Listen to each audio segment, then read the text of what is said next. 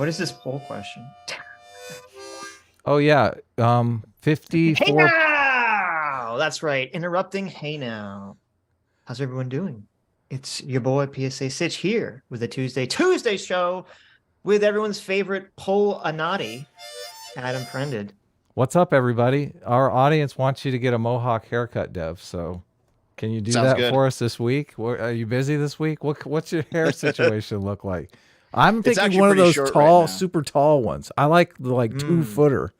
What do I've you got to let think? it grow first. Oh, okay. No. He should get a mohawk. He should get like the really big, like speed bump thing. What is it called? Just like the cone, like it's like the big cylinder on top of your head. Yeah. I'd have to get like fake hair though. You know what I'd have to do? You know how some girls get like hair extensions? I'll get that, but just for a mohawk. Yeah. So I don't know. We just like to do fun polls on the channel. So 28% say yes and no. So yes. Of course, today we're joined by ShortFatOtaku, also known as Dev. Yeah, you want to introduce yourself, Dev, for the people who don't know who you are? You guys know me, don't you? We do, and I feel like our audience has major overlap. So yes, I feel like most people do, but there might be one or two people in the chat that don't necessarily know who you are. So I'm Dev, and I do basically at this point my channel is just whatever I feel like. Oh, nice. Because I've done video game reviews and I've done like reading of politics books and I've done analysis. I've done like reactions to dumb TikTok nonsense. Like I've kind of gotten to the point now where I can put out almost anything that I like and there's going to be somebody there to watch it, which is kind of liberating, you know? It's awesome. Yeah. YouTube is primarily personality driven, I feel. So I think you can get away with that more and more. If you're a personable person with interesting ideas, people are willing to follow along wherever you're going to go, because you might stumble upon something, new and interesting that they want to engage with. So I like that. You got to give Dev a graphic. Oh yeah, I got to bring that up. Yeah. I got to find something real quick. What do you got to find, huh? Well, we were talking the hair clippers. We're going to do the mohawk live. Bring up the camera. Let's do it let's do it live. So we were talking before the show, and actually, I guess it makes sense that the harmonica is when you start officially, right? As soon as I hear that, I can't say any more slurs in the background. Exactly. I see how it is. It's kind of evolved that way. It's interesting. I think I just added the harmonica on my desk one day, and I'm like, here, I'll play this a little. Well, I was doing the same thing with a bike horn for a while. Oh wow! I had a bike horn. Yeah, so whenever something that was appropriately clown world worthy, I'd honk the horn. Oh, that's good. Actually, hold on. I'm gonna grab it. I think I still have it. All right, okay, sound effects on the show. Oh, that's the worst bike horn I've ever heard in my life. You don't like that? Oh man. I still got it. It's endearing. It's way too high pitched. I thought it was like, you need like the deep honk. Not like this wee wee little mouse squeak. It makes sense for a clown horn though. Like I think it's like a clown horn. No, clown horns are usually deeper. They're like honk honk. Oh yeah, it's like honk. Yeah. No, you're right. Yeah. What were we talking about before we began? Before the stream, Adam, clown. You were talking about how some people, and you were understanding why people would be offended when you, a terrible person, talk about gender dysphoria and transgender not being something that people are born with. So on the Sunday show, we had an hour-long side quest where I laid out the argument from who's the guy that Ray Blanchard. Ray Blanchard, yeah. So there's this argument that gender expression is more malleable than sexual orientation. Oh, gender identity is more malleable than sexual orientation. So Ray Blanchard has this idea that people might, become trans or gay depending upon the environment. Like if they're in a very homophobic society, they might choose to transition because homophobic societies are more understandable, I guess, of people transitioning than being gay.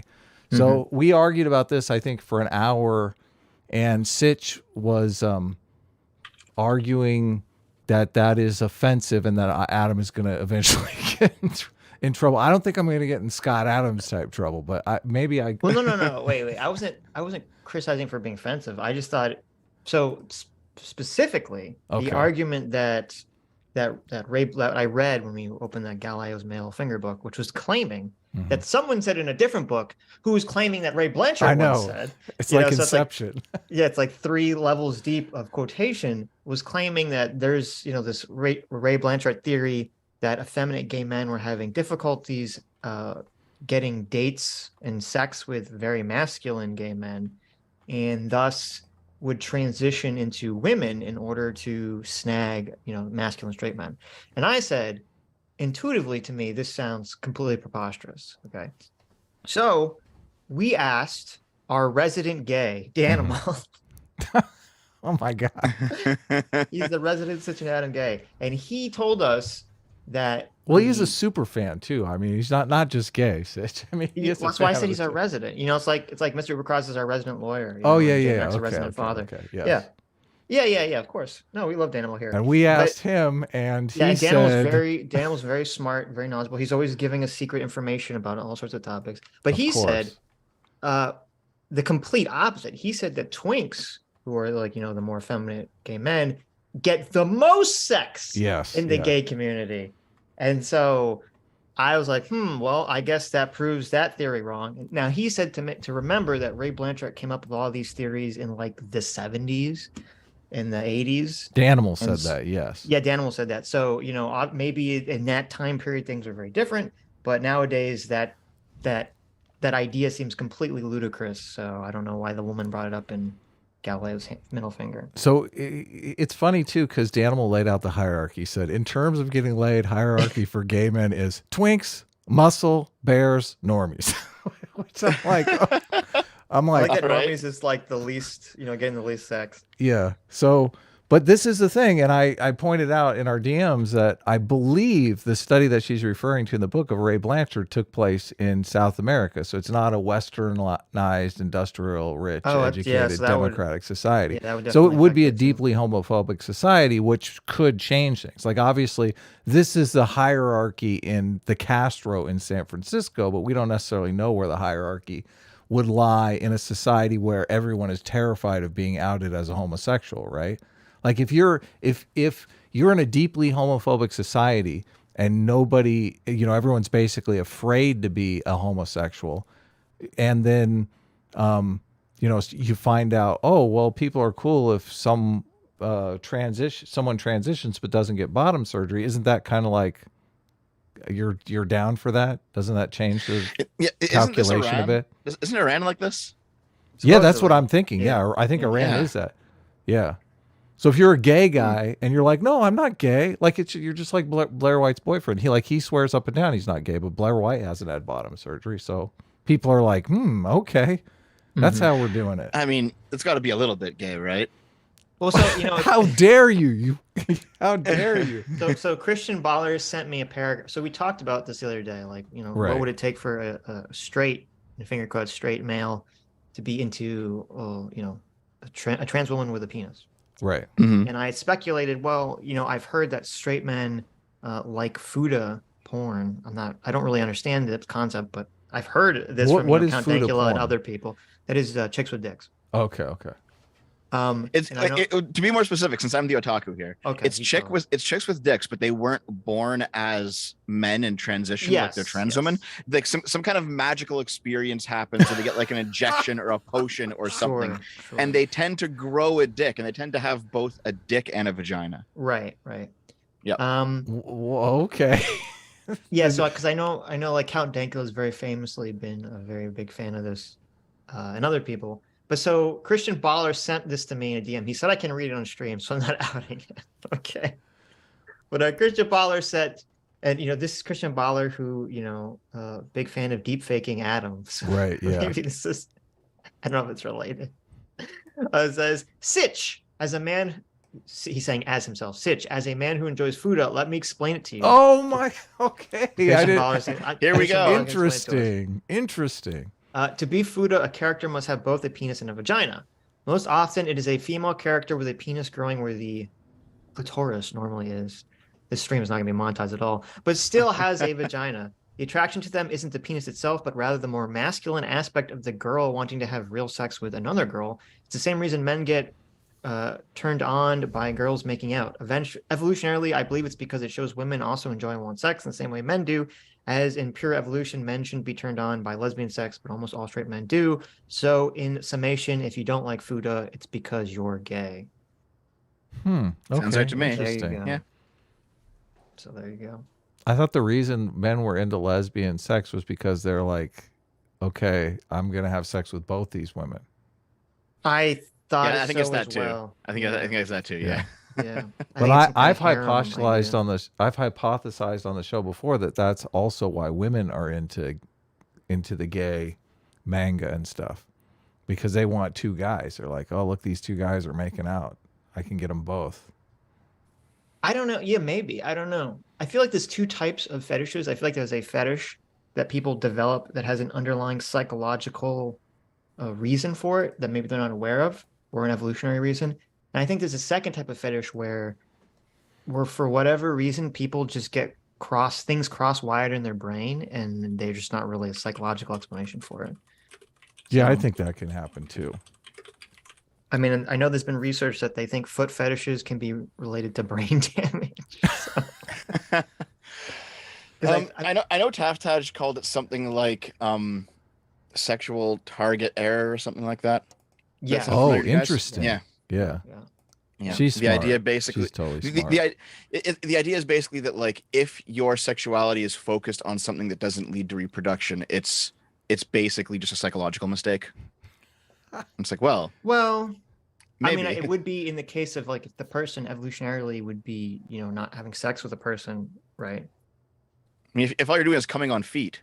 Yeah, right, exactly. Obviously, it's not going to help you evolutionarily. Yeah. I think actually, I'm trying to remember. I think in the little map in your brain that has your body on it, I think the feet and the genitals are like right next to each other, if I recall correctly. And so that's what I think it might have to do with brain image. Yeah. Don't quote. I wonder why. I don't know. You have to ask evolution. But as our resident chaser, Dev, I think Taftage is listening, because she just DM'd me a paper that she wrote called "Our Trap's Gay." Oh wow! Hilarious. Well, this is a long paper. Holy shit! Do you have a comment on any of this stuff? Yeah, she this wrote is 16 just pages on this. This is just the opening side quest. I think Dev really. I mean, this really isn't even in. First of all, do we know, is Trump arrested? What's happening there? Does anyone know anything? Well, wait. So we have to finish. We're not going to talk about this whole stream, but we just have to finish this little section. Oh, okay. I thought we were done. Go ahead. Finish up. Okay. What we were talking finish about up, before. You guys. Aim for the feet. So, what we were talking about before, actually, is basically, I think we were having a conversation about the born this way rhetoric regarding being gay or being trans, and how most liberals have kind of just the rhetoric makes sense, because if they were born this way, then you can't blame them for it, then you shouldn't punish them for it, but however, if they chose it, then it's a different conversation, right? And politically generally way different. And so the conservatives pre-gay marriage would make the claim they chose it, and so we shouldn't allow this. They could always choose a different lifestyle. And then the liberals would say, no, they didn't choose this, so we should be compassionate about what they're going through. And then I mentioned to you guys that there is a developing wing of radical leftist political theory, where basically they completely abandon the born this way argument. And they say, no, everyone should be gay and trans as a subversive method against liberalism. Mm-hmm. That's a super queer theory, yeah. Yes, that's the queer theory. Suck the D for socialism, huh? Is that Yeah, pretty much. And I mentioned to you that I had found someone recently who had said it, just outright said it, and I finally found the tweet. Here, I'll give it to you. I'll put it in the Zoom chat, or do you want it in the Discord chat? This doesn't matter. Yeah, your call. Go ahead. All right. Well, I put it in the Zoom chat if you want to take a look at it. But this person says, I've been railing on about how born this way sexual politics have outlived their usefulness as a strategic deployment of essentialism. And this is exactly why. And this is in reply. So I went viral last weekend saying that what makes conversion therapy immoral is that it doesn't work. Yes. And that take, by the way, is correct. I'm not, even though everyone fucking hates me right now, I'm still correct about this. You know, if a gay man wanted conversion therapy and conversion therapy worked, you know, by what right do you tell him no? Right. The answer is by no right, unless you think that gay people should exist as a political bloc.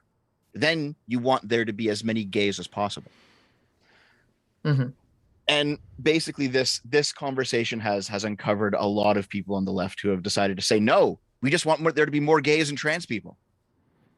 For political reasons. I mean, it makes sense in a democracy. Obviously, the bigger the voting bloc you have, the more power you have. So I get it. But that's where you start getting to the trans the kids conversation, right? Because if they think that they can do that, then they're going to try to do that. At least some of them will. And they're not going to care about the morality behind it. And they're not going to care about our objections. Well, see, this is, and I'm glad you brought this up, and maybe we'll have to bring this up in further conversations, because whenever, you know, we talk to someone on the left about, you know, queer stuff and, you know, drag queen story comes up and they try to defend it, you know, you bring up, I mean, I bring up the fact that the intention, the point of drag queen story hour in my mind is to attack heteronormativity for this reason. Is based on the queer theory idea that, you know, heteronormativity is bad and it should be, you know, deconstructed and dismantled. So obviously they're going to try to start with children. Yep. And you know, because we were watching going to the Born This Way thing, we were watching on Sunday a video with Vosh talking to Christina Buttons, is her name, right? Yeah, that's it. And she was the journalist who quit the Daily Wire after Michael Knowles made the comment about eradicating transgenderism from public life. And, you know, they're kind of debating a lot of the trans issues. And Vosh has this wildly insane position that's even more extreme than Philosophy Tube's recent position. And Vosh's position is that essentially sexual orientation and gender identity is all fluid.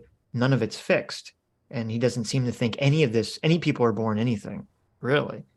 And to me, it's just like, it's exactly what this tweet that you brought up is talking about, because essentially it's like, oh, you know, there's these weirdo socialists, you know, cultural Marxist types who basically allowed the Born This Way argument to win civil rights for gay people and trans people. And now that they've won it, they want to throw it away in order to like have this completely non-scientific, anti-evolutionary, insane take on basically just destroying, you know, everything normative.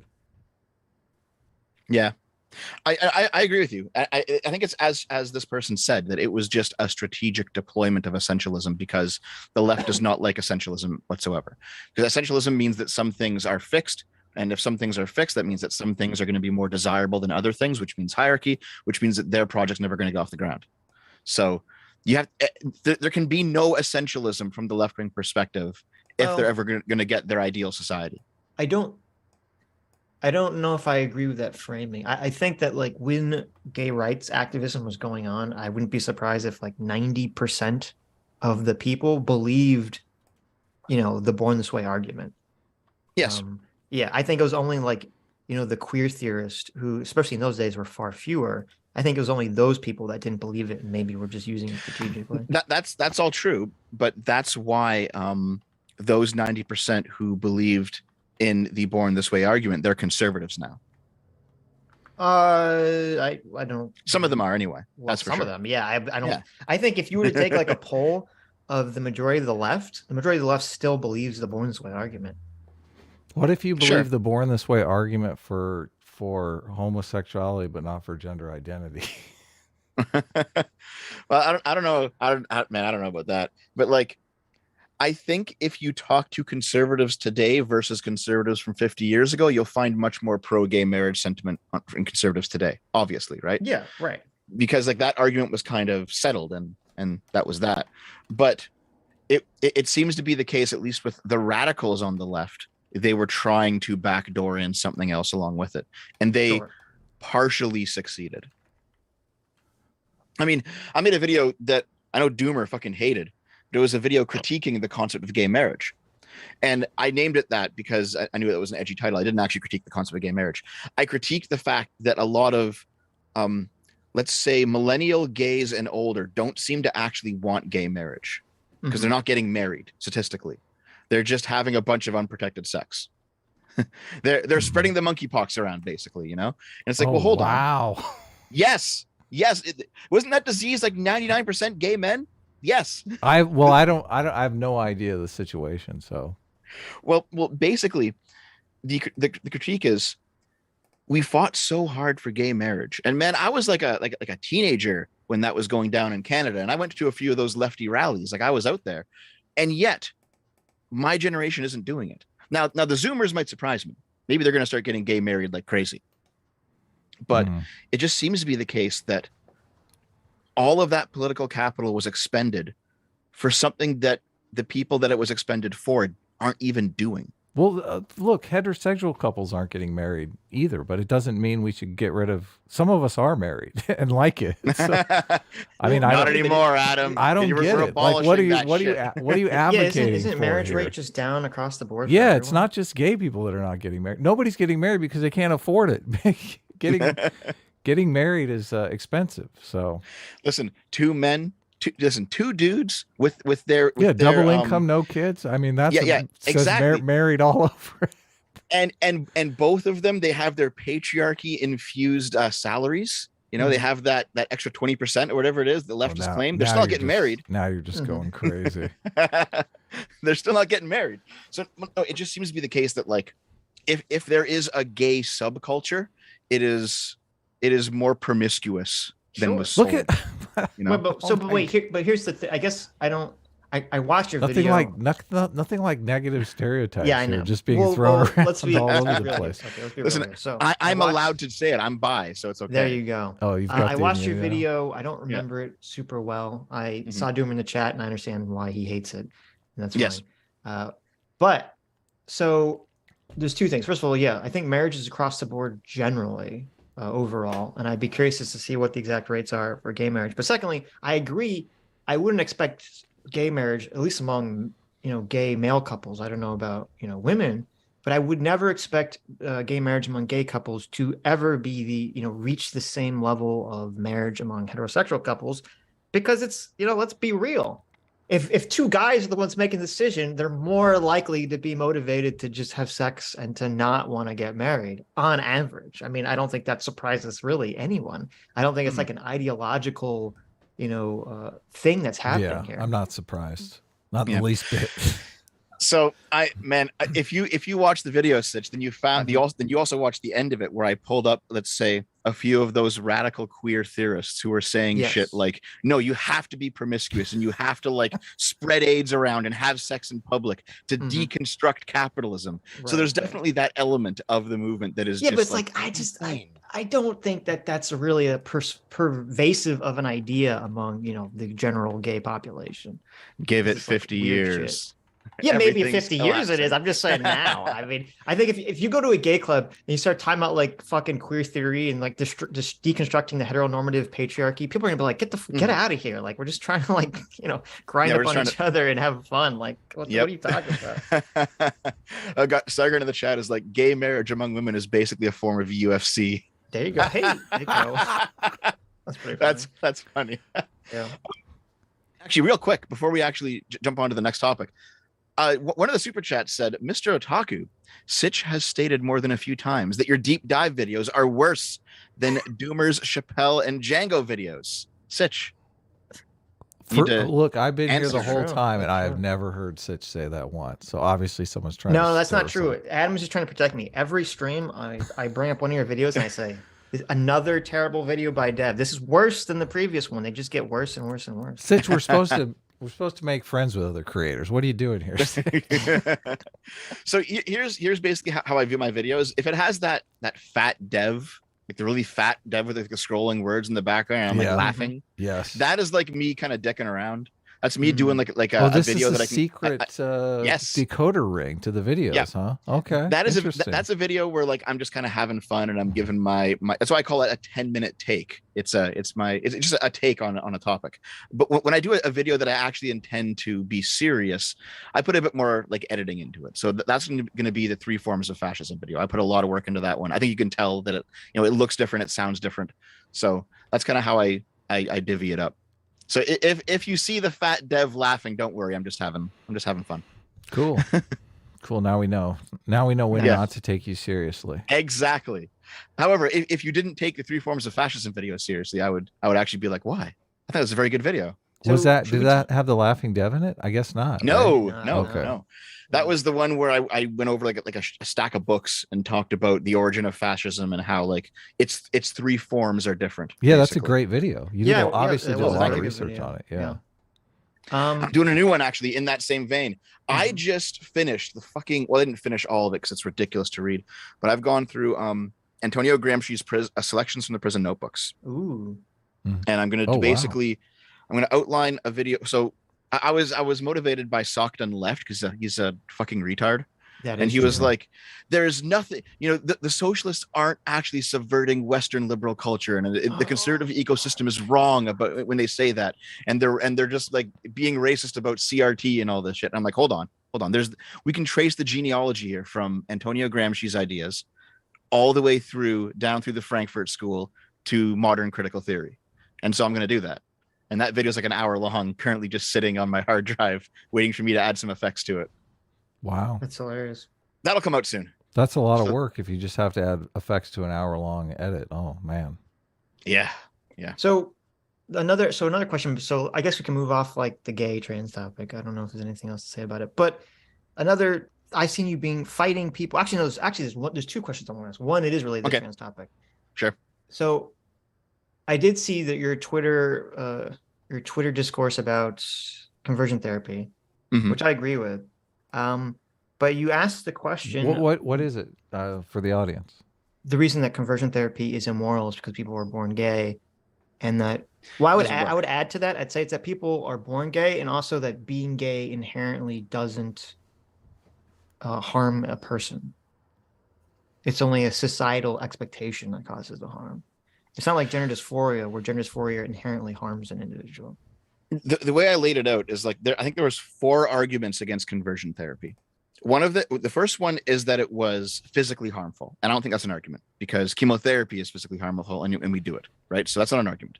Well, but it's not just it's physically harmful, but it's to create a better health outcome in the future. Yeah, cancer's terminal. Yes.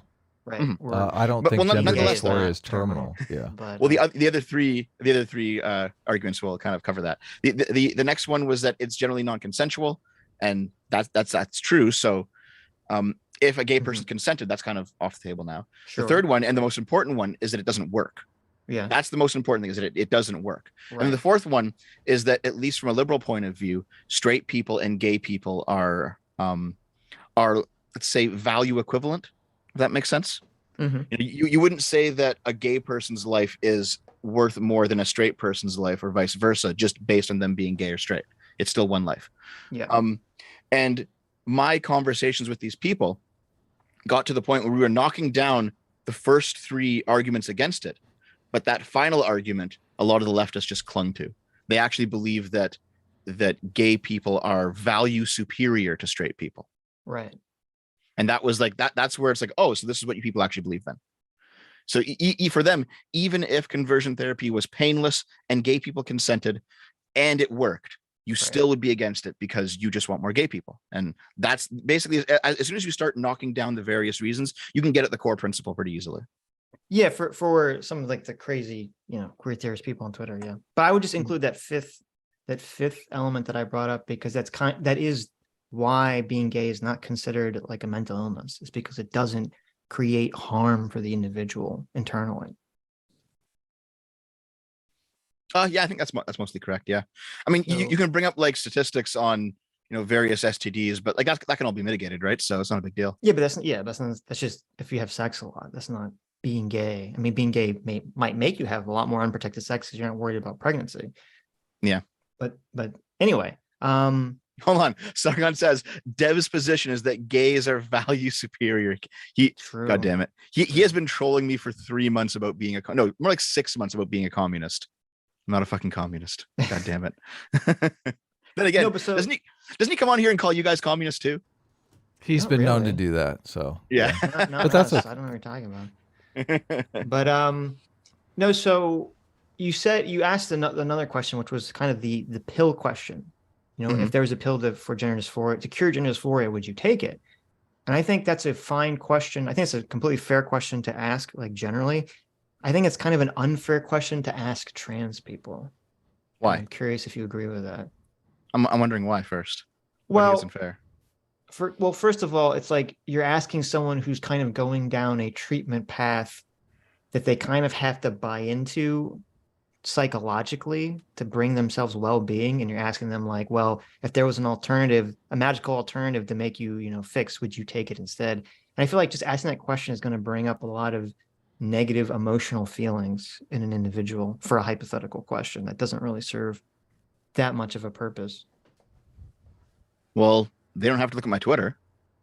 No, I'm not saying you shouldn't tweet it. I'm just asking you, like, I mean, if it hurts their feelings, I mean, I'm sorry, but I'm still going to talk about it, right? I just want to talk about it with them. Listen, I'm not attacking you for tweeting. I think tweeting is fine. I'm just saying, like, because I said I remember I asked a couple of trans people this question on stream, and afterwards I'm like, I shouldn't ask trans people this question. It feels really fucked up. And I'm just curious if you agree, disagree. JXC and who else? I forget who the second person was. Maybe Taftaj. I don't know. I didn't have to. Oh no, Taftaj and I talked extensively about this question. She was completely fine with it, at least for me. You think? Well, no, I'm pretty sure. I'm pretty sure. I don't think she's sucking up to me or anything. Yeah, I think I understand your point, but I think my answer is still just the same. It's like, okay, well, I just won't talk about it with you then, because right, yeah, okay, conversation. That's okay, awesome. Okay, yeah. Moving off. Yeah, I think. Hold on, let me think about it for a second, because okay. I think there's a massive social utility to asking the question generally, because I think it helps reconceptualize what gender dysphoria is, and that it is a medical condition and it shouldn't be conceptualized as an identity. So I agree with that element of it. But asking a trans person after they've already got all this investment in transitioning is like a little, like they're already way down that road. And you're saying, what if you could just take a pill and not go down that road? They'd be like, yeah, and they're already there. Well, I mean, like, motherfucker. At some point you have to, be like, well, listen, I guess that's your sunk cost to deal with, not mine. Like you have to just let them be like, okay, I get it. I remember when Taftaj and I talked about it, she basically put the pieces together for me in a way that I couldn't, and I actually really like the way that she formulated it. Mm-hmm. She said that what the core of this conversation is that trans activists are engaging in a pretty insidious Motte and Bailey, and the Motte and Bailey is that let's say we're talking about trans women in women's sports, right? Most trans activists that you'll come across, well, sometimes you're gonna find like the giga crazies, and they're gonna say, no, it doesn't matter if you're whatever you identify as, you should be able to play in that sport. It doesn't matter, like, so you can have 35-year-old hulking males who identify as a woman, and now they should be able to compete with women. And it's like, well, no, obviously not. Even people who are quite ardent trans activists, they might say, no, what we actually mean is, as long as the trans woman has been on hormones for X number of years or whatever the standard is, then they should be able to compete. Now, you might disagree with that. It's fine to disagree with that, but their logic is going to be something like their logic is built on a foundation of trans women are suffering from this illness, which is gender dysphoria, and therefore, if we can include them with certain standards, we should. And if some trans women don't meet the standard, in this case for sports, it's the amount of years on hormones. If they can't meet the standard, well, then they can't be included. But we're doing this out of compassion. It's an argument from compassion, ultimately. And that makes sense for that argument, but at least from their point of view. But then they immediately subvert their own logic once you talk about potential treatments out of compassion for this mental illness. Now suddenly the rhetoric, when it's a mental illness, the rhetoric is like they're talking about blind people or deaf people or quadriplegic people. It's a disability rights advocacy group where it's based in compassion. But as soon as you say, okay, how do we fix the medical problem? All of the rhetoric shifts, and now it becomes more like gay rights activism, where it's a lifestyle activist group. And now they're saying, how dare you think that we need curing? How dare you think that we need fixing? There's nothing wrong with us. And it's like, yes, there is something wrong with you. That's why you're taking medication for it. But they do this Motte and Bailey where they go between these two different types of leftist activism whenever it serves them. Mm-hmm. Yeah, maybe. That's interesting. We should talk to Taft again because she's very smart. and is a unique. She's also a neo-reactionary. If you want to bring it back around to that. She is fascinating. She wants to get rid of democracy. Yep.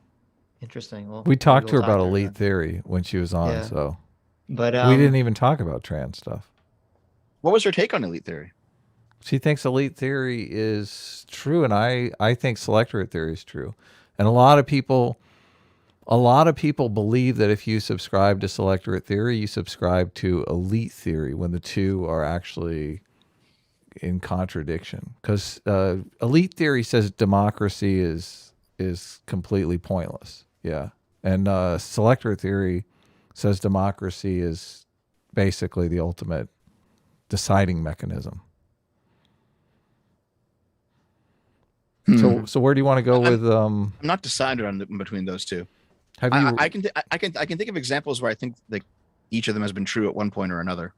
Well, obviously, powerful people can put a thumb on the scale of culture or politics, or no one's denying that. But in a free society, they're generally elites on both sides of every issue. So yeah. So do you think that they just kind of balance each other out generally? The elites do, to some extent. If there's the population.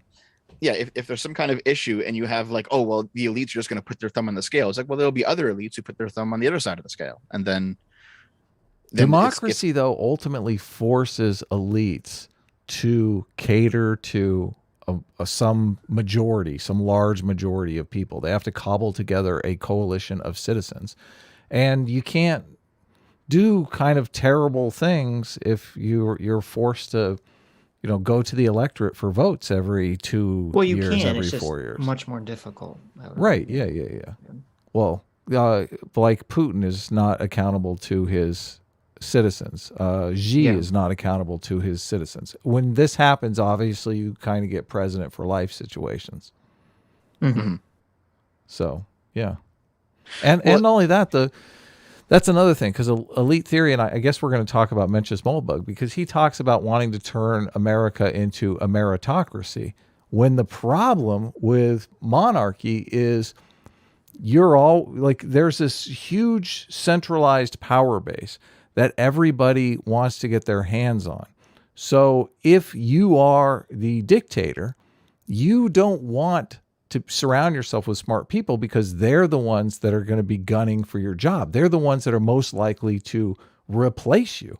And this is completely playing out in the Ukraine war situation, because Putin, all the people in Putin's circles are basically feeding him lies because they don't want him to kill them.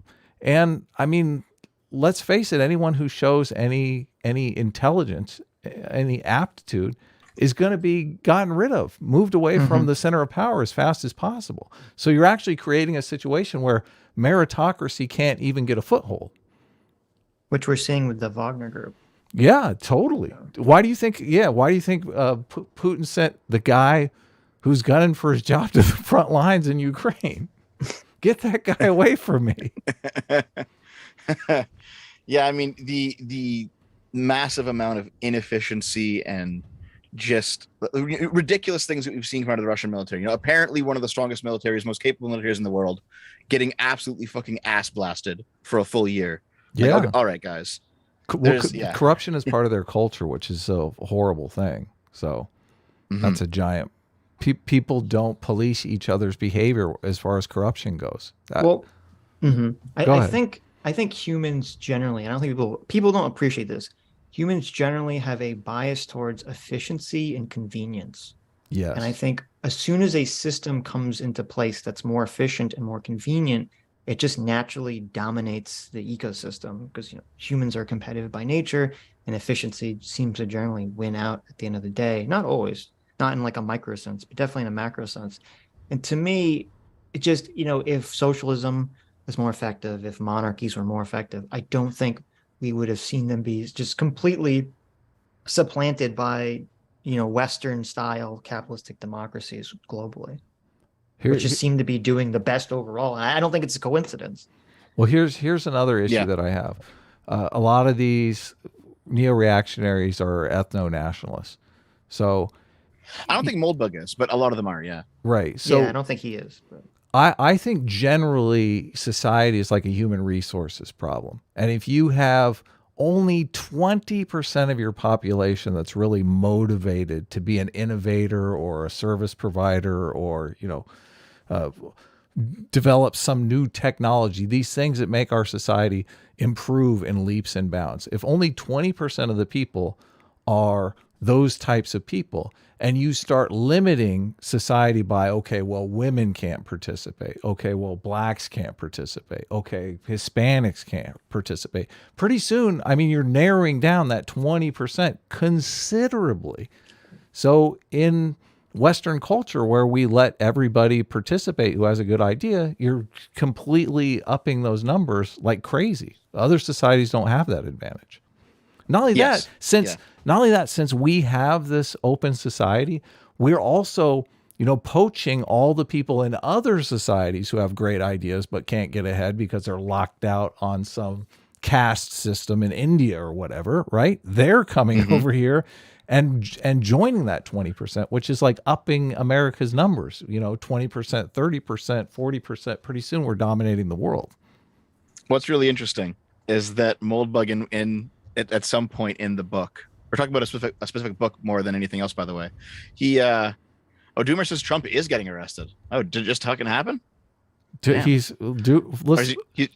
is an unreliable protagonist. Okay. Well, no, basically, Moldbug disputes the idea that we live in like a Karl Popper style open society. Right. And he gets into that in chapter 5 of the open letter to open-minded progressives. Right. Which is, by the way, that's what's kind of kicked this all off. So like a month ago, it was more like 2 or 3 months ago, I posted on Twitter something like, I finished reading the open letter to open-minded progressives, which is, do you think it's probably Moldbug's most famous work? Maybe it is. It's all entirely online, but still. Yeah, I've read it. Yeah. And I basically said, I thought that the neo-reactionaries, and Sargon later corrected me on this. When I say neo-reactionaries, I mean like Moldbug's style of neo-reactionary, because I know there are other types and I don't want to just generalize, and I haven't read some of the other people. But basically, I believe that they were probably just as dangerous to liberal capitalist democracy in the long term. At least their ideas were, as the socialists are. Now, there are way more socialists than there are neo-reactionaries, so maybe not in terms of absolute power currently, but their ideas are just as corrosive, I think.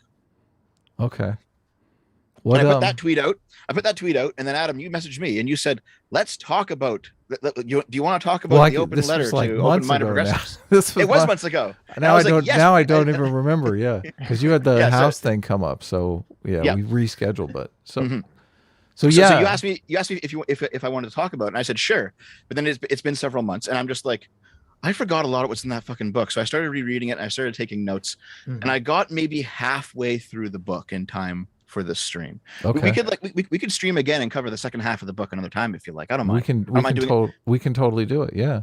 We can do it like next week or something if you have a spot open. I'm good. Well, next week I think we're booked, but we can definitely. Shit. Well, whenever. Yeah, that's okay. Mm-hmm. We'll have you read it again, forget it, and then a couple months. We've been known to forget it again for the third time. We've been known to jump on a Thursday stream occasionally too, so we can work it out definitely. So where Aiden are in the you? Chat asks you, Dev, why are the whole dozen of us so dangerous? Well, it's like I just said, in terms of absolute power, the socialists are more dangerous because there's more of them, right? Yes. But the idea, if we're talking just like ideas to ideas, right? Moldbug's ideas are also very damaging to liberal capitalist democracy. Of course. Well, I mean, any idea that wants to tear down liberalism is going to be damaging liberalism. And of course, the ultimate issue is it true or not? Like, because if it turns out that something better has been discovered, then maybe liberal capitalist democracy should be torn down. That's going to be the ultimate issue here. Sitch, have you read it? Yeah, I've read it. I mean, I don't remember. It's been a while since. Yeah. I read it some years ago. Right. But maybe you should give us what you thought were the most compelling arguments, and we can go from there. Okay, sure.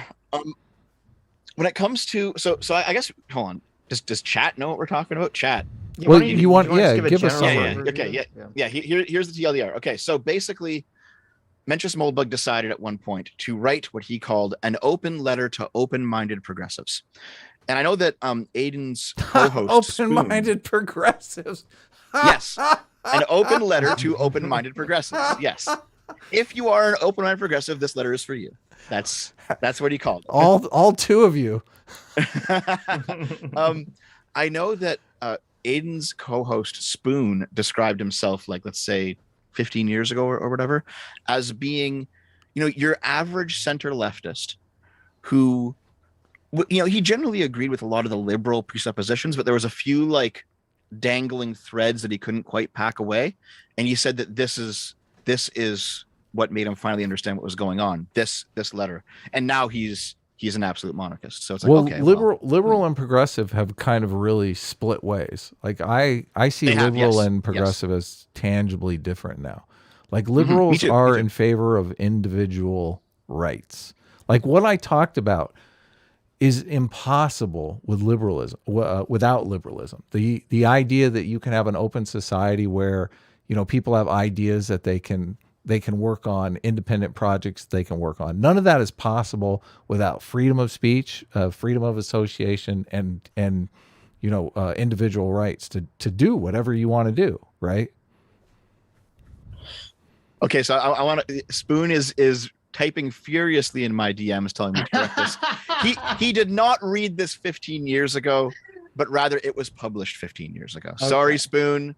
But basically, whenever Spoon was your average center lefty, he read the open letter to open-minded progressives, and it kind of converted him away from being an open-minded progressive. Really? Yes. Oh, yeah. Okay. Yeah. And well, that's the thing. Like, as I already knew that the gold standard was complete crap. So that as soon as he started talking economics, I thought, oh, this guy doesn't know anything. Yeah. So here's the thing. Having now read it, it's definitely a propaganda piece meant to convert progressives, or at least what we would call liberals, to being reactionaries. Like that's what it's for. Oh, okay. Actually, hold on. Can I find this real quick? Sure. Yeah, go ahead. All right. What do you got to find? Let me just. Okay. I was talking about it because Stardust had no clue who Moldbug was, right? Right. And so I was talking with her about it in private, and her and I talk sometimes.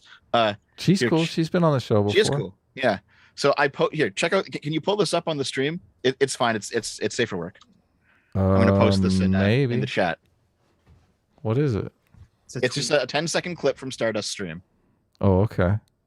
I think I can. Is it on YouTube? It's a tweet. It's on Twitter. Okay. Yeah, send it. Hold on. Which chat? It's in the Zoom chat. Okay. It's in the Zoom chat. You want to read a super chat or something while I pull it up? Sure. Anonymous Cow for $10 says, not sure I heard this from Dev, but changing the definition of words allows us to interpret laws differently without changing them. Is this reason alone enough to never give an inch if it's tied to law? That's something you said, Dev? No, but it is something that Moldbug said, I think in chapter 5. He talked about how he talked about how progressive meant something very different in the 1800s than it does to now. I mean, and how like so like ideas shift and et cetera, et cetera. Regarding the question, I don't think you can give a definitive. I don't think there's a universal answer. I think you have to take things on a case-by-case basis. Words do change definitions. I mean, I don't believe in either of taking this like absolutist position of everything must be in a originalist interpretation of the law, or everything is just, you interpret it willy-nilly. I don't know. I don't think either of those ideas work in totality. Yeah, but nothing works. That's true. I think you got to look at things more. Everything is half-ass. HP Lefty for $5 says, everyone knows that the S in S-class stands for dev. I don't know. What? I don't know stands for dev? Oh, ShortFatOtaku. S-class is a best class. Okay, I got it up. You want to do like a 3, 2, 1 here? Is that what we're going to do? Yeah, give me a 3, 2, 1 on the clock. 3, 2, 1, go. I'm going to be real with you, SFO. I looked up Moldbug and and I was like, bro, some of the stuff that this dude is saying is a little bit based. I'm going to be real with you. A little bit based. Okay. Well, it's funny because obviously he's talking about the part where women can't vote, right? Yeah, right. If you scroll down, I posted this as a joke, and she posted a picture of like a sweating Pepe because she knows exactly how this sounds. Yes. And I'm like, listen, Moldbug designed this piece of work, the open letter, to specifically appeal to progressive sensibilities in order to kind of reel them in and make them not progressives. You know, it's the thing progressives are always saying they're going to do to conservatives. We're going to produce some conservative propaganda and totally reel them in. Yes. I mean, you hear socialists talk about, well, they don't talk about it so much as not openly, but they are subversives, and they subvert culture all the time. They subvert institutions all the time, and Moldbug just seems to be like, you know what, we're gonna fucking do it too. And it's like, well, you can't exactly argue with that because their enemies are doing it. I don't like it though. You know what I mean? Let's see here. What I have written down. Now I know, Adam, you don't like Moldbug, right?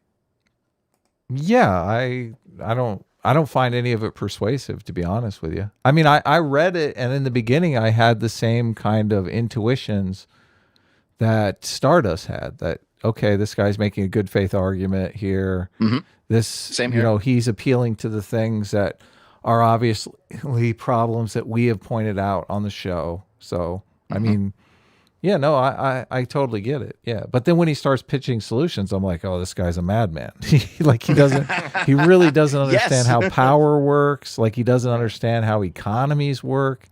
Like, his idea of turning America into a corporation, ironically, he pitches it as some sort of meritocracy when it would destroy the meritocracy that we have. But he doesn't seem aware of that. Yeah, I think that's in chapter 6 actually. I know there's 14 chapters, but chapter 5 is 3 times as long as every other fucking chapter in the book. Mm-hmm. So I got to chapter 6, which is about the halfway point. I think that Moldbug is actually very smart. He's very intelligent. I think Moldbug, he's very well read. He's an evil genius. I mean, he's constructed an argument to try to convince progressives and libertarians to be monarchist, and it works. So you have to be an evil genius to do that. True. Yes. So if you talked to me like 3 years ago, 5 years ago. If you talked to me 5 years ago, I would have said that there was no value whatsoever in reading Marx. Mm-hmm. I don't think that anymore. At this point, I've gone on like a big reading arc basically since 2019, and I've arrived at the position that every single person who is considered notable has at least one idea that you should be aware of, even if you're completely not aligned with them at all. I'm not aligned with Marx in any way. I'm not aligned with Moldbug, but their stuff is still worth reading and knowing. Mm-hmm. So, I read everything, so I totally agree with you on that, obviously. Mm-hmm. I mean, I've read Marx. I think a lot of people have a bad interpretation of Marx. So, I mean, I don't talk about it a lot because of that. I think Marx was like an individualist, and people just, what? Marx was the ultimate collectivist. Adam, what are you talking about? So, you actually are the hidden communist we've been looking for. Well, no, Marx's writing categorizes everything as how the individual relates to the means of production. Like, he's talking about, worker co-ops are to increase the power of the individual. Is it not? I mean, all of his ideas are crazy, but they are framed as an individualist from an individualist perspective. But you have people come in that are just they're like, there's not a clear way that they can articulate the difference between individualism and collectivism that fits with the Marx framework, in my estimation. But that happens. Mm-hmm. So, well, and I think kind of related to what you were saying, Dev. If you want to be able to debate or argue against people, I think it's important to understand what is the philosophical framework they're coming from. Otherwise, you end up just arguing shadows and nothing. Yeah, and this kind of came up. I was watching this conversation that Destiny had. It's like Destiny, Dylan, and someone else had with a bunch of right wingers the other day, and it was very clear. Loner Box. I think what you're talking about. Yeah. That Rob Noir was the moderator of this conversation. Yeah, I saw it. Yeah, and it was like they're like, oh, there's no right-wing media in America. And then like they didn't really know how to respond to that. They didn't know like what kind of questions to ask to try to figure out like what exactly are these people that they're talking to and what is their philosophical grounding. Yeah. And here's the thing. If you see it from their point of view, you know exactly why they don't think there's any right-wing media in America. In fact, I think Moldbug would probably is, yes. Yeah, so Moldbug would say something like Fox isn't really right-wing, not really. Yeah, conservatives. Maybe hold on. Maybe Moldbug wouldn't say that, but I think readers of Moldbug might say that. Right. Because whatever is being printed in left-wing media will be printed in right-wing media in a few decades. So there's no real right-wing media. It's just there's like the right, from their point of view, the right doesn't have true new ideas. It's just yesterday's old leftist ideas. That's how they view Cthulhu swims left. Yes. Right. That's one of his most famous quotes. Okay, fucking Sargon just says, I'm not aligned with Marx, but you should still read him, says the totally not a communist. Sargon, you did a fucking entire video on Lotus Eaters on the Communist Manifesto. God damn it. He's just trolling you, Dad. Okay. I know, but it's it's like when the woke stuff first cropped up, so many people, myself included, were just sitting here completely baffled as to like why there's complete not understanding, like why is the left going in this direction, which seems so counter to the left for the last 30, 40 years in America. And until you actually dive into, the academic literature, especially like CRT and queer theory, you're not going to have any clue what's going on. But as soon as you do, you're like, oh, it all makes sense now. And so many progressives deny all of that too. We were arguing on Twitter with the people who are denying the cultural Marxism stuff. So yeah. Well, that guy you're arguing with he's one of these like aggrieved, like classical Marxist who's mad that Marxism has kind of turned away from the economics argument to the cultural argument, and he wants to like pretend that didn't happen. And, I know. So sad. Like, whatever. Yeah. But yeah, Sitch, can you turn your mic up a little bit or move a little closer to the mic? You seem a little further away, so I don't know. I'll try. There you go. Perfect. This attitude kind of mirrors how a lot of socialists talk about America. Like they'll say, if you listen to like some fucking, 75 IQ idiot, like Second Thought or something, he'll be like, America has only two right-wing parties, and the ratchet effect keeps true leftism from actually advancing. It's like, how are you, like, how could you possibly be this disconnected from reality? And it turns out, well, by their definition, because the Democrats are still at least, they're still fundamentally capitalist, because the welfare state is still a capitalist welfare state. You have to have capitalism in order to be able to tax it. It's not real socialism in that sense. So, the true like orthodox old school leftists, they think that everything right now is right wing. But then if you talk to the reactionaries, they think that everything right now is left wing. I know. Yeah. Funny how that works, isn't it? Yeah. I think it's a product of right wing reactionary victim. To me, like when I hear this, I interpret it as inherently dishonest, because like they know what's going, like they know that in America, like their definition of right wing, they know does not conform with the majority's definition of right wing and left wing. And I just feel like if you want to not be dishonest, you can have that conversation and discuss it without pretending like, oh, there's no right wing in America, or there's no left wing in America, if you're a communist. I don't know if they might be dishonest. They might be that they want to tug the Overton window, so it's like a calculated effort to use different language or use it in a different way. It feels dishonestly. Like it feels like it's a trick. Maybe dishonestly, yeah. Like when I hear like the communist people say there's no left wing in America, it feels like what they're trying to do is they're trying to push, liberals, like actual like Democrat liberals who identify as left. They're trying to pull them over to their side by saying, oh, there is no left in America. So if you believe you're on the left, you need to come to like my team. That's how I interpret that, rhetoric. Yeah. That's why I don't care when someone calls me right wing anymore. I don't care when they call me left wing anymore, unless it's Sargon. But like everyone else, they're like, because he knows better, right? I guess. No, we have like a good rivalry going on in private about like calling each other weird names. But in terms of like, interesting. What are some of these weird names? In terms of whenever I'm like actually debating someone, they're like, you're right wing. It's like, I don't care. I don't care anymore. You're left wing. I don't care. Sure. Fine. What matters is what you actually believe. You know, what matters are the policies that you want to see put in place, not what name someone gives you. And then the people who use like lib as an insult, it's like, okay, yes, I'm a liberal. You do I can just chat. No, I don't. Wait, you do that? You call people libtards and stuff, and you're scream rightoid and yeah. I say leftoid. I say leftoid and rightoid. I don't say libtard. Nope. But that's, I mean, it's like from mongoloid, right? Yes. Okay. What's mongoloid mean? I mean, well, I just think that if you're a direction brain, you're probably retarded. Mongoloid. I don't think it's going to be good here. Characteristic of resembling a Mongol.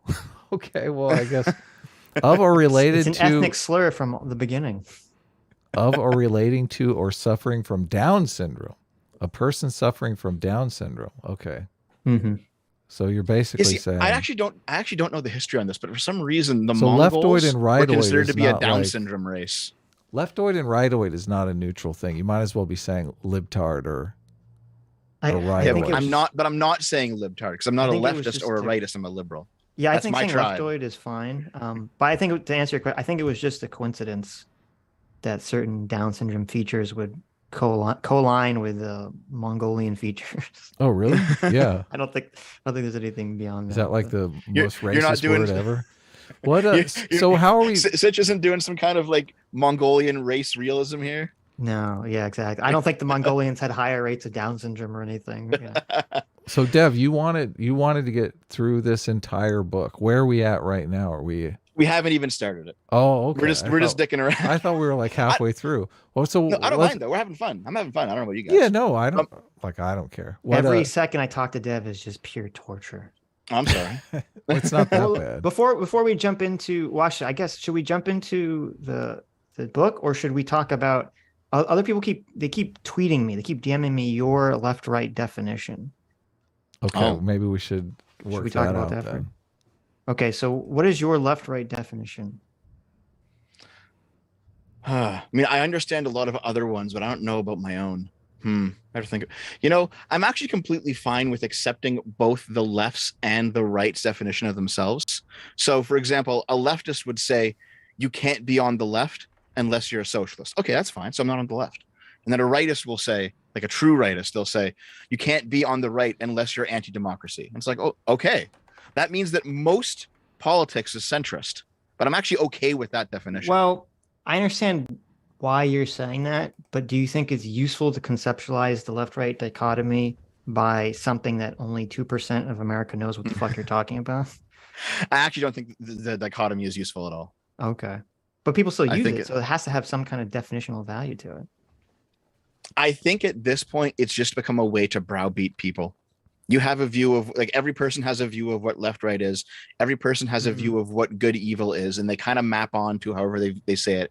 And then they throw left and right around like slurs. Okay, political science might do it for fun gets sometimes. Thrown under the bus here. I mean, look, what other people are doing for their own political projects is one thing, but if we're going to actually study it from maybe an empiricist perspective, an empirical perspective, I mean, we got to define these terms, right? Otherwise, why are we even...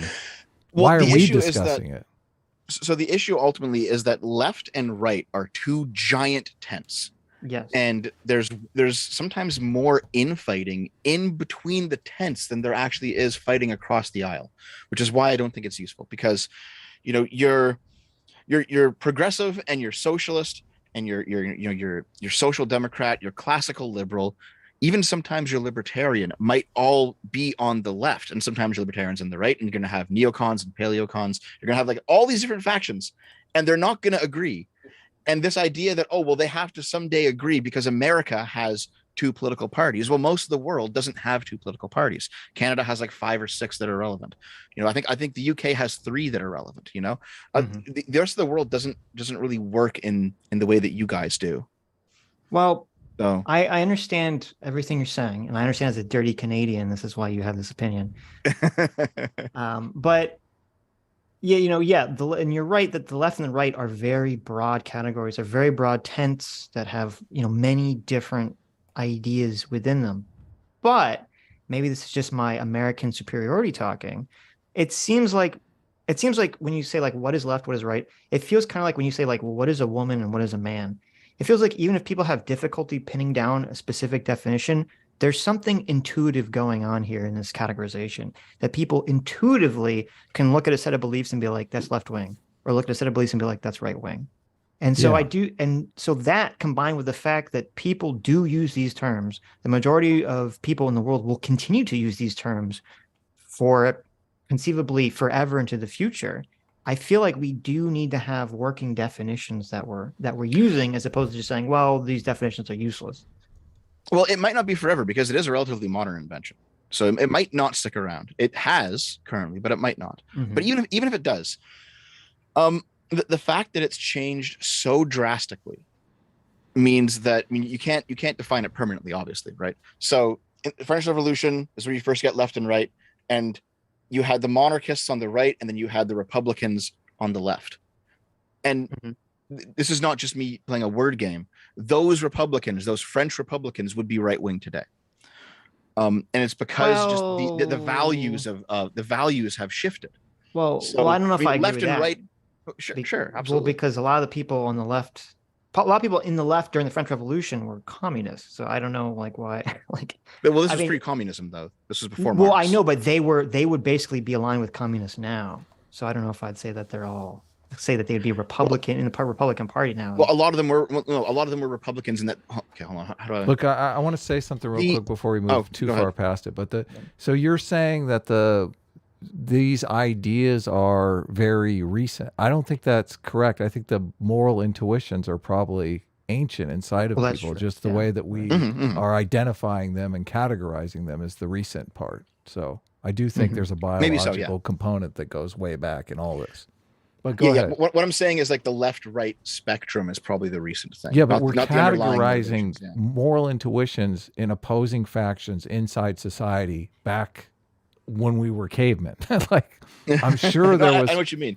Yeah. I guess what I mean is, like, well, the one that you bring up specifically, and I spent some time thinking about these things. You're talking about societal change versus not changing. Like the speed of change, I think, is the classic left-right spectrum, from the sitting on the right or the left of the chamber, whether or not you were a monarchist or, I mean, you were ultimately trying to decide if we were going to go with the institutions that we have used in the past, or are we going to construct new institutions from here on out? So you're talking about, a level of change that makes a lot of people uncomfortable. So that is the liberal view. But I do know that, like, Moldbug, in the first half of the open letter, he talks about this as well, and he doesn't view left and right in that way. Well, hold on, Moldbug, fuck that guy. Who cares how he views left and right? Like, okay, why are we being strapped by what Moldbug thinks about left and right? Well, it's a Moldbug stream. We're talking about him, I thought. Well, no, I think we're just establishing terms from here on out, and then we can evaluate Moldbug based on our understanding of left and right. Right. So for me, I mean, I don't really think about any sort of objective or useful definition of left and right. You don't think that is useful? Hold on. One person, it doesn't like change, wants everything to stay the same, is always arguing for the status quo. And another person is a utopian, and they want to change everything, and they think everything could be so much better than it is today if we just stopped arguing for the status quo and argued for something different. You don't think those are two fundamentally different personalities that somehow map onto left and right? Sometimes they are, but also, no. What you'll see sometimes, though, is a right winger ultimately wanting the same change as the left winger. He just wants to do it in 50 years instead of 5. But that's a difference. That's a tangible difference. Well, wait. What do you mean? It's not a difference in a long enough scale. Well, you know how. Give me an example. There's a right wing. I've heard the conservatives say this a lot. Well, no, people who are more right than conservatives. I've heard them say things like conservatism is just progressivism traveling at the speed limit. Yeah. Yes, that's what they're referring to. Is that, like, most conservatives will come around to what progressives want. It will just take them longer to get there, hold on. It means that they're not actually going down a fundamentally different path of politics. They're just going slower. So in this sense, they're the same thing.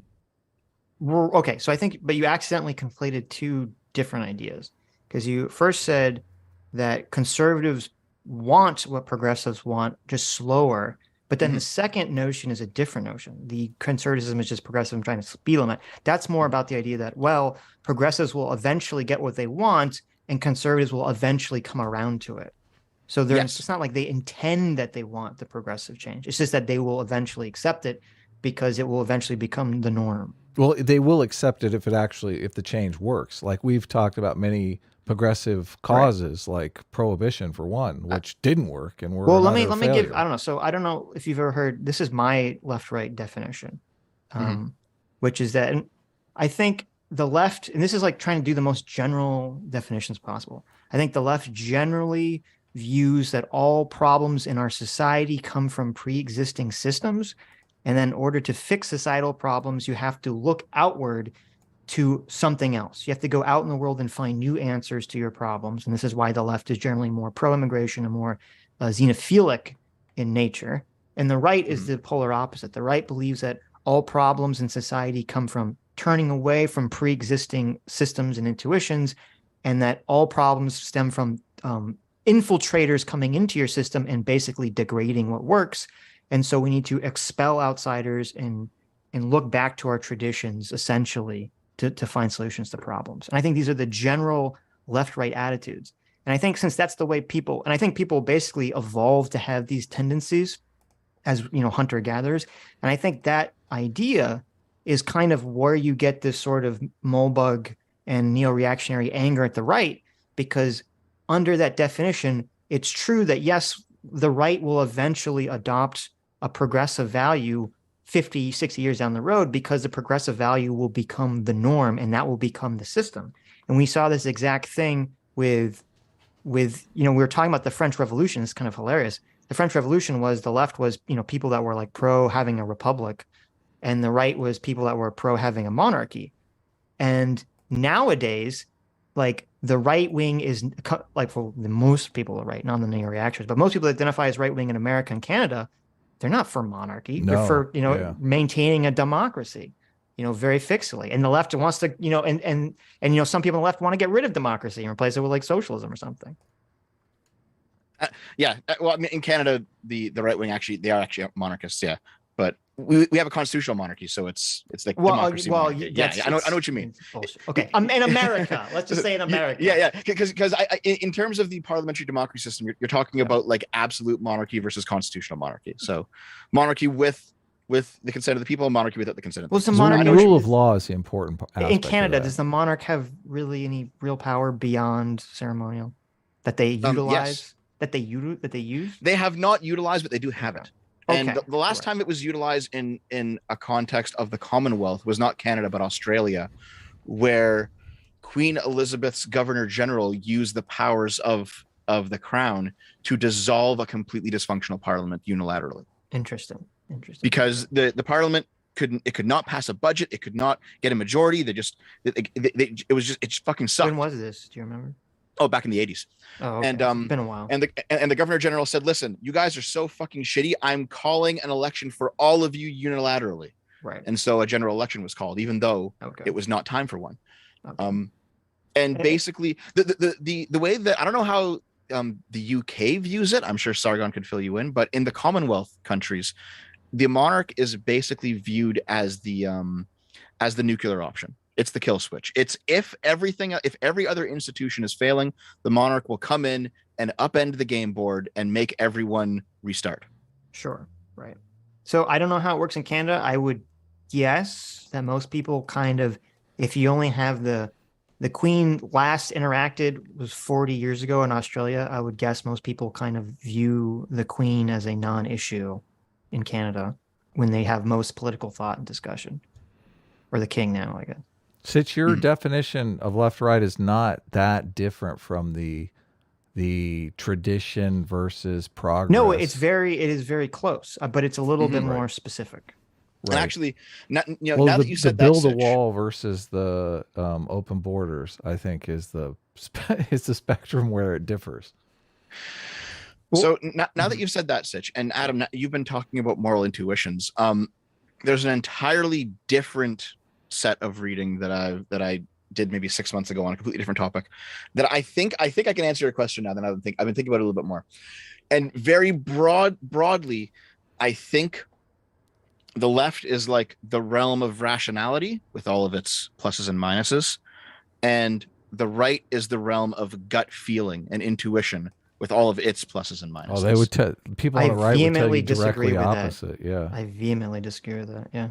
No, I think that's the truth. I think that's the truth. Well, I completely disagree. Okay. I think it can't be the truth because you disagree. Well, let me explain why. Well, I didn't know if you were just saying it's an idea or that you agree with this, Doug. The idea is forming in my head right now. Okay, so let me say, well, okay, before I disagree with it, why don't you tell us why you think that's the case? Yeah, that's a good idea. If you look at most, let's say, left-wing movements that have called themselves left-wing over the years. So you had like the liberal revolutionaries from the pre-liberal times. You have the socialist revolutionaries. You have the progressives. They're all extremely theoretical. They base all of their stuff in intellectualism and in writing. Read theory, read more theory. It wasn't real socialism because it didn't match the theory. It's all an abstraction that is kind of divorced from reality, which makes it rational, intellectual, and theorized. However, if you look at right-wing movements, they're all practical, emotional, and intuitional. And I think that's the difference. I mean, Thomas Sowell would disagree, I think, but... Well, I mean, look at even Moldbug. I mean, Moldbug's all, you have to, and all the neo-reactionaries, you have to get deep into reading all these, million, right-wing theories. Right? Mm-hmm. I'm still working it out. This came to my head 2 minutes ago. Come on. Oh, okay, fair enough. Well, let me say why I disagree with it. So, I think what happens, what I've seen, there was a meme in America, and maybe so in Canada too, which was what you were saying, that like the left believes in science, and then the right doesn't, and this kind of grew into being or forming because, in America there was like this big the religious right were kind of like a movement, and most of the atheists and the scientists were kind of on the left. Now, I think that's just because it completely conforms with what I said earlier. Obviously, if you're looking towards tradition, you're going to look towards a more religious based system. And if you're looking more towards the future and something new, you're going to look more towards a science-based system. But this came up a lot with, the conversation about evolution. And so since this was like a big topic, 20, 30 years ago in America, it came up again 20, 30 years ago in America, and prayer in school and all this stuff, it kind of gave people the idea that like, oh, well, if the right, the religious right in America cares about prayer in school and evolution, they must be anti-scientific, and the left must be pro-scientific. And then that kind of got compounded with climate change. But then what happened? Well, then we had the trans question. And with the trans stuff, we see the left basically denying science just as easily as the right would in the past, as long as it doesn't promote whatever argument they want to promote. And to me, when I read like right-wing articles and I read left-wing articles, the way that I see this working is that essentially when the facts and the science lines up with one side, that side will bring up every fact and every scientific argument. And as soon as the facts and the arguments don't line up with their side, then they immediately pivot to more intuitive, emotional, irrational arguments. So I don't really believe this idea that like the left believes more in rationalism than the right does.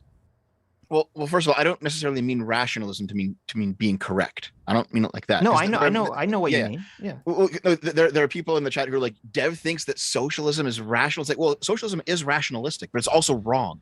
Something being rationalist can also be wrong. Because we're hitting the limits of human rationality, right?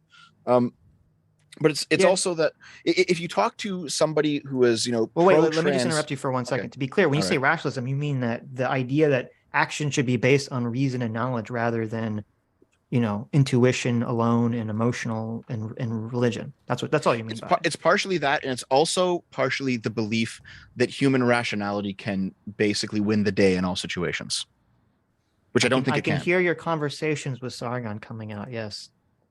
I don't think it can. I think we've proven that it can't, in fact, in several arenas at this point. Interesting. Okay. Well, sure. You mean you have, if you watch Veritasium, there's the whole at the bottom of math, right? Where there are three things that we know in mathematics to be true, but that human rationality can never actually prove. That's a big deal. I don't know what you're referring to, but okay.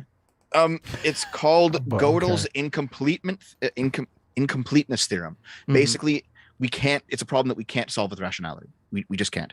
There's something else in particle physics about we can never know the actual speed and direction of a particle. Like there's stuff in science. There's stuff in science where it's basically we've reached the limit of scientific data collecting using our senses and human reason. We're reaching the outer limits of that. I have a problem with those notions because it's kind of hubris for us to think, we've reached the limits of science or rationalism to discover these answers, when it could be we just don't have currently the technology or the science or the understanding to do that. That's true. Even time traveled yet. God, you guys. I mean, I feel like I feel like every age, our scientists are very egotistical in thinking that they've kind of figured everything out. And then the next age, we realize, they had like 80% of everything fucking wrong. So totally. I just assume that trend is going to continue. See, I think I ultimately do too. Mm-hmm. But for now, we have reached the limits. Maybe we need a new paradigm. But what we have going on right now, machine learning. That's going to change everything. Oh yeah, I think so too. Also, quantum computing. Yeah. Yes. There's a lot of stuff coming up that I think will change a lot. But like in our current paradigm, we have reached things. AI, yeah, maybe. Yeah.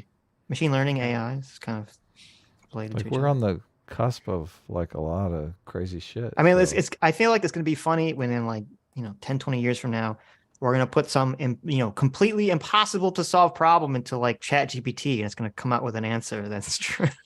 Listen, I just want my robot GF. Okay. There you go. That's what I'm looking for. That's what I'm looking for. Anyways. So back to the left-right spectrum. Yeah. So you're just thinking on the fly here, which I mean, I'm thinking on the fly here. I'll put something together for you, I think, at some point, because I think there's something here. Well, there's something going on here. The thing that we're rebelling at is that, like, you're saying, left and right is completely useless, and we're going, well, hang on a second here. I think it. Well, number one, I think it does have some value, and number two, I think you can't get rid of something. Value.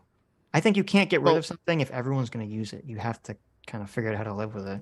Well, here, how about this? How would you label your politics not using the word left or right? Look, why would we want to have to do that? I mean, geez, that's like saying, how would you tell me how you're feeling without English? We believe in liberalism. That would be our label.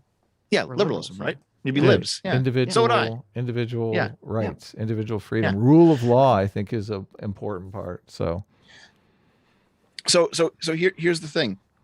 Empiricism. If some people think that if some people hear me say I'm a liberal, and they think that means that I'm far left, that's fine with me. I'll adopt the far left label for that conversation.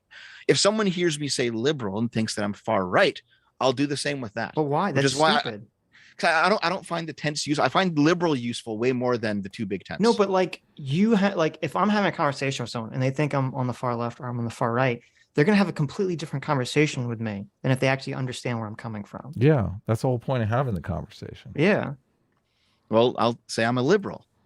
I don't think like if you're talking to someone on who's a far right person, you say liberal, and they think that basically means socialist, and they're having a conversation with you as if you're a socialist. I don't think it's going to be particularly productive until you work that out that you're not a socialist. No, but it does mean that I will absolutely destroy him in the debate because I'm not a socialist. And he'll be shadow boxing. I guess that's true. And it will be easy to mop him up. Right. That could be true. That could be true. Yeah. Not only that, I'm going to think more about this, I think. Yeah. We've obviously talked about this for a lot on the show, thought about it for a lot, read a lot about left and right. So the idea that it's useless doesn't make a lot of sense to me because I've gotten so much use out of it. So that's another reason why I'm kind of like, it seems like I don't know if you can't categorize an anarchist as right wing. That just seems like you're going to get flack for that, right? Or left wing, I guess, because there's different types of anarchists. Yeah. Well, no.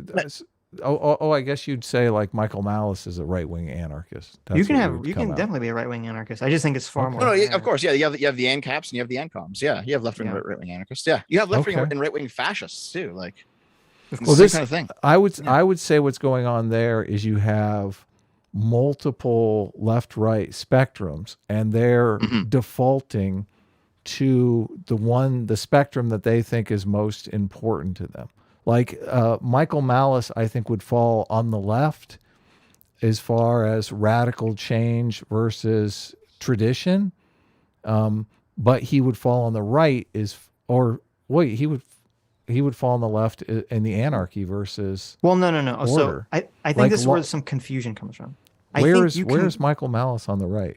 I think you can have a situation where someone who's on the left and the right advocate for a similar outcome, but they have completely different reasons for that outcome. And I think the reasons and the intentions are what guides someone to be on the left and the right.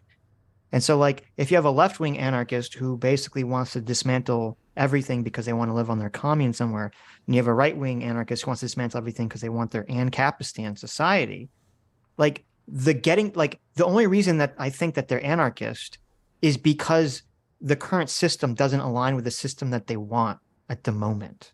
Right. That's a good so like point. If we lived in the ANCAP society, he wouldn't be in favor of tearing that down, obviously. He'd be in favor of protecting it at all costs. Right. Then he'd be a traditionalist. Right. So that's so I think that's where maybe some of the confusion comes in. Yeah, gotcha.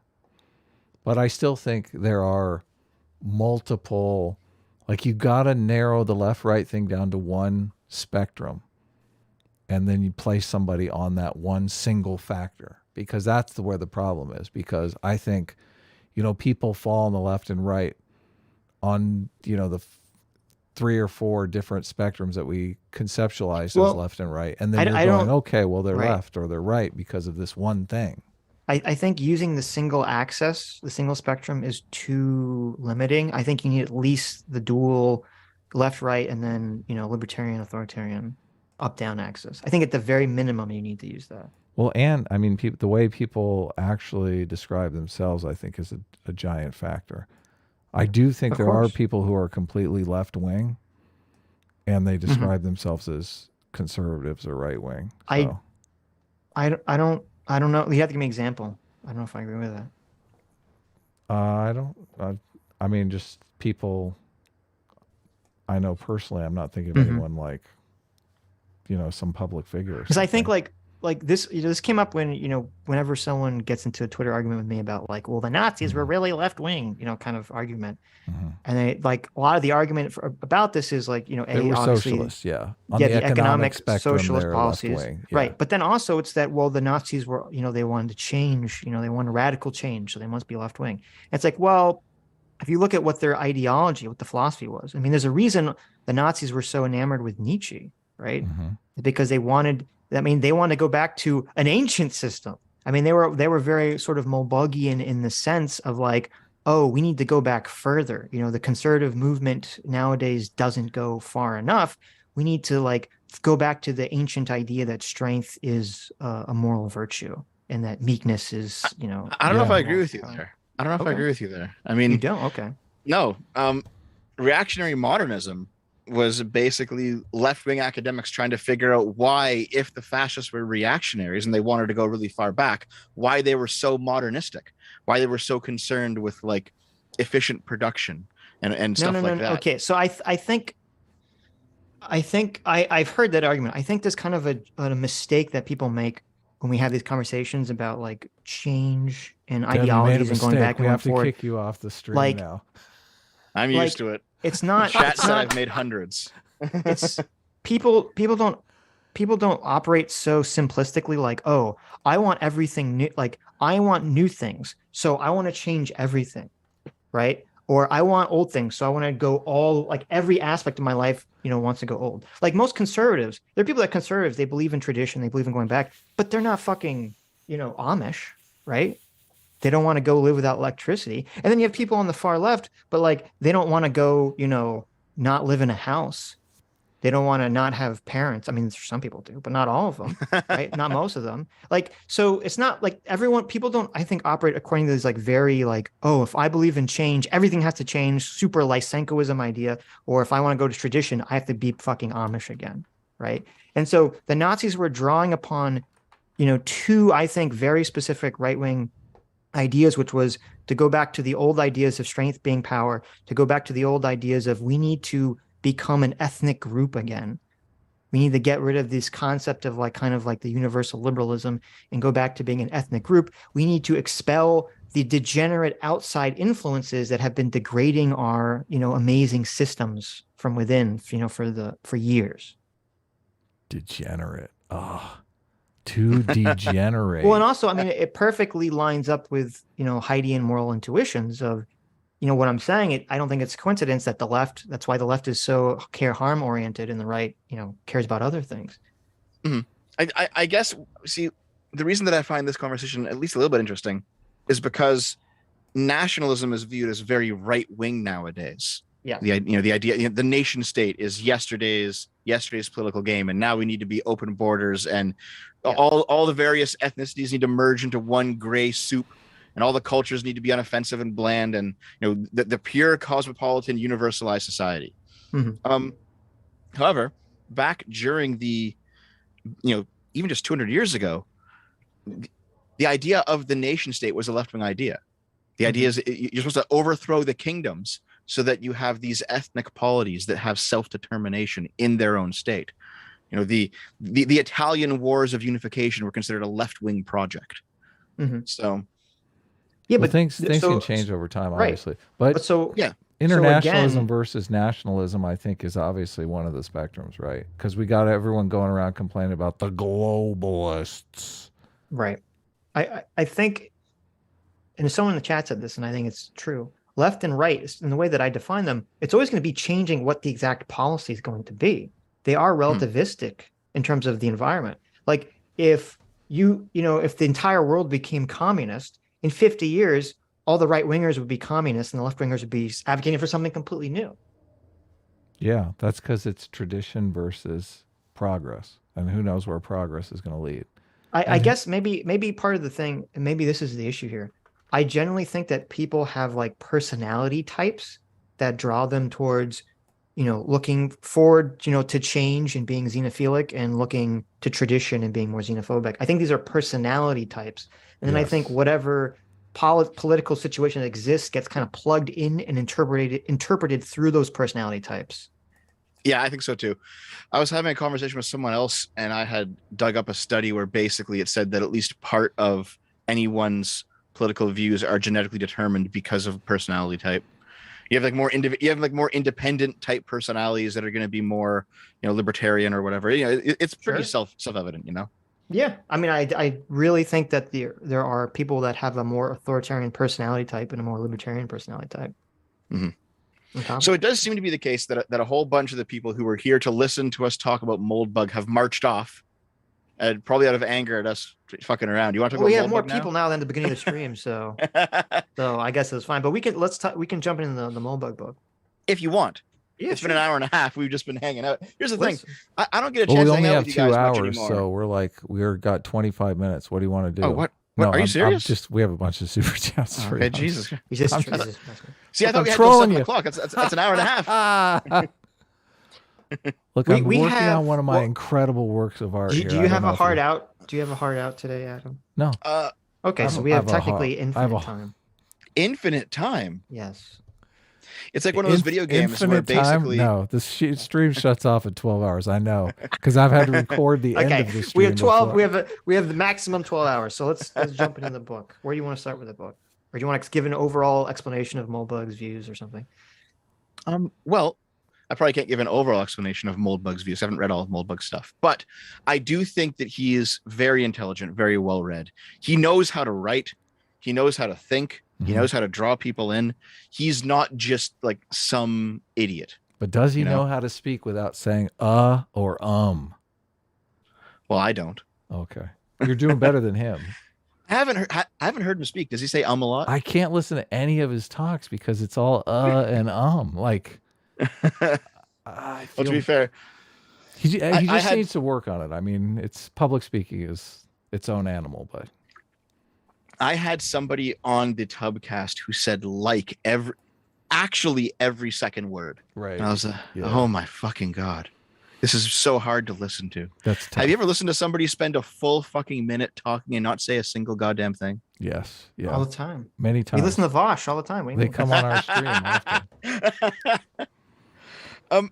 So I know that people will not like the fact that I say this, but I think it's true. I think the general description of Moldbug on his Wikipedia article is probably pretty accurate.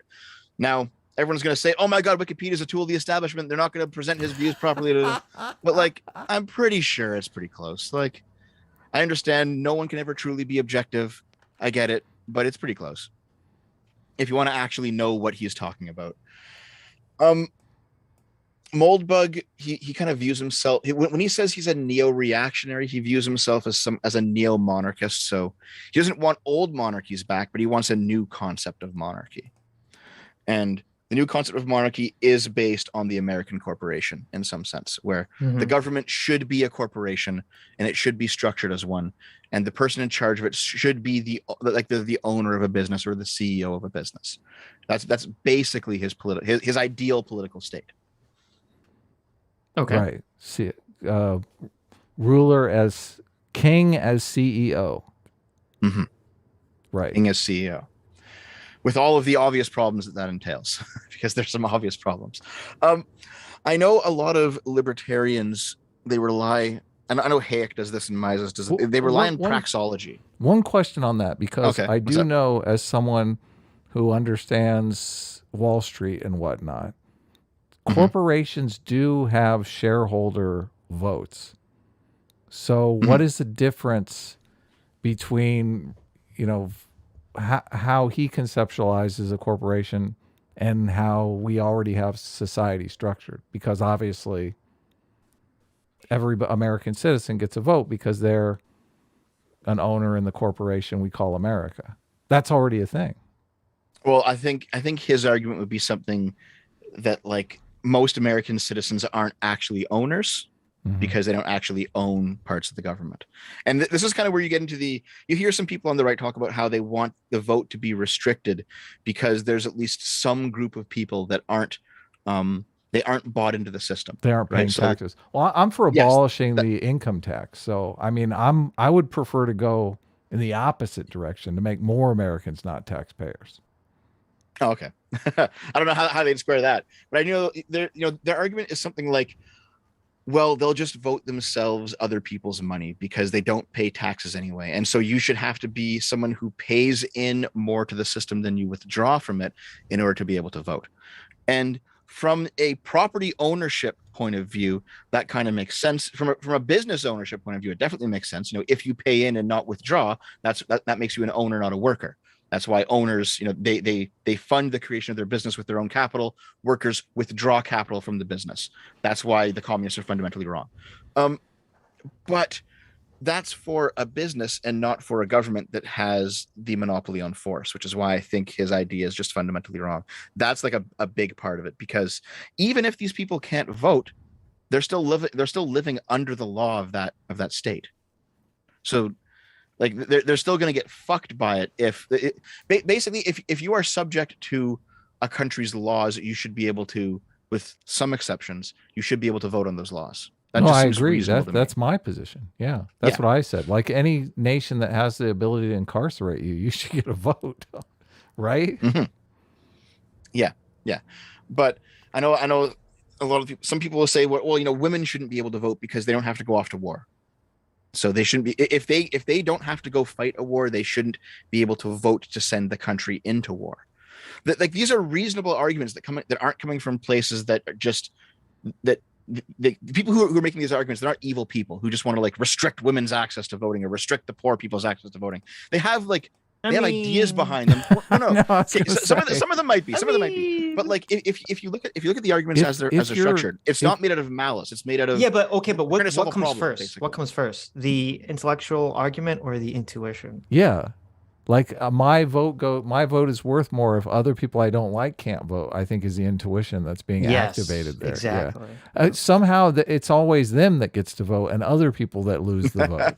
Why is that? If there's also a self-serving motive here. Yes. Yeah. Like, if Moldbug, I don't know, maybe he does. If he had some position where, like, hey, I don't think old people should vote, I'd be like, that's interesting because that would actually hurt, or not Moldbug specific, but like a right winger, right? I'd be like, that's interesting because old people generally vote right wing. So you'd be like, well, that's interesting. Maybe they're, arguing from a position of pure philosophy or logic because that would actually hurt them in reality.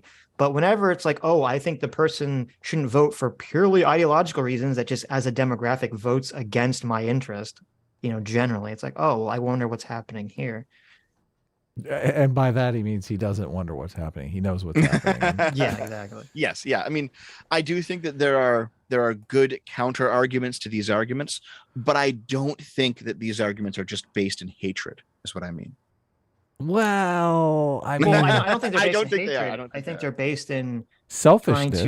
selfishness. Yeah, you can make an argument that all of morality is, selfishness versus selflessness.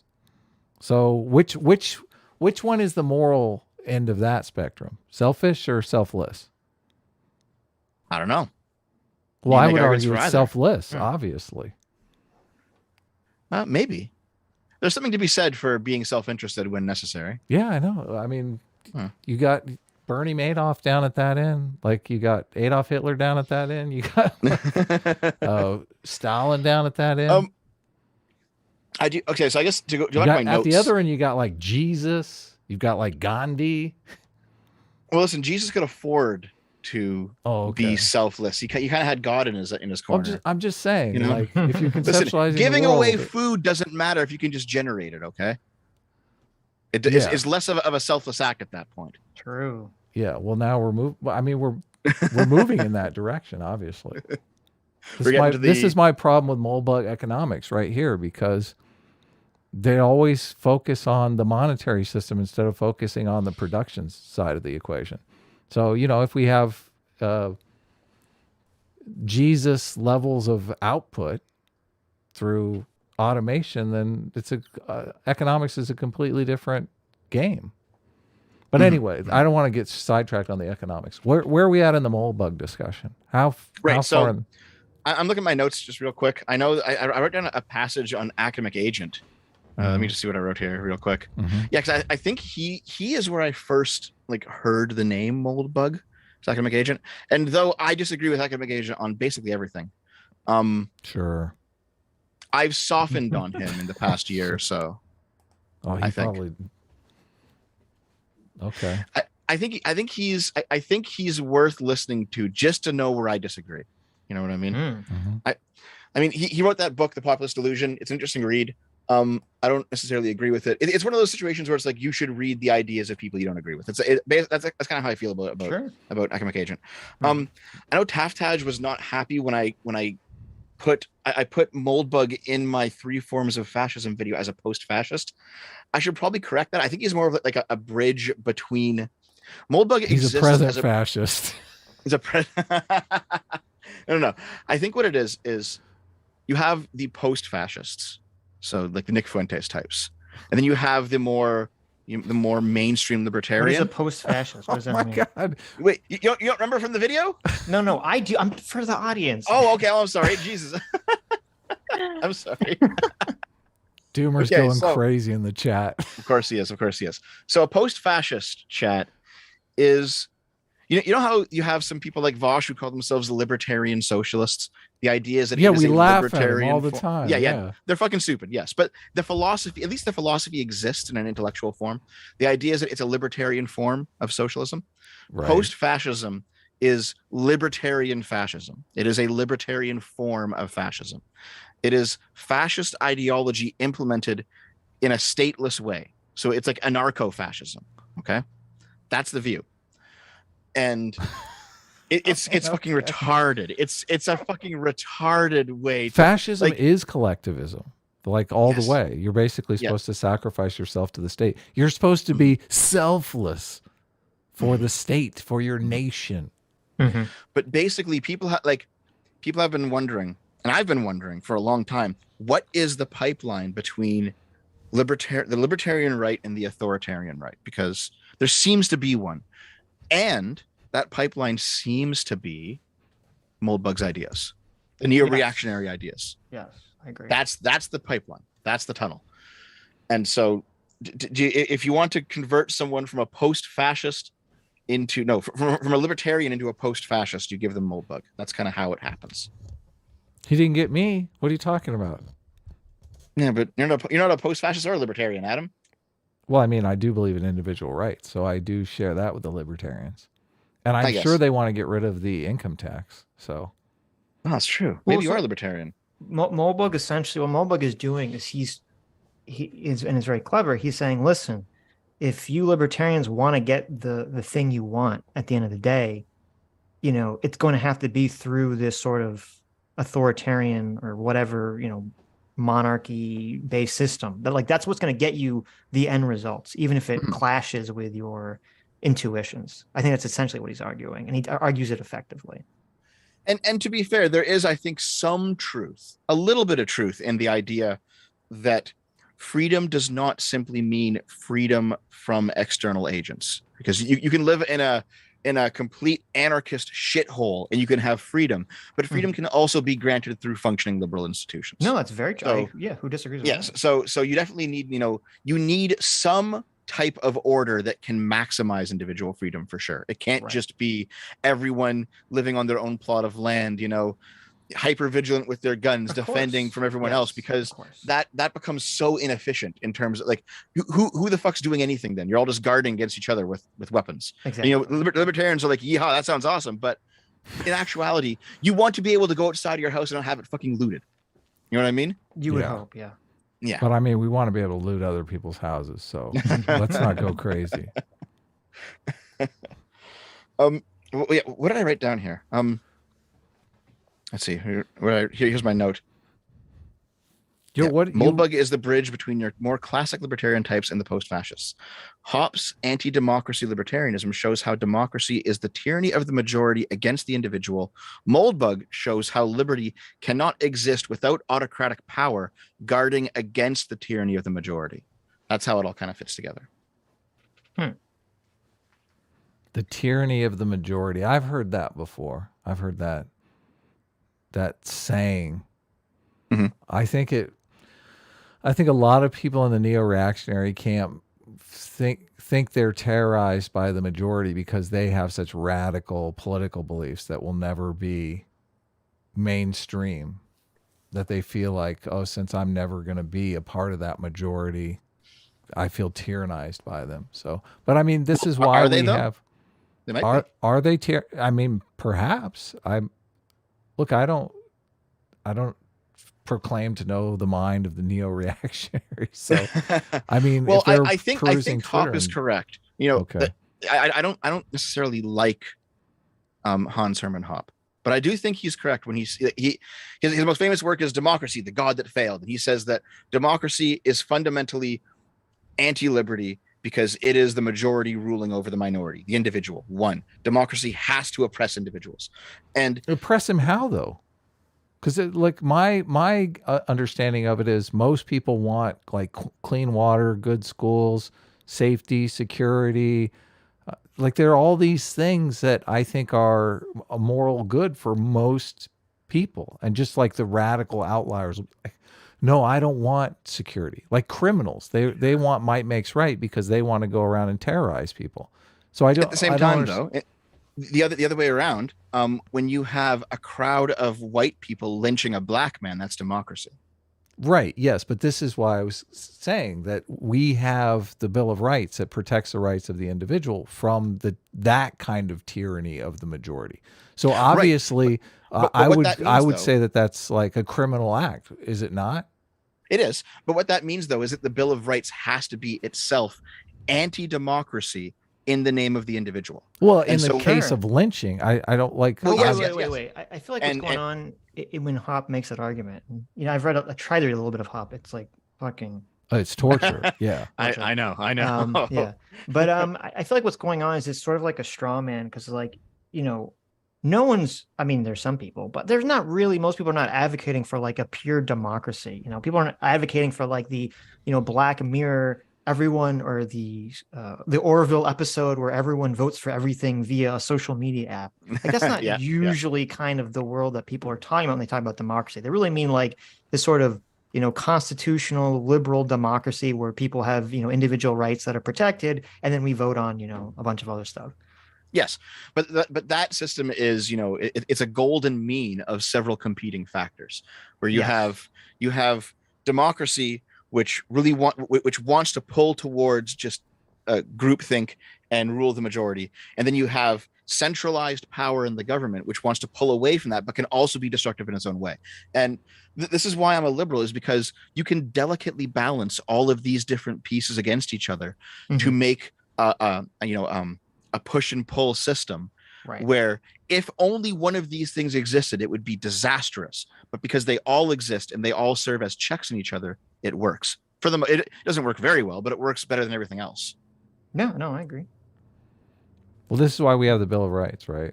You can't infringe on someone's freedom of speech. You can't infringe on their ability to protect themselves via firearms. We have all these different, ways to say this is the limits of the majority will, because we do understand that they can terrorize the people. So those would be what, let's say, the ANCAPs call anti-democratic limits on democratic power, which is fine. I just feel like it's used very often to be like, well, then we should get rid of democracy. It's like, well, wait a minute. Yes, it is, and that's kind of ridiculous. That's why I feel like it feels very bad faith, Like, we can't, unless we have complete anarchy, we can't have a democracy. It sounds or complete democracy. Well, it's kind of like, unless you believe in a 100% complete democracy, you're not really advocating for democracy. Right. It's like a classic straw man argument. Try to force you to argue this position. Right. Mm-hmm. Well, to be fair, like you can see socialists do the inverse, right? Like you listen to Vosh talk to somebody and he'll say, well, you like democracy, don't you? I just want more of it. I just want democracy in the workplace. And it's like, well, hold on. Very true. The actual answer to that is that democracy isn't good all the time. Yes. True. That's the actual answer. Yeah, that's a very good point. Mm-hmm. I guess one more thing to point out is that the open letter to open-minded progressives was wrote in the beginning of the Obama era. It was written in 2008 during Obama's run up to becoming president at the end of 2008. So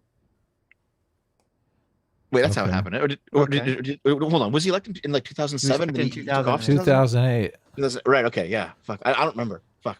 Okay. Yeah. At the height of the housing crash. And the reason that I point that out is because the letter uses it references a lot of stuff happening in 2008, and so it's actually really dated to read it now. And also, it sounds like it would be extremely persuasive, specifically on progressives who were against the Iraq War. I think if you were a progressive and you were against the Iraq War and you read this as it was coming out, you would be like instantly mind fucked into being a neo-reactionary.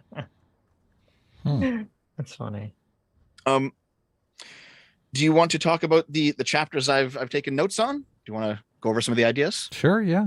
Does that sound good? Well, before you do, I just want to say one thing that's kind of unrelated, but also related. It's funny. I saw the other day, Glenn Greenwald was running interference for TikTok, questioning whether TikTok should be banned from America.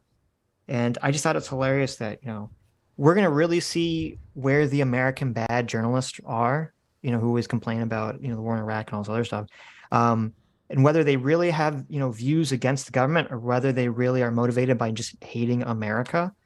Because there's no world in which Glenn Greenwald or any other journalist can complain so incessantly about the Twitter files and the point to that and say, oh my God, the government is influencing Twitter. This is the worst thing ever. And then turn around and run defense for fucking TikTok, literally being under the control of the fucking Chinese government. Yeah, that's insane. That's a great point. So we'll see where people really are if that happens. That'll be very funny.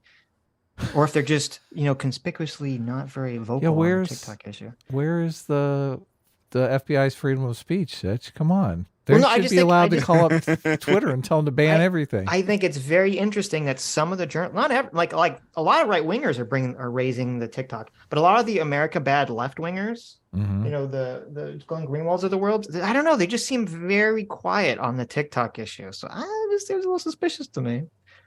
Interesting. So he hasn't come out against TikTok. He actually defended it the other day on Twitter. Yeah, he was running interference for TikTok. Yeah, so I don't know. I don't know. Listen, don't ban TikTok because it is the source of such hilarity. Like I can make easy videos using TikTok. Don't ban it. That's the real reason. Yeah, that's the reason. I want to see every like dyed-haired progressive, they them screaming in public. Put all that shit on TikTok, repackage it into a reaction YouTube video, make a cool couple $100 based. That's great. Anyway. Yes. Okay. So, chapter 1, a horizon made of canvas. Moldbug really likes to like flower his speech. You know, he puts all these ideas in it, all these comparisons, and he's a very good writer. He's a very good writer. Imagery. Yeah. Good job. Yeah. He begins by comparing progressivism with Catholicism, in that they're both an organized set of beliefs about the world that its believers cannot possibly know is actually true. That sound about right to you guys? Wait, say that again? Yeah, totally. That's any ideology. Yeah, he compares progressivism to Catholicism because they're both an organized set of beliefs about the world that its believers cannot possibly know are true. Isn't it true of like almost everything though? Yeah, pretty much. Like he says, you know, none of us actually know the nature of the divine. None of us have been to heaven. Also, well, speak for yourself. I've done shrooms. Oh, I see. None of us have ever really experienced the government, unless you go like you might a little bit when you go to get your driver's license renewed or something. But like, who among us is actually working in all branches of the government all the time? We're not. The government is unknowable to the average. Who among us has laid with the government and known the government in a biblical sense? Me. Oh no, wait. Wait a minute. At the same time, most of us don't know history because we didn't exist for most of it. We're simply reading other people's accounts. Sure. Most of us don't know geography because we haven't been everywhere. We've only been to certain places. So what Moldbug is laying out is that most of what you assume is correct might actually be false, which is actually a fair point because it might be, you know. I can already see where this is going and why I hate it and why it's dishonest, but okay. Yeah, it's totally me dishonest, too. Me too. But it is, at the very least, it starts off true because, for example, I've never been to Africa. I don't know if it exists. It could be an entire psyop. Everyone could be telling me that it's fake for some reason, right? And all the maps could be forged, all the globes could be forged, and it's the entire world's playing a prank on me, and Africa might not exist. Right. But to me, everything you're saying, what you're saying is like, you can't, you know, we don't know these things, right? This is all true, but this is to me why it's important that society has an idea of why imperialism and empiricism and rationalism and all these things is important, is because we have to rely on so many other people for information because it's impossible for us to know everything firsthand. So we want them to at least be using a form of knowledge seeking that seems to be as objectively neutral as possible. He will argue that that's not possible. You cannot have objective neutrality because it's all going to boil down to politics and power games. Yes, because, well, first of all, he says he's a communist, so of course he's going to say that. Well, it's not he's a communist; it's that he's a realist. He's like a political realist. Well, no, but see, the problem, and this argument always annoys me too. It's like it's actually a vehemently anti-Christian argument, which maybe makes sense for him. But just because, you know, I think a lot of life and a lot of ideologies is that humans need to strive for some level of morality or perfection that we all acknowledge is not obtainable, but striving for it is what puts us in a better path. And if you just kind of cynically say, well, it's impossible to get to this, you know, better world, so we should just give up. To me, that's literally what leads everyone down the path of just, you know, rationalizing all the worst behaviors in the world. Of course. Hell yeah. Yeah. I mean, I completely agree with you. Yeah. Shit. But he will make the argument later in the book that because it all just boils down to power, and it's not that, oh, you know, liberals have a different view and they're idealists, and you know, the people like him, they're realists, and the communists are realists and they understand. No. What he's saying is, for us as well, for the liberals, for everyone, it always boils down to power, and we're just lying about it. That's going to be his point as we go on. Okay. What else does he say here? He thinks that they're lying intentionally, not that they're just mistaken. He thinks that it doesn't matter which one of those two that it is. It could be either, and probably is both, depending on who you're talking to. Well, but it's the same result anyway. But let's see here. What else did he say? Yeah, right. So he said that both, and he's still comparing progressives and Catholicism. That both progressives and Catholics believe that they're being reasonable. because John Rawls derived progressivism from pure reason. At least he said he did. Thomas Aquinas derived Catholicism from pure reason. So they both can't be true, right? So even as someone says, I am purely reasonable and my ideas are pure reason, they're generally not. and you cannot simply rely on somebody else's reason. It's not going to work. He also says most people are Catholics because they either went through a life experience, some kind of transformative religious experience that made them Catholic, or they were born into it and they grew up in it. And he points out that this is how most people are progressives as well. And that seems to be true too. That's true for all ideologies. Yeah, definitely. Yeah. So he's making the claim that progressivism functions like a religion. Well, I like that part. And that well, keep in mind, by progressivism, he also means liberals. He means us. This was written in 2008, Adam. He means both today's progressives and people like us as well. Yeah. Us dirty individual freedom people. Yeah. No, I get it. Yep. He thinks we're trapped in an ideology. The thing about our ideology, though, is it allows people to pursue their own projects. I mean, everyone's trapped in ideology. The question is, does your ideology actually create, better outcomes for people? Is it productive? Yeah. So I wrote down here that the doubt in progressivism is justified in his view because you don't know the motivations behind people who have decided what to leave in and what to discard from the canon of humanity. So how do you know that what you read, when someone says this is the definitive history book of humanity, how do you know that it is? You don't. You don't. And actually, I included in my notes this tweet of Sargon's that has an interesting video clip that you might want to play. Just think about how January 6th is going to be written about in the history books, and you just lose your mind. Meditate on that for a second. Meditate on it while you get this clip up. What's the clip? I have a watch together up if you want to join the watch. Oh, it's a short clip. It's on Twitter. Tweet. It's a tweet. Another Twitter clip. Yes. Okay. Listen, I filled these notes with sources and like little interactive things we can play. Like I can bring it. Yeah. Look. No complaints. Dev is well prepared. Okay. No complaints. Well, while you bring that up, apparently breaking news. DeSantis has declared he's running for president. Really? Oh man. I'm surprised.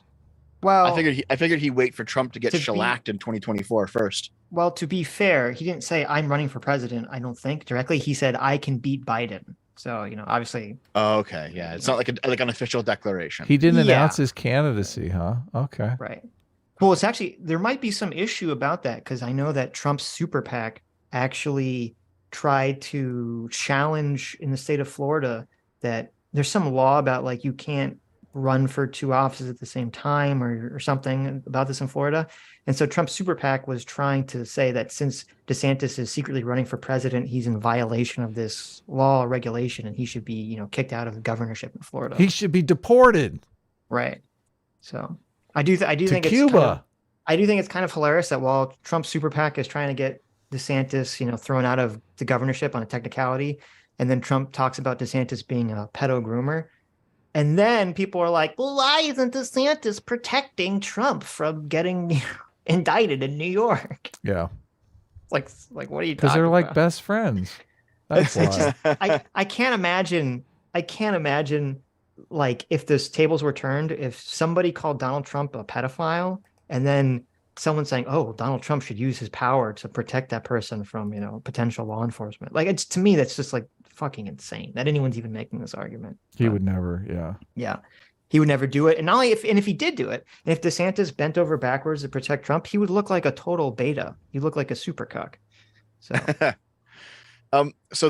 Sargon posted this clip a few months ago, and I think it's relevant to this part of the book. So let's let people listen to this.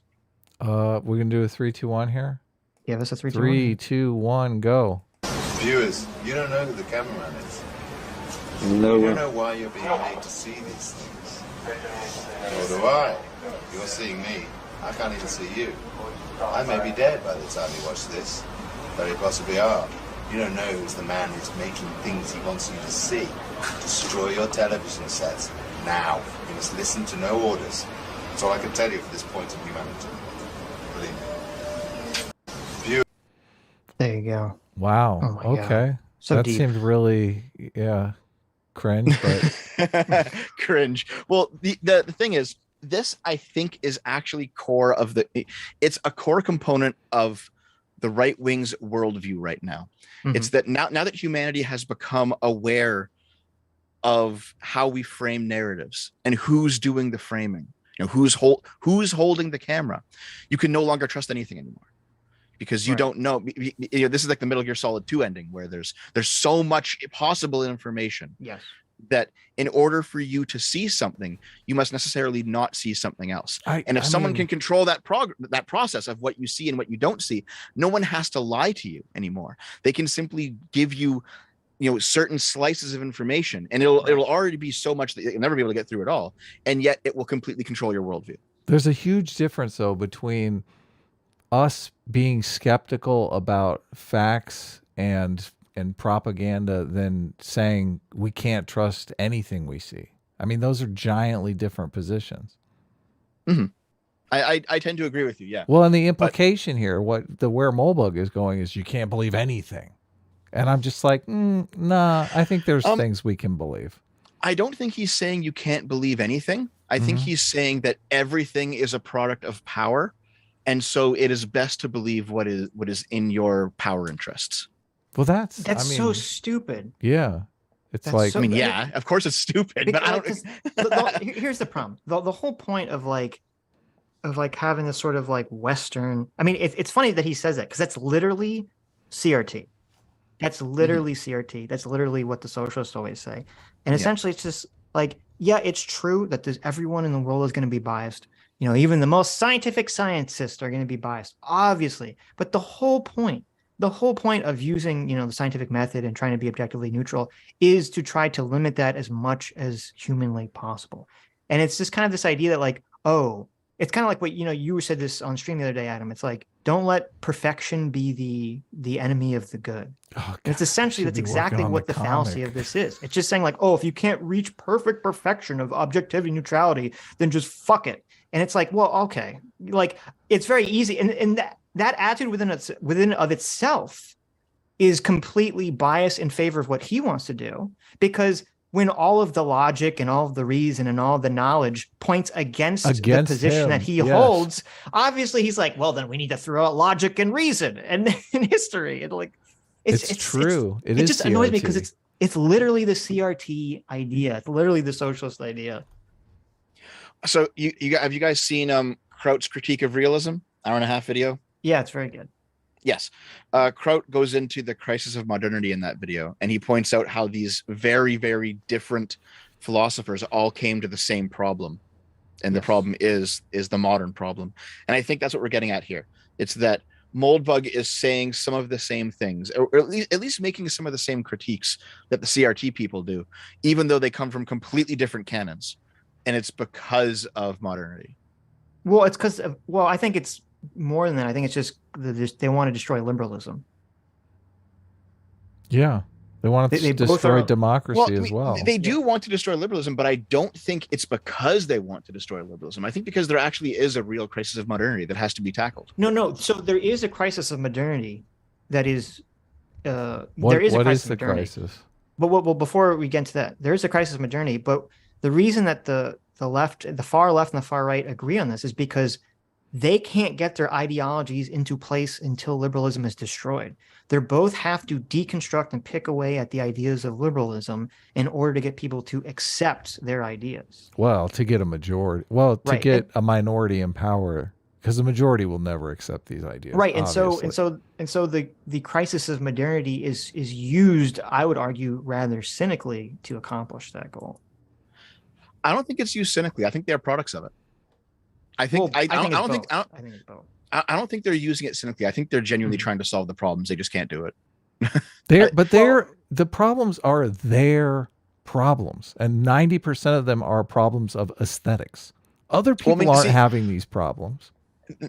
That is the problem with the realist point of view, is that in their attempts to play power games to avoid war by balancing out the scales and all this, they end up creating their own wars anyway. Like I do tend to agree, but this is much further. Before I move on, let me say what I mean when I say it's cynical. Is that okay?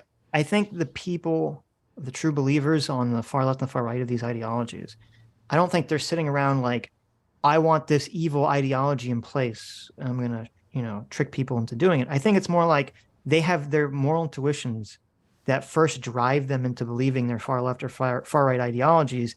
And then they say, I can map this onto, on some level, even if it's unconscious, they realize that mapping it onto the problems of modernity is a good way to convince other people to their side. Yeah. That's a good point. Yeah.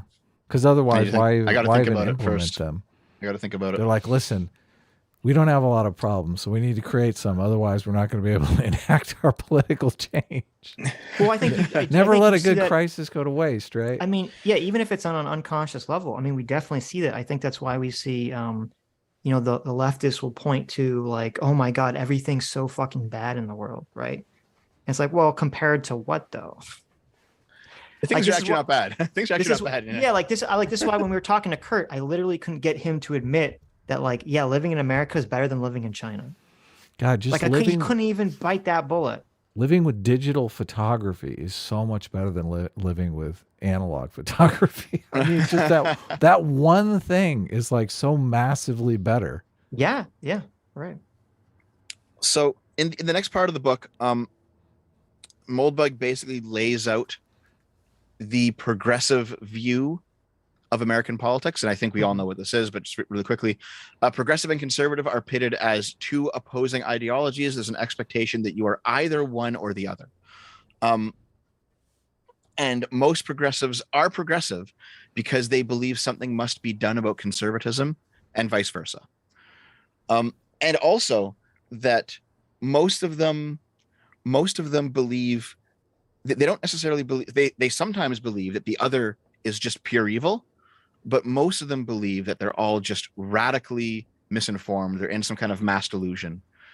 This is, by the way, like millions and millions and millions of people. They like if you're an average progressive, you must believe that like 100 million or more people in America are under the conservative mass delusional spell. And if you were just given the proper information, like they were, you would be progressive too.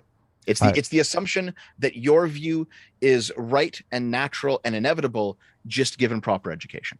I think that is true for a very small percentage of hyper partisan people, which really? maybe 8 to 10% on the left and 8 to 10% on the right function in that paradigm. Go ahead, Sitch. What do you think? I think there's two different things going on. First of all, I think the first thing you said is completely untrue. I don't think people are progressive to fight against conservatives. I don't think that. I think that's a very, that's a mindset of someone who has right-wing moral intuitions, I think. And they're assuming that that's like a natural thing. Mm-hmm.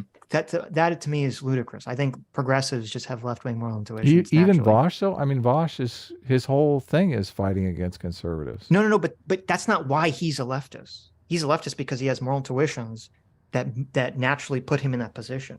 He's not a leftist because he viewed like Vosh didn't grow up like as a neutral arbiter, and then he decided he hated right wingers, so he's going to become a socialist. All of his content though is just focused on hating the right wing. Like he doesn't. That has nothing to do with what I've said, so okay. I don't know what you're saying. But so I don't agree with that part. But I do agree completely with the idea that left wingers do have this notion that the right is just operating under this complete hallucination and that they're all being tricked into voting right wing. And we see this very often. This is, I hear this constantly from the left where they say, the right's always voting against their interest. They're always voting against their interest.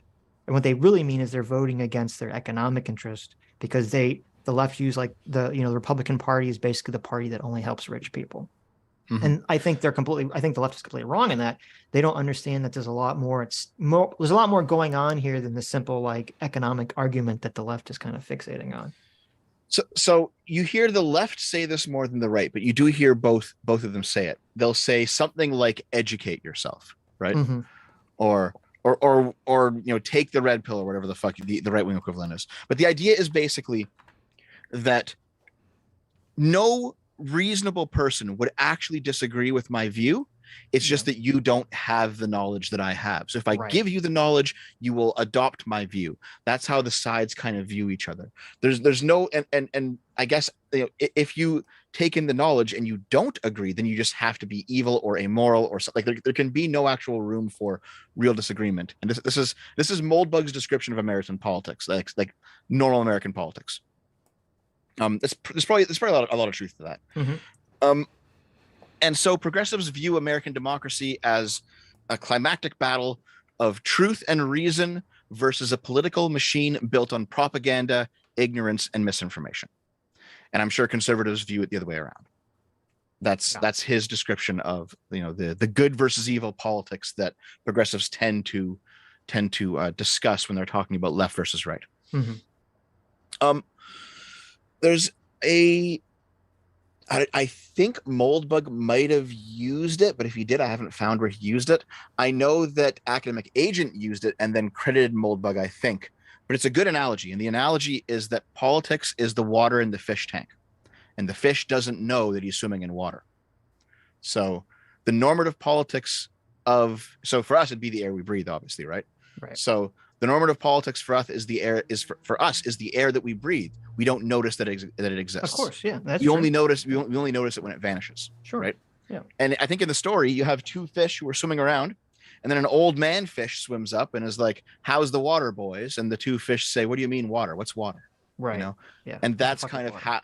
Yeah. That's how normalized politics works. Is that you don't even notice them. Mm-hmm. Any ideology. Yes. Yeah. Let me just see here. What's the next section of the? Real quick.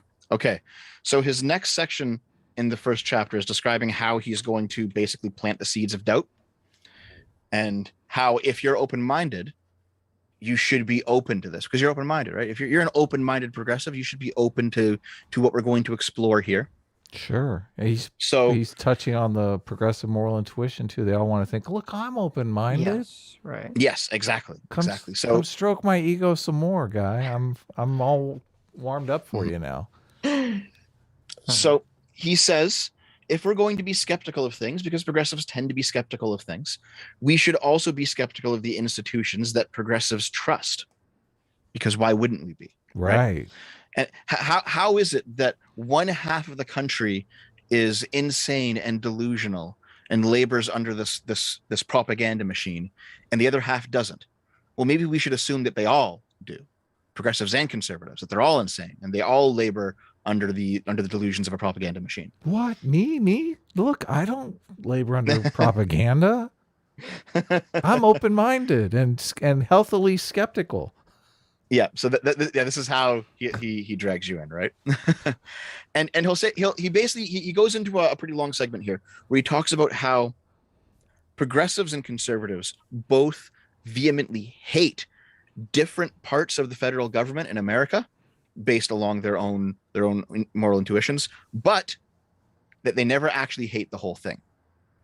And so you're probably with the conservatives, they're more likely to hate, you know, the tax service or something. Right. With progressives, they're more likely to hate the police. You know, you can kind of figure out where this goes, right?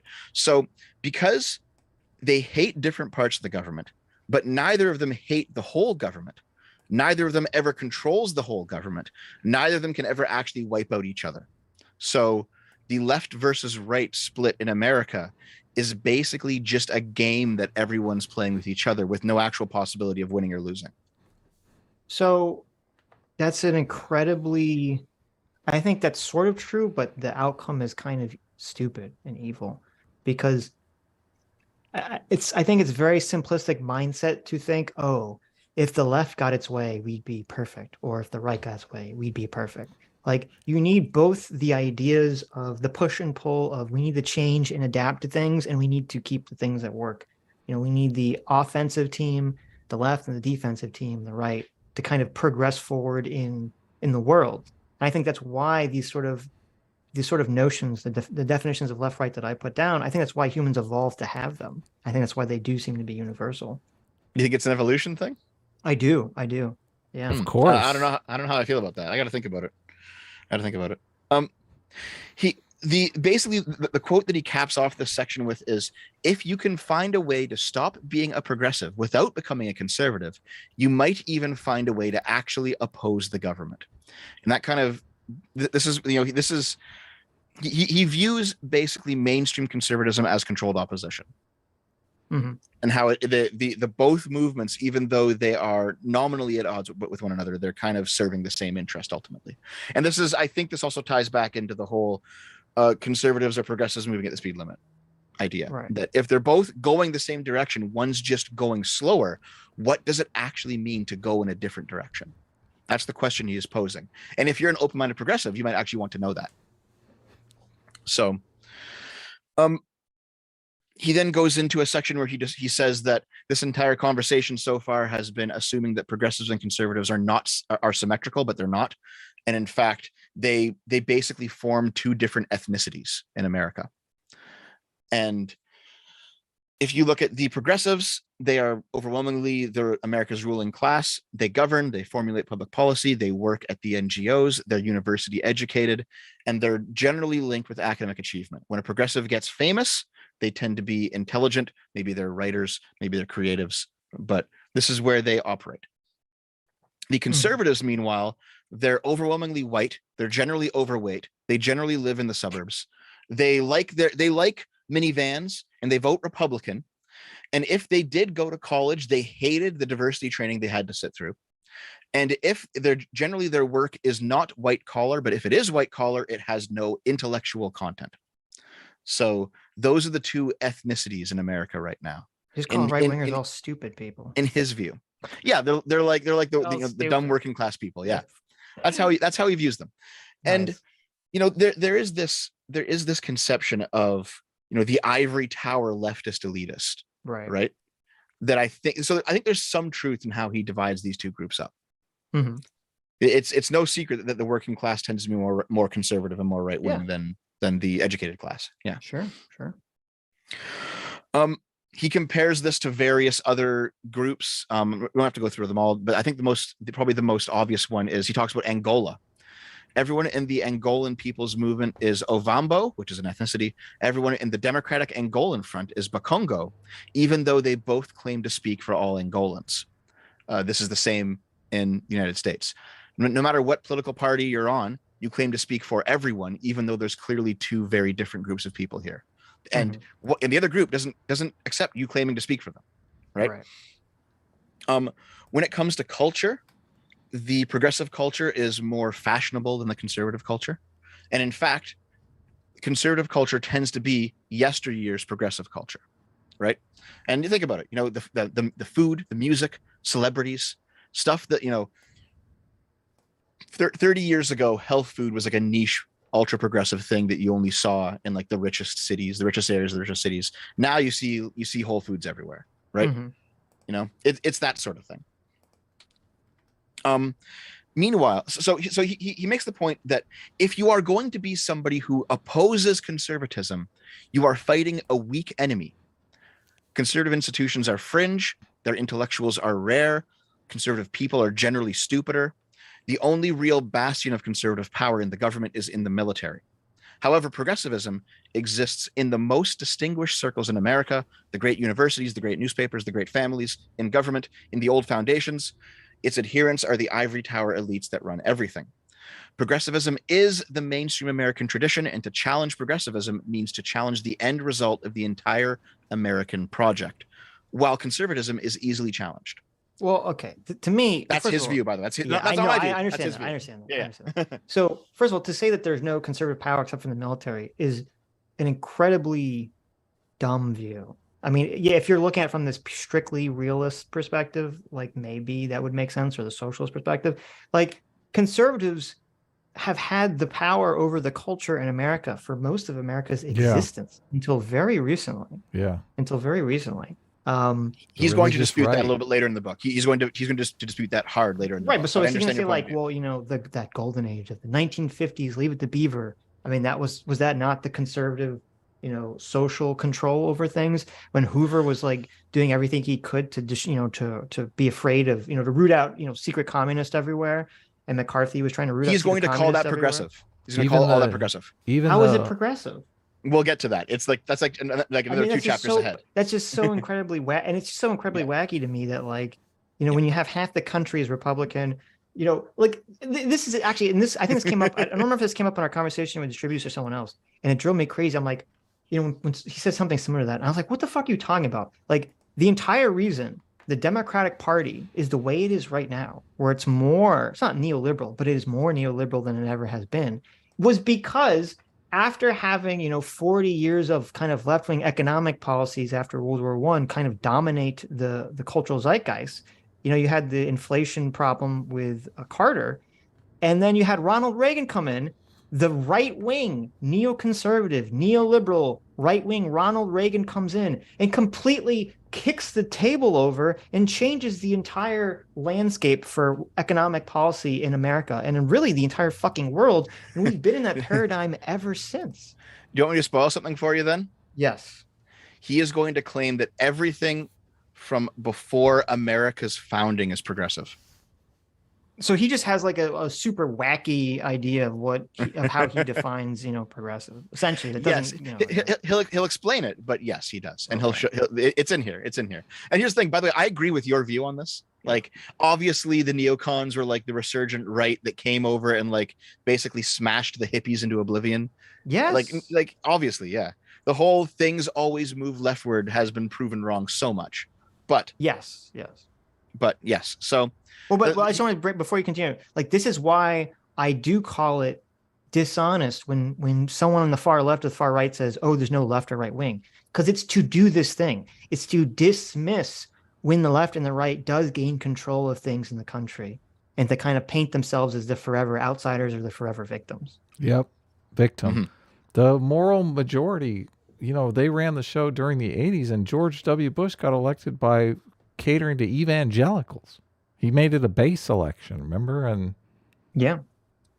So this is just whack, completely devoid from reality. When he talks about how, question your view of reality, he should look in the mirror when he says that. He's also going to make arguments that Protestants and Quakers are also progressive. So, okay. It's coming. The ultimate traditionalists are progressives. What is progress? Why is progress in the word progressive? Should we skip? Like, what the fuck is his definition? I can't. Yeah. See, Sargon's in the chat screaming epistemology, and Sargon's basically right on this. I can't skip over it because there's like a line of logic. Yeah. Sargon says the entire Enlightenment is a left-wing project. That is what Moldbug's appealing to. And in fact, this is why the Neo-reactionaries view fascism as exclusively left-wing. How are you defining the Enlightenment? Like, well, I assume it starts with Roger Bacon, the beginning of science. Right. Okay. Good. We're on the same page. Yeah. So empiricism. No. Sargon. I see it. You guys as liberals don't see left-wing. No, I see it. The issue is Neo-reactionaries view liberalism, socialism, and fascism as all left-wing ideologies because they are Enlightenment ideologies. No. Okay, they are products of rationalism, and so to be pre-Enlightenment is to be truly right-wing. Okay. So Burke gets screwed because Burke is like accepts the Enlightenment. He's not right-wing anymore. Wait. Okay, to address what Sargon's saying about in chat and this general idea. Anyone can define anything any way they want to win an argument. Okay. And that's what this is. You're like just saying, well, everything that came after the Enlightenment is progressive. Everything that came after the Enlightenment is left wing. What that basically means is that you have a fundamentally different worldview of how the left and the right operates than me and Adam. We do believe, as I've laid out my definition of left and right, and I do believe it is an evolved tendency of humans to have these moral intuitions for these cultural reasons. And if you don't believe that, that's fine. But to kind of put this forward, this is all left wing, it's basically, to me, it's completely useless because it's essentially trying to use a definition word game to win an argument. Yeah. Someone can argue against liberal philosophies. Someone can argue against the Enlightenment, and that's fine. But there's no point. And everyone knows this. There's no point to say there's no such thing as the right wing after this, unless you're trying to appeal to an emotional, intuitive, somewhat disingenuous tactic to grab people who identify as right-wing and say, no, you're secretly left-wing. That's the point of doing this. There's no other point to doing it. So someone in the chat, there's no other argument to doing it. Someone in the chat just said, this is why Dev in the beginning didn't want to use left and right. Yes, that's you understand now. You understand where I was going with that. But you can't throw away left and right just because it ruins your argument. Like, that's ridiculous. Well, no, sure I can. I can just say I'm a liberal, and whatever you think that means is what you think that means. I don't care. Listen, I don't care where someone puts me on a graph or on a line or on a spectrum. I don't give a shit about that. What matters is the ideas underneath. You accept that objective reality exists, though, correct? Yes. So objective reality is all about categorizing things. So sure. We're categorizing behaviors and structures. Okay, but like, social if somebody structures. wants to, what I mean is, if somebody wants to categorize me as on the right or on the left, I don't care about that. Right. I'm not like, well, I'm not actually that. I'm not going to do that. I'm just like, fine, whatever. But whatever, you know. I mean, if someone's going to say everything past the Enlightenment is progressive, you gotta explain the details of that category. Wait. Yeah. Okay, let me address this. Mm-hmm. So when someone asks you, are you left or right? The reason that they're asking the question is that they're trying to get a general sense of what your positions are, a general sense of who you are and what you stand for. That's the entire, which is, first of all, the entire point of categories in the first place. Yes. Is to create a general sense, an idea very quickly so someone can understand something about you or the world. Okay. Well, that's the point. When someone asks me, I tend to either say center or unaligned. That's fine. And that's fine, because that says something about who you are that they can maybe have a map of. Now, maybe the map and the definition they have is a wrong one than you, but that's the point of the category. That's the point. Mm-hmm. Okay. And so when someone says there's no such thing as right wing after the Enlightenment, what is the point of doing that? What is the purpose of doing that? Of making that distinction? What Moldbug does with it is he goes throughout history in the next 5 chapters or so to describe how the concept of progress went from basically Whiggism to where we are now, and how that was always inevitable because of what progress is. Okay, but it doesn't answer my question. What is the point of a person saying there's no such thing as right wing after Enlightenment? And Moldbug knows this. There's no objective reality. Everything is a power game. Understands exactly what he's doing by framing his argument. Of course he does. He's doing it deliberately. Hold on. Yes. So I think the issue is what Moldbug is saying is that because Whiggism, which he gets into Whiggism like chapter 4 or something, Whiggism, because of the nature of what progress is, will always become the various stages of history that we went through to get to, the post-war consensus, to get to the hippies, to get to, the nifty 90s, to get to, liberals like us, to get to the progressives, to get to the socialists, because it will always go through because of what progress, because of what Whiggism started as and what progression means. Put those two things together, you will always get an equation that produces this outcome. And so therefore, everyone along that chain can basically be implicated as leading to the current societal ruin. Yeah, but man, this sounds like totally like CRT. Well, first of all, this is the argument that Carl has made many times on the stream. And I'm going to say the same thing I said to him. The idea is like liberalism always degrades into socialism, and that's why we're all communists. I get it. Right. Yeah. I'm going to say this. I'm going to say the same thing I said to him. That argument is a fallacy. Okay. Because everything follows everything else.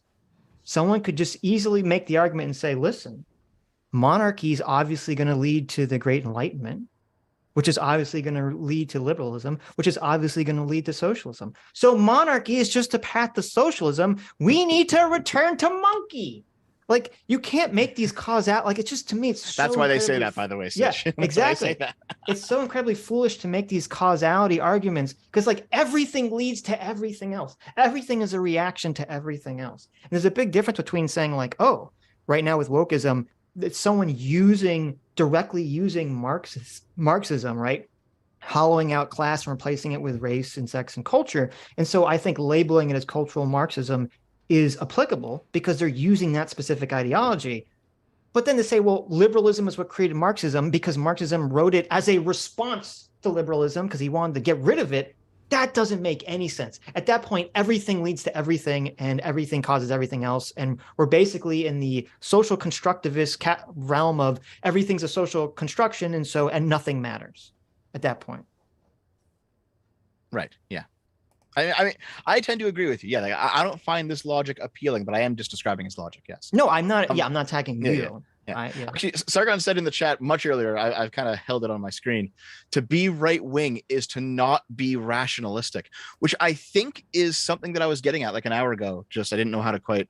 That is a version of right wing that some people subscribe to. I don't think you can make the statement say that is the definitiveness of right wing. Look, and that's also how we define left and right wing, because both left and right wing are based off unconscious moral intuitions that are post hoc rationalized into some sort of ideology.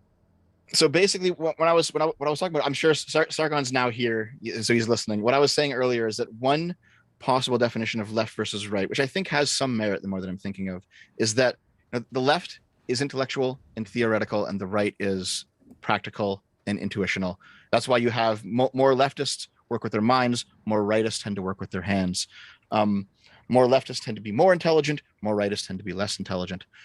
White collar, blue collar. You can kind of you can divide up the population into these two groups, and it's gonna be based on. Well, I mean, you guys are psych nerds. You've read Thinking Fast and Slow, right? Yeah, totally. Yeah. Yeah. So this is going to be system 1 versus system 2. I do, but I fundamentally disagree that left wing is using one system and right wing is using the other system. Yeah. Well, maybe it's like privileges one over the other. No, I fundamentally disagree. I think both are using the intuitive system more, and they also have members of their community that range from defaulting to intuitive system over rational system, and some that default to rational system over intuitive system. Obviously, Moldbug is someone that defaults more to the rational system. Otherwise, he wouldn't be doing this evil genius crap. Maybe. Hold on. Someone says invite Sargon on. He'll get there. He'll get to where Dev's going. Well, I mean, I don't mind inviting him on, but obviously, Dev, this is like your stream, so I don't want to. If we invite him on, we will never get through the rest of the book. Okay, we should show for the rest of the night. But here's the thing: I'm okay with it. Yeah, why not? But it's up to you. It's your stream. It's up to you guys. You guys figure it out. So let's just kind of continue here real quick. Let me just hold on. Well, how about this? If we want to have this conversation, the four of us, I think we should do that in the future. We'll milk another stream out of this. Another one? Yeah. We could. Well, Sitch and I, usually when we do these things that are like debates, they're much better if we all, focus on our arguments and figure out how we're going to attack it. Rather than just doing it like, piecemeal. Because it's happening now. Oh, I'm just trying to think like a streamer. I'm just trying to squeeze as much content as possible. Well, that too. Okay. I mean, both, they don't have to be. The thing is, I will likely not disagree with most of what Sargon says, but I'm probably going to disagree with some of his conclusions because I'm ultimately not a realist. Well, I don't know how you could, because everything I said, you just said you agreed with. So. Sargon's like, LOL there. Sargon, I talk to you all the time. Okay, fine. If you guys want to have him on, I sign off on it. Okay, there you go. Well, I said we're gonna milk it. There's 3 of us. If you want 3 votes, I'll vote yes. You two got to outvote me. Yeah, I am. I said we're gonna milk it. We're gonna set up a conversation in the future where the 4 of us will come on and we can have a conversation about this very topic. I mean, yeah, I would like a moment to gather my thoughts and. I don't care about that. I just want to milk more content. We did a stream. More super chats. Well, I mean, I have a different objective than you, so obviously, but that's fair fine. enough. Yeah. Okay. I mean, I feel like, yeah, it'd be nice to have a good argument. I understand. I do understand where Sargon and where you are coming from, but I fundamentally disagree. So I don't. How can you put progressives into the rational camp? Absolutely makes no sense to me. Because basically, I think the way that it works out is that human reason is basically flawed. It's fundamentally flawed, and so if you're hold on, what? Hold on. No, wait a minute. I know what I'm trying to say. Go ahead. Hayek's planism, when he talks about planism as an ideology. Yeah. Okay. Basically, rationalistic thinking is planism, because you're trying to, like, before you even hit the reality, before you even hit the ground running, you try to plan out what's going to happen before it happens. And that is a product of rationalistic thinking. So without experience, without knowledge. And that is basically what progressives do. So you're saying the flaw is that they can't predict the future, or that they're overly ambitious with their plans? Is that what you're saying? Because I would say the flaw is that people perceive that they're being rational when really they're just being intuitive, and that rationality is serving other motives that they're unaware of. Right. I think we're using the word rational different. Yeah, that's... Hold on. Look, wait a second. I mean, I'm talking about, objective, scientific, materialist, methodical. Okay, here's what I'm talking about. I'm talking about a theory that reason is in itself a source of knowledge that is superior to and independent of sense perceptions. Yeah, I know what that's the philosophical definition of rationalism, though. Yeah, that's what I'm talking about. Okay. Is that basically progressives, they're completely divorced from reality. Yeah, it's a they're type of epistemology. Yeah, they're living in the realm of theory and of abstract reason without any actual connection to the real world. Yeah. And that's what I mean when I say they're rationalistic, is that it's all intellect and no actual practice. But that is an intuitive type understanding of the world. It's not based on empiricism. No, it's based on navel gazing. The problem. Wait, so repeat what you said about the left, that they're in a realm of a theory, that they're not rooted in reality. What'd you say? Yeah. Basically that they create theories intellectually without any actual experience. And so the theory never actually lines up with reality, basically. And that's like a rationalistic way of planning. So there's an element of truth to that. I wouldn't say broadly the left. I'd say that that's true of the far left, because obviously, as I laid out in my definitions of left versus right, the left-wing intuition is to look for new things, and the right-wing intuition is to look to traditional things. And so by that understanding, the left, by its nature, has to look to the more theoretical things, and the right looks to things that have been tried. But my counter argument to kind of the way it's being framed by a lot of the neo-reactionaries is I'd say that basically the right is essentially doing the same thing as the left is at the end of the day, because as Mencius Moldbug puts out, who is controlling history? Who is controlling the narrative? So the people on the right that are looking back to quote unquote tradition to draw from information sources, they're not really sure that they're drawing from anything real either. Yeah, that's a great point. Mm-hmm. But I mean, to them, it'll just be the power game, right? It'll boil down back to that. It'll be like, exactly. But then no one's actually correct, so we're just doing power games now. Yeah. Well, yeah, but then that critique of the left versus the right is meaningless, because both sides are doing the same fucking thing at that point. Yep. No, that's true. I think in chapter 2, he basically says, to be a reactionary, you must want a system that is ultimately arbitrary. He just says it. So yeah. I feel like this is essentially it feels like a form of cult-based grooming. And what I mean by that is, like, when you talk to people who have been groomed by cults, essentially what they do is they have to tear down your worldview and basically bring you to a point of extreme nihilism. And then when you're at this low point, they'll try to build you back up, but as like a loyal soldier to following their ideology. And that feels like that's kind of what this is. And it feels very socialistic, which is ironic considering he's, a right-winger. It's like, oh, let me just tell you why everything is a lie and everything is fake, to kind of put you in this ultra extreme nihilistic mindset. So you'll be this empty vessel that's like desperately trying to grasp onto whatever rock. When you're at the sea, you're going to grab onto whatever, piece of floating wood you can find.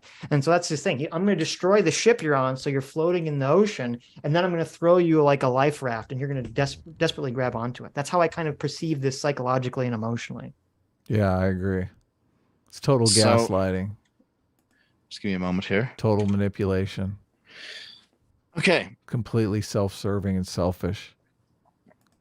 So It's probably why he's always saying and is because he knows he's like on the verge of getting caught. He's so worried that he's going to be talking to someone that can see right through his gaslighting. There you go. We are about halfway through the first chapter. The first chapter. Yes, there is one point actually that was interesting earlier. So I was mentioning in his part where he describes that the progressives and the conservatives are not they're not equivalents, even though they're sometimes balanced as they are. He says, if you copy your ideas into the New York Times, it will trickle down to Fox News in 20 or 30 years. If you copy your ideas into Fox News, you might influence one election. And that seems to be true, is that the progressives, the progressives hold, cultural dominance basically. And that conservative ideas are just old progressive ideas. So what do you mean copy your ideas into Fox News? What do you mean by that? He uses I didn't really talk about it because it's not important. He uses the example of progressivism and conservatism being two competing viruses that replicate. Oh, okay, I understand. Yeah. So he says copy in this case, but like the idea is that goes like full Dawkins on the cultural. Right. Yeah, but he does. Yes. See, but this is the problem, is because everything he's saying is clouded by his weird definitions of right versus left wing. Because it's like, as I brought up the example of Ronald Reagan was a massive pushback to right wing Fox News, policies. And so like, I mean, what was, and if we look at Donald Trump winning the election, is that not a right wing pushback? Is abortion, the Supreme Court overturning 50 years of Roe v. Wade, is that not right wing pushback? This idea, it feels very much like it's when Moldbug and people make this argument, they're essentially just completely trapped by survivor's bias. It's it's the picture of the airplane with all the bullet holes in it. They're just looking at things where they're failing essentially and saying, see, we always lose every battle. I mean, that's true, but I think they would just call survivor's bias evolution, And in fact, I think he does at the start of chapter 2. I don't know what you mean. What he calls survivor's bias evolution? I'm not sure I follow that. Yes. He basically says that the reason that progressivism still exists and has existed this whole time is because there's some he uses an evolutionary comparison, but basically progressivism has something to it that allows it to survive in the political arena across generations. And of course. Yeah. It's because of what I said. We humans evolved to have these two modes of thinking, I believe, and that's why they continue, they always continue. It's not something that will end up being, quote unquote, solved. So we're actually at my favorite part of chapter 1, and it is probably Moldbug's strongest argument in his favor. Okay. He points out 3 questions, and these are 3 questions. Oh, I know these questions. Oh, do you? Okay. Yeah. So he has 3 questions, and they are questions that the progressive view doesn't really have good, satisfactory answers for, but that he does. He doesn't give you his answers till much later because why do we not eat leavened bread on this night? It's the POV question, Sitch. Oh, okay. Yeah. So the first question is, what's up with the third world? Okay. Mm-hmm. And let me find the exact quote. What's up with the third world? I have all the quotes written down so I can just quickly search them. Okay. So he quotes a story from the Times regarding the fight against malaria. And he says, he's quoting the story. The story says, before the 1960s, colonial governments and companies fought malaria because their officials often lived in remote outposts like Nigeria's hill stations and Vietnam's Marble Mountains. Independence movements for these countries have led to freedom, but also often to civil war, poverty, corrupt government, and the collapse of medical care. So the sentence he wants us to focus on is, independence movements led to freedom, but also to civil war, poverty, corrupt governments, and the collapse of medical care. The implication here is that, at least in the progressive view, that whatever freedom means, it is worth more. It is worth paying the price of civil war, poverty, corrupt government, and collapse of medical care. And at least from the point of view of the Times and the readers of the Times, that seems to be true, actually. That in these governments overthrowing their colonial masters, they're gaining freedom, and the price to pay for that freedom is the civil war, the poverty, the corrupt government, and the collapse of medical care, and that was a worthy price to pay. That's the progressive view. Why is that the progressive view? It's the progressive. Well, because they literally didn't achieve freedom, though. Well, hold on. It's the progressive view because if you talk to any progressive about should African nations have thrown off their colonial overlords, they'll always say yes. Straw man. Yeah, but that's not what they mean. I know it's a straw man, but it's a giant straw man. I mean, that's a ridiculous. To me, that's a completely. They didn't achieve ridiculous. They tried to achieve freedom and failed. So no, that's not. That's not. Hold on. That's not the point. The point is that he's saying like, like a progressive is weighing the pros and cons of pre and post-colonial African countries when they're asked this question. That's not what anyone's doing. When you ask them that question, they're just thinking like, well, do I think it's bad that like white people were subjugating black people? I think that's bad. Like that's all they're really responding to when ask that question. Yeah. Mm-hmm.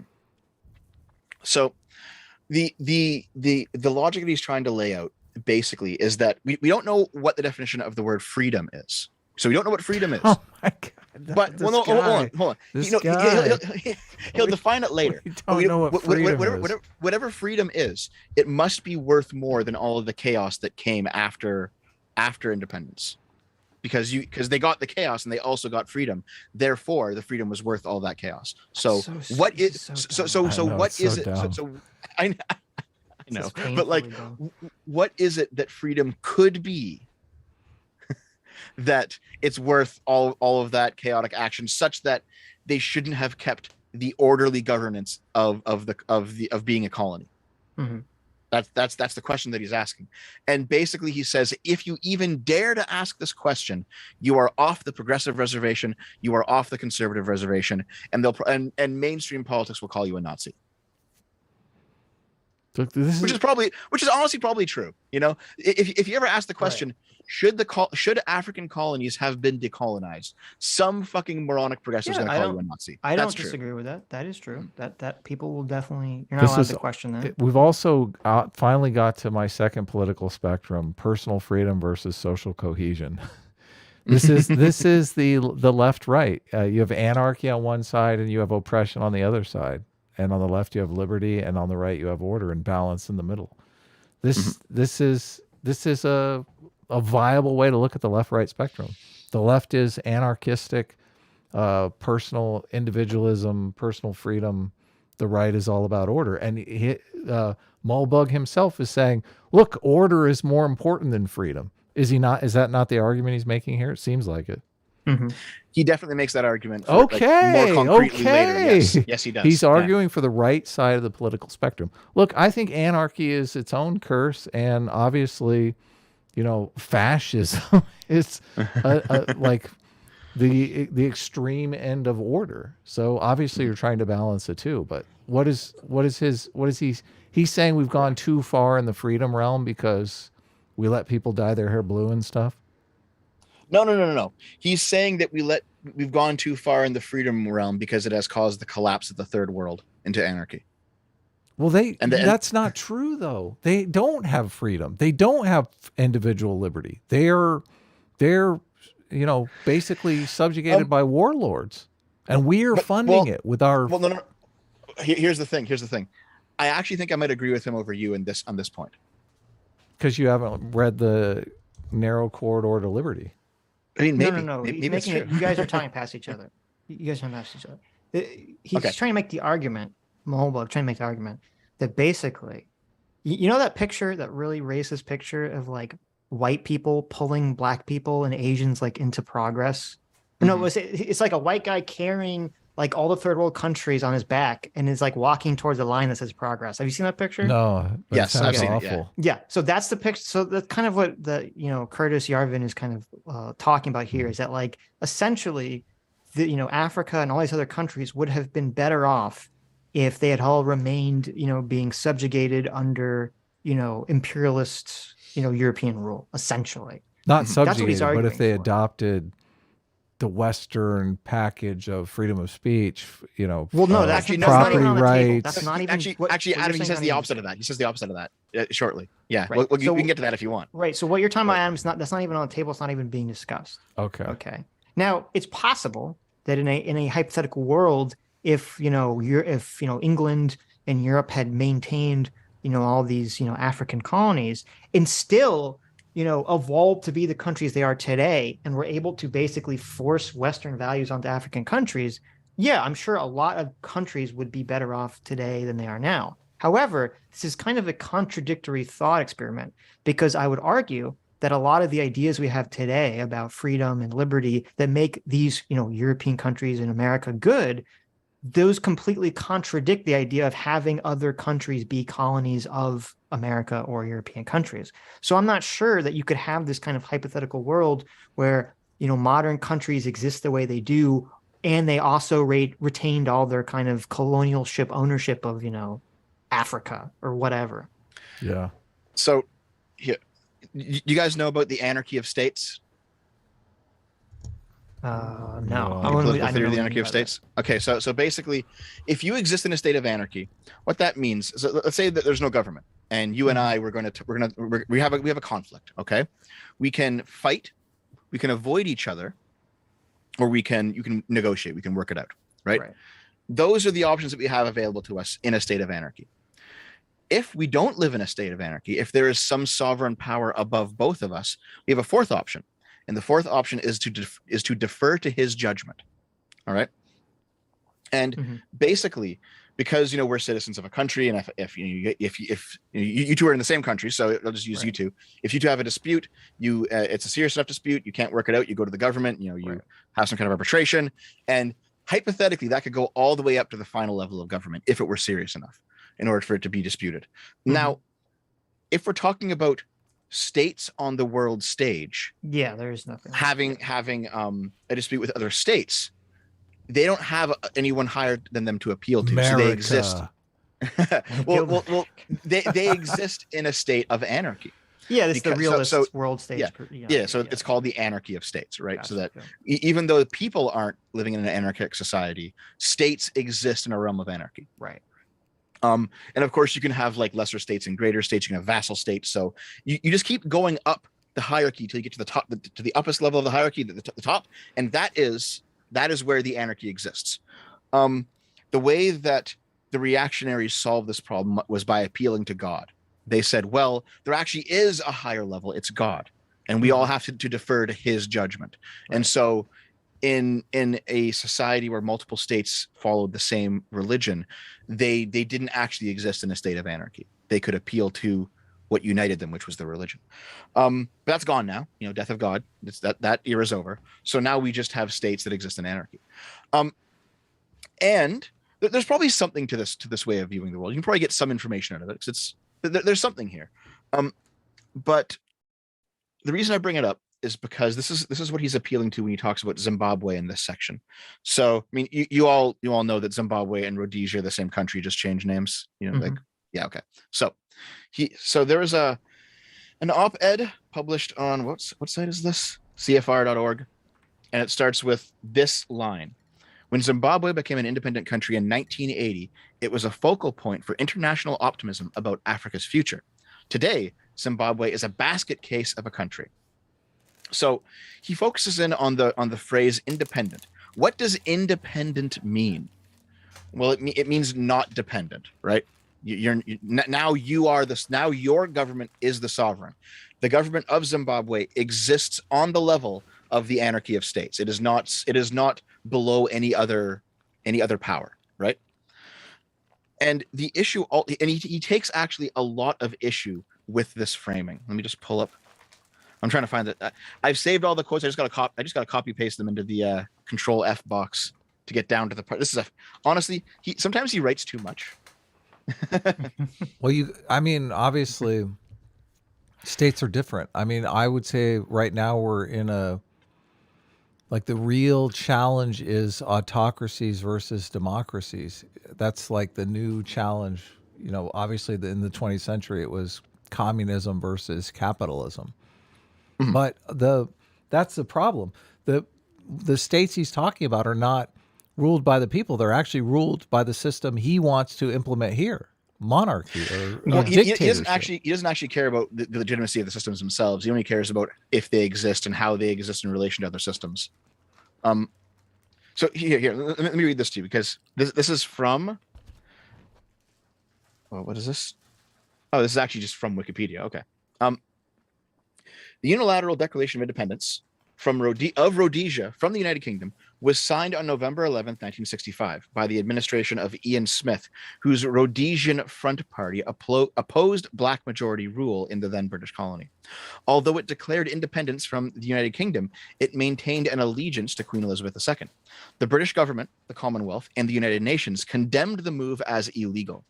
Rhodesia reverted to de facto and de jure British control as the British dependency of Southern Rhodesia for a brief period in 1979 to 1980 before regaining its independence as Zimbabwe in 1980. So what he's pointing out here is that there were two independence movements in Zimbabwe, Rhodesia, whatever. One of them was in 1965 that was roundly condemned by the international community, and one of them was in 1980 that was accepted by the international community. And so if we are making the distinction between illegal independence and legal independence, between genuine independence and false independence by pretenders, if we're making this distinction, then in no way can this country ever be considered independent, because it is always dependent on the recognition of other states. Yeah, so isn't that okay? I mean, I guess isn't like a country, like whether a country exists or not, isn't that entirely dependent on how not only its citizens view it, but the rest of the world views it? Yes, but kind of, because he makes he makes the case that the most independent country in the world is Somaliland, because Somaliland is not recognized by anyone on the planet, and yet it still exists. So okay. So what's the point? I guess what is it? Well, the point is that like Canada exists conditionally to other countries believing it exists. Somaliland exists in spite of that, which makes it more independent. Well, I mean, that's not. Well, first of all, what is the point of that? Yeah, like, what is the point of that statement? What is the point of categorizing the world in this way? Yeah. Okay. So, because I feel like there's some nefarious reason to do this. It's like one of those things that's like kind of true but not really true, and it's like, is it even worth talking about? This is the beginning of how he tries to dismantle liberal internationalism and the idea that you can even have international institutions that arbitrate things between states. And there is at least a bit of truth here. Is it like, how independent is your country really if your budget is entirely made up of American foreign aid? Like, how independent are you really? You're not really that independent, are you? However, if you exist in spite of the other great powers around you, then it seems like you're actually quite independent, because they all want you to be gone, and yet you're not gone. What is the point, though? Well, the point for him is that he wants to dismantle liberal internationalism. No, but like, I feel like these are like weird. We have like weird straw man definitions of the word independent. I mean, it's obvious that like, yeah, the guy, Moldbug, who has the critical race theory view of power, is obviously going to say, nothing matters at the end of the day, right? None of these organizations that try to arbitrate things matter at the end of the day. And even by his own definition of power, what was the country he said was the most free country?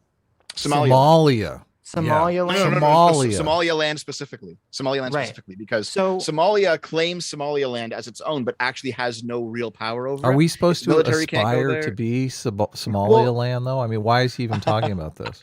No, but to say it's like the freest country because, it's not the most independent, the most independent country. I'm sorry, the most independent country because it exists regardless of whether people recognize it or not. First of all, that depends on what it means for people to recognize a country, right? Like we recognize Taiwan, China doesn't recognize Taiwan. Does Taiwan exist as a country or not? I don't know. It depends on how we're defining our terms here, right? Right. But and then the thing with Somaliland is like, well, if you have, it's kind of like it's like the Chaz. Remember the Chaz in Washington State? Yeah. Or not in Oregon. Remember the Chaz? He had a bunch of like super woke people. They cordoned off a section of, was it Portland? And they're like, this is now the autonomous zone for like, socialists, right? It's like, these things only exist because people basically put up with them existing because they're like, it'll be too much energy or effort to dismantle this thing. It's the same thing with Somaliland. Like if the world like decided that Somaliland posed some kind of existential threat, it would be knocked out in like a couple days. Like it's just like, I don't know what is the point of kind of thinking of the world in this way. I mean, I agree with you. Yeah. So, but that's why, like, what is the it's point? basically like we haven't done it yet, but we could, is basically like the counter argument. Yeah. Right. But, so he points out here, let me see here. While Somaliland is de facto an independent country, it is not de jure legally recognized internationally. Therefore, the government of Somaliland cannot access IMF and World Bank assistance. So I guess his point would be, if you're truly independent, if you're a truly independent country, why is it that your country takes all this aid from the first world? And it's like, well, it seems like you're actually not independent. You're actually dependent. I don't know what independent means at this point, but okay. Well, independent means not dependent. Yeah, but everyone's dependent on everyone. Well, Somaliland isn't. Yeah, and that's why it sucks. Yes. That's like saying like yeah, it's like, yeah, I'm sure if you go there, it's totally shitty. It's like, oh, that's good. That's great. They're so independent and their country totally sucks. It's like, what is the point? I guess like if you talk to people who voted for Brexit, they're gonna give you the same argument. They're gonna say, listen, we don't care if there's an economic cost to leaving the EU. We want sovereignty over, a larger economy. The pro-Brexit faction made that argument. Yeah, but that's true. But and I'm sure Sargon would talk about this at length. There was it's kind of like when like people on the left are like, the people on the right vote against their own interest. Like people that are voting for Brexit, they felt like even if there was some financial harm there was some other benefit. It wasn't, and I don't think it was just freedom, right? It wasn't a big part of Brexit that they wanted to kind of prevent immigration from a lot of different countries. And that was kind of one of the big concerns for Brexit. Yeah. And so it didn't happen, but yeah. Well, maybe it didn't happen, but I'm saying that was at least the thought process, behind it. Yeah. And so they're saying they wanted to pursue like a British policy rather than a European policy for their government. They wanted the highest seat of power to be in London and not in Brussels. Right, but that thought process seemed to be motivated a lot on stemming the tide of immigration. Or maybe I only think that because we hear Carl talk about it. That's obviously one of his big issues, right? Yeah, and so it would be people essentially saying, like, and this is kind of, I think, the problem with a lot of like the way people conceptualize politics. They're like, oh, the Democrats are in favor of federal government and the Republicans are in favor of local government. It's like, well, I don't think that's true. I think that's only turned out to be true because of the historical, situations that kind of made federal government more left-wing and certain state governments more right-wing. It's kind of the same thing with this Brexit thing. I don't know if it's that they necessarily care that like British rule must be, that's like except for the libertarians who I think are motivated by this. For the non-right-wing libertarians, I don't think they're really like super motivated by like the Brits must rule, whatever. It's that there's a specific policy or sets of policies that they want implemented and that they feel like is not being implemented under the sort of EU umbrella. And I think with Brexit, it was immigration stuff. I mean, yeah, probably. I mean, there's always talk of sovereignty, the desire to be a sovereign or to have your people be sovereign and like not part of a larger empire or something. Sure. But I'm not sure how widespread that motivation actually is. But I guess the point he's making is that if that is your ultimate motivation, then Somaliland is the most sovereign place because no one recognizes it and yet it exists. Okay. Yeah. So there's a second question if you want to talk about the second question now, because he has three. Mm-hmm. Three questions that progressives can't work out apparently. The second question is, what is nationalism and is it good or bad? And he says this he's making an argument that all of us can agree with at this point. He said America and her friends are very much committed to national self-determination unless you happen to be German. It is good, very good, to be a black nationalist. It is bad, very bad, to be a Southern nationalist, even though both sides have committed atrocities. And he points out the KKK versus the zebra murders. He says that the Germans, Brits, and Frenchmen are supposed to believe in the common destiny of all humanity, not their nations, while the Vietnamese, the Mexicans, and the Czechs are free to believe in the common destiny of Vietnamese, Mexicans, and Czechs. Right. There's an expectation here that some ethnicities have been universalized and some are still particular. I did an entire video on this about the concept of being indigenous. What does it mean to be an indigenous person? Yeah, it was a very good video. Yeah. Thank you. Yeah. But this is a critique that I think we can all get on board with, basically. I think Moldbug's completely correct here, is that it is unreasonable that some ethnicities are expected to be universalized and others aren't. Yeah, sure. I mean, it's what we always complain about, the acceptance of racism against white people under this framework of, people as peoples are and everything. Mm-hmm. Oh, somebody asked the zebra murders. Basically, the zebra murders were, there were 4 black nationalist serial killers in the 1970s who killed a bunch of white people. That's the zebra murders. Oh, okay. Just so you know. Okay. The third question is also probably something that we can mostly agree with. Why are the Nazis considered to be so much worse than other comparably murderous groups? That's I think a fair question to ask, actually. Well, I have an answer. Does he give an answer for that question? He does. But what's your answer? Well, my answer is that, and this comes up a lot with like the communist stuff. Why is fascism looked at as so negatively compared to communism? I think there's 2 reasons in America. One is because in America, even though we fought against the communists in the Cold War, we never really had communism in America. So people didn't feel it necessarily, where we did have race-based segregation and slavery and laws in our country for most of its existence. Yeah, race. And so, so I think because it's in our history, in our culture, people are more sensitive to it because they feel like, well, it happened once in America, maybe it can happen again. So I think that's the first reason. I think the second reason is that I think communism is a little bit more insidious in the fact that on the face of it, a lot of aspects of its ideology seem to be good or benign. And for a lot of people, it seems like it's only when it's put into practice that it leads to negative outcomes. Where with fascism, because so closely tied into it, especially the Nazi version of fascism, is inherent racism, just from like its core principle, people are able to look at it and say, this is bad. Yeah, I don't think the socialists did systematic genocide either, right? I mean, they just kind of screwed up the economy and people ended up starving to death. They kind of did, but I think there were some systematic elements to that. Yeah, they did, but it wasn't really based on like racialized This is like motives. the kulaks. Yeah, and the Holodomor and all that stuff. Yeah. Right. Well, I know the Ukrainians view it as a racialized genocide. Yeah. But they were the victims of it. So right, I understand. Yeah. Let's see here. So Moldbug's reply to this question is going to be a completely realist reply. Mm-hmm. So none of us are going to like it. But okay, here. Good. So he says, none of the parties fighting against the Nazis, including us, actually gave a damn about the Jews of the Holocaust. One of the parties on our side was the Soviet Union, whose record of mass murder was known at the time and was at least as awful as the Nazis. Meanwhile, the rest of the Allies positively reveled in the aerial mass incineration of Germans and Japanese. The Allies had no qualms about deporting 1 million Russian refugees into the Gulag after the war, or about lending hundreds of thousands of German prisoners as slave laborers to the Soviets. The idea that World War II was a war for human rights is ahistorical. It doesn't fit.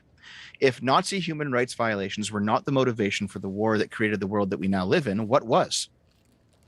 That's going to be his question. So I think it's a stupid answer, obviously, because, well, first of all, there's 2 things. When you're at war with someone, right, obviously there is a level of decorum and rights in which you want to maintain. You don't want to completely, you don't want to throw your principles out the window, right, when you're at war, because then you'll just, kind of degrade yourself into tyranny and horribleness. But there's always, and everyone has to acknowledge this, there's always a level of flexibility and tribalism and aggression that comes out in war that's basically accepted, that isn't accepted in a normal situation. And so it's kind of like, kind of ask this question, how Christians get really pissed off when non-Christians try to throw like Bible quotes in their face because it feels very like phony and fake that they're doing that.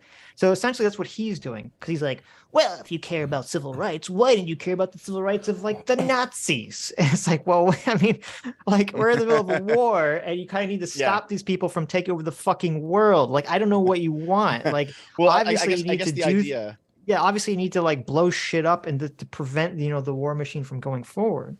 Yeah, I guess the idea is going to be something like, oh, well, you have these certain liberal values, yet in order to go to war, you must violate the liberal values, so you can't truly be a liberal. And that reveals everything to just be about power.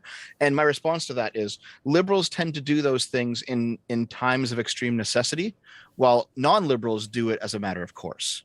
That's the obvious response. Yeah, that's a great response. Yes. When I had my falling out with Scrump, part of the conversation was lockdowns. Right. It's like, well, how could you still be a lockdown in 2020? Or sorry, how could you still be a liberal in 2020 when like the liberals are locking down everything? It's like, well, listen, regardless of how you feel about the vaccine or the virus or whatever, the point is that liberals don't lock people down for fun. They do it when they think there's an extreme need. You can disagree that there was an extreme need. That's a different conversation. But they don't. But this idea that, and also, by the way, the rightoids seem to be completely wrong. They said the lockdowns are going to last forever. Where are they? I can go outside right now. Do you remember hearing that shit? Yeah. Well, that's only because they fought back. You don't understand. Oh, is that the reason why? Is that the reason why? Yeah. Fuck. but no, basically, like there was this prediction, and you see this prediction a lot on the dissident right, that liberalism is just inevitably degrading into some form of bureaucratic tyranny, and right. COVID was going to be the accelerant that finally got it going, and yet it didn't happen. Yeah, it didn't fucking happen. And yes, so Silk Fox in the chat right there. Extreme need is everyone's excuse, Dev. Yes, everyone can make that excuse, but not everyone can be correct about it, right? That's the difference, all right? There will always be some kind of eternal emergency in a fascist or a socialist regime that necessitates extreme need forever. That does not seem to, but fascists aren't using that. Look, they don't even need to because they don't care. It's not even a value that's worth fighting for. But that does not seem to be the case in a liberal society. No, yeah, right. Well, I think what you said is true, and I would add to it. I think this comes up with my critique of realism, and that, the realists all thought that the European Union would not work, and that Europe would basically be at war with each other, in 10 years, right?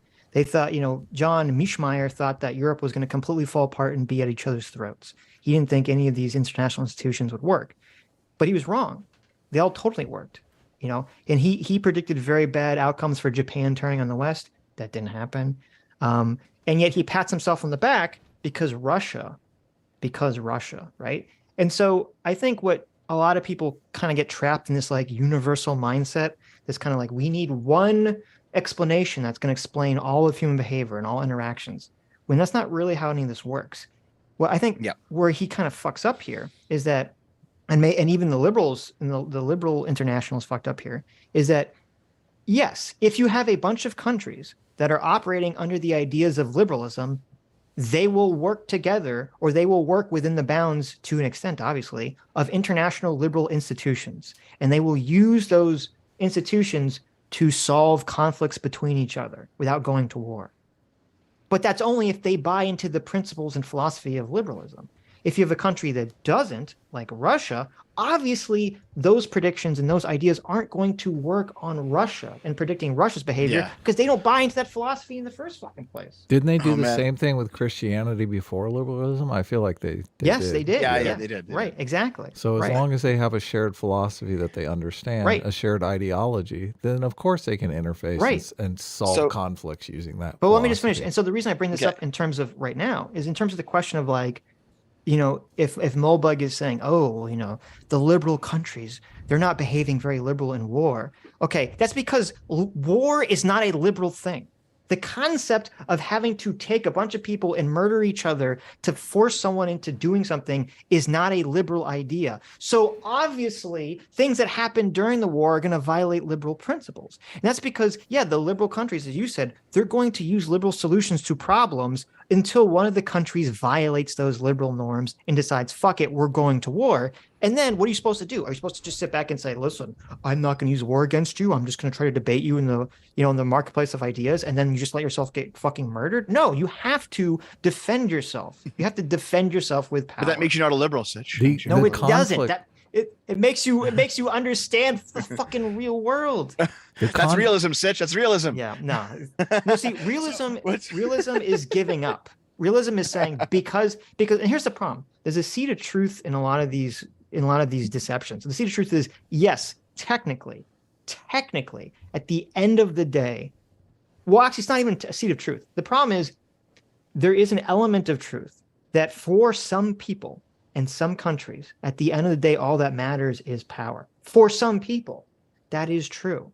But for lots of other people and a lot of other societies, they can be wrapped up. They can be imprisoned, so to speak, in an idea, in a philosophy. And if that philosophy is the philosophy of let's not fucking murder each other, let's adapt some liberal norms and values, that does restrict and restrain people from acting in certain ways, in certain countries in certain ways. And it does work. Yeah, that's a good thing. The fight between Ukraine and Russia is kind of liberal values versus autocracy. Of course. Yeah. Yes, yes, it is. Well, I recall some people, like there were people who were on the right and there were people who were very, let's say, anti-West. So they were saying the liberals they've already abandoned their own values because they're no longer trading with Russia. How anti-liberal is that? And it's like, well, you know what another liberal value is? Free association. Yeah. Yeah. You don't have to fucking trade with anti-liberals if you don't fucking want to. Like, it really is. See, it seems like these people are waiting for liberals to show themselves as hypocrites, which on some level they must necessarily do when engaged in war. It's just how it is. But the difference is that is an extreme circumstance and not the norm. Well, and that's the difference. Yeah, and that's a good point. They're waiting for liberals to expose themselves as hypocrites because they don't understand. They're falling in the trap of thinking everyone views the world the way that they do. Mm-hmm. Okay, and this is what I said. Like, let me give you a good fictional example of this. You've seen Game of Thrones, right? Mm-hmm. So in season 1, big spoiler, Game of Thrones, season 1. Okay, 10 years ago, whatever. Yeah, Ned Stark finds out. Blessed Ned Stark, fan favorite character, right? He finds out that Joffrey is not the son of Robert Baratheon. Yep. Okay. Mm-hmm. And so what happens? And the King Ned is dying. And there's this great scene. There's this fucking amazing scene. And I can bet you it's one of Adam's favorite scenes. Oh, yeah. Where I love Ned Stark is in a chamber talking to Littlefinger. Yep. And it's right here. We have the principles of realism versus honor at each other's throat. Ned Stark, representing honor, says, I'm going to, give Cersei a chance, basically, to give up the throne. And, I'm going to give Stannis a chance to become king because according to our rules and customs and laws, he is the true king. And Ned is like, what the and Littlefinger is like, what are you talking about, Ned? Like, we have the power here. All that matters is swords. All that matters is power. It's right within our grasp. Okay, you need to seize Joffrey, and we're going to mold him and shape him to do what we want. And Ned is disgusted. He's just utterly horrified that Littlefinger is talking to him about these ideas. And he says, no, that's completely ridiculous. But then, because Ned is stuck in his own bubble, his own worldview, he then trusts Littlefinger then to go along with the law, to go along with honor. And of course, Littlefinger ends up betraying him. Yeah, totally. Fucks him over hardcore. And so the question is, so the realists would all point to this and they'd all say, aha, see, Littlefinger is right. His worldview is correct. And it's like, well, wait a minute. Littlefinger's worldview is only correct because there were more people in Ned's environment that subscribed to Littlefinger's worldview than subscribed to Ned's worldview. Of course, yeah. And Littlefinger understands, or I think Varys understands this, or Littlefinger, because there's a conversation between the two of them where they say, there's one guy with a sword, and then there's a rich man, a king, and a priest, and they all tell the guy with the sword to kill the other one. Who has the power in that situation? And the answer to the question is, well, that depends on what the guy with the sword believes. It's beliefs that shape and change people's behavior and can trap them into ideologies. And so I think that's what the realists forget at the end of the day, or kind of put out of their mind at the end of the day, that no, these ideologies do have power and they do control people's behavior. Yeah. Yep, I completely agree. Yeah. And I know Croat gave the example of Islamism as being an obvious example of where the ideals are driving action, not power games. Yes. Yeah. Exactly. Let's see here. Okay, to cap off this section, he uses a very Iraq War, not timely for our era example, but I think it still works. Mm-hmm. He says, if Abu Ghraib is an unbridgeable obstacle to imposing democracy by force on Iraq, then why wasn't Dresden or Hamburg the same for Germany? Surely it's worse to burn tens of thousands of people alive than to make one stand on a box wearing fake wires and a funny hat. Or is Iraq just different from Germany? But that would be racist. So the point, it's such this is so dumb, Dale. It hurts my soul. I've been reading this for the past 4 or 5 days. I know exactly how much this hurts. Oh, I've been getting ready for this, man. I've been getting ready for this. Why is there a difference between prisoners who you have complete control over their free will and a country you're in the middle of war with that's trying to kill millions of people and take over shit? Why do we have different attitudes about different forces in completely different situations? Yeah, it was such a fucking Oh my god! What a weird, so stupid. So this is now this is the final section of the first chapter. Okay. Oh. He says that there is a particular asymmetry in the treatment of fascist mass murder versus Marxist mass murder. And he says if you want to compare, because neither the Soviet Union nor the Third Reich still exist, you can compare their closest equivalents by his standards. North Korea is clearly somewhat Stalinist, while apartheid South Africa has looser but still noticeable links to Nazism. I welcome anyone who wants to claim that South Africa, whose border fences were designed to keep immigrants out, was a worse violator of human rights than North Korea, an entire country turned into a prison. And yet we still see the same asymmetry: engagement with North Korea, pure hostility against South Africa. There seems to be a mysterious X factor, which the Nazis had and the Soviets didn't, or that the South Africans have and the North Koreans don't. The X factor seems to be related to the fact that the Nazis are right-wing and the Soviets are left-wing. So you're saying we don't interact with North Korea? I'm sorry. What? Well, engagement with North Korea and pure hostility against South Africa. So basically, we still kind of talk to North Korea sometimes. We still want to bring them to the table, but during South African apartheid, the West just completely fucking isolated them until they stopped. There was no like negotiation. No, oh well, we'll bring you back to the table if you do this. It was just like, nope. Until you stop, we're fucking blockading you. Well, okay. So, first of all, this was written in 2008, right? I know. Yes. Yeah, North Korea is the axis of evil. Right. Yeah. So I don't know what the fuck he's talking about, because North Korea was called the axis of evil, and until Donald Trump very recently, I don't know what diplomatic ties we had. Like no diplomatic ties with North Korea. It was literally the same thing. I mean, Obama wouldn't even talk to him. Well, no. There was a difference. There was a difference. What was the difference? During the George Bush era, and even during the Obama era, America did try to negotiate with North Korea, but said, no. We're going to do it if the Russians and the Chinese and the Japanese and the South Koreans are all involved, and North Korea refused them. However, America didn't even try to do that with South Africa during apartheid.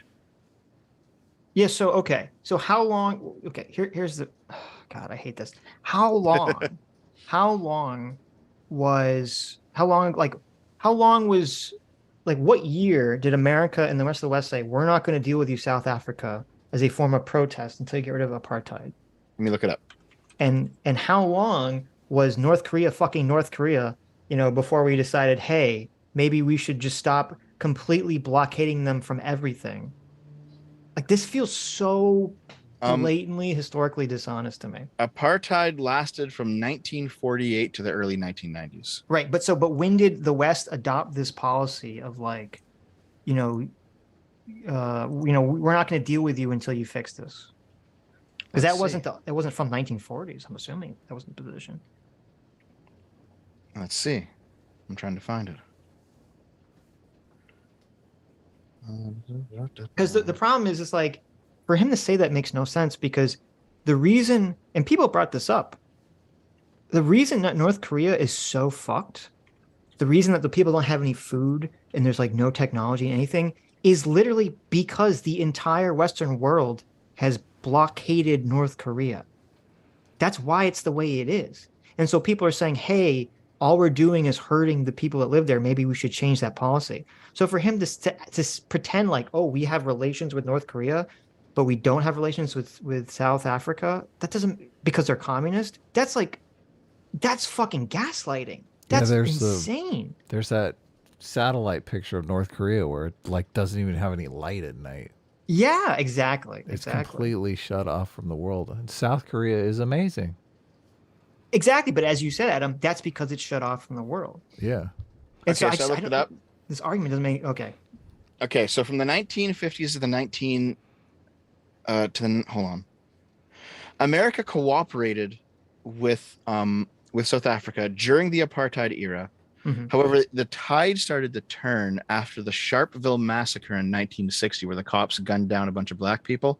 Mm-hmm. In 1963, the Kennedy administration placed an arms embargo on South Africa, and then it slowly advanced there, and then America keeps blocking sanctions. 1960s, 1970s, and then let's see. Well, no, that's fine because essentially President Ronald Reagan.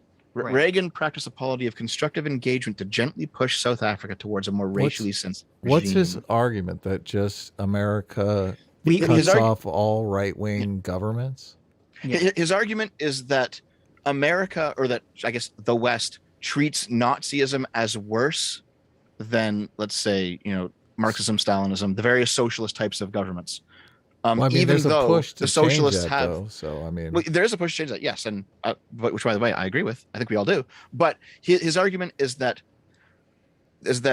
America and the West have generally treated authoritarian leftist governments better than they treat authoritarian rightist governments. This is fucking insane. This is the problem. I feel like the only reason this is persuasive is because people forget their history. Or they only have like a limited worldview of the experiences that they live through themselves. Well, and they're learning it for the first time from Mencius Moldbug. Right. Like they're reading this. They know none of the history, so he can completely fuck with them. When I'm watching there is one way this is true, though. There is one way. Let's finish. So I already said. Go ahead. I already said it's true. I already said I do think it's true that America views Nazism versus communism. I do think that element of it is true. Yeah, but to then say that as a policy, America has a lax policy on authoritarian left-wing governments is fucking so insanely wrong. It's first of all, we were in a Cold War for like how many fucking years were we in a Cold War? We literally almost nuked the entire fucking planet because we had a very strong policy against communist countries. Okay. Yeah. So this is fucking like, what are you fucking talking about? And what is it always that the communists always complain about? What is it that Brianna Greyjoy complains about when she talks about the Twitter files? They always say, 80% of the FBI's spying on domestic groups and interactions were to stop left-wing internal domestic organizations. Yeah. And then what's the response to that? Well, that's true until you start going past 1970, right? And so it's like, yeah, in fucking from like 1970, 1950, there was a fucking Red Scare. America was doing everything it fucking could to stop communism from spreading in America and the rest of the world. Fucking CIA is going around toppling and trying to prevent, supposedly, according to the left-wing narrative, going around to South American countries and toppling governments that are communist governments. What the fuck is Mencius Moldbug talking about when he's like, well, America has a lax policy against left-wing governments? That's the most ahistorical, insane take ever. So he ends the chapter by saying, weren't the Soviet and Nazi systems both totalitarian dictatorships? If communism is too hot, fascism is too cold, and liberal democracy is just right, why don't we oppose them equally? In fact, the former is much more successful, at least since 1945, so you think people would be more worried about it. We are left not opposed. There was a fucking global America's policy for like 50 years was based around the containment of communism. What the fuck is he talking about? Yeah, Vietnam. I mean, maybe why do we fight Vietnam? Why do we fight Korea? Why do we have the Korean War? This is insane to me. This is so lies.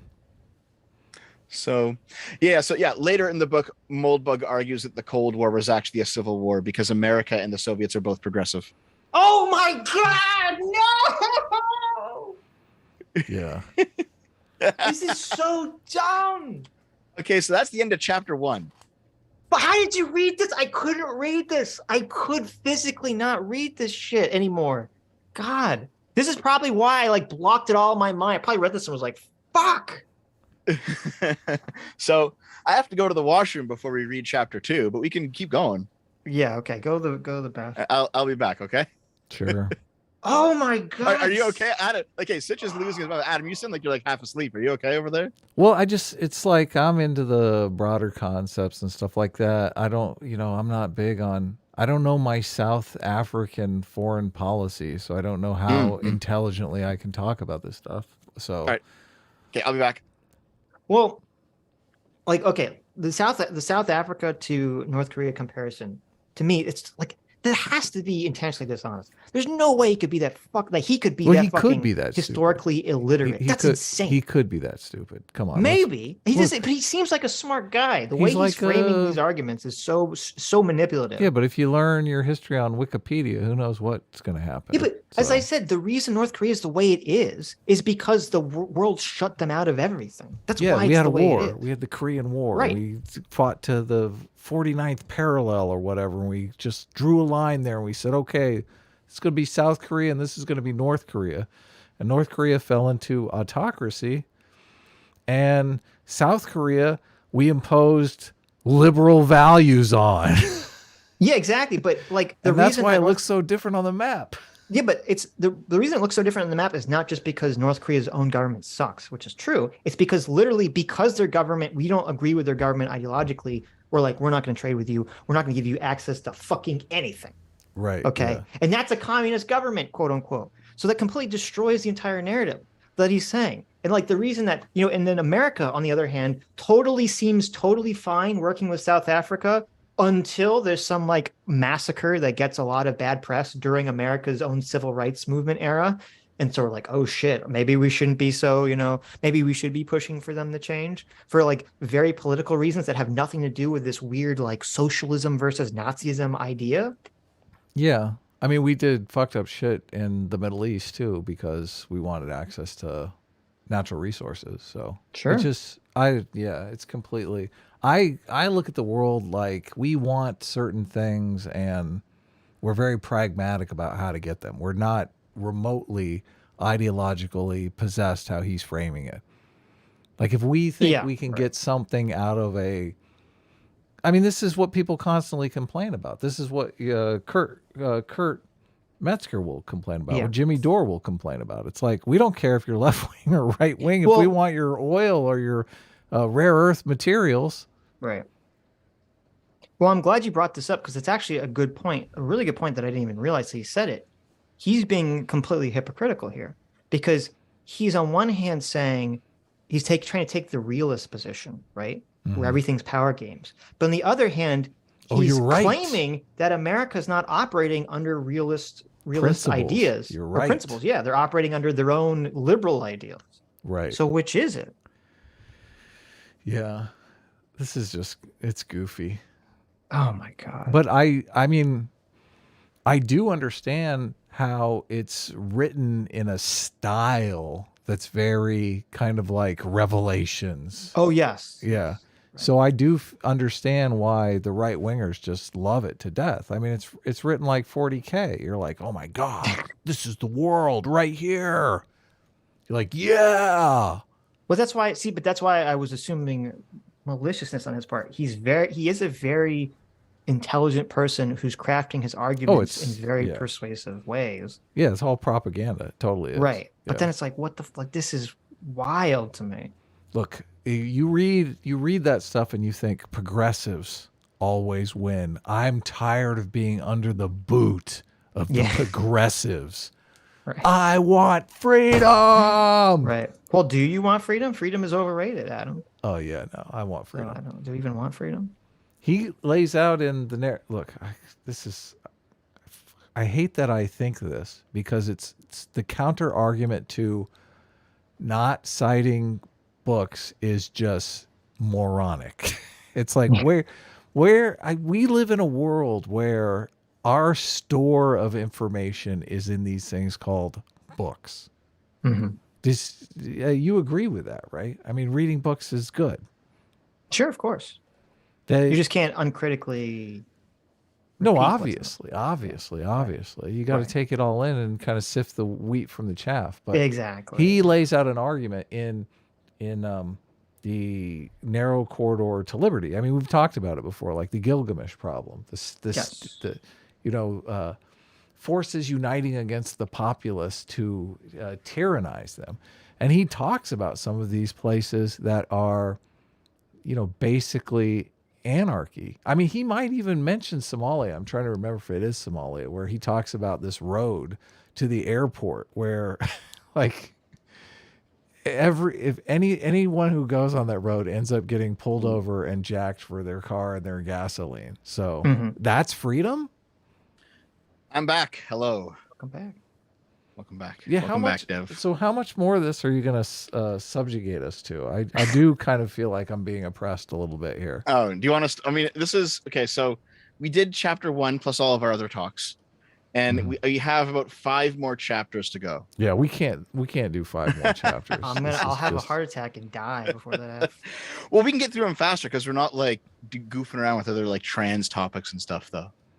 Well, I mean, if that's what you want to do, can you give us like the broad strokes on chapter 1 through 5 in like 20 minutes? I already am. Well, before you do, so I said when you were gone, Deb, I said, okay, yeah, and maybe you can tell me whether this is happening or not. I said, isn't Mencius Moldbug being a hypocrite because his position is that ideology doesn't matter, everything is just realist power games, and yet he's now making an argument that America's belief system and its attitudes is based entirely on ideology and not based on realistic principles or principles of realism.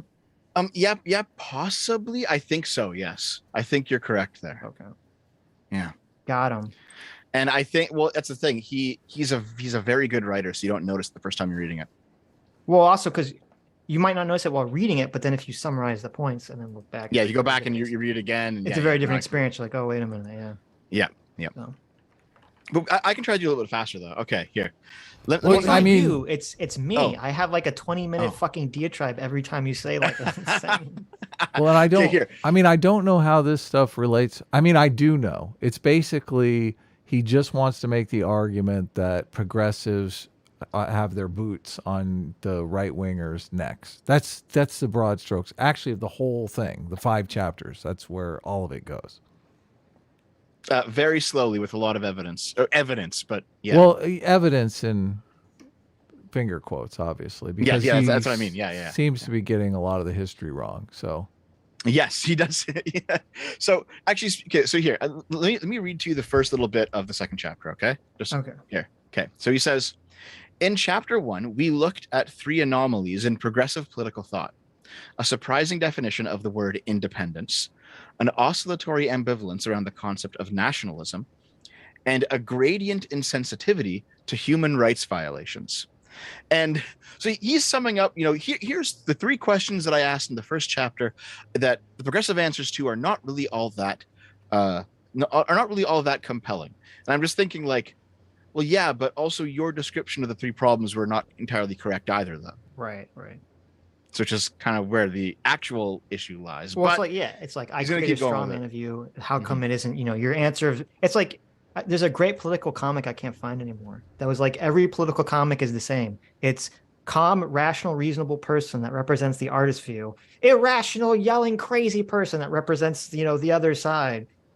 Other, crazy person defeated by calm, rational argument. Mm-hmm. And in fact, I have one where it's like a crazy person yelling at a very calm Hitler. In a future. And it's like, well, Hitler's being very reasonable here because he looks calm. Yeah, it's like, okay. Right. Yeah. So Moldbug says that these 3 anomalies are not only progressive, they're also conservative. They are shared across the conservative progressive spectrum. They are modernist anomalies. Mm-hmm. They are as close to universal as it comes, unless the past is allowed to dissent. Because if we look backward, we see that these ideas have come along quite recently. To a progressive, that is mere progress. But if you are an evolutionary geneticist, you might also call it a selective sweep. These anomalies have some competitive advantage in modern politics. So he's making the case that although the progressive explanation for these 3 questions, as he has posed them, which are incorrect posings of the question, but he poses the 3 questions, he outlines the progressive answer for them, and he says that even though the progressive answer for them seems to be incorrect, they must stick around for some reason or another. And now he's going to get into his reasons as to why he thinks the progressive ideas stick around. Okay, I can't wait. He has two hypotheses. All right. Demons. The first hypothesis, the first one he calls the null hypothesis, and that is using a little science there. Yeah, the progressives are just correct. There you go. That's it. And also the conservatives tend to also share this hypothesis most of the time. When he says progressives here, does he mean anyone that subscribes to any ideology that falls under the concept of liberalism? Yeah, pretty much. So he's calling Republicans here progressives. Yes. Okay. Yeah. What he's basically saying is that so when the three of us looked over those three questions and we found all these problems with them. Yeah. However, as they are formulated, they do kind of stand with some strange quirks. It's because they're formulated incorrectly. But he's saying that it's what's going on here. One hypothesis is that the progressive point of view is just factually correct. It's just accurate. When the liberals describe the world, they are just saying the truth, and that's it. And that's one hypothesis, is that everything that he's been talking about, all these criticisms are just false, and it's actually the liberal way of viewing the world is actually the truth. Right. And I'm just like, yes, yes, that's what's actually happening. Yeah. But his second hypothesis is that the international community is an inherently predatory force. And so by the international community, he means the West. He means liberal democracies. He means NATO. You know, he means the international, all the various international communities and institutions that have been built up since basically the West won against the Nazis in 1945. Everything from the end of World War II up to the present day that has been built by liberal capitalist democracy, all of that is an intentionally predatory machine. Oh, yes, go on. Well, no, you done with the diatribe? Like if we go on. If we landed there and we said, look, we have replicators and time machines for you and robot waifus. We're here to give you utopia. He would say that was predatory. That's the problem here. He actually would. Yes, that's a giant problem. He would view here, that look, it's our desalinization machine for you. Look, here is free energy. How dare you come subjugate me? You would basically view it as giving up your sovereignty for material progress. It's funny how this is literally just right-wing socialism. Yeah, most people would take that deal, though. That's the thing. Yeah, I mean, just literally right-wing socialism. I have met people in like the neo-reactionary camp who have called themselves right-wing Leninists. That makes sense if you hear this stuff. Yeah. Yes, right-wing Leninists.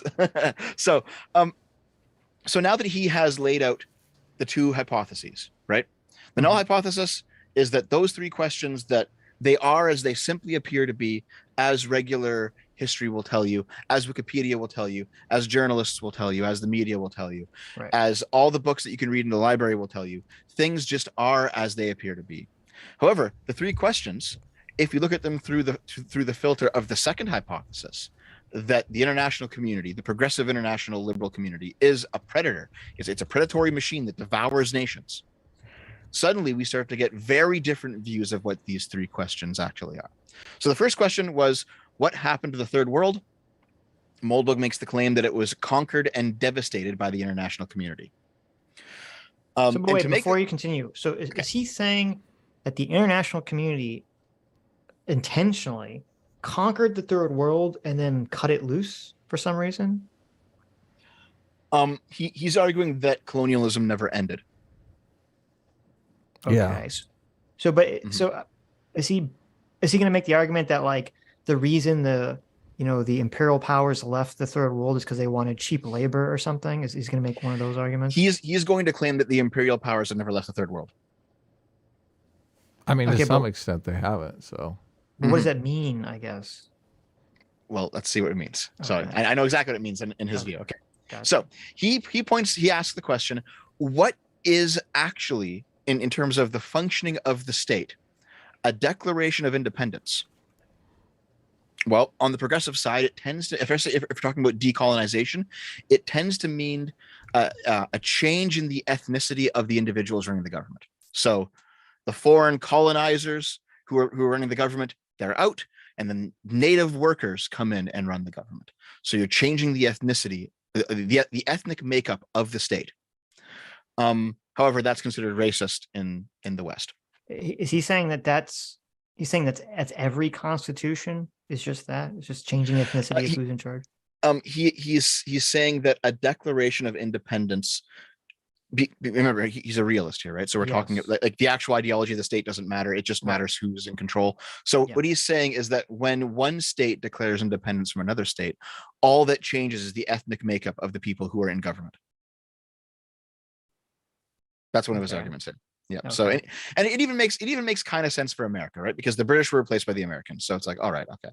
Yeah, but it wasn't under the grounds that were like, we don't like those ethnic Brits. I mean, most people in America consider themselves ethnically British. Yes. But I mean, if we're looking at ethnicity from the constructive point of view, like it's going to be habits and culture and relations and less about genetics. If we're looking at that form of ethnicity, then it does seem to be the case that every single Declaration of Independence is a group deciding they're going to be sovereign. And so the ethnicity of the government changes. That's not true, though. So like when the French revolted and they wrote their Declaration of Independence, they weren't viewing themselves as a different ethnicity. They're like, listen, these people in power don't have our best interests at heart. We need to do something different. We don't want to have kings anymore. Yes, you can always point out the areas where yeah, you can always point out areas where Moldbug is just wrong about these things. Yes, like that definitely happens because in history there's been lots of times where like one nation conquers another nation, and so obviously you could point to that as an example. But I don't know, to make a universal claim like that is not true. But anyway. So and this is actually a question that I posed, and I think this question probably actually has some merit to it. I posed this in the last chapter. Can any of these independent nations ever be considered independent if they receive trillions of dollars in Western aid? It's like, you know what? That's actually a fair point. Okay, I don't think so, but continue. Your government isn't ruled by a foreign government, but your entire budget comes from that foreign government's coffers, such that if they cut you off, your entire state would collapse. You're probably not actually independent. Yeah, if it's to that seems reasonable. Yeah, if it's to that extreme, yeah, sure.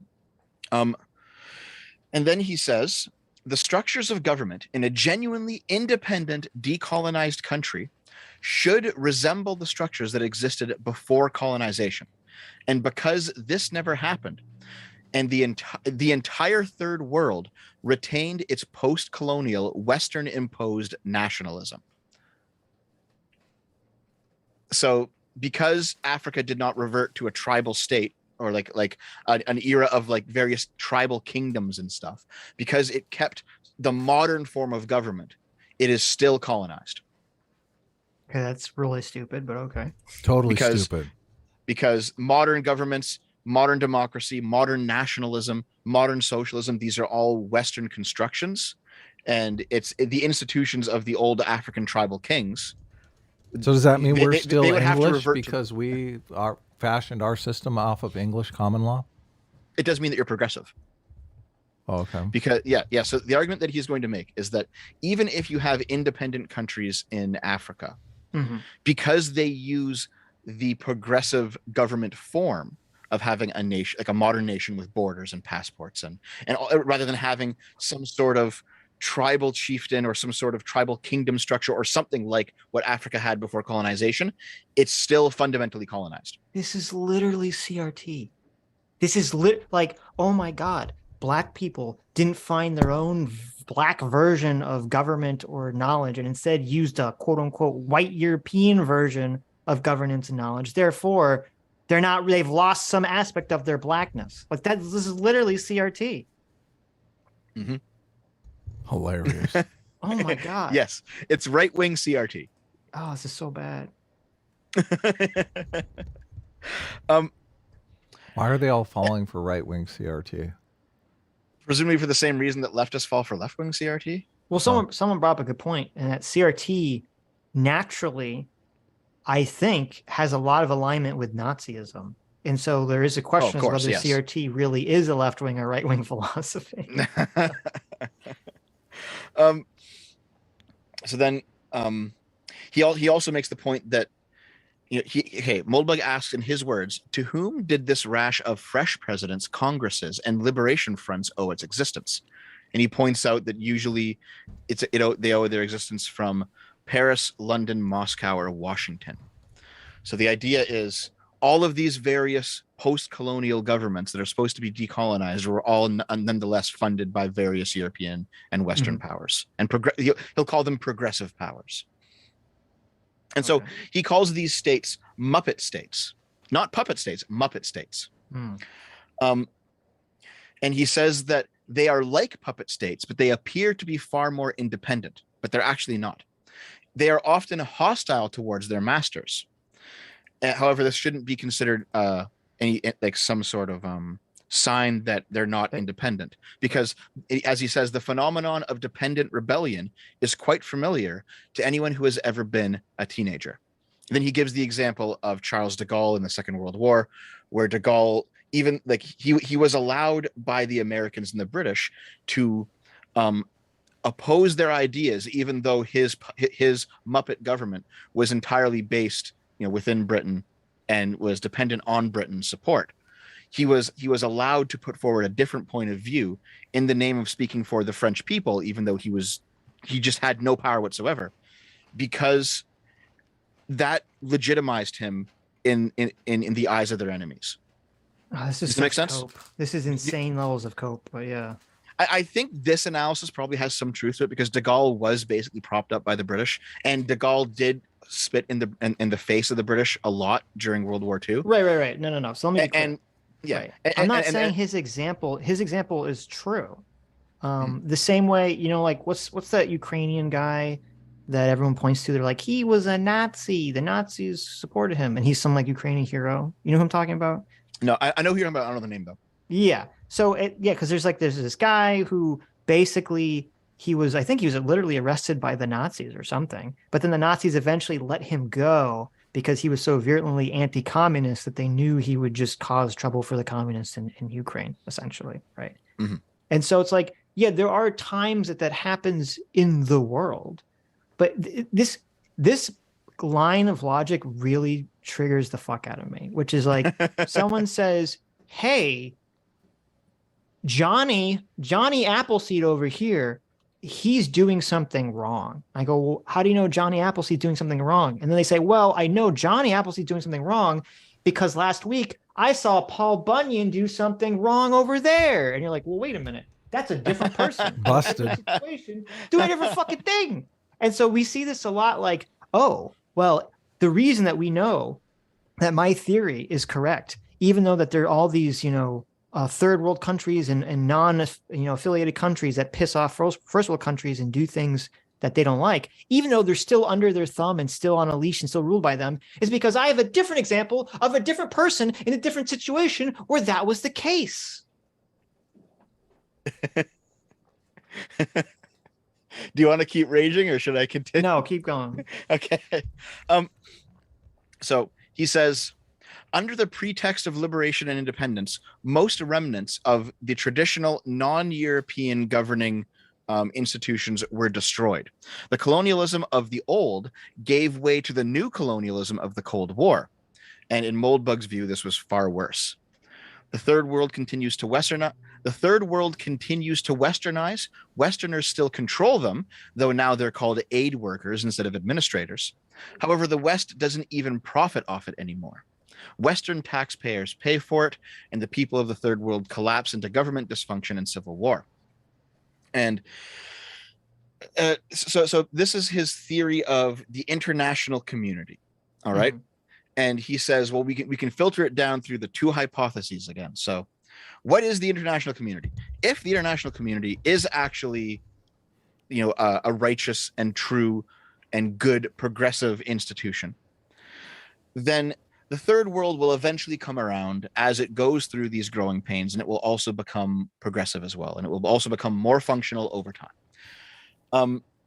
However, Moldbug doesn't believe this because of the Orwellian way that language is used by the progressives to describe the third world. He thinks that they're hiding something. Then he says, if the predator hypothesis of the international community is true, then the state of the third world is simply because the progressives have destroyed it for their own game. Okay.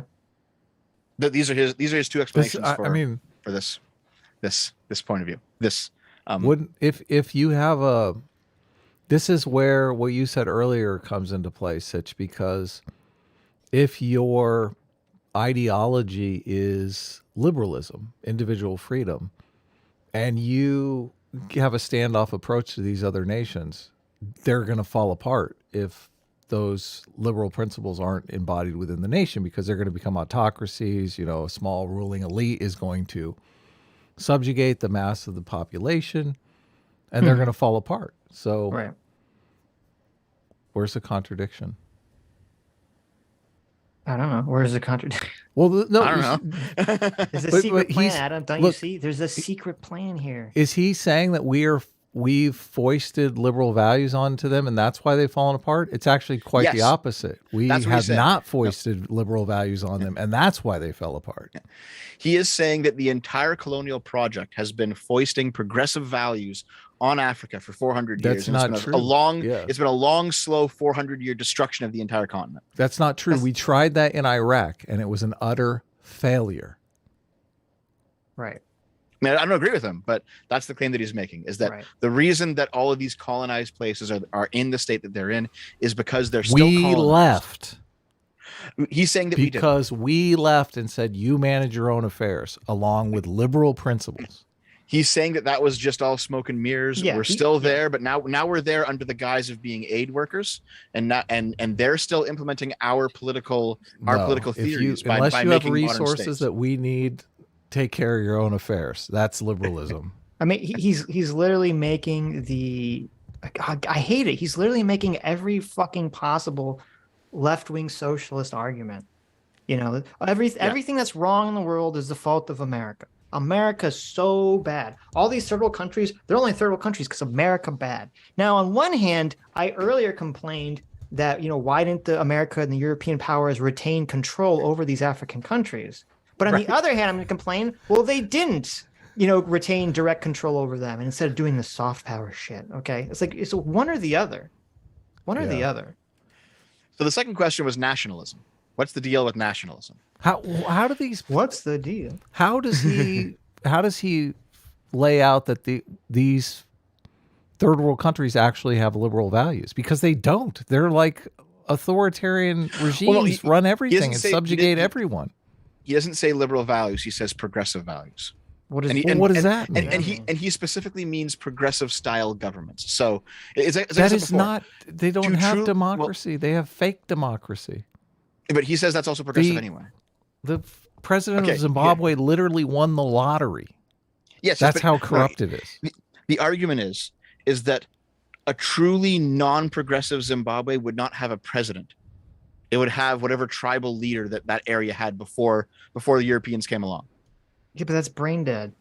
That's I mean, that's Moldbug. That's a different level of autocracy. That's just CRT. Yeah, he is saying that because all these African countries still have governments that were conceived of by some kind of Western political theorist, whether it be a fascist one or a socialist one or a liberal one or whatever, because it's still a Western framing of some stripe, it's still colonization. And that to truly decolonize them means to revert them to a political structure that existed before Europeans showed up. Look, I would say that the political structure did exist before Europeans showed up, and that they have reverted back to that political structure, just wearing the clothes of some sort of Western liberal democracy, when in reality they are an autocracy, which is the same as a monarchy or any form of dictatorship before. So that is, you agree that autocracy is the first form of government, right? Yeah, I mean, you have like a tribe leader in a tribe. Yeah, makes sense. Well, rule by elites. Mm-hmm. Basically, the elites subjugate everybody else. They lock other people out of political power and they make the rules. That is the form of government that these countries have reverted back to. Sure, and they pretend to be democratic, you know, they pretend to have secure property rights when that's not true. You know, whoever's in charge can come and take your property away from you. They pretend to have freedom of speech. They don't. They have blasphemy laws and stuff. They pretend to have democracy when it's all just a scam. Look, North Korea is a democracy. Right? So his name is Empire says, okay, yeah, these guys don't understand the argument at all, and they're just defaulting to horseshoe bullshit. No. I'm like repeating his words. Man. You don't understand the argument? This is the thing. A lot of he's times saying that we don't understand the argument. That's what they always say. Yeah, literally they always say, and then they come on and we talk to them, and it's literally the same fucking conversation again and again, and it's just like I don't know. A lot of people feel the argument. Here's what I want you to do, Dev. Whenever you're looking at your notes and you see the word liberal or liberalism or progressive, I want you to replace it and say Republicans. Oh, that's a good one. Because it's true, and I think it reads to people differently. I know. Yeah, I think I know what you mean. Yeah. Try it on one. So, let's do one. Read the last one with replacing it with Republicans. I'm not sure that this one has. Now that actually, hold on. You want me to get through this or not? Yeah, get through it. No, don't get through it. Never let's get be through here it. on the. Okay. Yeah. The second question. We're revisiting the second question now. It's nationalism. And he says that nationalist regimes and movements are considered good when they are doing God's work, which means their goal is to become nice multilateral members of the international community. Mm-hmm. True independence must mean so evil getting along with your neighbors. So bad. I know. True independence must mean defying international opinion. Okay. Which is again, this is the Somaliland argument of it exists in spite of its neighbors, so therefore it's more dependent than those. If you were really progressive, you'd break all the rules. Yeah. Well, if you're really anti-progressive, but yeah, I know what you mean. Now he spends. I skipped over a huge fucking chunk. He spends like half of the goddamn chapter talking about his trip to Naples and his personal experience in Naples and how it shaped this part of the book. Yeah. And he says that basically the economic destruction of Naples was a result of Italian unification. He describes the state of the city back when it was the capital of the Kingdom of the Two Sicilies, and the state of the city now that it has been integrated into a wider Italian state, and how it basically went downhill and had all of its wealth plundered. And also how modern writers consider Naples to have always been a shithole, but you can go back and read older writers and see that it actually wasn't always a shithole. Okay. So I skipped all of this when I read it because I was I'm not. This turned into a travel blog now. Yes. It's like why am I reading this garbage? So it seemed so basically it seemed to be the case that he uses this as an example of propagandizing the modern reader regarding what actually destroyed Naples and therefore what actually destroyed, let's say, other countries or other places, and saying, oh no, it wasn't progressive policies, even though in Moldbug's view, Italian unification was a progressive project. It wasn't the progressives that destroyed Naples. You know, that's kind of the stance that he's taking. But since we should have zero trust in his recounting of history at this point. So. He's kind of correct in that basically when Italy unified, I learned this in my researching for the fascism video. Mm-hmm. When Italy unified, the immense material wealth of the North basically like destroyed and subjugated the South. When they were independent, when they were two independent nations, it wasn't really a problem. But once they were under one federal government, the South was basically neglected. So there is some truth to this. See. There you go. And Moldbug makes the case that progressives, despite always appearing to be, you know, decent, intelligent, kind people, they always end up involved somehow in long, bloody struggles for liberal nationalism and independence against reactionary forces. He brings up the American Revolution, the Civil War, the Italian Wars of Unification, the Greek War of Independence, the German 1848 Revolution. So wait, can you repeat the original statement? That progressives, despite always appeering to be, you know, kind and decent. Remember, when you say progressives, you have to replace it with Republicans. I mean, Republicans, yes. Always appear to be, they appear to be kind and decent, well-meaning, intelligent, educated people. Right. And yet they always turn up around long and bloody struggles for independence, like the American Revolution, the Civil War, the Italian Wars. See, but this is the problem. The Greek War of Independence, etc. So I'm so glad. I'm a fucking 10th dimensional genius, Steph. Okay, let's hear it.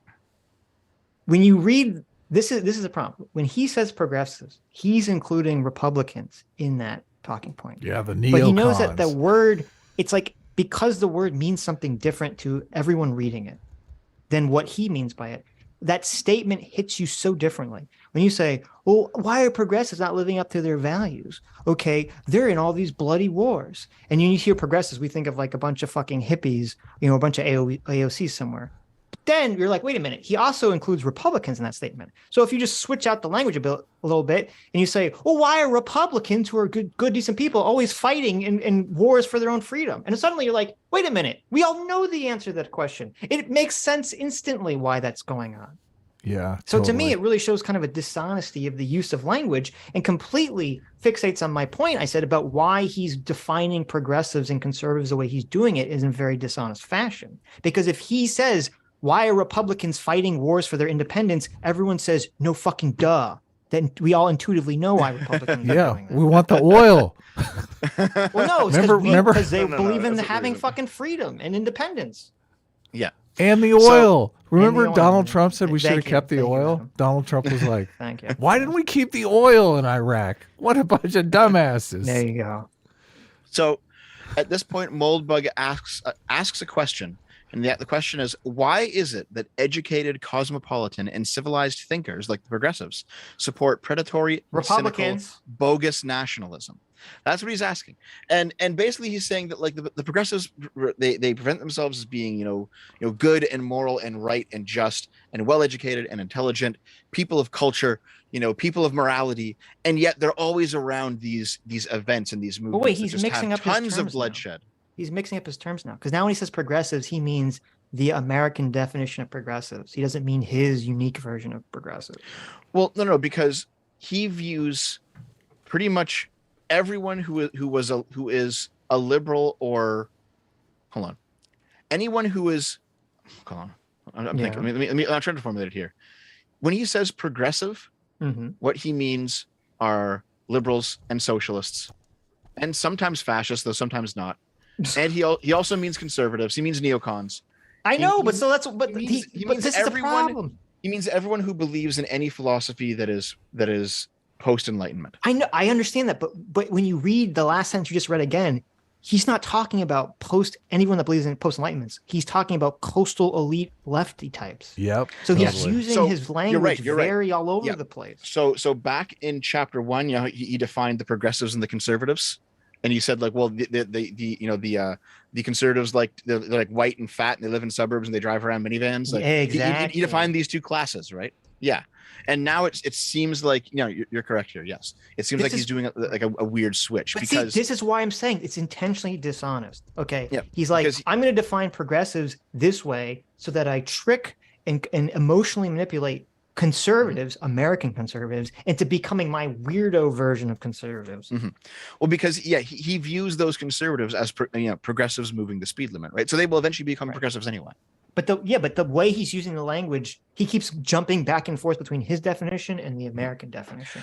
I think he would justify that by saying that because the other groups would eventually become progressives anyway, we can just treat them like they are.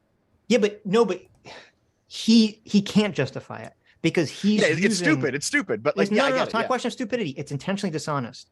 Okay. Assuming that the way you're reading the sentences are the way he's structuring the sentences, because he cannot control F so I can actually get the actual sentence. Because I did summarize some of this. He cannot make statements about progressives as being a post-enlightenment philosophy. Anyone that believes in post-enlightenment philosophies, which includes modern day Republicans, and then turn around and say progressives are a bunch of coastal elitist, college educated Ivy League assholes, because then he's jumping away from his definition of progressive to the American definition of progressive.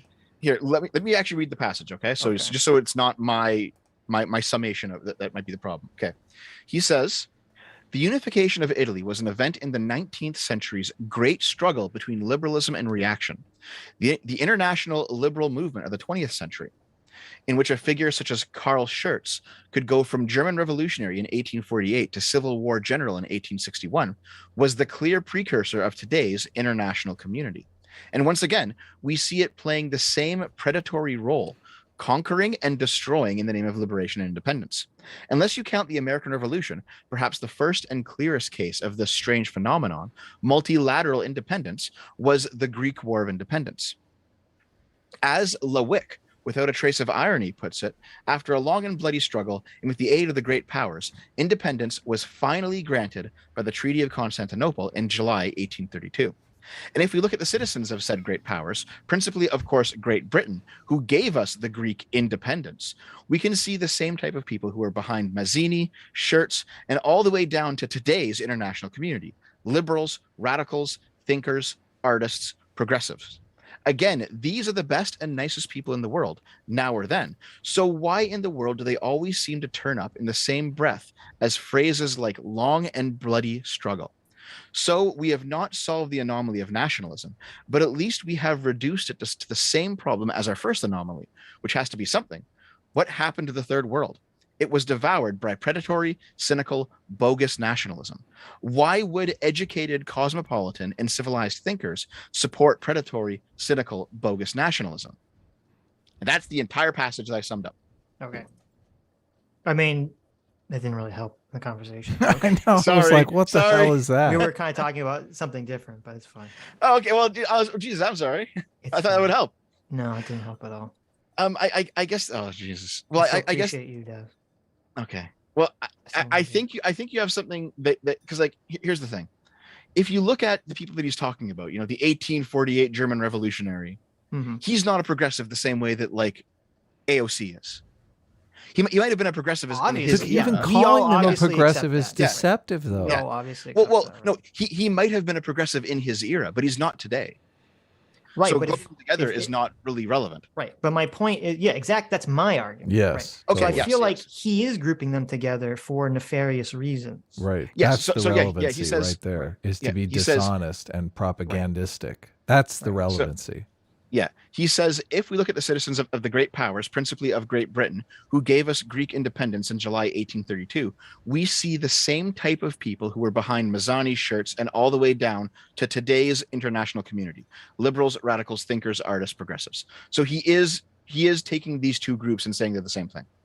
Right. So that's what he's like. That's the problem. He keeps jumping back and forth. That's why I said, whenever he says progressives or liberals, substitute it in your mind with Republican. Because he's conflating these things when it suits his interest, and he's differentiating them when it suits his interest. Yeah, deceptively. Yes. He's a rhetorician and a shitty blogger. Well, I mean, he's a very good writer. It's just that you have to read it a couple times to see the cracks in it. Where's the gold standard stuff? Okay. I didn't get to that in my part of it. Sorry. Oh, okay, good. Yeah. So, the third question was the Nazism versus Marxism question, and he wants to go over that with his two hypotheses as well. The progressives are an international predator versus progressives are right and just and good. So he says Hitler today is detested for his human rights violations, and the Allies are therefore revered for defeating Hitler, wrapping the whole problem up in a neat little bow. The only problem with this theory of World War II is that it has no resemblance to reality. And he basically says that everyone knew about Soviet Russia's actions, and yet the liberal West still sided with him. Roosevelt and Churchill did not actually care about the Jews, and the Allies killed many civilians as well. This goes back to the whole liberals do it if they have to, but these other people do it as a matter of course. That I think we kind of already covered that.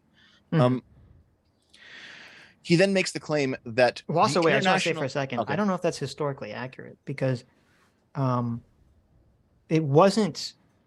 It wasn't really, to my understanding, it wasn't even really super well known how fucking bad the Holocaust was until after the war. Until after they actually went into Germany and into these countries and were like, holy shit. Like, because this is kind of the problem too. And this is kind of the problem I have with like this sort of conspiracy mind view that he's kind of laying forward. We see right now,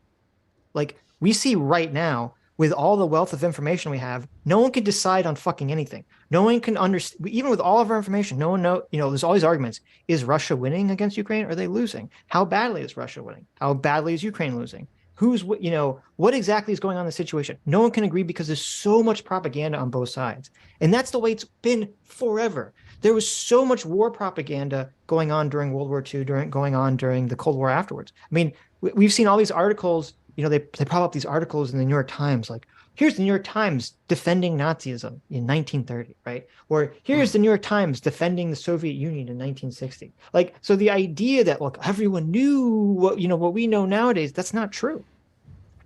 So one of the things he's citing here is a book called Buried by the Times, The Holocaust in America's Most Important Newspaper, where basically the claim is made that the New York Times due to some kind of investigation, knew about the Holocaust and decided not to report on it before the wider Western world knew. I don't know how true it is, but that's what he's citing. Well, first of all, I'm super skeptical of that. But even if that's true, that wouldn't prove the point. That would mean that one organization somehow knew something and then covered up for some weird political purpose, right? Now, I'm gonna quickly search this book and just not like the whole book, just I want to see if it's considered like a conspiracy book. What was it called? Buried by the Times. Buried by the Times. Because we've heard the same. Here's the problem too. Have we not all heard the exact same arguments against New York Times only defending communism? Yeah. How does that fit in Mencius Moldbug's? Oh yeah, wasn't there a thing where a bunch of journalists were sent off to Moscow to live up the high life and to report back that the socialist project was working out and actually was all just bullshit? This is how does any of that, how does that work in his worldview, I guess, at this point with this argument? Oh, okay. Here's one criticism. Okay. Yeah. This is by Pete Novick of the Washington Post. The tone of Left's account, Left is the author of the book, the tone of Left's account is one of unremitting outrage. When the Times fails to report on any Holocaust-related event, she is outraged. If the paper reports on it, she's outraged that the report isn't on the front page. When a Holocaust story was on the front page, she complains that it isn't high enough on the front page. When there is no editorial on some Holocaust-related subject, she is outraged, and if there is an editorial, she's outraged that it isn't the lead editorial. Right. She is regularly outraged when either a reportage or commentary or whatever place mentions not Jews alone, but other victims as well. Okay, so it maybe Sitch, Sitch, you're Jewish, so you probably know this. There's like a faction of Jewish activism that really doesn't want other victims of the Holocaust to be talked about. I'm sure you've encountered that before. No, actually, I haven't. Oh, really? No, they don't want to be talked about like that. All the handicapped people that got killed in the. Yeah. It's a radical faction. It's a radical small faction of Jewish activism that says no, the Holocaust should only be a Jewish story. We can't talk about gays. We can't talk about we can't talk about handicapped people. We can't talk about Russians who were killed. We can't talk. No, it has to be only about Jews. Right. And it seems like this person might be part of that faction. Maybe, I have no clue. And I mean, I don't want to judge this person's work entirely on a comment or a Wikipedia article or something. But I just want to be clear, because there's a difference between a person writing a book where they say, hey, the New York Times really dropped the ball on Nazi stories, versus saying the New York Times knew how bad the Holocaust was and intentionally covered it up, right? Those are two incredibly different claims. Yeah, it seems like Moldbug is like he on the page, he has like a link to the Amazon page for the book, but he doesn't actually quote the book. So I think he's just assuming, right? He's kind of that people just see generalization of it. Yeah. Right. People. He's assuming that people are just going to look at the headline of the book and be like, "Oh, dude," right? And not actually look at the book. You know what I mean? Yeah. Right. Okay. Where? Hold on. Jesus. So he makes the claim that the international community and the allies that won the Second World War are one and the same, which is one of the reasons why our reaction to Nazi Germany was way more harsh than our reaction to the Soviet Union, because Nazi Germany lost and the Soviet Union was one of the victors. Wait. What was the previous point again? Why did he bring up the Nazi book? Okay, so he's talking about the international community, right? Yeah. And I mentioned earlier that he said they didn't. Oh, you're saying they knew how bad the Holocaust was. They didn't care, and they attacked them for different reasons. Oh, sorry. Basically, in the Western canon, this part's probably true. I think this part's true. In the Western canon, like World War II is framed up as this climactic battle, this final battle of good versus evil, where the forces of good destroyed the forces of evil, and like everything about us was good and everything about them was evil. Yes. Did I compare this to Revelations earlier? I think I did. Yeah. Hitler was the ultimate villain and he like takes center stage in World War II, and Moldbug is saying that this is not true because we allied ourselves with the Soviet Union, which was an equal evil to the Nazis, and we also committed our own atrocities. Sure. So he's saying that this hyper moralistic view of World War II, which is what our modern politics is at least partially defined by, which is true, that's a fundamentally false view. Okay, I mean, obviously that's not true. Yeah, duh. I guess. Hold on. His point of view just seems to be that what we currently call the international community, which is the progressive Western, United Nations, NATO, all this to use a phrase that I don't use, all this libcuck international bullshit, right? That all of this stuff is just a result of the fact that we won World War II. And there's no like moral righteousness behind it. It's just the fact that we won. It's okay, but first of all, no, this is stupid because something can be more than one thing, right? Yes. Like, obviously, yeah, a lot of like, obviously a completely single narrative, jingoistic, view of World War II is going to be wrong and stupid, obviously. But the same token, what he's saying doesn't even make sense because that's not what happened. Because as he wanted to point out here, it's true that at the end of the war, even though it wasn't true at the beginning, in the beginning of the war, the Nazis and the socialists teamed up to invade Poland, right? But by the end of it, the socialists or the USSR got betrayed by the Nazis and they ended up siding with the Allied powers against the Nazis, okay? So if that was the end of history, if that was the end of the world order, then why didn't the liberals and the socialists shake hands and live in peace and harmony in our Avatar Four Nations world after that point? Why did that and then just lead to the Cold War existing for the next 40 years?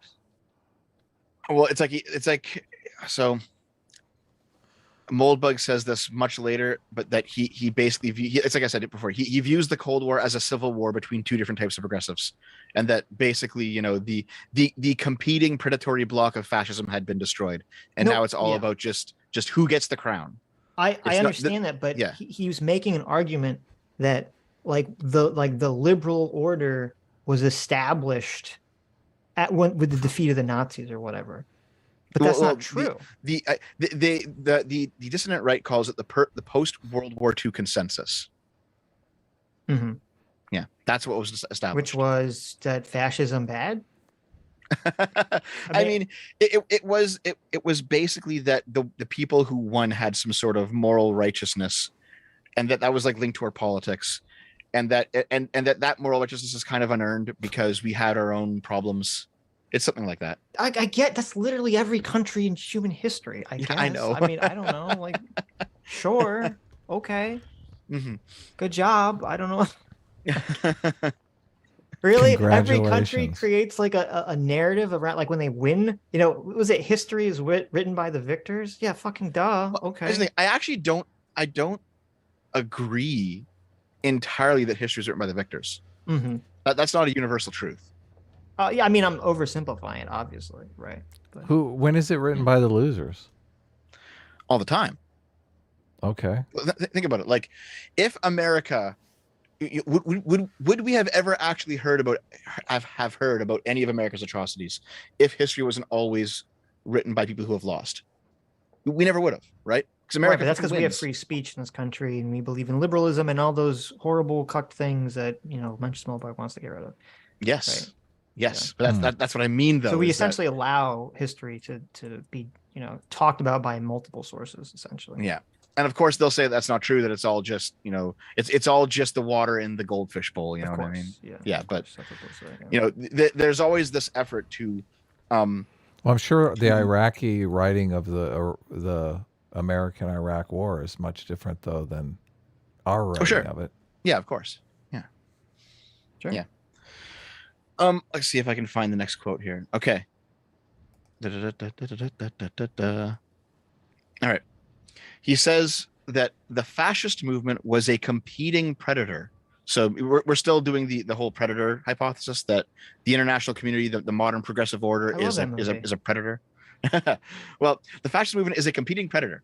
Perhaps the Allies destroyed the Nazis for the same reason that a lion will kill a leopard if it gets the chance. Not because leopards are all that good to eat, but because there are only so many antelope in the world. So this point of view is, the power game of states has made it so that liberals aren't, their morals don't matter, and it's all the realist power politics game. And the Nazis were just more honest about it. They were a competing predator on the world stage, and so liberalism had to destroy it. That's stupid and not true, but okay. Why isn't it true? So, Nazism and liberalism it's the same thing with socialism. This is the problem. Nazism, liberalism, and socialism cannot exist peacefully next to each other in their purest forms, because Nazism was kind of based off of this idea that, hey, we should basically make countries, and our country should be rooted around or based around this like pure ethnic idea where we expel all outsiders and we value strength and we get rid of the concepts of, freedom and individual liberty. It's all bullshit, essentially, right? You're saying all this stuff is bullshit. Now, that idea could only coexist with liberalism if they basically walled off their country and said, we're just going to do our own thing, don't bother us, right? But we know that's not what happened. Germany invaded the rest of rest of Europe, right? Well, to be fair, the Spaniards were fascists for a while, and they did just wall themselves off, and they were left alone. Well, that's what I'm saying. I said that's the only way it could work, is if they walled themselves off and said left alone. But we know that's not the case. They expand and they expand and they push outward, which is what Nazi Germany did. So there's a fundamental incompatible idea between the liberal values and Nazi values, just as there is and socialism is even worse, or communism is even worse, because communism by its own system believes that everything has to be on a universal level. There has to be a universal class consciousness that creates a revolution worldwide that everyone participates in. And so, they want to just, the end game of communism is that there's no country borders, right? There's just one unified. Yeah. There's only communists, yeah. Right. There's only communists and everyone's unified, together. And so these ideologies are going to be fundamentally at odds with the philosophies of liberalism and liberalism, Nazism, or let's just say liberalism, fascism, and socialism are going to be fundamentally at odds with each other. And they can't really peacefully coexist unless the only way they can peacefully coexist is that if fascism and socialism adapt the liberal principle of leaving people the fuck alone. But see, here's the thing, though. Here's the thing. They're going to view that. I'm pretty sure I already know the neo-reactionary reply to that. They're going to say that is liberalism pushing their values on you. I understand that, but that's the irony of it. That's the irony of it. And in fact, I think he actually says that because he now does an analysis of World War I. He basically says this. So I read the quote that I read was, the fascist movement was a competing predator. Perhaps so. Moldbug, this is, I think, the point, the first real point when I was reading this the first time that I said there's something seriously wrong here. And it is that Moldbug's analogy fell apart. So he said, the fascist movement was a competing predator. Perhaps the Allies destroyed the Nazis for the same reason that a lion will kill a leopard. Okay. He said a few paragraphs later, he says, if the international community is a predator, then reactionaries are its prey. So while the Soviets might be seen as a competing predator, fascism is something quite different. Fascism is a species of prey that decided to fight back. And I'm like, well, hold on. How can fascism be a species of prey that fights back when you said earlier that it was a competing predator? So I'm just like, hold on. Now the analogy isn't even the same fucking thing. Yeah. Well, it's actually, what's actually happening here is fucking hilarious. He's actually, ironically and hypocritically, grounding his argument in liberal philosophy. Hilarious. Because what is the entire thing? What is he doing in this entire passage? He's saying, poor reactionaries, we're the victim. Yep. We're the yes, victim. Yes. And actually, so the next part is Moldbug gives an analysis of World War I, and he spends. Wait, let me just finish that thought, though. Okay, go on. And the reason I say that that's hypocritical for him to do is because the whole reactionary argument, this is with the Nazis, with Nietzsche, was that we need to reject the new notion, which liberalism has a good foundation in, and Christianity has a good foundation in, that, you know, we should protect weakness, that we should protect meekness, that we should protect victims, right? They're like, Nazism was like, we need to go back to lionizing and raising up strength. And yet, so it's completely hypocritical for the neo-reactionary to then frame his entire arguments like, oh, woe is the neo-reactionaries. We are the victim. We are the victim. Well, I guess that means that you fucking suck, right? Yeah. under this logic that like weakness should be, look, weakness should be chastised. We should enslave the neo-reactionaries. I'm fully in favor of that. So now Moldbug gives the World War I analysis, and he spends a shit ton of time. So I summarized it. The liberal world was scared of Germans, of like the natural German hypermilitarism that was in the Prussian state, and in that culture. Meanwhile, Germany was paranoid of being encircled by Britain, France, and Russia, which is, you know, geographically very easy to do. World War I was liberal democracy versus German reaction, and the liberals believed that German reaction had to be wiped out because it is predatory. He points to one. At some point, like halfway through the war or something, the diplomats come together and Germany says, listen, we just want peace. We just want peace, guys. We'll go back to our old borders. Don't worry. And the British refuse this. And the British actually browbeat their allies into refusing it by saying that, no, Germany must be crushed so that we can be safe. And this was after World War I. This was World War I. Yeah. And basically, the reason that Germany ultimately decided to go to war with the Entente is because Germany believed that the advancement of progressive liberal values was eventually going to be a predator, and they were going to be prey. So they attacked first. Is he saying that's why they went to war in World War II? World War I. Okay, wait. In World War I, they went to war to stop liberal values. That's what he's saying. Yes, because they believed that liberal values were expanding and they were going to destroy their values. Gotcha. Okay. I don't know enough about World War I to comment on that one way or the other, but sure. Okay. Basically, the idea it's the realist security dilemma. Yeah, where like each state doesn't understand the capabilities of the other state or the intentions, so they just kind of like keep ramping up for war, and that's kind of what happened in World War I. Basically, the Germans attacked first because they believed that they had no other choice, but in actuality, the Allies, or they're called the Entente. The Entente wouldn't have started a war unless Germany already did it. But from Germany's point of view, they had no choice but to do it. And so basically, because of each person's or each group's, each state's subjective view and imperfect view of what was going on in the other states, they all made decisions that were rational, but ultimately led to World War I. Right. From Germany's point of view, the Jedi were evil. Yeah, I understand.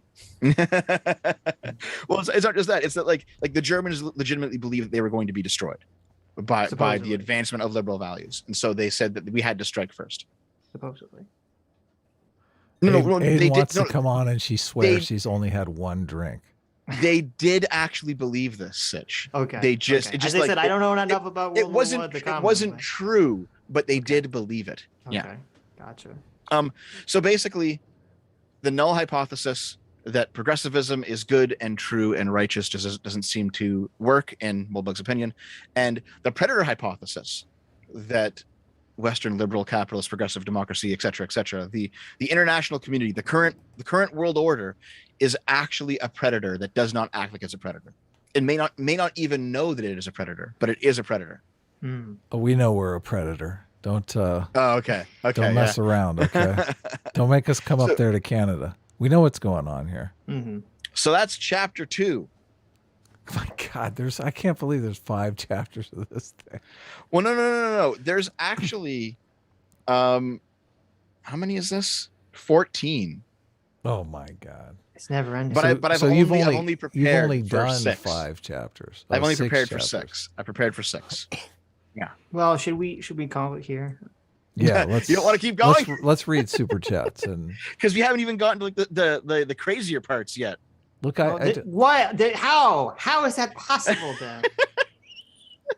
Because these 2 chapters basically set the stage. Chapter 1 sets the stage for what Moldbug thinks progressivism is and wants. Chapter 2 sets the stage for the reaction reply to that and the problems with it. And now chapter 3, we actually do something with it. Okay. So you're saying it gets really crazy when we actually do something about it section comes up, right? Mm-hmm. That's what you're saying. Yeah. Okay. Yeah, you need to learn the editings, Dev. I mean, I have edited down so much. No. You have no idea how much I haven't. It's entirely my fault. Okay. You have no idea how much I've left out. Yeah.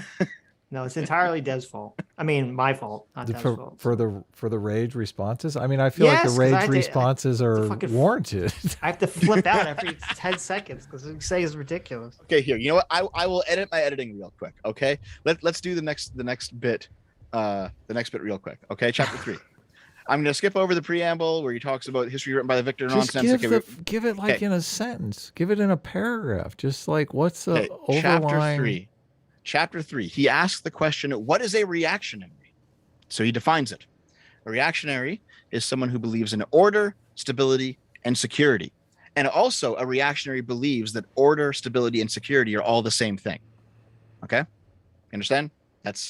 I'm dumbing it down again. Okay. Say it one more time. Okay. A reactionary order, security, and stability.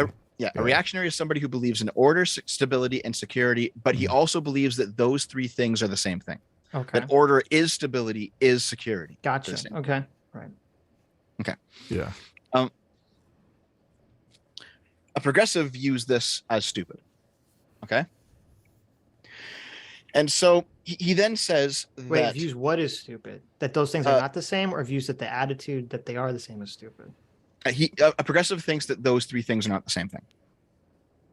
Okay. Right. They're utopians. They think anarchy. Mm-hmm. Look, this is why you've got Bosch being an anarchist libertarian, an anarcho-libertarian. Well, he's just in that line, he's just defining neo-reactionaries as normal conservatives, because that's probably like a lot of the normal conservative belief is that. Probably, yes. Yes, probably.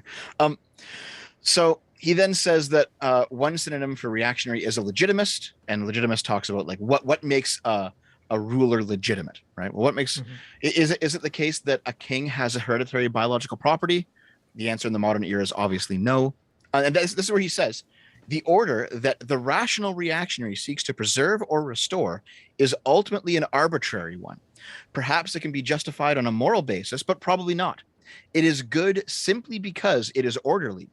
And the alternative to order is violence at worst and politics at best. So he's saying here that basically autocracy is better than compromise because it's orderly, I guess. Okay. Yeah, you knew that was coming, Sitch. Come on. Yeah, all right. This whole thing is aimed at autocracy good. Why do you think they support Russia? Yeah. And this is actually, you can see this in another writings on the right, where there's a concept of like the anti-political or anti-politics. I know that Hitler's table talk, it was either Hitler or Goebbels who said something like, we are against politics, which is like the first real phrasing of anti-politics. The idea is basically that politics and order are framed as polar opposites, and they both represent disunity and unity. So politics means compromise, it means debate, it means competition, it means disunity, while order is anti-political because it means unity. See, this is so insidious because he blames all the third world autocracies on progressives, and then he's going to come in and tell you how autocracy is actually great. Like, it's so stupid. That's a great point. Oh my God. And so at this point, he quotes Charles I, who says, truly I desire people's liberty and freedom as much as anyone else, but I must tell you that their liberty and freedom consists of having of government those laws by which their life and their goods may be the most their own. It is not for having a share in government, sir. That is nothing pertaining to them. A subject and sovereign are clean different things. The argument here is that economic and social freedom do not require political sovereignty under a good ruler. So I guess this is like the Singapore argument, where it's not democratic, but it's still like successful and relatively People aren't just like starving and dying in Singapore. You know what I mean? Yeah. Okay. Yeah. Then he asks, what's a progressive? And so if the progressive is actually just an opposite of a reactionary, then if reactionaries stand for order, progressives must stand for chaos. Some reactionaries think this. Well, hold on. He's actually arguing against this. He says some reactionaries do think this, and some progressives do think this, but most progressives are actually horrified when they see real chaos. Okay. That's good. Maybe because he's writing this in 2008, there's a lot of progressives who were like, yeah, Antifa smashing up everything is great. So maybe it's not true anymore, but at least in 2008 it was. Well, no, remember, you're not doing, whenever he says progressives, you have to say Republican. Okay. But you see what I mean? When you do that, yes. it becomes so obvious how disingenuous the language is. That he's using progressive sometimes in a modern sense and sometimes in his sense of talking about everything that is post-enlightenment. And he jumps back and forth constantly. He does. He is actually jumping back and forth, and you can pretty easily see it. So this is one of his direct quotes here. A progressive is someone who believes in progress, that he or she believes the world is moving towards, or at least should be, some state which is an improvement on the present condition of affairs. And then he talks about Obama's slogan, change, remember, written in 2008. And so why is it that Obama's followers believe that change will be better? The answer is because Obama and his followers will be the ones doing the changing, so they will make it desirable for them. This answer is egocentric, humorless, incapable of self-criticism, and Moldbug believes that it can't possibly be true of all progressives, though it's true for some of them. He then offers a better answer. The better answer is that today's progressives see themselves as the modern heirs of a tradition of change, stretching back to the start of the Enlightenment. They see change as inherently good because they see this history as a history of progress. In other words, improvement. So we're talking about Whig history here, right? And you guys know what Whig history is? No. No? You mean like the Whig? Like, what do you mean by that? Like the Whig Party? Let me just quickly look it up. I want to get the definition right. I know what it is, but okay. Right. Whig history is an approach to history that presents history as a journey from an oppressive and benighted past to a glorious present. Whig history is basically what Marx relied on for historical materialism. The idea that history has one direction and that that direction is always up and good and better, and that things never really get worse. And that basically that's not true, but that's not true, obviously. Yeah. But basically that like certain political forms, they're created in the same way that like there's like a naturalistic view of politics, that certain political forms come about in the same way that like an animal matures or something, or a species evolves. Basically, like there's always going to be a march from tribalism to some sort of feudalism to some sort of liberal democracy So that's Whig history, okay? As the world is reverting back to autocracies. that's Whig history, okay? Lord Tennyson's pipe in the chat says history as telos. Yes, there we go. Okay. So Moldbug describes here Whig history's circular logic. So these are his words, by the way. I'm directly quoting him. Social justice succeeds because social justice is good. How do we know that social justice is good? Because it succeeds, and good tends to triumph over evil. But how do we know that good tends? Though. This is why it's completely flawed. Well, let me just finish it here. How do we know that good tends to triumph over evil? Well, just look at the record of social justice movements. So there's the circular logic that progress always comes because it is progress. All right. That's the progressive narrative, but it's not true. Mm-hmm. No, I don't think it's true either. No. So what's the point? Is he just saying this is how progressives look at themselves and it's delusional, or is the point this is truth? He's trying to define progressivism. Yeah, like this is what progressives this is what Moldbug thinks progressives, how they view themselves. Okay. Yeah. Okay. And then basically I'm gonna skip over some of the fluff because we're already kind of running for time here. Moldbug compares progress in, let's say, the scientific sense with the political sense. So he says that if progress is pushing the boundaries of new knowledge, as it is with engineering and science, how is this true with progressive politics? And this is his critique, because all of the modern political forms were known to Aristotle. There is no new knowledge here. So this progressive movement to more democratic systems can't rightly be considered progress by the progressives, because there's no new knowledge in the same way that we discover new knowledge in science and engineering. Brilliant. Yeah, I know. I'm like, the hubris. Yep. Then he says that history tends to favor progressive wins, and he wants to find out why history tends to favor progressive wins over time. Lots of people, especially progressives, say that this is just morality. It is just that the progressives are correct. This is the null hypothesis again, that the progressives are just good and true and righteous, and they're actually correct about the nature of the world. And so it would make sense in that case that their politics tend to win out. Tend to win out. True and right about the world. Okay. Yes. And so he says, here's his argument in his words. Why did the French Revolution, the vast majority of those initiators, mean nothing but the best for their country, go sour? A simple explanation is that good people are scrupulous and evil ones are not. Thus, the latter have more freedom of action than the former. Thus, those who are amoral and simply wish to get ahead in life should choose evil. Thus, good is outnumbered and evil is reinforced. So basically, I guess the idea, I've heard this argument from a different way, where basically the idea is that evil people have more freedom to do good than good people, at least potentially, because good people are overly concerned with moral calculation. So they sit there tying themselves up in knots, trying to justify what they intuitively think is right, while an evil person can just do what they want regardless of consequence. So until the idea, well, yeah, but here's the thing: if an evil person does good for some arbitrary reason, he will end up doing more good than the good person who's trying to figure out what's actually good. That's really stupid. Yeah, what is the point? It's true, but it's fucking stupid. Yes, it's true, but it's fucking stupid. It's like, but they're not going to. That's the point. Well, and this is why you get autocracies. But so at this point, Moldbug admits that he's basically been pulling our chain for this entire chapter. Mm-hmm. He has no explanation as to why progressives tend to keep winning over history. But he does not feel like that it's because of the null hypothesis, because the progressive morality is simply based on something that is more factual. He feels like that's not the case.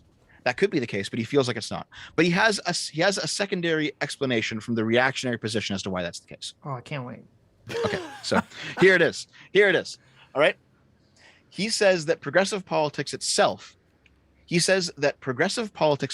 and not only people's views, have shifted over time. The progressives of 200 years ago would be horrified at today's progressives. He then says, consider constitutional monarchy, where the monarch wields real but limited power, and some of that power is ceded to democracy. That form of government is not stable long-term. Over the past 200 years, constitutional monarchs have been reduced to figureheads as democracy slowly chips away their power. There is simply, and then this is a direct quote, there is simply no compromise with democracy, good or bad. So I know George Sorel made this critique when he was talking about his socialism. He said that when socialism engages with democratic systems, their revolutionary potential is neutered because of the possibility of compromise. If you can compromise to get some of what you want, you won't revolt to get all of what you want. And that seems to be true.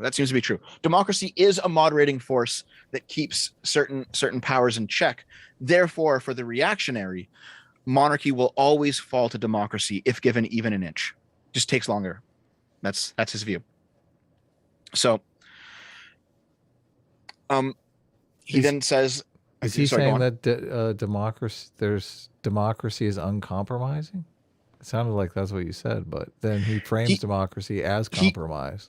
He's saying that that this applies to more than monarchy, it applies to everyone, I think. But he's saying that if you compromise with democracy, democracy will eventually destroy you. So you can only autocrat? Oh, okay. So you can only be anti-democratic. That's it. Why is that the case? He gives the example of constitutional monarchy, where the monarch gave up a little bit of power to democracy. So the monarch still wields real power, but now there's a parliament that is voted on by the people that has some power. And he says over the course of history, all of the constitutional monarchs have been reduced to figureheads due to the slow expansion of democracy. So democracy is this creeping expansion that consumes all power and takes it away from the monarchs. Well, it decentralizes all power. That's the point of it. But why? But why? But why? Yeah. Is he saying he doesn't know why? Well, no, he's going to say that it's basically because that Democrats, like every other power bloc, are going to be self-serving, power-interested. Yeah, but why are they so effective at it? Why are they more effective at it than any other political philosophy that's ever come into being? Like, why? Like, if the evil people advocating for democracy just want power, and they're fighting against the evil monarchs who just want power, why do the people in favor of democracy seem to always win? I know why. My answer is because they create better societies. Oh my God! Holy shit! There we go. I mean, we're all the way back to where we began. Okay. Yes. Framing obviously. Society as a human resources problem. They unlock the human resources of the fucking society. Wow! What a shock. And the monarch is like, I'm only going to give these things to my loyal friends, and then you no longer have a meritocracy. I mean, basically, so Moldbug is making the reactionary argument where George Sorel made the socialist argument, but it was the same argument, that basically the purity of those positions and those movements was diluted through compromise. So if a monarch compromises with Democrats, then eventually it might take 5 years or 500. Eventually, the monarch will lose all of its power to Democrats. So the monarch cannot compromise ever with democracy. And for Sorel, it was the socialists. If the socialists compromise with democracy, they will never revolt against capitalism because they're at least getting some of what they want and not all of what they want. Yeah, that's why they did critical race theory. They were like, we need some angst people to actually revolt. Yeah. When you hear a modern day liberal, like a social liberal or a neoliberal, like a Destiny type, say something like, we need to bring more people who are bought into the system. We have to get people to buy into our current system. What they're saying is, if those people are bought in, they won't revolt against it, because even if it's not fulfilling all of their needs, it's fulfilling at least some of them, and they won't give that up because some is better than none. Well, however, that's a very negative view of what he's saying. Well, no, but I think that's positive. I think if you have a system that brings in as many people as possible, then you have more stability. No, but you're kind of implying a level of cynicism to it, which I don't think is the intent, like with his intention, when he says it.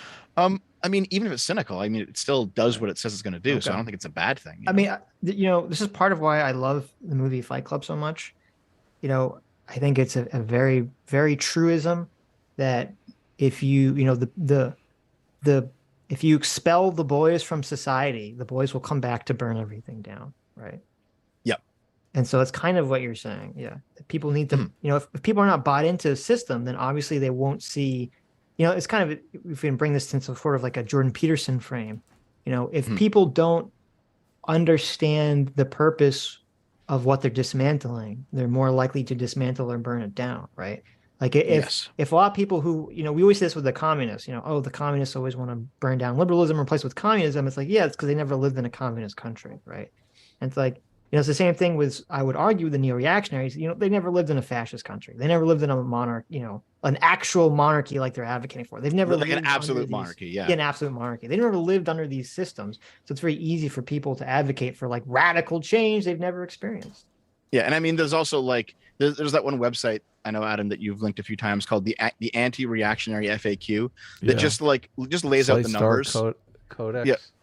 Yeah, it just lays out the numbers where it's like, okay, well, here's quality of life, here's like infant mortality, here's suicide rates, here's this, and it's like, dude, things have gotten so much better. Yeah, of course. Yeah. Now, you could make an argument that maybe sovereignty and independence is worth trading all of those improvements for.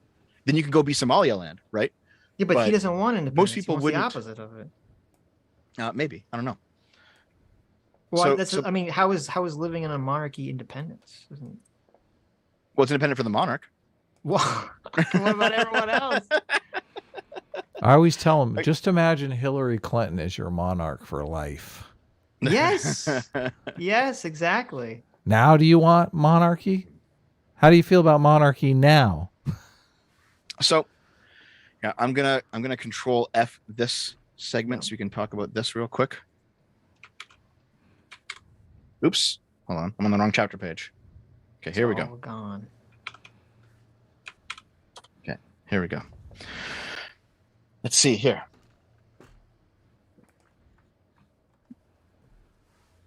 Okay, here we go. I put the Slate Star Codex anti-reactionary FAQ in the chat if anyone's interested. So, by the way, chat, here's the thing. I don't actually hate Mencius Moldbug. I do now after this live stream. The way that I view him is that he has some interesting critiques that liberals should keep in mind, but do not trust his solutions for them. Do not. I view him as the same way as the socialists. You have to be mindful of these critiques. You can't just ignore them and then have society topple because you didn't look at what's going on. But you can't trust their solutions. So here. So he said, the Napoleonic Wars were a garden party compared to the First and Second World Wars. The French Revolution was a garden party compared to the Russian Revolution. And as we've seen, the Whig foreign policy of exporting democracy as a universal remedy for all ills does not appear entirely unconnected with these tragedies. I don't understand. What is the argument he's making then? He's basically saying that the progressive world, our bloc, you're saying wars get worse as time goes on. Is that what he's as it has expanded, as it has exported democracy everywhere, wars have gotten worse. So the big fucking lie. Wait a minute. So I think the big that's absolutely brain a lie. take, Yes. The big brain take here is that as time progresses and technology changes and the ways in which we can kill people becomes better, more people die in war. Is that the take that I'm trying? Is that he's saying that wars have gotten worse and more brutal because, not entirely, but at least partially because Whig foreign policy is exporting democracy everywhere. So like the rape of Nanking, that was because of Whig foreign policy. Listen, I'm not going to defend this.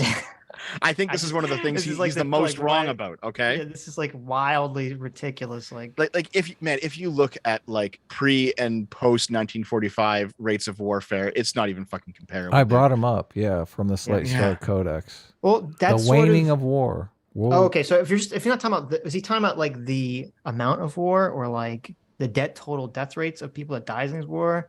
He says that the older wars were garden parties compared to the newer wars. So I assume the Mongolian horde like ravaging the entire continent and like raping like a quarter of the population of women.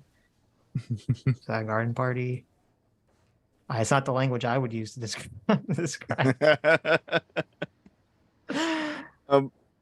So the reason that he views conservatives fundamentally as being progressives going the speed limit and as being controlled opposition is because the conservative answer to Whig history is that while the past concessions to it were good, future ones are not good. And basically he views this as being like lukewarm opposition. It's like, oh, well, all the things that progressives has done this whole time, that's all been good, but now it's gone too far. And basically he's saying, no, you can't say that. If you want to truly oppose progressivism, you cannot say that. You must reject all of it. Cut it all off from the root. That's what he's saying. Yeah, root and stem. I don't agree with this, by the way. I think you can I think you can make these determinations outside of power politics and outside of realist games and just say, hey, actually this change was good and that change was bad. You can just say that. Like, that's okay. That's yeah, of course. Let's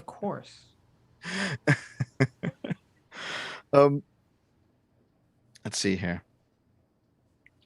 So he says, as an absolute monarch, the best strategy for maintaining your rule is to preserve your sovereignty entirely intact.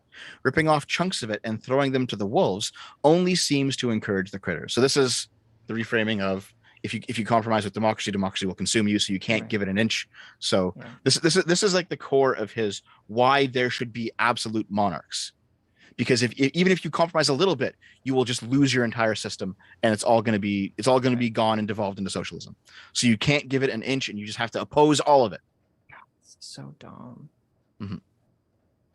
Okay, how much more of this chapter is left? We are like 2/3 through it. Okay. And I'm skipping some stuff too. Here's another one of his examples. Singapore, Dubai, and China, for example, all have their secret police, as did the 19th century Habsburgs. Each of these governments is very different from the others, but they are all terrified of the march of progress. Yet they manage to restrain it without either falling prey to democracy or opening death camps. And I'm just like, hold on. Not anymore. This was written in 2008. Whoops. Yeah. That's a big oops. Big oops there. Yeah. All right. Yeah, like a lot of his entire passage on China in this chapter is very clearly, pre-knowledge of the Uyghur genocide. So we're just gonna Yeah, it's like, oh, okay. Yep. My bad. So we're back to the whole progressives do not in general believe in chaos. And they don't generally believe in chaos. Republicans don't believe in chaos? It is rarely, although not never, the simple nihilistic liquidation of the present order. It is always the construction of a new order, which is at least intended as an improvement on the present one. However, in order to construct this new order, two things need to happen. One, the builders of the new order need to gain power. And two, they must destroy the old order, which by its insistence on continuing to exist, obstructs the birth of the new. Now he talks about Obama again, 2008. Talks about how Obama and Hillary are both disciples of Saul Alinsky, Rules for Radicals, realist power grabs and power games and all that sort of stuff. And Moldbug's idea is that progressivism is just simply a relationship built on self-interest. It is a way for people who want power to organize. The galaxy brain. Oh my God. People are self-interested. It took him 3 chapters to get here. Holy shit. It brings people together around the oldest human pleasure besides sex, ganging up on your enemies. It lets them rationalize their ruthless, carnivorous activity as a philanthropic cause. Jesus Christ. So all the liberals, all the conservatives, all the socialists, all the progressives, everyone who is a post-Enlightenment thinker, they are all actually part of this international community of predators. They're all only interested in power, and they all just want to completely destroy and rip apart their enemies. And because they're progressive, they can frame it as if they're doing good. Wow. Two things. I feel like what's his name? Samuel Jackson in Pulp Fiction. Look at the big brain on Brad here. Like, yeah, totally. This really feels like two things. This feels like when you're in high school and you kind of break out of sort of the artificial like worldview that like everything is fine, and you kind of realize everything's fucked up, and you think you're like a super genius for figuring this out until you get a little bit older and you realize that's literally what like 90% of the world figured out. And it was just you going from being a child to an adult that kind of brought in this realization. It wasn't like some amazing like enlightenment that happened to just you and you alone. Like it feels, this is a sensation. Like, this is why, the book Catcher in the Rye. It's why I hate that book, because that's what that book is. It's the fucking 14-year-old's Bible. Yeah, it's just that book. And I feel like listening to Chris Yarvin, he's just fucking that kid from Catcher in the Rye. And he just never grew out of that phase. That's what this feels like to me. Yeah. Like, did you know that people that believe in liberalism actually are self-interested? Oh my God. That's the whole point of liberalism. Did you know that political leaders actually do bad things sometimes? Oh my God. What? Mm-hmm. The engine of liberalism is self-interest, though. This is where the socialists completely get it wrong. They're like, people can be these magnanimous, unself-interested parties. And you're like, well, no. How is this? Why are people into this, Dev? I think they're into it because one, it's outside the orthodoxy. So you feel like you're getting some kind of hidden, forbidden, lost knowledge that no one else knows about. And that's a very seductive feeling, Two, because they critique liberal capitalist democracy, and some of those critiques are valid, and they feel like, and they frame it like no one is listening to them. Right. Well, here there aren't a lot of them Catholics. Here where he's touching on the self-interest thing, he's pitching it as a bad thing. And from a religious perspective, I mean, I laid out the selfish versus selfless spectrum. And he's basically placing progressives on the selfish, which it's funny that progressives all characterize conservatives as just being selfish. That's okay. Here's the meme. We have the perfect meme for this. Okay. We get that still from South Park. The victim one? The victim. Hold on. Aiden is so angry. She's going to get Mencius Moldbug to respond to the stream. Please. Okay, I was excited. Okay. So all right. This is like the perfect this is the perfect meme for this. Okay. That episode of South Park that just came out recently with the branding one. You have Mencius Moldbug's face on the guy, and it's just like rebel, outsider, truth seeker, victim. It's so true. Oh, that would be the ultimate meme. And you got to do him like South Park style, but still make it look like him. He has a very distinctive look. You just take that picture from South Park and you just put his face on. Oh yeah, that would work too. But no, listen. If Aiden wants to come on at some point in the future to shit all over everything we're talking about and say that Dev is an idiot or that we're misrepresenting Moldbug or something, we can do that.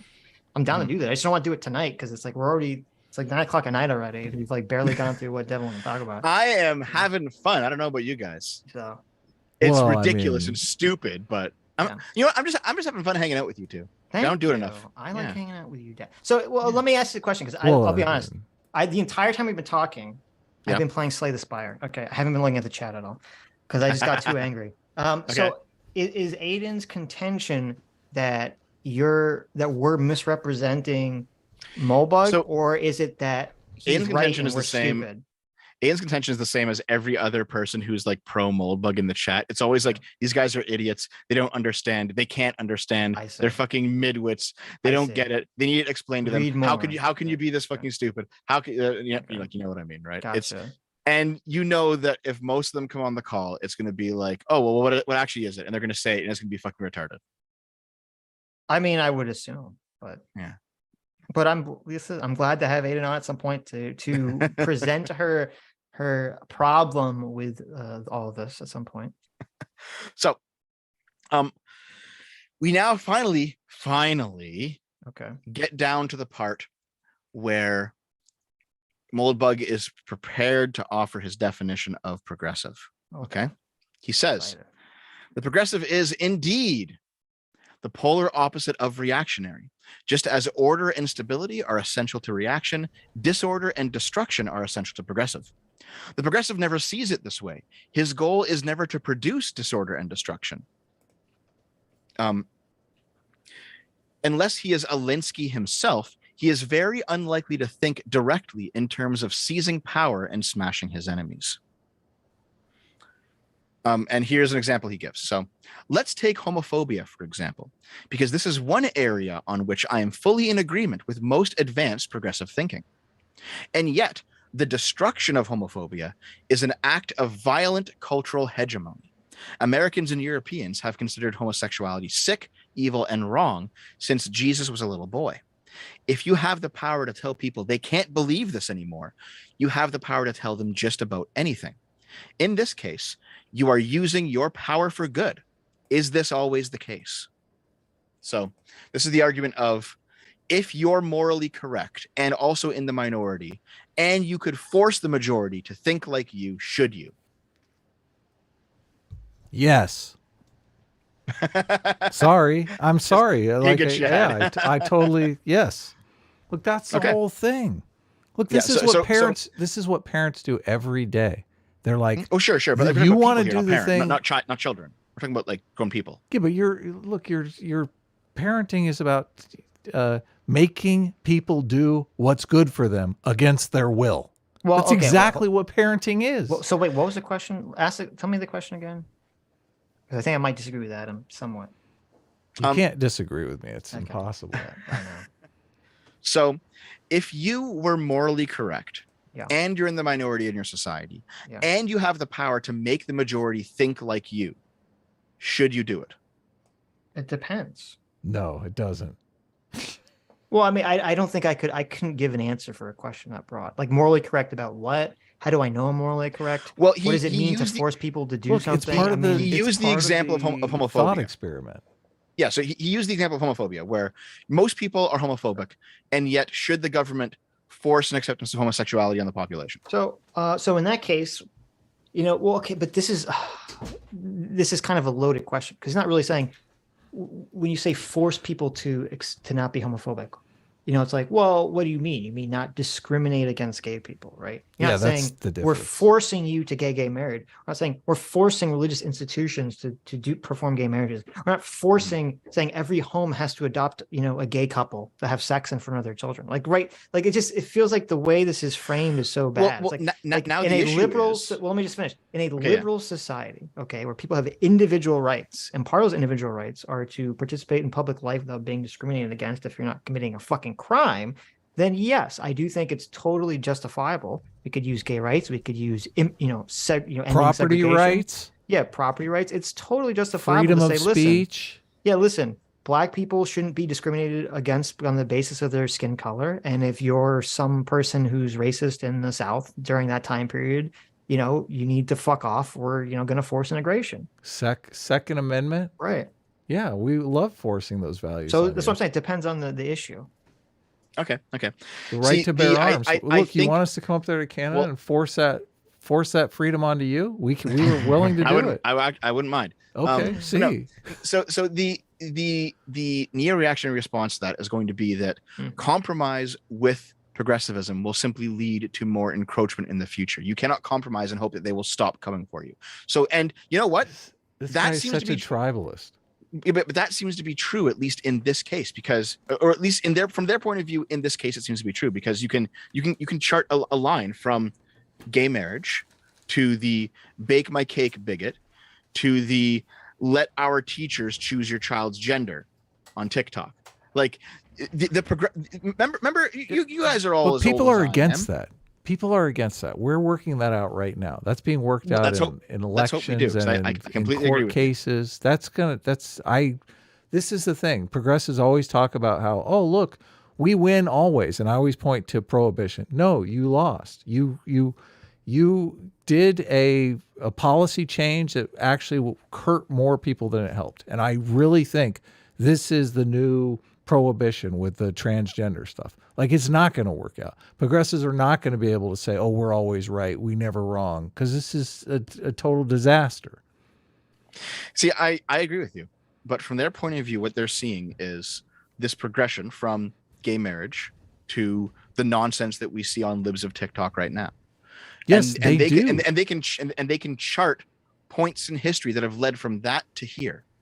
Yes, but we're in the middle of that history still. Well, wait. Yeah, exactly. We're in the middle of that history. You can, this is absurd. Everything that happens, the term all art is derivative? Mm-hmm. Okay. Yes. That means all art is based off of the art that came before it. Of course. All history is based off the events that happened before it. Obviously, you can point at anything in history and say, this only happened because this only happened, and that only happened because that only happened, and that only happened because that only happened. And you can draw a through line through every single event in history all the way back to the beginning of fucking time if you had enough information. Because everything is a reaction to everything else. It's not like Hitler didn't just wake up one day and just go, I'm a wackadoo, I'm going to be a Nazi now. And then all of Germany just woke up and said, we're going to be Nazis now. There's very specific reasons for why these events come to pass. Okay. True. So that's right. But so my big problem with this sort of notion of like, oh, well, the only reason that people are talking about trans stuff is because gay marriage passed. Okay. There's a truth to that and there's a false to that. The truth is that the way that these social movements work is that there's always extremists at all times that are always trying to pull and push culture and countries and societies in one direction or the other constantly. But most of the time, those extremists are ignored because no one gives a shit, right? But what happens is some environmental change happens. Some subtle thing will happen, or maybe not a subtle thing. Some big change, some shift will occur that will allow these extremists to kind of like worm their hooks into some idea, and grab hold and pull things in one direction or the other. So on one hand, it's true that obviously, logically, we can deduce that and this is kind of what I had the conversation with you about, Adam, the other day. I cannot envision a society that is going to be, now maybe we have like Iran or something, right? But I can't envision most societies will be pro-trans rights, but be anti-gay rights. All of these progressives are homophobes, man. It's just a matter of time. I'm telling you, because it feels like that the trans conversation is way more extreme than the gay conversation, right? It feels like that intuitively, of course, right? And so from that level, it's true that if you have a society that doesn't even accept gay people, I cannot see them accepting trans people, obviously, but that doesn't mean that just because you have a society that accepts gay people, that inevitably that forces society to accept trans people. And that's kind of like that is the survivor's bias fallacious thinking. Because by the same token, that'd be like someone saying, well, as soon as your society accepts, mixed race coupling, you're going to have a society that forces people to be engaged only in mixed race coupling, right? Yeah, but no one ever said that, or people were saying, people were saying that at the time, but no one, that argument went away because, like, obviously nothing like that ever happened. Yeah, I mean, this all makes. See, I don't believe that all these things are inevitable either. So, but this is his view. This is his view. In the end, he says, progressivism is obviously entropic. Obviously, its enemy is order. Progressives instinctively despise formality, authority, and hierarchy. Reactionary political theorists, Republicans, Republicans hate hierarchy and order. Reactionary political theorists, such as Hobbes, like to conceive the state in terms of an ordered system, a sort of clockwork. Progressivism is sand in the gears of the clock. More subtly, however, the real entropic effect is in the progressive method of capturing power, not by seizing the entire state, but by biting off little chunks of it whenever it sticks out. The effect is a steady increase in the complexity of the state's decision-making process. And complexity, of course, is the same thing as entropy. So when you make things more complex, that means that you're making them more entropic, which means that you're making them more disordered. And therefore, because the reactionaries are all about order, progressivism is the inverse of reactionary. Complexity, entropy, disorder, in that order. Yeah. But again, he's, as I said, he just jumps back and forth between, does he mean progressive the way that we mean it, or does he mean progressive as in post-Enlightenment philosophy is progressive? Yeah, probably post-Enlightenment philosophy I'm going to guess. But also, I take issue with this framing because this idea that making things more complex therefore means making them more entropic, therefore means making them more disordered, which means that you're against order. That's not always true, because sometimes things have to be complex, you know? Yes. Like it's just a terrible way. Like he goes from like complexity of systems to entropy and using it in like a universal sense, like talking about the universe, like cosmic, and then he goes to disorder in a cosmic sense, but then because like disordered particles, because you know how entropy works in terms of cosmology. So like, then he goes back to politics by saying that this type of disorder is opposed to the reactionary order. Like it sounds so good in terms of prose, but if you think about it, it makes no fucking sense in terms of how things actually work. Mm-hmm.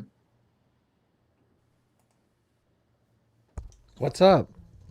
Dead air. What happened, Sitch? How's your game going? That's the end of chapter 3. Sitch, share your screen. Do you want to see the game? Here, Adam, it sounds like you don't want to do this anymore. Do you want to stop at chapter 3? Are you playing a game too? Yeah, no, Dev? I'm just reading my notes. I'm reading my notes and looking up quotes in the thing to help. Why? I do want to know why. Like, what is your motivation for spending as much time and energy on this? Because you asked me to come on. Oh, really? Oh, that's nice. I like that. What I mean, why were you interested in it? Why did we have the conversation that we had before you were beforehand? We had a conversation that actually set this up, though. Why were you reading Mencius Moldbug to begin with before you were doing it for the stream? Well, because I like to read things and like to understand different ideas. So I was just reading it. It was time, you know? Yeah. I get it. So I'm just like reading a bunch of shit. And then I made an offhand tweet about how I'm like less. I am now less captivated by neo-reactionary ideas than I was before I read them. Mm-hmm. And it's like, I'm sure people who are, like people like Sargon, or definitely people like Aiden, they view me as a progressive for sure. They view me as a leftist for sure. However, if I am, and this essay or this book was meant to convert progressives, it did the opposite to me. Oh, me too. I did not get converted. It made me think that neo-reactionaries are dumb motherfuckers. That's what it made me think. I didn't think they were dumb. I thought that they were. I didn't think they were dumb. I think that they are delusional. Oh, delusional. Okay. That's better. I'm gonna say a soft delusional, and ultimately they're also they don't understand. Where is it? Oh, I know. They don't understand the practical application of power, I think, or the practical like being actually involved in real politics. I don't think they understand it. I think this is an intellectual game for them. But the irony of like complaining about progressivism being rooted in like high-minded intellectualizing philosophy, not rooted in reality. The irony. I mean, oh man. Mm-hmm. Okay. To be fair, let's be honest here. Progressives are also pretty delusional in their own way. Like this is not me. This is not me now waving the progressive flag and being like, yes, trans all the children. No. I'm saying that both of these camps have their own special blend of stupid. Yeah, it's called groupthink. Sure, of course. Right, but to me, it's just silly that when we basically have, obviously from our perspective, right? We're looking at, and I think this is the more apt perspective. What is left, what is right, what is center? These things obviously change as time changes. I think that's literally the only possible way to view these concepts. And so from our perspective, being in favor of fucking liberalism is obviously the center position because that's the system that we exist in right now, currently. Yep. Right. Yep. And then so we look to the left and we see, the socialists who want to have the complete, overhaul and revolution of society. And then you look to the right and you see the neo-reactionaries who want to have a complete overhaul of society. And then both sides say, oh, the center person is just the other side. Right. And to me, that's the clear as day indication that, that's the radical extremist, which if you want to be a radical extremist, go right ahead, but just don't play games. Don't be dishonest about it. That's what bothers me. Don't be gaslighty. So to be fair, in chapter 4, we actually get to Moldbug's conception of the 3 types of societies. Right. Well, we can cover that later. Now it's getting into more like actual grounded stuff. Okay. Right.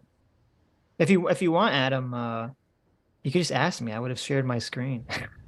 You want to play? Well, no, I didn't know you were playing Slay the Spire. I didn't know you were playing a game. I'm like lying on my floor here. I'm just like, oh god. You're just like. I'm sorry for ruining your stream, guys. I just wanted to. It wasn't boring at all. It wasn't boring at all. No. Look, okay. I'm sure other people are listening, demoralized as we are. That's why people listen to these streams. I mean, that's what makes them they interesting. Get demoralized. Any stream where I'm screaming is probably not boring. People, and we'll get this. Obviously, there'll be a bunch of comments. Oh, you guys are completely misrepresenting Mencius Moldbug. Yes. What they're really saying is, if you don't agree, you didn't understand it. And I fundamentally, I hate that view because it's like, well, remember when I said at the start, I can understand it and disagree. I said at the start that progressives and conservatives, or this is what he said at the start, progressives and conservatives view each other as confused people. And if they just had the right education, they would believe the correct things. Yes. And it seems like, that's happening here too. Right? I sent the link. That's the irony. You cannot possibly. You cannot what to this right now. Yeah, I sent her the link. I don't know if she'll show it, but I mean I've kicked her before, so it's like, we want to go. We don't want to stay up. We can have Aiden on, but I'm gonna keep playing video games. But if she wants to come in for like 5 minutes, shit. Hold on, how do I delete this? We'll never get the super chats done. I might have to kick her. Yeah. Every time she comes on, I end up kicking her, and I look like the bad guy. It's terrible. So like, I guess you guys know what praxology is? Praxology. Praxology. There's a Wikipedia article on that. No. Let me just look it up. Okay. Is that like praxis? Praxology is the theory of human action based on the notion that humans engage in purposeful behavior, contrary to reflexive behavior. Praxology. Oh, is it? Oh, I didn't know that. Praxolovid. I have no fucking clue what you're talking about. Sorry. Don't worry about it. So the idea basically, praxology is used to define, for example, in economics, what is rational behavior in a market? Okay, well, you're going to go out and seek out for the best bang for your buck. You have your supply demand, curves, and they meet up, and that's going to be like the optimum spot. Like, and the fact that humans will do that is praxology. It's the idea that there is intention behind our actions, that we have a goal and we seek it, and we engage in purposeful behavior.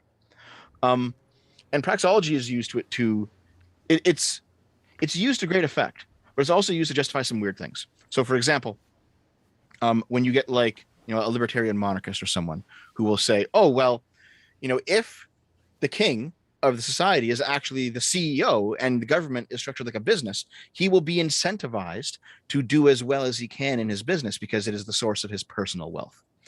And that's relying on praxology. The idea that humans have purposeful behavior, they have goals, they can be incentivized to perform these goals or to fulfill these goals through rational actions. That is such fucking bullshit, because any CEO strives to put his competition out of business so he can put his fucking feet up and not do anything for anyone. So the ultimate issue with praxology is that though it is very correct sometimes, there are definitely some instances where you can't apply it because human beings are not perfectly rational. They don't always make the best choice in their situation. Look, Dev, like, without skipping a beat, he's like, just ignore, just keep going. Well, no. I'm describing what you were saying, Adam, in terms of the critique of the philosophy. Well, no, but I just the whole compared to corporatism just bugs the shit out of me. But go ahead, continue, whatever. Well, no, that was the end of it. Yeah, it's basically that praxology doesn't work in all situations. You cannot. What is praxology again? The theory of human action based on the notion that humans engage in purposeful behavior. Okay, so contrary to behavior. reflexive behavior. Yeah. Praxology is basically purpose. Goal oriented behavior. Mm-hmm. Yeah. Okay. But also the issue with it is that sometimes people just do irrational stuff. Yeah, no, they do stuff that doesn't serve a goal. If you're saying, people have conflicting goals, though. Yeah, that too. Even within them, they have conflicting. I don't think it's irrational. People just make mistakes. That too. It's both of those things. Yeah. I guess the best way to put it is like, you might be incentivizing your CEO king to run his country as best he can because he stands to make personal wealth off of it, and he stands to destroy himself if he destroys the country. So you've lined up the incentives properly. But that no, you haven't, though. That's why I said what I said, because even in the corporate structure, this is why monopolies are a problem, because every CEO strives to drive all of his competitors out of business so he can kick his feet up on his desk and relax and, give people the worst possible service, the worst possible products ever. Yeah, I agree with you, but I'm saying even from their point of view where they think the incentives are lined up. Use that analogy on the king. What happens with the king? The corporate king. Look, he's already got his feet up. He doesn't have any competition. No, it's so stupid. It's the stupidest thing in the world. And people just gobble this stuff up. Oh, yeah, this is a great idea. Look, corporations are perfect. Listen, if we assume that the idea is correct, even though we all know it's not, even if we assume that the idea is correct. Why would we assume the idea is correct? Just give them the benefit of the doubt. Even if we assume it, if we accept all of their flawed premises, what you eventually understand is that the entire setup requires the king to actually act in his interests all the time, and people don't do that. Well, but hold on. He will act in his own interest. He will basically want to put his feet up and use his look at Putin's own interest. Okay, Putin is worried about his legacy, and he doesn't care how many kids he has to turn into cannon fodder to do it. That is in his interest. The idea that his interest and the population's interest are aligned, that's where they've gone to crazy town. No, that's also true. But what I'm saying is that even if, okay, because this happens in liberalism too. Like sometimes the business interest of the CEO of a business is to do something, and he says, fuck it. He doesn't do it. People do irrational things all the time. You know, humans aren't rational beings. We like to think we are, but we're not. I don't agree. So I kind of disagree with this. I think, well, it depends what you mean by rational. Like, yeah, people make mistakes, right? Like when you say like, sometimes CEO didn't behave rationally, it's because he made a mistake. Like, okay, I don't think he made the decision. Like, I'm going to do something fucking stupid. Like, that's not like the thought process. Can we put it this way? Let me put it this way. Oh yeah, I address, why am I fat, Sitch? Because eating tastes good and it sends chemicals in your brain that makes it desirable to do. Yes. But here's the thing. I have an interest in not being fat. And in fact, I can even state that as my primary interest. And yet I still don't fulfill it.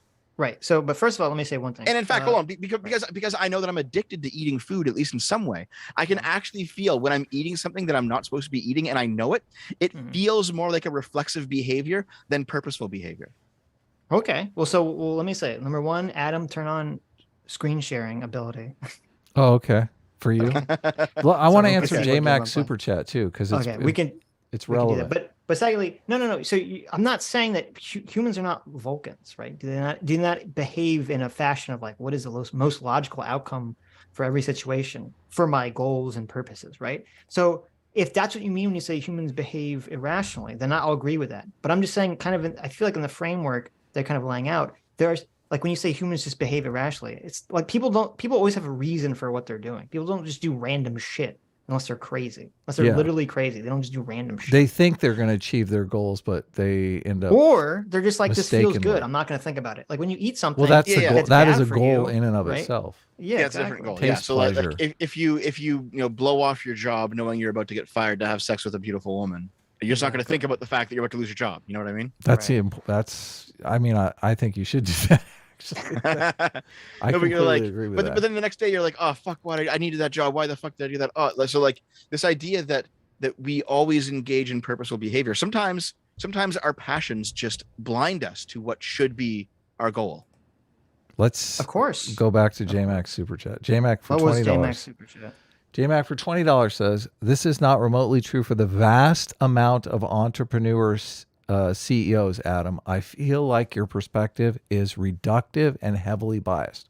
Okay. I do agree that in our Western liberal democracy, where we have all been raised with rules of fair play and selflessness and things like Christianity and, honesty, forthrightness, that kind of thing, I completely agree. CEOs do behave in a moralistic type behavior. But in places like Russia, where people are basically raised, in the idea that everyone is corrupt and you got to take yours by force or you're not going to get it, or take yours by dishonesty or you're not going to get it. That creates an incentive structure where the CEOs that are dishonest pieces of shit have an advantage over the people who are honest and forthright in business. And that creates this negative feedback loop. I guess it's technically a positive feedback loop because it's reinforcing itself. And all of a sudden, everyone is a kleptocratic piece of shit. And that happens. That totally happens. So we have to be aware of that and, be vigilant of what we have here, because we do want to live in an environment where CEOs are rewarded for being honest and forthright and good corporate stewards, as they say, right? So right. Do you disagree with any of that, Sitch? Dev, you disagree with any of that? That sounds good to me. Yeah, I'm thankful that we live in an environment where we have that kind of situation. But I don't think for an instant Mencius Moldbug is fostering that kind of environment with this 5,000-page diatribe that he has about how we have to slaughter our enemies or they're going to slaughter us. I don't think that's a healthy type thing to foster. I know that Aiden said that this was actually like a 50-page book and you could read it in, a couple hours. And I'm like, Jesus Christ, the audiobook for this thing is like 12 hours long. Is it really? Yeah. Yeah. It is. No, it's the size of it's like a decent sized book. I'd say it's like, I'd be surprised if it was more than 200 pages, but it's probably about 200. I read that book. Look, I hate the fact that I even think about this because of the nimrods in the comments and in the chat.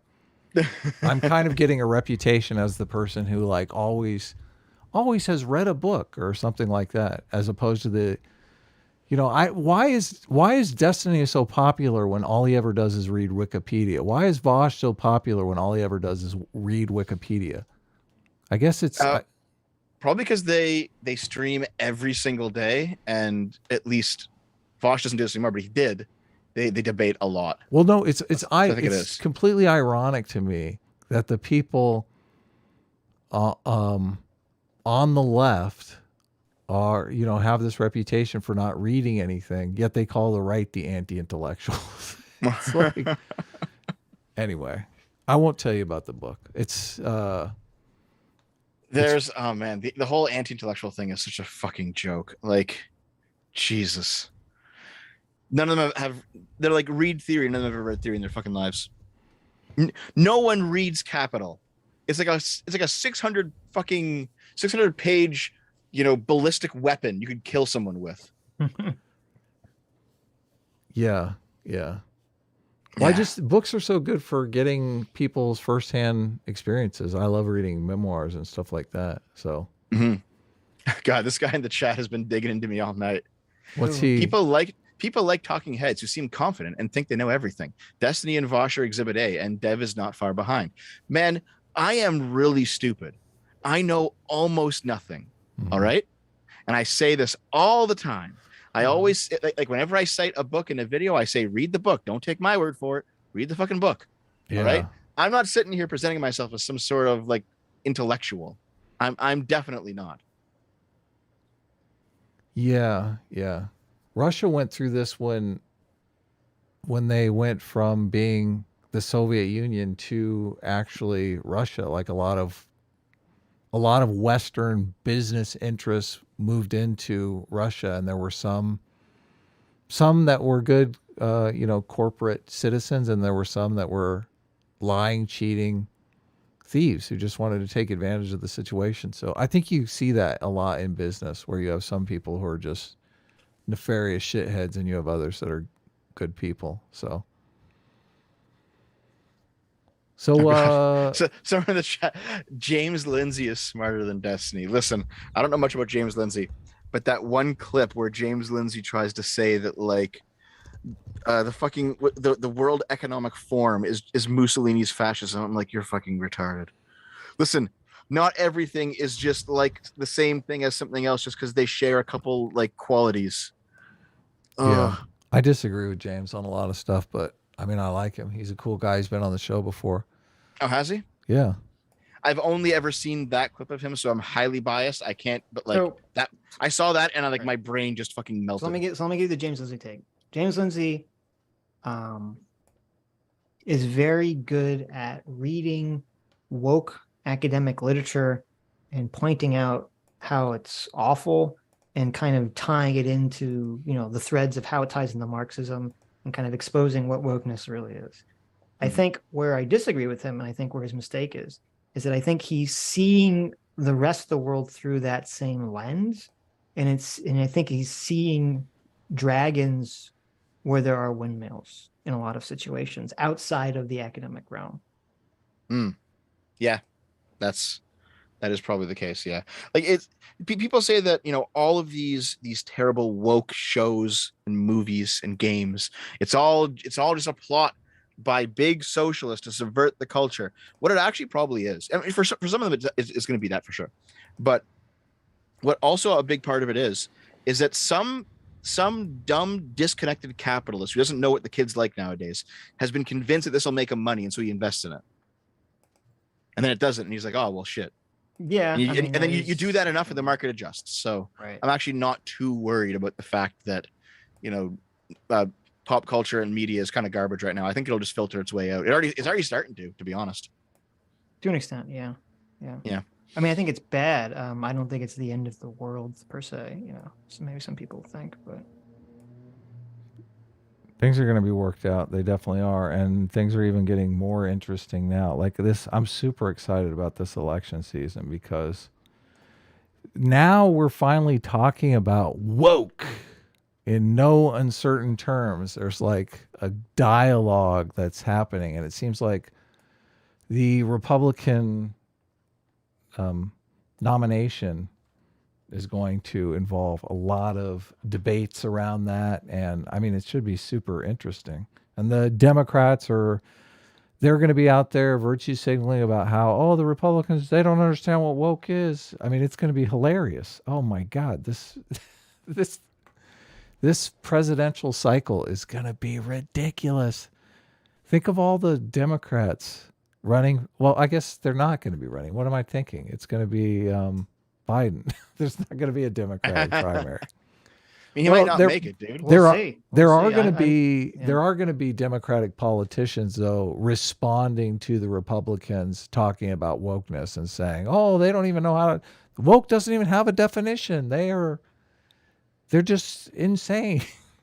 They're going to give all the Democratic talking points. It's going to be awesome. Oh God, it's going to be awful. That's going to be great. You want to talk about chapters 4 through 16? Only if they involve the gold standard. And look, all this bluster in the chat from Aiden, and she's officially running. I mean, she was drinking, right? She probably 6 in the morning. She told me she had one drink. I asked her in the chat beforehand, look, I'm not going to send her the link when she's like 5 drinks in. Come on, Sitch. I mean, fair I'm enough. not crazy. Yeah, right. Look, that's all in good fun, Abe. I'm just playing around. So, how dare you, sir? Look, I got your screen up now. What is this silly game that you're playing? Oh, look, it's even got cards. It's like Pokemon. It's That's right, everyone. I'm playing Pokemon. Is it Pokemon? I am playing Pokemon. Yeah. Is this game I'm playing right now? Is this Pokemon? No, this is not Pokemon. Pokemon. This is not Pokemon. So, I mean, I guess if you don't want to continue the book, we can always do that next time. Man, you know what we should have done? If I knew this was going to be more than 1 or 2 streams, we should have just did like a deep dive on every single chapter for the next 16 weeks. 1 chapter a week. No, nobody analyze it. We don't have cares. Yeah, I don't think we're enough interested, and I'm not sure our audience cares. Let's just pick a new day and start a new stream.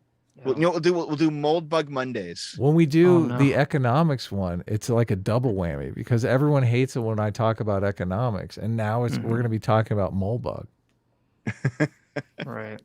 I wouldn't mind Moldbug Mondays once a week. I think we've already chased off most of our neo-reactionary audience through our interactions with academic agents. Do we have that many neo-reactionary? Yeah. I don't think we do, to be honest with you. Maybe we should put a poll up.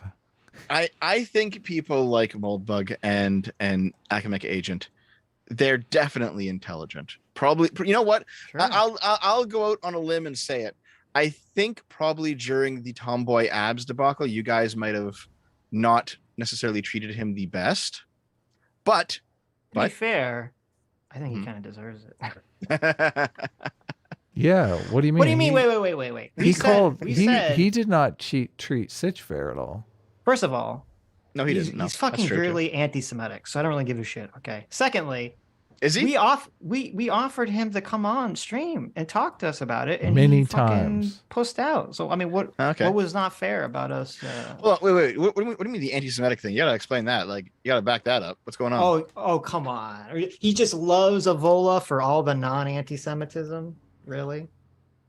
Wait. Have you not like on Twitter? I have literally there was a time period where he was on Twitter. I don't even know if he's still on Twitter, where someone would send me screenshots of his tweets like every fucking day, and always like they're doing this, them is doing this, they're doing XYZ. And it was always like, who's the they? Who's the them? And then you tune into like his cigar stream. He'd be like, well, they, them is the Jews, but I obviously can't say that online. Like he totally buys into the idea that, you know, Jews are controlling the global liberal order and they're like kind of manifesting all the things in the world. Okay. That's he 100% believes the JQ. Sitch, I'm completely interested in seeing any of that if you want to send it to me. Okay, later. I'll send it to you at some point. Send me all of that shit. I didn't know that you didn't know about this. He's super news to me. The JQ, yeah. No, that's news to me. That's interesting. So Evola is like those other great writers of history in that he's kind of crazy, but he's also worth reading, and he's also worth understanding. Mm-hmm. And there are at least some like decent ideas in there for sure. I'll take your word for it. No, for real. Like I can even tell you one right now, if you want to hear it. Tell me. So he divides up cultures by their Chat's already fucking with us. I knew this was gonna happen. Are you a neo-reactionary Sitch and Adam fan? Like 34%. Yes. You guys are so full of shit.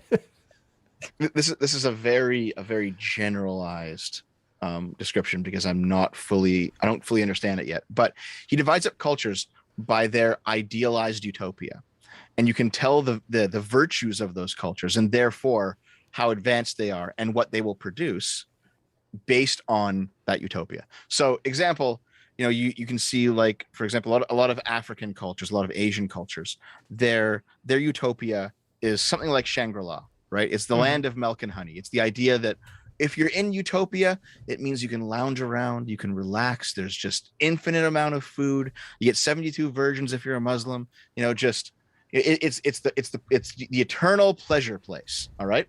Then you have other cultures where their cultures, their idea of what a utopia is hard work that creates an advanced society.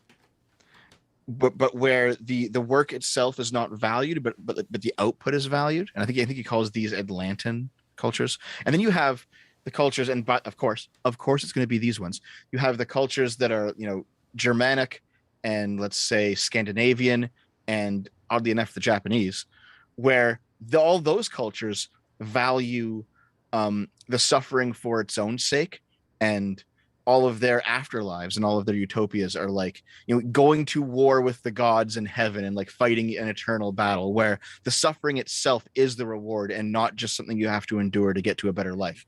So it's like, well, what did these three cultures produce? Oh, well, I mean, the most advanced ones are the ones that valued suffering the most. And it's like, well, okay, I can see how that framework is going to be a little bit useful to describe different ways of looking at the world. But holy fuck, you need to wade through a bunch of bullshit to get to that, you know, tiny little nugget that's in there. Sure. I mean, because I remember on stream when he did his Tomboy Abs video, which was kind of my first foray into Evola. I didn't know anything about him until that, because we just did that video. I didn't even know what he was drawing from. I remember on that stream, I pulled up the section of the book he was reading from, and I started reading the rest of it, and it's like the wackiest fucking shit ever that going on about like the feminine and masculine spirit, and, you know, Evola kind of waxing poetically about how good it was that, you know, Indian women would like climb onto the fucking funeral pyre of their husbands and die when they die. I hope my wife does that. Are you talking like lunar masculinity and like solar masculinity and shit like that? No, he's talking about the wife killing themselves because the guy is dead. It's like that to like a whole nother level than you'd expect. It's just I don't know, you don't think that'd be cool if your girlfriend jumped on the fire because you fucking killed herself with that'd be amazing. So what? Look, she missed you so much, Sitch. She's like, fuck this. I'm going too. That's love. Hold on. Let me think here real quick. Yeah. You know what? I don't fully understand the lunar solar stuff, but basically, I think the idea is there is a type of positive and negative masculine and feminine energy that men and women should embody. All right. So you're saying this is what he's saying, or what you think should be? Sorry, what? Are you saying this is what he's saying, or this is what you think should be? This is what he's saying. And there's probably something to this, because if you look at it, it kind of makes sense. So So, for example, Sargon's reading some of this stuff right now, and one of the things he described was like, okay, what is the solar masculine energy? Well, that's being a father, that's being a leader, that's being a provider, that's being decisive, that's being. There's a bunch of masculine qualities that we generally consider positive in our society, that if you are a good, virtuous, noble man, you would embody. Okay, what is the lunar masculine energy? That's basically Andrew Tate, where Andrew Tate is all of those positive qualities made negative. You know what I mean? Mm-hmm. And so there are lunar and solar, masculine and feminine qualities that basically you should strive to be the solar component. But we currently live in a lunar era where masculinity and femininity has been perverted by the culture. And so, so all the examples are lunar versions of them. Right. So I don't have a problem with the concept that like, there are specific qualities that are associated with men or women, on average. I have no problem with that. I mean, I think that's true biologically. My problem with the Vola is that he then makes it prescriptive, and he gets all pissy and saying that like, how dare a woman act in some way that is male, and that's what brings about the downfall of society. He's not saying like, the toxic versions of masculinity and toxic versions of femininity are destroying everything. That's not his position. Mm-hmm. But I mean, I like to take out the bits that I like from all the writers and kind of, because there's some value in reading these things, as long as you don't like swallow all their nonsense wholesale. Yeah, I mean, there's some value in reading most things. I don't disagree with that. But. So I guess the way that I view it is like, yeah, of course, to use non astrology language, of course there are toxic and productive versions of being masculine and being feminine, right. And of course, men and women should be the non-toxic versions, like. Dev, obvious. Dev, right? you said you believed in evolution, right? Yeah. I don't think you can. You're talking about picking and choosing from different belief systems, but that's not how belief systems evolve. You can't just like a la carte, put your own belief system together and think that that's going to make you a functional member of society. Watch me. What do you mean? That's just like. I'm going to do it. Like Christianity, like liberal democracy and capitalism, like all of those are a set of belief system that's been honed by evolution over time. This idea that you can just, like, this is what the progressives are actually trying to do. They're trying to put together some radical belief system on the fly that they think is going to sustain their community. And that's just not true. That's not the case. I'm not exactly sure how to reply to that. All I know is that it works for me. Mm-hmm. Well, you have, what are you, were you raised Christian or? Not really, no. Were you raised? Very, very like, I mean, like culturally Christian, but there was no like really going. I went to church for like a summer, and I fucking hated it because I lost part of my weekend. So my parents stopped doing that. So, but your parents did have some sort of religious values that they imparted to you, even though if you didn't go to church. I mean, I don't know if you believed in God, but they taught you like be honest and don't be dishonest, or I don't even remember what. Okay. I barely remember. Did your dad say you should be as promiscuous as you possibly can and get as many girlfriends as humanly possible? No, actually, I kind of avoided talking to my dad about any of that sort of stuff. So you picked it up. Hold on. You picked it up from your pals. I have a very strange relationship with my parents. So this conversation is not going to work with me. I know where you're going, but it's not going to work with me. Okay. That's fine. That's fine. I get it. I totally get it. Well, I mean, you do have some sort of core values. I think you would classify yourself as like individual rights, democracy. Yeah, I mean, I'm a liberal for sure. Like at the end of the day, I guess here's what I mean.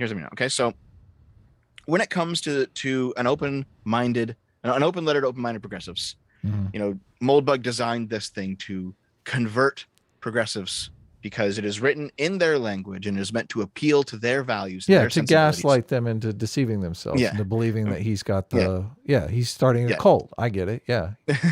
It is specifically designed to bring progressive people who were anti-Iraq war in 2008 over to the neo-reactionary camp. Yeah, to be monarchists. Hilarious. Yes. And the way that he lays it out, the way that he structured, the way that what he talks about, what he chooses to write about, he's like, well, I bet you as an Oakland progressive didn't know this. Then, you can see what he's doing here, right? And George Bush lied us into war, and the CEO would never do that. Never. The CEO of Halliburton would never. Oh, wait, he was vice president. Never mind. So I think what's going on with me at this point is that, like, I recall when I was 17 and I read the Communist Manifesto for the first time, I became a fucking communist, right? And I was a communist for like 2 years. Okay. At this point, I can read all sorts of political theory. I can read reactionary political theory. I can read fascist political theory. I can read socialist political theory. And I'm finding that not only are my actual politics, they're not changing anymore. I'm able to, like, say, oh, well, this guy has a good point, and this guy has a good point. You can read Solzhenitsyn's Gulag Archipelago and realize what he was saying about the Soviet Union and ignore the part where he talks about the Jews. You can do that. Yeah, you don't need to accept the whole thing. So I was like, well, what the fuck? So I realized that, like, at this point in my life, because I'm in my 30s now, I've had a set of experiences, and those experiences have pretty solidly defined my morals, and my politics are downstream from that. So when I read things meant to convert people, I tend not to be converted because my experiences haven't actually changed anymore, if that makes sense. I still have the same experiences. When I was 17, I had no life experience, I had absolutely no life experience whatsoever. And so I was easily led around by this person or that person who had this idea or that idea. So it feels like things like this work on people who don't have that much life experience. It's much more persuasive on people who just haven't, like, man. I totally agree with everything you're saying. It's like, if it's the first thing you read, it's totally enticing. Yeah. Hold on. Someone says, Dev, that's most normal people. You're much less receptive as an adult. No, it's not about being less receptive. It's about cultivating the ability to consider an idea and not immediately get converted by it. Here's a good example. Okay, so Adam, Sitch, both of you. That's a great point. Yeah. Both of you answer this real quick. What is the domain of human existence that you know the least about? The domain of human existence that I know the least about. Is it sports? Is it manufacturing cars? Is it video games? Yeah. What do you know the least about? Well, you don't know. That's the thing. Well, pick something that you know not very much about, and you don't know very much about. Well, that's the unknown. Unknown is. I mean, I don't know a lot about sports. I don't know a lot about cars. Oh yeah, sports. There you go. There's one. Sports. And actually, Moldbug uses this example in the first chapter. If I were to sit down with you and talk about the intricacies of basketball theory, it would, stuff that you don't really know that much about, right? But there's still an entire like depth of knowledge there that people who do know about become experts in that stuff. Of course. Yeah. Right. So I think what happens is, as if you're young and you're you don't really know much yet, you haven't really experienced much yet, it's very easy to say, hey, why is this the way that it is? Why is it the case that in basketball, a 3-pointer is a 3-pointer and not a 5-pointer? Why? It seems arbitrary. But then as soon as you learn how things actually are, you're like, oh, okay, this is how the game is balanced, and here's why this rule is like this, and here's what happened. And and then once you go through this process multiple times, once you've doubted an institution, then been inside it, see why it is the way it is, and then come back out and said, oh, that makes sense now. Once you've done that like a dozen times or so, you get to the point where you're like, okay, things are the way they are for a reason. And I'm probably too stupid to just immediately critique it and want it all torn down and replaced with something else. Maybe I should learn about some of this stuff before I just jump headfirst into a revolution. And I think that's just a natural process of growing up.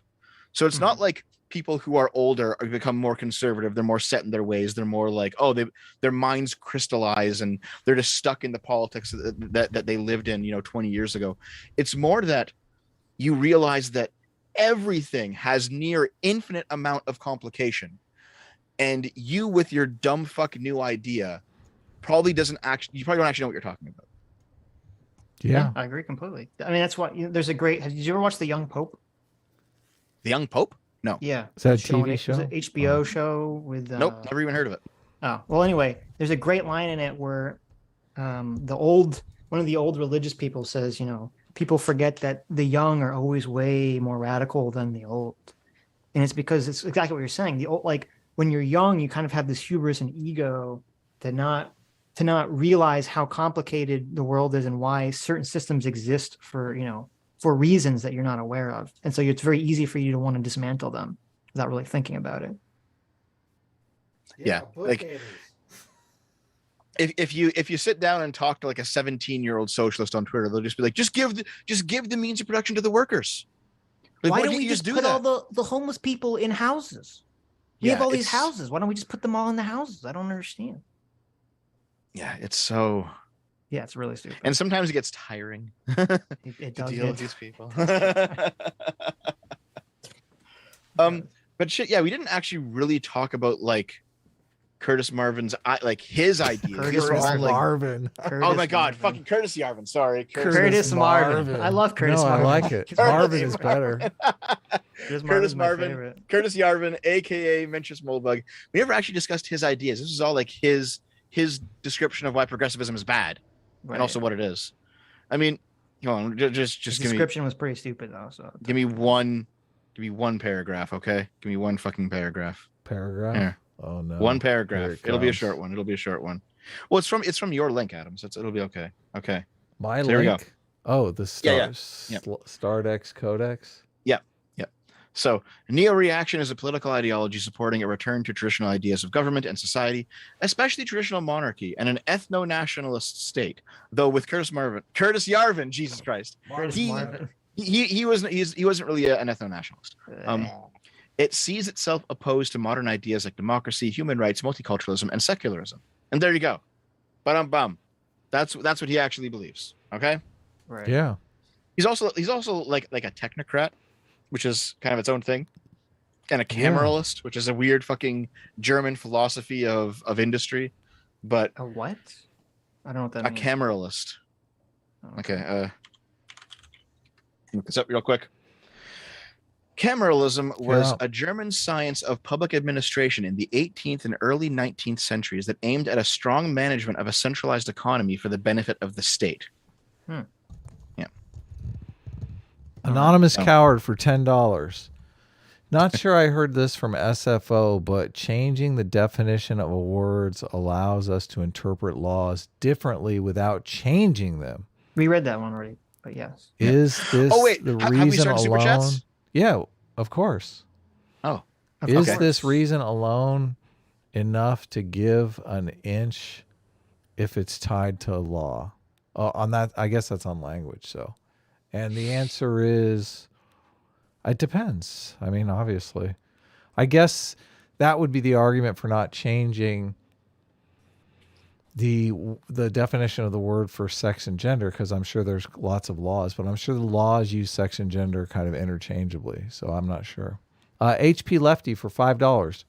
Everyone knows the S in S-class stands for dev. S-class is best class. Okay. Oh, wait, so if you're going to read Super Chats, I'm just going to go, okay? I'll see you later. Bye. Bye. Do you want to see I'm kidding. I'm kidding. Okay. I'm sure there's some questions aimed at you. Yeah, I'm joking. I'll stick around. Yeah, of course. Oh, okay. Tricky. Oh, you want me to go, Adam? Is that what it is? That's what the awe is? No. Okay. I want you to stay, but I mean, if you're going to be a dick about it, I'm pulling your chain. Well, let's do it. Tricky Mario for Tricky Mario 7654 for $8 says, "Hey Dev, are you going to do a video on the Let Women Speak rally in Melbourne that occurred over the weekend?" I could, but there's not really much to it, you know. Mm-hmm. I mean, did you guys see that? Let women speak. I mean, I'm fundamentally against that, but what was the rally about? What was that? Yeah. So there was a rally of TERFs versus trans activists in Melbourne. Oh wow!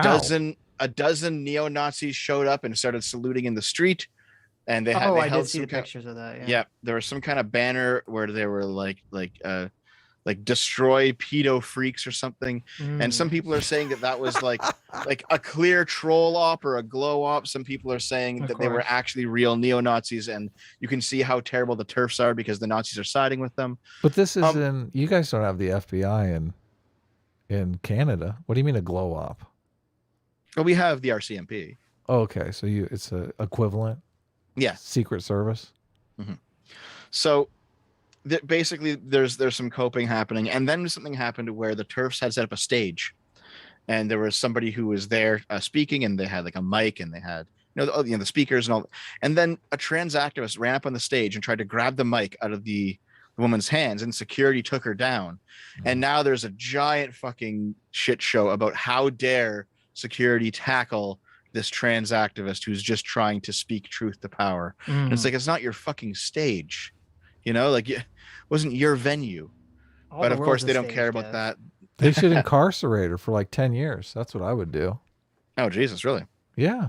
Why not? So of course you say, listen, it's not your stage. Well, they don't care about private property because they're leftists, and it's like their politics makes them uniquely immune to all these liberal concerns, and they should just be given all of the platforms all the time. It's like, you guys know how this works out, Of course, yeah. That's why you incarcerate them for 10 years, make them into a martyr. Make an example of them. Yeah, a martyr example. John Masters for $5 says, I know this isn't the topic, but if he's amenable, could you ask Dev about his views on the basis for the left-right spectrum? I know, broken record. We talked about that, yeah. Yeah, I think we talked about that a lot, actually. This is probably before we talked about, that topic. The real Holtzy trader for $2 says, trucker video win, Dev. Oh my God, do you guys know that meme? No. What video? Okay. You haven't made a trucker video? Look at you. I have been sucking up to the progressives. I've been collecting information on the Canada trucker protest now for a year. And the final report by the commission to Parliament happened a few weeks ago. So I was like, all right, now is the time to finally start working, getting all this information together and start working on a video. But they've been saying, make the video for like a year now. And I've been like, listen, I want to wait until all this shakes out. Like, I want to see what the actual story is. You guys don't know this, but Dev is a huge Trudeau fan. He loves Trudeau. Yeah. Mm-hmm.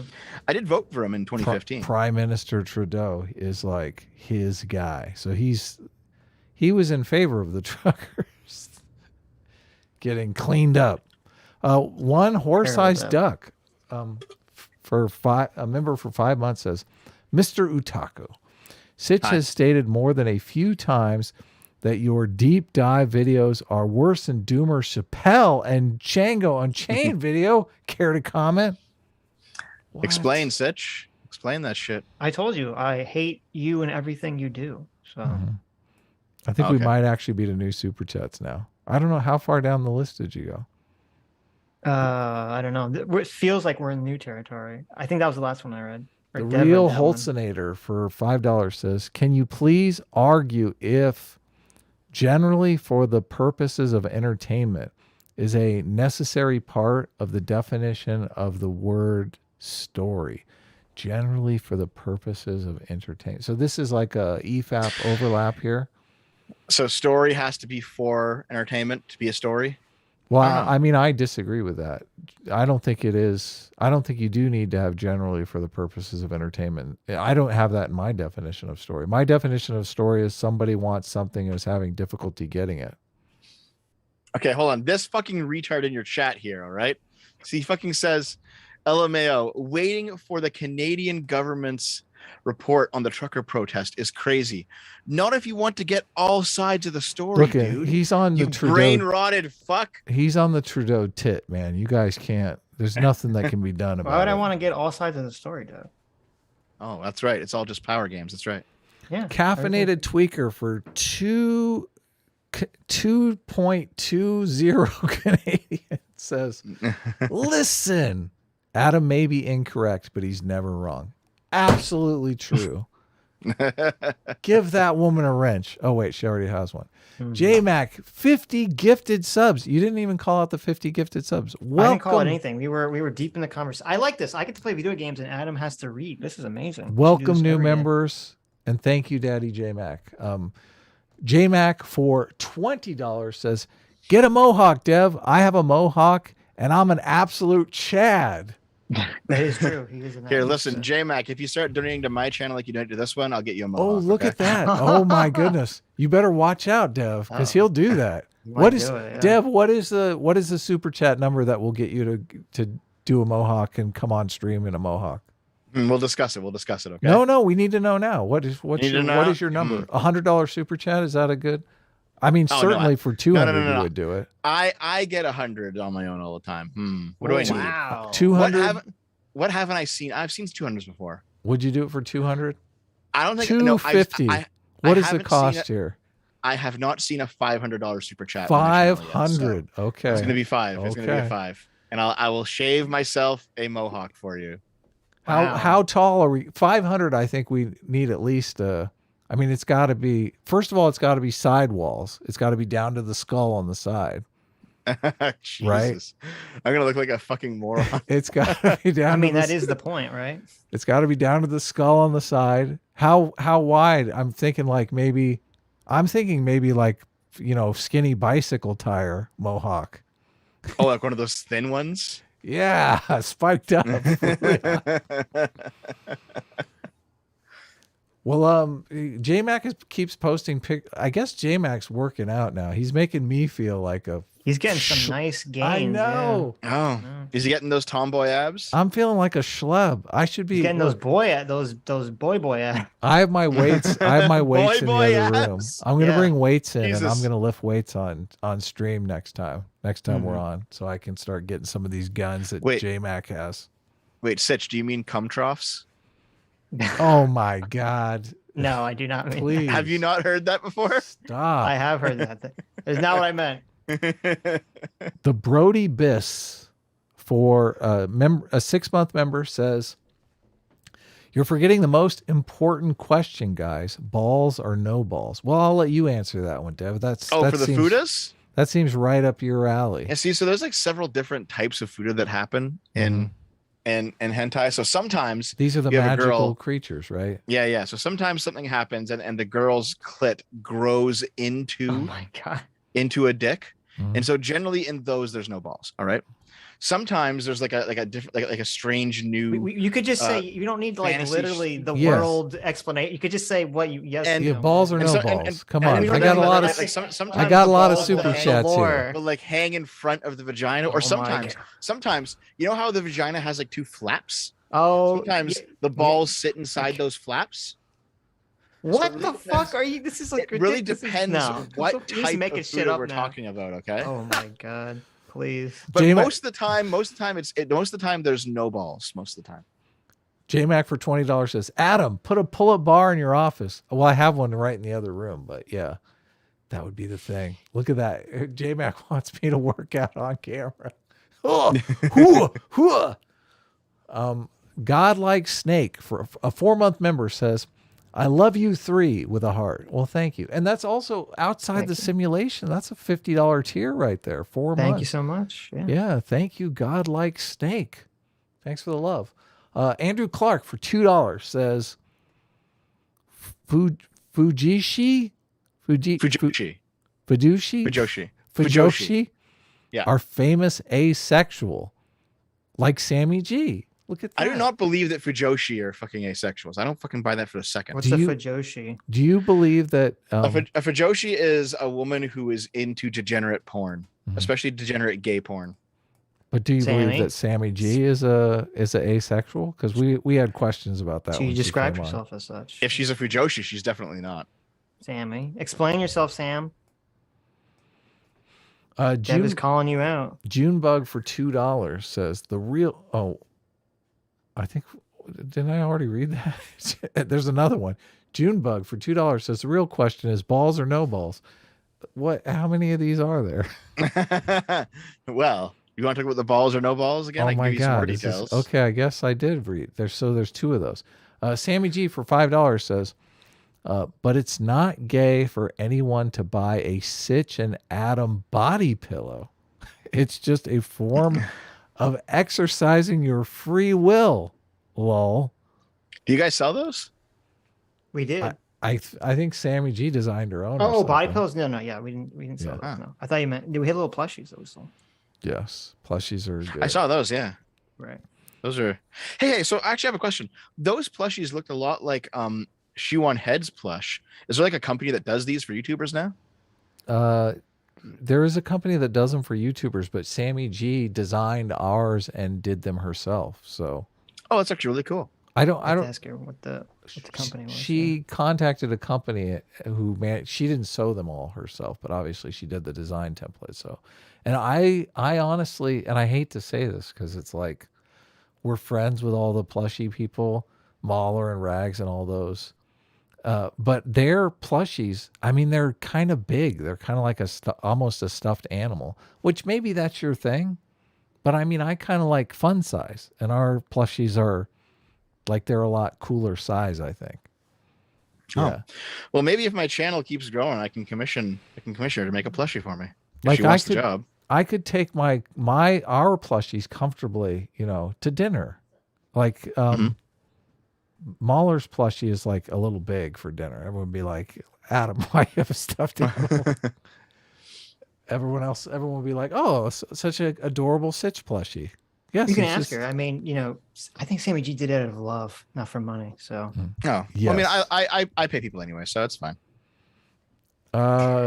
Calvin Pafford for $5 says, my understanding was that in order to be asexual deviant or asexual deviant? Oh, I think that's a good question. I think it's asexual deviant. Right. You need both a genetic predisposition as well as a developmental trigger. Source, Love Lines. Oh, I love Love Lines. That's Dr. Drew, right? I wonder if Dr. Drew threw Scott Adams under the bus because they were kind of friendly. A-Rog for $20 says, transgression is the only end that matters for a certain segment of social progressive. Oh, there you go. Sammy says she watches all of your content. Oh, does she? Oh, cool. There you go. Okay. Oh. By the way, if Brianna Wu ever comes back, Dev should be on too. Yeah, people were a little bit upset that we didn't like push back hard enough, and I mean, I feel like I did push back, and I mean, I called her out. She even said like, "Hey, Adam, you're not taking the other side seriously enough." With all due respect, and I was like, "Oh, what do you mean?" With all due respect. No, that's what she said to you. She said that she felt like you weren't treating January 6th seriously enough or something. Yeah. Well, I know. I pushed back on that, and I also pushed back when she was just like calling all men sexist. Which I mean, I agree. Did she actually say that? I actually agree all men are sexist, but I mean, she didn't want to let her know that she shouldn't be saying it. Come on. That's for us men to say, right? I told you this. Oh God, there's an edgy joke there. I told you this in the DMs, Adam, that when Brianna Wu was on Stardust, she said that she was tired of me, SFO. She was tired of my Gamergate bullshit, and that she offered to take a polygraph test to prove that everything she said during Gamergate was true. I was like, Jesus. We should do that. We should get that polygraph set up. She messaged me afterwards and said she enjoyed herself and would like to come back. So, I mean, we can talk to her again. Yeah. Like, this is the thing. It takes a while to be able to really have a conversation with someone where you can, really attack and them just not completely like freak out. Yeah. Never come back again or fall apart. I don't know. You get it. You understand the social dynamic. Enlightened Centrist is a new member for as a free will seeker. What's up, Enlightened Centrist? Enlightened Centrist is an amazing musician. He did he's done a couple songs for us, a couple on his own, and we did the song, the Hassan's a Dumb Fuck song. He did for us, which was really cool. I did the music video and he did the music. So Sketch is an 8-month member. Says, Dev, the gender dysphoria pill.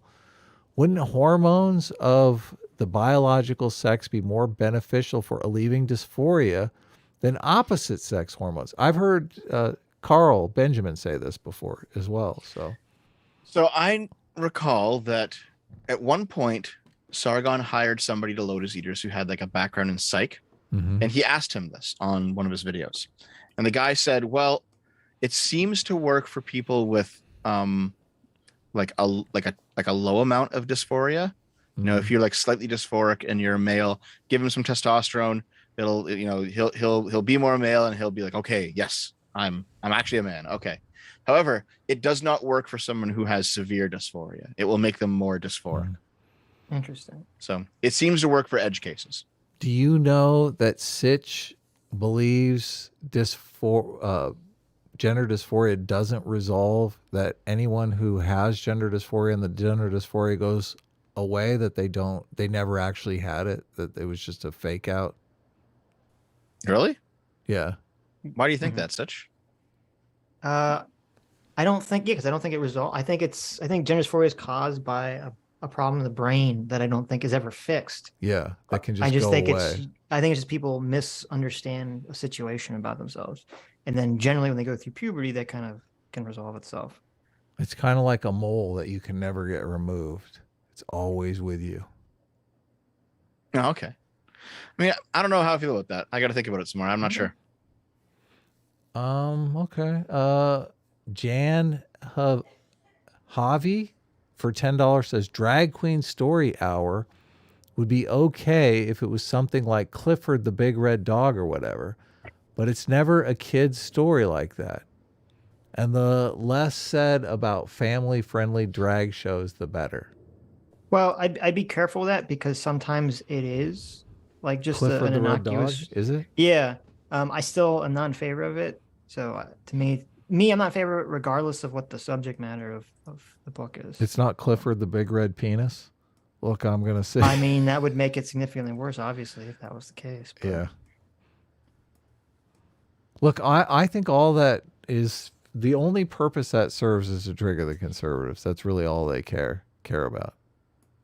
Well, no, I guess they do. They want to like break the status quo. Why the fuck is Hollow Knight in Slay the Spire? It's a mod. Oh, Jesus. All right. Do you play Slay the Spider, Dev? Because, I mean, this looks like a children's game to me. Nope, but I do play Hollow Knight. I only play games where I'm shooting at people and heads are blowing up and stuff. This game. There's a little bug man. He looks too cutesy. He's killing little cute animals. This must be a game for small children. That is Adam's attitude right now. Is that what's going on? Oh, is there death and destruction going on in here? Okay, good. Well, I didn't notice. Hollow Knight's interesting because it's a game that looks very cute, but like everything that's going on in it is like horrific. When you actually understand like the plot of the game. Is that accurate? Do you think it's accurate, Dev?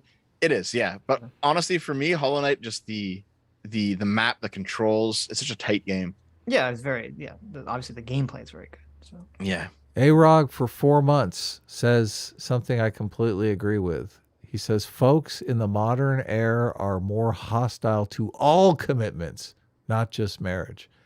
Yeah, I feel that. I totally do. People are like, nah, maybe we'll hang out on Thursday. I'll see, maybe it'll happen. Do you guys agree or disagree? I agree, because I think people have so many more options now. Oh, yeah. They want to do whatever they want, which wasn't a thing before.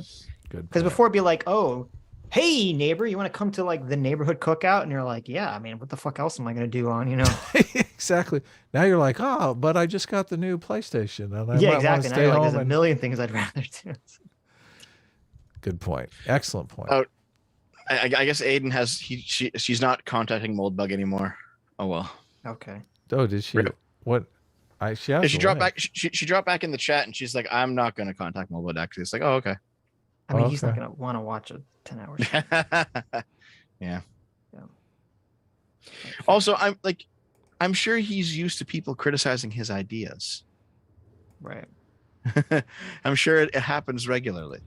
I don't think there needs to be like go watch this. They said something bad about you. Yeah. I don't want to candy coat this, but Moldbug is officially banned from the show. Okay. After what I heard today, I don't want to talk to this guy. Okay. He seems like a right tard to me. The real Holsonator for $5 says, clearly you guys have never been to a gay nightclub.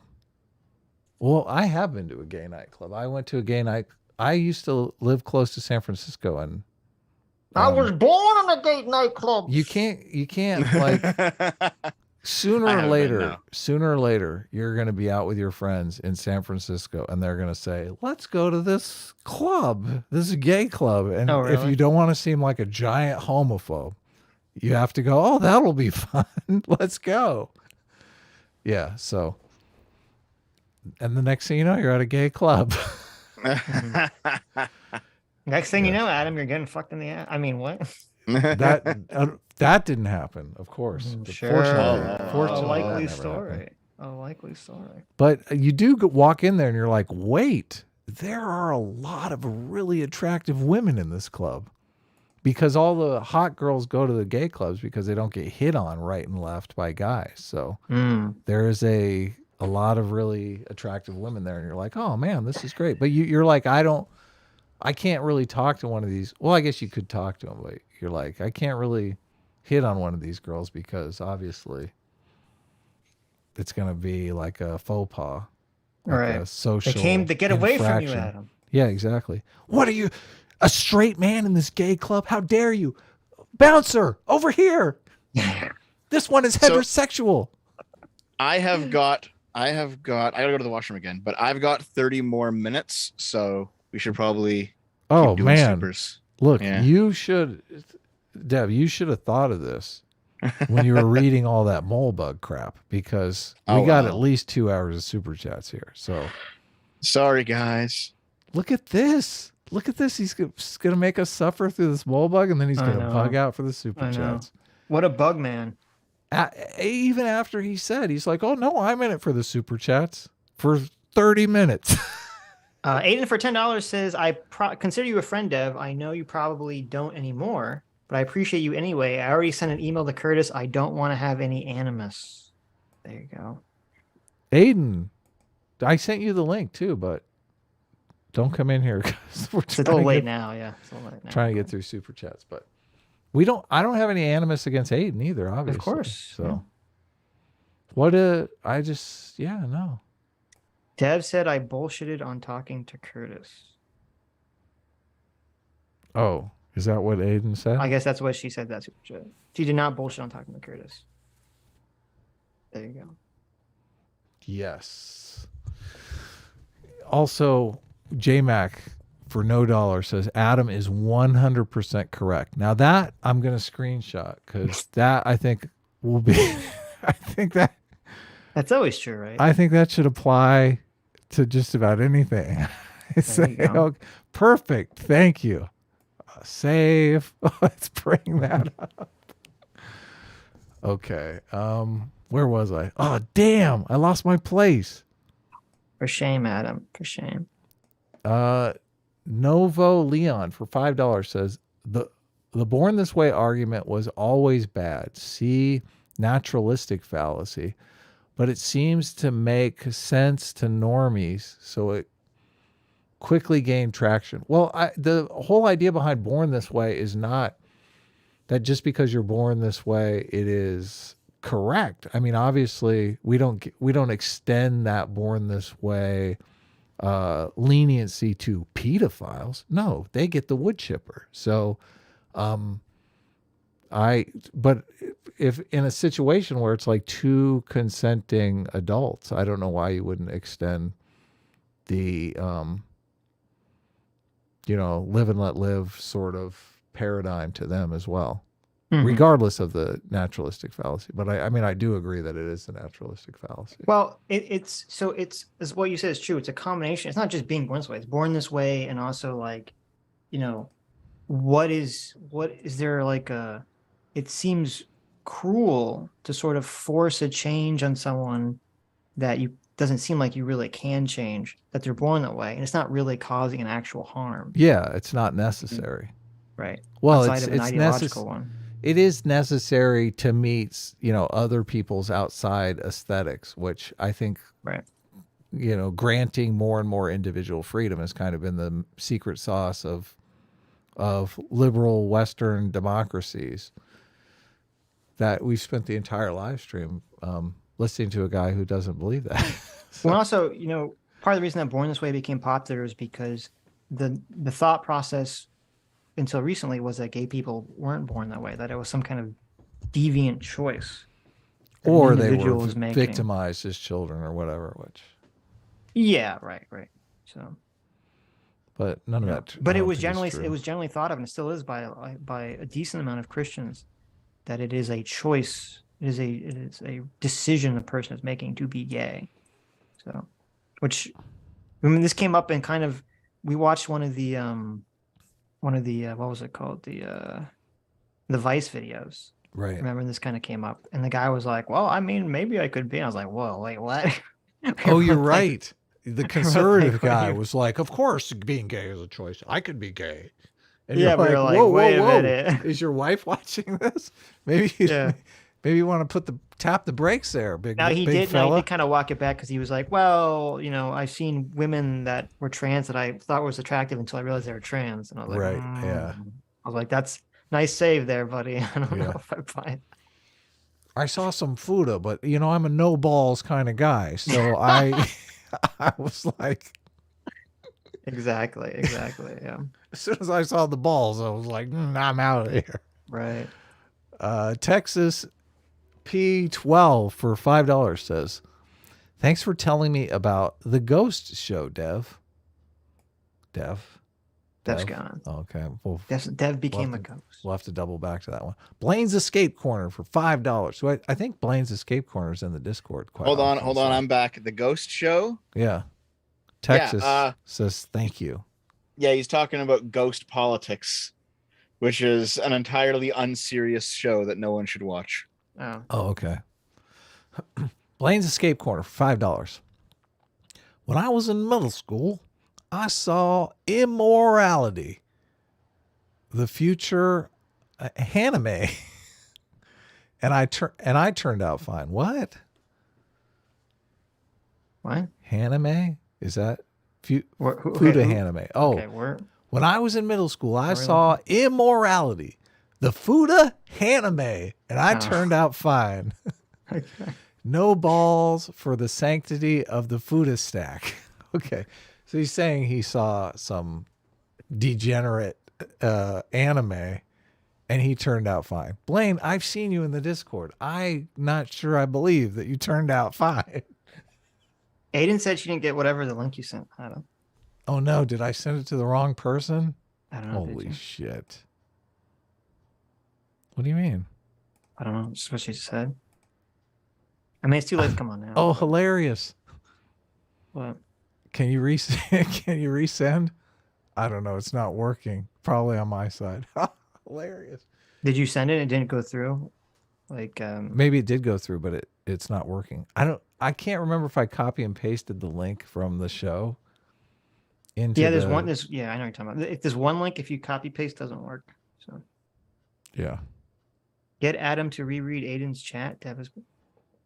Dev was here, weren't you here, Dev? Yeah. Oh, maybe he wasn't. I don't know. I'll reread it. Sure. What the hell? Well, he's not here now, so it doesn't matter. Oh, he left? Good. I don't know.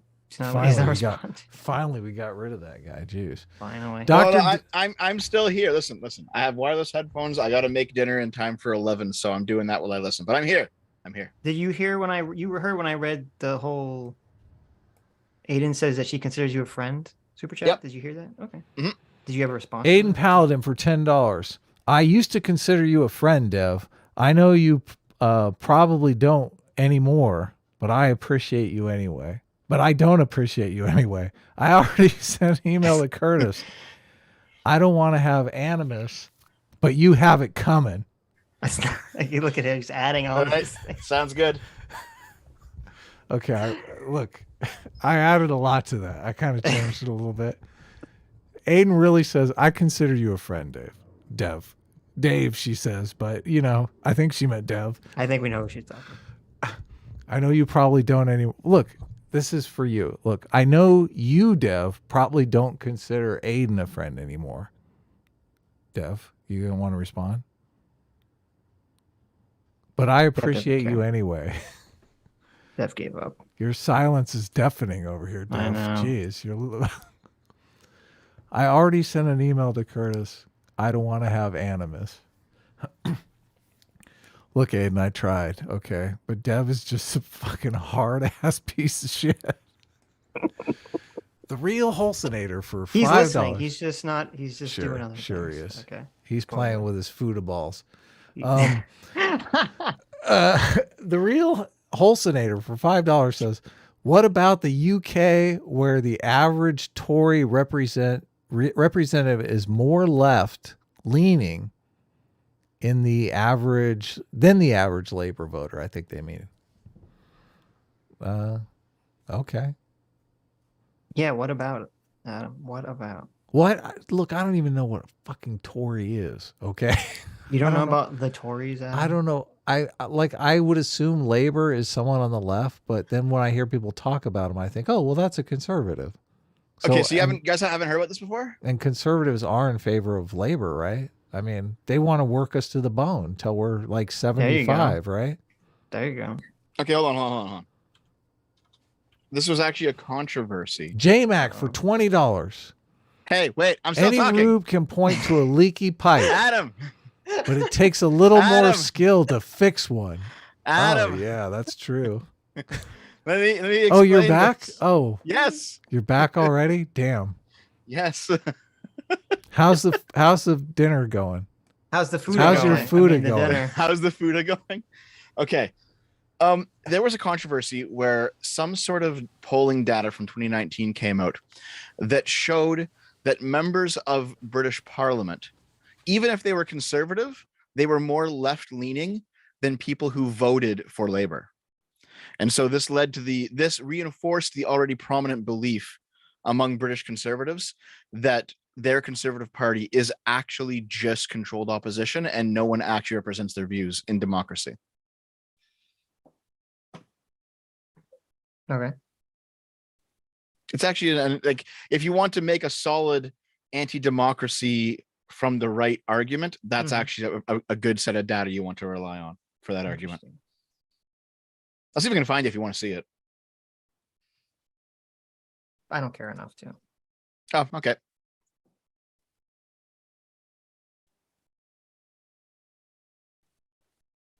What happened, Adam? Did you disappear? What's going on? Adam. Uh-oh. Hello? Maybe he's making food too. Uh-oh. Okay. I don't know where we were in the super chats. Let me see. JMac, our circuit follower for $20 says Moldbug sounds like the kind of ground bug type Pokemon. It evolves into a gopherpede. True. A gopherpede? True. Yeah, I like that. Doomer Media for $4. Thanks so much, Doomer. Doomer says, you finally found someone I like less than Sitch. There you go. He also says, last time someone bombed this badly was in Japan. Oh my God. What, you're reading without me? What happened? Doomer, there's a reason that you're not allowed back on EFAP. Oh, wow. I feel bad. Look, I like shots Doomer. fired. He wasn't talking about you, Dev. He was talking about Moldbug, probably. Oh, so man. Be nice. I assume. I don't know who he was. Did you stop playing your game and start reading super chats? I did, yeah. Oh, he did. Okay. I'm a respectable host, Adam. Nice. I see you still playing the game though. Well, I just started again because you just came back. Oh, okay, I got it. Do you want me to read? I can read. I know. What are we down to? Centrist swimming is. I didn't know where we were. I just read from a random spot. So. Oh, okay, gotcha. Totally useless. I already read JMac, but any rube can point to a leaky pipe, but it takes a little more skill to fix one. Total agreement. That's like every socialist. Yeah, every socialist. This is so messed up. Oh my God. Here's how we fix it. Let's restructure all of society and trans everyone. The Justice 35 for $10 says, A-Team likes the stream and is pro ethics in journalism, while S fakes harassment online for clout. Oh my God. A-Team reigns supreme. Wow. Any updates on the Woo Gamergate stream, Dev? We need Woo to be held accountable. Yeah, what's going on? Are you going to get... Do you need me to put a good word in for you for Woo? Well, the last thing that I heard was that Stardust thing. I don't know if that's ever going to go anywhere. No, I can't remember her first name. I mean, what's her first name? Brianna Woo. That's here's the thing. I used to have a lot of animosity towards her back in the day, but in the past 10 years, she's actually mellowed out quite a bit. Like, she was fucking insane during Gamergate. I mean, she was kind of insane on our live stream. I mean, see, here's the thing. We disagreed, and some she was reasonable. So yeah, well, when I've been seeing her go around like the panel, like the Twitch politics, the panel scene recently, and now she just seems like a really progressive person rather than a fucking psychopath. So it's like, okay. Yeah. I mean, I like insane people, so I don't necessarily see it as a put down. 3x3 Nilo for $2 says centrist swimming in a direction today. Oh, okay. I guess that's a compliment, right?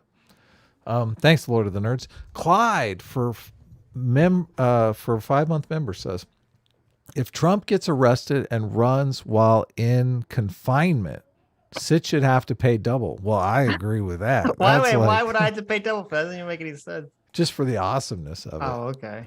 Okay. That'd be amazing. Doomer Media for $2. You finally found someone that liked... I read Doomers. Yeah. Oh, okay. That's the ones you love. Yeah. Good. I know you don't want to read Doomer stuff, so yeah. I kind of do want... Doomer Media for $2. You finally found someone I like less than Sitch. There you go. There you go. Look at that. Doomer's the greatest. Here, let me read it again. No, Naples. Nape is a new member for a Free Will Seeker. Thank you for joining up with the Free Will Seekers. Cameraman 502 is a 1-month member and says, have any of you read Roger Scruton, particularly his book Conservatism? He would say left wing is systemic, while right wing is the reason. What we have intuited. I did terrible I feel like there. You butchered that like heavily. The right wing is the reason that we have intuited. Okay. Well, Scruton. Scruton's on my list, but I haven't read him yet. But he's definitely he's one of those writers that the dissident right likes. And it's like, Roger Scruton, I think, mentions Moldbug's another one. People say Nick Land. Who else do they say? I know Aiden mentions what was that fucking person's name? Hold on. Have any of you read Roger Scruton? Oh yeah, Sam. Particularly his book Conservatism. Who's this? He would says LW is systematic while RW is a reason Sam what we have Francis is another guy. There's some like Dutch name I can't pronounce where he wrote liberty or equality. There's like an entire canon of completely heterodox political theory writers that the right is just like loving right now. And I've read some of them, and there's like some interesting ideas there, but it's mostly heterodox for a reason, what was the one that, hold on, Jesus Christ, I can't remember half their fucking names. Maybe it's getting to the end of the night, I stopped playing it and could turn off the screen share thing. Oh, wow! But start playing Food Adventure instead. There you go. Andrew Clark for $2 says not libertarian. It's just like we're going to be here all night. Look, it's freedom/security. There we go. Look, I'm reading now. Jeez, look, I finally stepped up. I'm sorry for taking so long, guys. No, it's great. Look. If you apologize again, we're not going to have you back. Okay, there's no apology stream unless someone wrongs us. Then they have to apologize to us. You did absolutely nothing wrong though. It's a Canadian thing. That's true. It's in his DNA. You have no reason to apologize. You've been a It's perfect ethnically saint. Canadian. You've been a perfect saint the whole time you've been here, and we love That's having true. you. So. That is true. Matrix 07012 for 100 Kazark says Moldbug's Cathedral is probably the best description of how the left has infiltrated Western institutions. His solutions, however, is building an even bigger cathedral while pretending not to. Yeah, that's a fair point. True. Yep, that's actually true. One of Moldbug's correct contributions was the idea of the cathedral, which is basically just all of society's institutions that, in a quasi-decentralized way, because they all come from the same place, push the same ideas. Yeah. Right.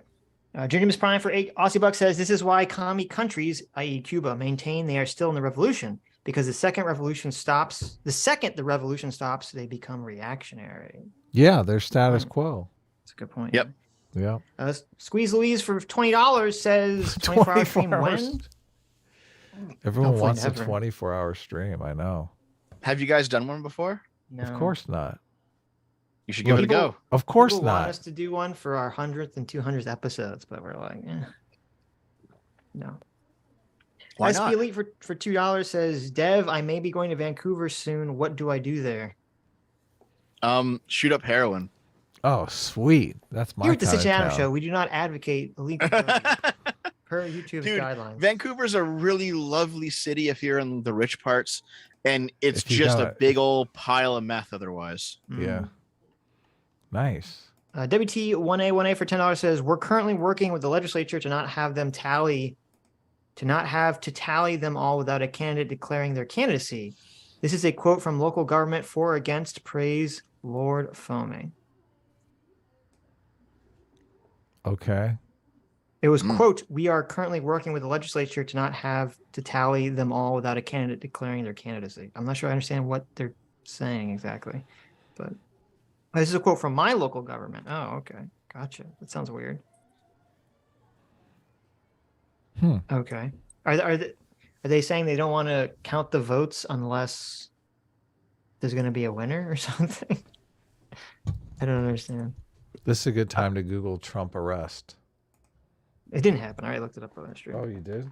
Doomer was lying. As always. Silk Fox for £5 says the left-right distinction I came up with is the right is a preference for natural order. The left is a preference for re-engineering of order. I disagree with that completely. I think because when you say natural order, I think you have within it embedded certain ideas that I wouldn't necessarily call natural order, right? Like is cooperation is giving people a voice to cooperate natural order, or is might makes right natural order?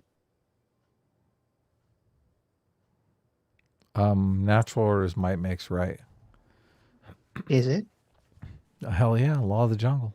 So if we had two groups of 20 humans that are hunter-gatherers, what tribe is going to be more successful in dominating the other one and taking over the other one? Is it going to be the one where like a total douchebag piece of shit is the leader is in charge who subjugates everyone? Or is it going to be the tribe where people work together towards a common shared goal? The one with the domineering alpha male that shits all over everyone. Whips them into That's shape. not true. But we know that's not true though. I know, right? I know. Exactly. But that's the thing. And Jordan Peterson always brings this up all the time. You know, the chimpanzees, you know, it's like if you're too aggressive, too domineering, number two will take you out, essentially. Yep. And so, yeah. So I'd have a problem with sort of like, how exactly are we defining natural order? But the left, I do think the left is more utopian though. So I do think you're in the right That is ballpark true. I agree with that. Yeah. Yeah, that is definitely true. Yeah. So I've noticed that in almost every topic that, actually just every topic ever, pretty much, the golden mean kind of just works out, doesn't it? You got to be aggressive, but not too aggressive. You gotta give back, but you can't give back too much. Of course. Yeah. That's why enlightened centrism. Yes, bro. Yeah. Yes. All things in moderation. All things in moderation. Including meth. Except for meth and moderation. Yeah. Come on. Stop it. That was a joke. Everyone knew that was a joke. You can't do moderation with meth. Come on. Doom Media for $2 says Dev agrees with academic agent on the Jews. I knew it. Dev. Do I? Damn. Look, first of all, Doomer did this super chat hours ago. And Dev didn't even know about the Jews thing. Yeah. So I guess, back then where where back in the past when academic agents' ideas about the Jews were unknown to me, maybe I did agree with them. But yeah. Oh, do you know that he's anti-race mixing? Did you know that? Oh, is he? Yeah. Shit. Yeah. I guess I'm having sex with those Asians then. Mm-hmm. Yes, but he likes the balls. He's pro balls. J-Mag for $20. I read that one, but it's okay. Funny. Yeah. Moldbug sounds like some kind of ground bug type Pokemon. Right. Evolves into Gopherpede. There you go. I like it. Fondue for 12 months says anarchy is to politics what atheism is to religion. Do you mean atheism or do you mean atheism? I think it's anti-theism, but well, that's not what it says. But I know. I can read it. Right. Sometimes. But maybe. A little bit. Yeah. A1 Tree Shippo for 22 Canadian says, "Hey Dev, thank you for introducing me to Sitch and Adam. I love listening back to these streams during work. I love you." Well, that's great. Dev. Look, you sent us a fan. Well, I did the 100K silver play button video where I shouted out everyone should watch, and you guys are on the list. Nice. Really? My goodness. I saw it on your channel, but I haven't watched it. And there's it's very boring. It's just like 30 minutes of me saying you should watch these guys and these guys and these guys. Okay. Sweet. But why didn't you put us first? Because then that would be like the one most people saw. Well, listen, if you actually named your show the proper name, Adam and Sitch, wow, it would have gone alphabetically. You would have been right there. Holy cow, Sitch! Maybe we should change the name. This could have come up in the future. Mm-hmm. I don't think so. I didn't. Yeah, you got to do it alphabetically to be fair, right? Right. Yeah. Okay. Kind of got screwed on that one. Here's your Avola tweet. You found it? Here's our race mixing tweet. Oh. So he got into a Twitter spat with. Do you know who Punished Mother is? I'm sure you do. That's fucking Merrick, right? Yeah. That girl. She's also fucking insane. Jesus Christ. Sounds like you don't like her. She's hot, but she's kind of crazy. Yeah. She's only kind of hot, but she's definitely crazy. Fair enough. That's fair enough. She says, "Why is it anti-civilization to not be concerned with racial separation? There's been civilization is created by all races, and we've had mixed race people forever." So his response to this was, "What you leave out in this account of history is the tendency for those civilizations, which made a policy of mixing, to collapse because the animating spirit of the people was corrupted by those of another. This already happened in America long ago." Oh god! Oh god! Can I steel man that? Because there's like a small drop of truth. I forbid you to steel man that. There actually is a small drop of truth in there. There really is. What is the drop of truth in there? You understand that's obviously an anti-race mixing. Yeah, it's fucking ridiculous. Directly answering a question about racial. Yes. Absolutely, completely agree. Okay. The most hardcore possible steel man to actually make that into something reasonable is that, every society has. I think What If Altists recently described this tendency as a culture is just the logic that people have decided to agree is true and then build upon that. So like the postmodernists are correct in that a bunch of stuff actually is arbitrary, but you have to choose something. You have to choose, cultural principle A, B, C, or D. And you can have 4 different cultures with 4 different cultural principles, and they all still build functioning civilizations. The point is that whatever it is that you choose, you have to stick to it. If you bring in too many contradictory principles, then suddenly your culture has to include everyone, so it has no prescriptions, right? So it can't actually push forward a point. So you can say that if there is truly an animating spirit of a people, you could say that okay, well that's going to be their cultural prescriptions, and you can't just completely deconstruct those and leave people with nothing. Well, yeah. Well, the problem is, first of all, no, you give them liberalism. What are you talking about? Multiculturalism doesn't work, right? And that it's a stupid concept. The melting pot does work. I think it's dangerous to prescribe cultural animating spirits to people based on their race or ethnicity. Yes. That's where it's super racist to do. It's a cultural thing, not a race thing. Well, and that's obviously. This was so wild to me in this conversation that makes no sense in America. Because it's like when we get in these arguments with Carl and everything, it's like all the woke shit in America, it's not coming from South Americans or Central Americans immigrating to our country. It's coming from like white people whose families have been here for hundreds of fucking years. So like, I don't know what the fuck, you know, when you talk about this immigration stuff, like poisoning the discourse, I'm like, what the fuck are you talking about? Like people from Central South America are like more socially conservative than the white people that are already here. Yeah. Yeah. They're and just they assimilate and are happy to assimilate. So there's this guy. There actually is a neo-reactionary in your fan base, and he's in the chat. Vile Van Gogh. And he's been I've seen Vile Van Gogh around for a long time. Hey, he's been harping on us all night though. Nice. And he said Dev is accidentally making an argument against liberalism. Liberalism is a negative philosophy. I was talking to Stardust about this, where I said that liberalism can't really make any prescriptions because it's an ideology of freedom. It doesn't tell you what you should do with your freedom. And I think in the Richard Spencer Destiny talk, Richard Spencer called it the hole in the center of liberalism. You know, I think he used those phrases and this is true. This is true. This disagree, is what whatever. I've said consistently. Well, no, what do you mean? Like, what prescriptions does liberalism make? It doesn't say you should do X. It says you're free to do X. Those are different things. Right, but I mean, it does have a live and let live philosophy. I mean, it's not completely devoid of any sort of philosophy. It's got, you know, freedom of speech, which is, you know, that's... Well, no, I agree with all this, but like, what should you do with your freedom? What should you say with your freedom of speech? Liberalism has no answer to that, but other philosophies do. So I've said, I've said this on, I think I best articulated on Twitter where I said governments should be liberal and people should be conservative. That's how I've kind of viewed this conversation. And I think that's correct. Because at the very least, like a conservative philosophy for all of its negativity, a conservative philosophy will still give you a set of ideals to live by and a community. It gives you a path forward, basically, in a way that liberalism doesn't. Here, I'll give you my gay marriage argument. What is a more constructive path for the young gay man? Is it to go and drink 20 guys' piss and spread monkeypox, or is it to get married, get gay married, and negative stereotypes? Yeah. Is it to get gay married and adopt some kids and be a center of your community? One of those options is conservative, and one of those options is the thing that you should do if you're a young gay man. But liberalism can't tell you that. Liberalism only says you have the freedom to be whatever sexuality you want, and that's great. If you're oppressed, that's exactly what you need, but it doesn't tell you what you should do. I mean, so that's why I view this way. I'm an artist, so I look at things from that kind of creative perspective, and what people do is like let their imaginations run wild, swing for the fences. I mean, a lot of people won't do that, but I mean, enough people will that it's just but some of that can just lead to like self-destruction, though, and you probably shouldn't do that. It should, yeah. It should, in some people, lead to self-destruction, and in other people's, it should lead to complete, freedom. Well, yeah, but at the same time, like if a young man comes up to you, Adam, and says, "What should I do with my life? Should I self-destruct?"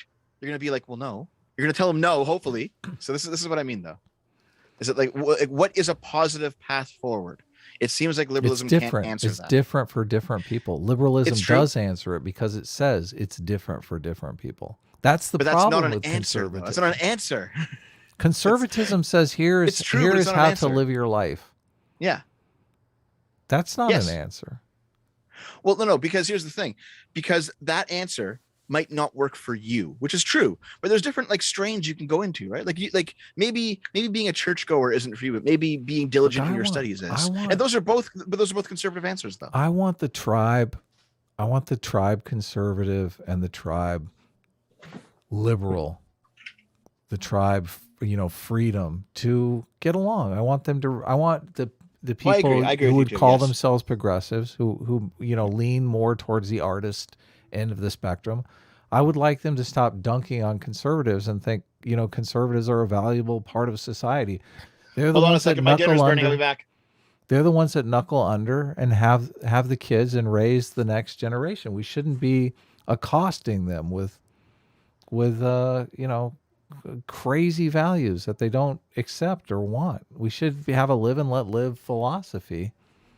And, people who adopt a live and let live philosophy often find other people around them will share that philosophy rather readily. So I do think we need the artists of the world who are going to go out and, fuck shit up and change things and do crazy radical things that nobody would think of and are probably a terrible idea. And we should have people who, want to play it safe and get married and raise kids and have a family and get a good stable job. And there's enough room in society for both of those attitudes. I don't know why we have to be at each other's throats. I don't know why we have to be forcing, drag queen story hour on people who don't want it. And I don't know why we have to be, forcing gays back into the closet. We have to say, well, I never said transsexuality is something that we need to annihilate from American culture. Like, no, fuck you both. Fuck you both. Here's the thing. I never said forcing. I never said forcing. What I'm talking about the Daily Wire set of the world who's like, no, we need to dominate the culture. We need to subjugate people to our views. That's un-American in my eyes. It really is. Well, okay, but that's not what I said. Look, and the drag queen story hour people, they're the same thing. They're as much authoritarians as the authoritarian right. Those people shouldn't be subjugating people to their views. Like, both of you need to just take a seat. You need to move along.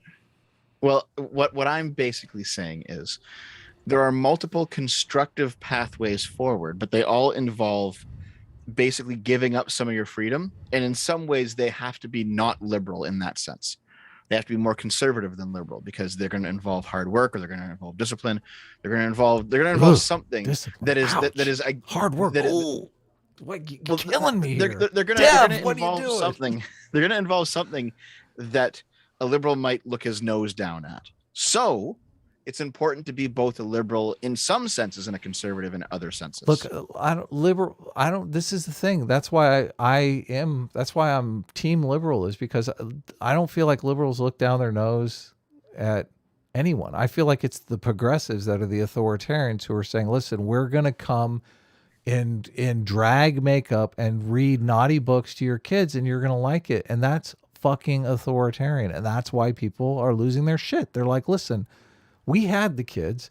We're doing all of this work to raise the kids. We're feeding the kids. We're working our fingers to the bone to, keep a roof over our kids' head. And you want to show up, fresh out of the drag nightclub and read them stories. No, fuck you. Like, I mean, I get it. I totally get it. And it's the same with who's the guy who spoke at CPAC, who's like, we need to eradicate transgenderism from American society. No, fuck you too. Like, these people need to have a truce. They need to say, listen, America's got a good thing going with this live and let live society. We need a certain amount of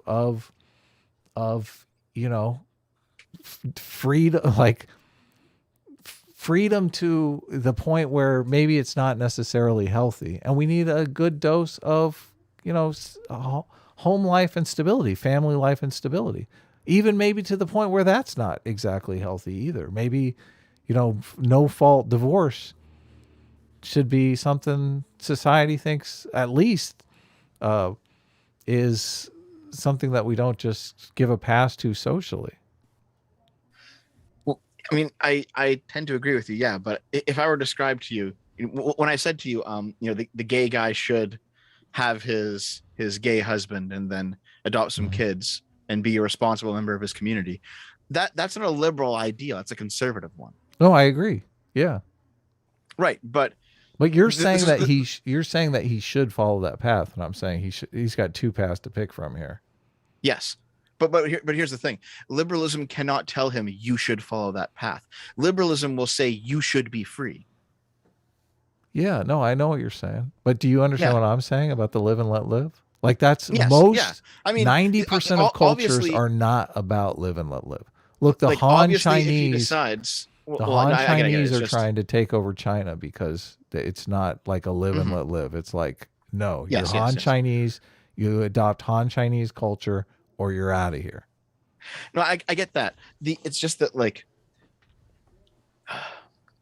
you can be the monkeypox spreading degenerate. You shouldn't be, but you should have the option to be. Yes, that's the liberal part of it. Is like, you shouldn't go to the piss orgies, but if you want to, you can, but you shouldn't. That's the liberal position, I think. Someone in the chat says, Adam, name 5 liberal prescriptions that aren't just "you should be free" rephrased. That's a good question. I mean, I think of property rights as a liberal principle. I think property rights are like the foundation of Western that's a principle, not a prescription, Are right? you guys still going? That is a principle, not a prescription. Read some super chats. Dev, you need to be quiet, okay? We're trying to get this. I've got to take off. Are there any questions for me? Well, before you go, I was gonna. You asked me. You said you wanted to know examples of anti-Semitism from academic. Oh, no. You can just DM them to me. Like I have. You want me to read them out to the whole world? No, read them out for the world. I want to hear them. Okay. Look. All right. This is what academic will accuse. Academic will come in here and accuse Sitch of like making stuff up, targeting him, right? Because he's reading his public tweets, which it's like, this one's what from his Gab. So okay, but this is from his Gab. He says, "Share my Gab, everyone. Of the alternatives, it seems the most trustworthy. Torbid, who's the guy who runs Gab, hatred of the rancid redacted makes me trust him instinctively." Right. Okay. So who what's the redacted? Whoa, that's who does Torbid hate? Who is the redacted there? I actually don't know. Torbid really hates Jewish people. Yeah. Oh, does he? Yes, he does. Yeah. Oh. Anti-Semite. Yeah. Okay. And so here's another one that's kind of funny. He says, someone says we need more Jews in the dissident right because currently the dissident right is really lacking in intellectual firepower. I appreciate dissident right for the topics it's covering, which is why I'm drawn to it. And then kind of continues. Academic Agent responds, "This is one of the worst takes I've seen for a while from someone who I correctly banned a long time ago for their relentless moronic post. What the dissident right really needs is more Brian Kaplan's. The point about Jews is especially bad. For everyone Gottfried, there are 100 bad actors who will turn your movement into something devoted to their narrow group interests." Who's Brian Gottfried? I don't know. Some dissident right guy that he didn't like. Okay. All right. Then he says, this is on Twitter. He says, though I will continue to be unpopular in an unpopular message, I will say that the sectarian issue, whether it's Catholic versus Protestant, French versus British, English versus Irish, Black versus White, Christian versus Muslim, will need to be put aside for the fight against globalists. No one in any establishment at the moment is or currently can be an ally, and no one who is redacted can be either. But any amount of non-sectarian anti-globalist organization would he a powerful bulwark against the ultimate evil. To which someone responds, there are more examples of genuinely anti-globalist redacteds than there are Americans, blacks, or American Muslims. Ooh, I wonder who these redacteds are. In America, many of these groups simply have too much to gain by staying in line with their overlords and nothing to lose. To which he responds, I'm not discussing this or my reasons for this position. On another topic, if you're a bird, you shouldn't trust snakes who suddenly declare they are against eating your eggs and are true to snake-o-birdism. Wow. I really wonder who are the redacteds in this conversation. There's a lot of those redacteds. Oh, here's another one. Remember, this is in response to Candace Owens. Candace Owens, he says, remember the 3 rules. No one connected to the establishment in any way can be trusted. Overthrowing the regime is the only goal. No redacteds can be trusted. So I don't know. That's pretty racist. Yeah, so take it as you will. Anyway. You know what? What's really interesting is if you just said Jews, it would seem less believable and more like it's a joke. But the fact that he says redacteds makes it actually sound worse. Well, he says it on Twitter, and he knows he can't reveal his power level on Twitter fully. So horrible. That's the issue. But anyway.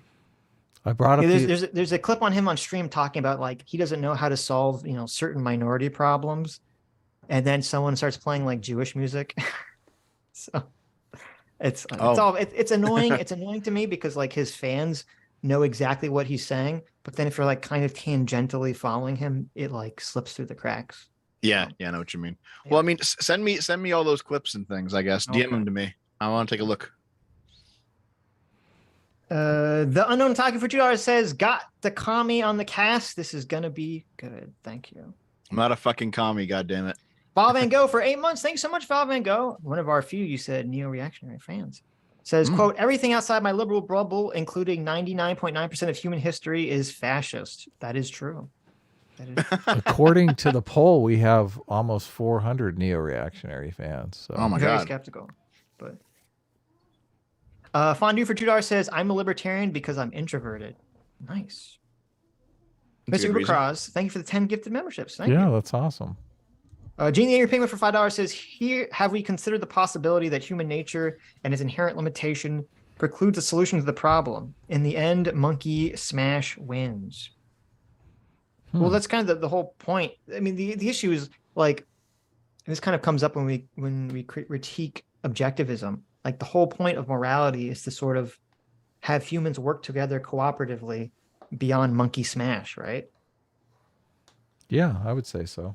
Right. And so I feel like some of the realist approach, not all realists, but I feel like kind of this very simplistic, low resolution realist approach is to just say monkey smash. So we should monkey smash, essentially, is what it is. That's so sad. I mean, it's just so funny because that's literally the socialist argument. It's so hilarious that the anti-liberals on the left and right have essentially the same worldview. They just want different outcomes. Yep. Remember, right-wing Leninism. Yeah, exactly.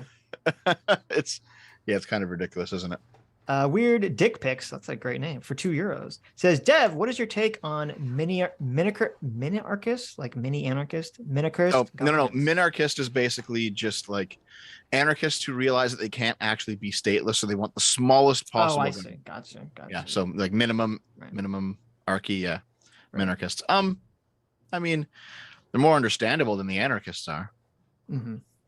I have like a lot of sympathy for the libertarian position because they're just like, leave me alone, guys. And it's like, okay, yeah. Well, libertarian is not the same as anarchist. Wait a second. But libertarian and minarchists have a lot of overlap. Have you not been on Twitter? Like libertarians are not just leave me alone on Twitter. They're like all up in my shit. So.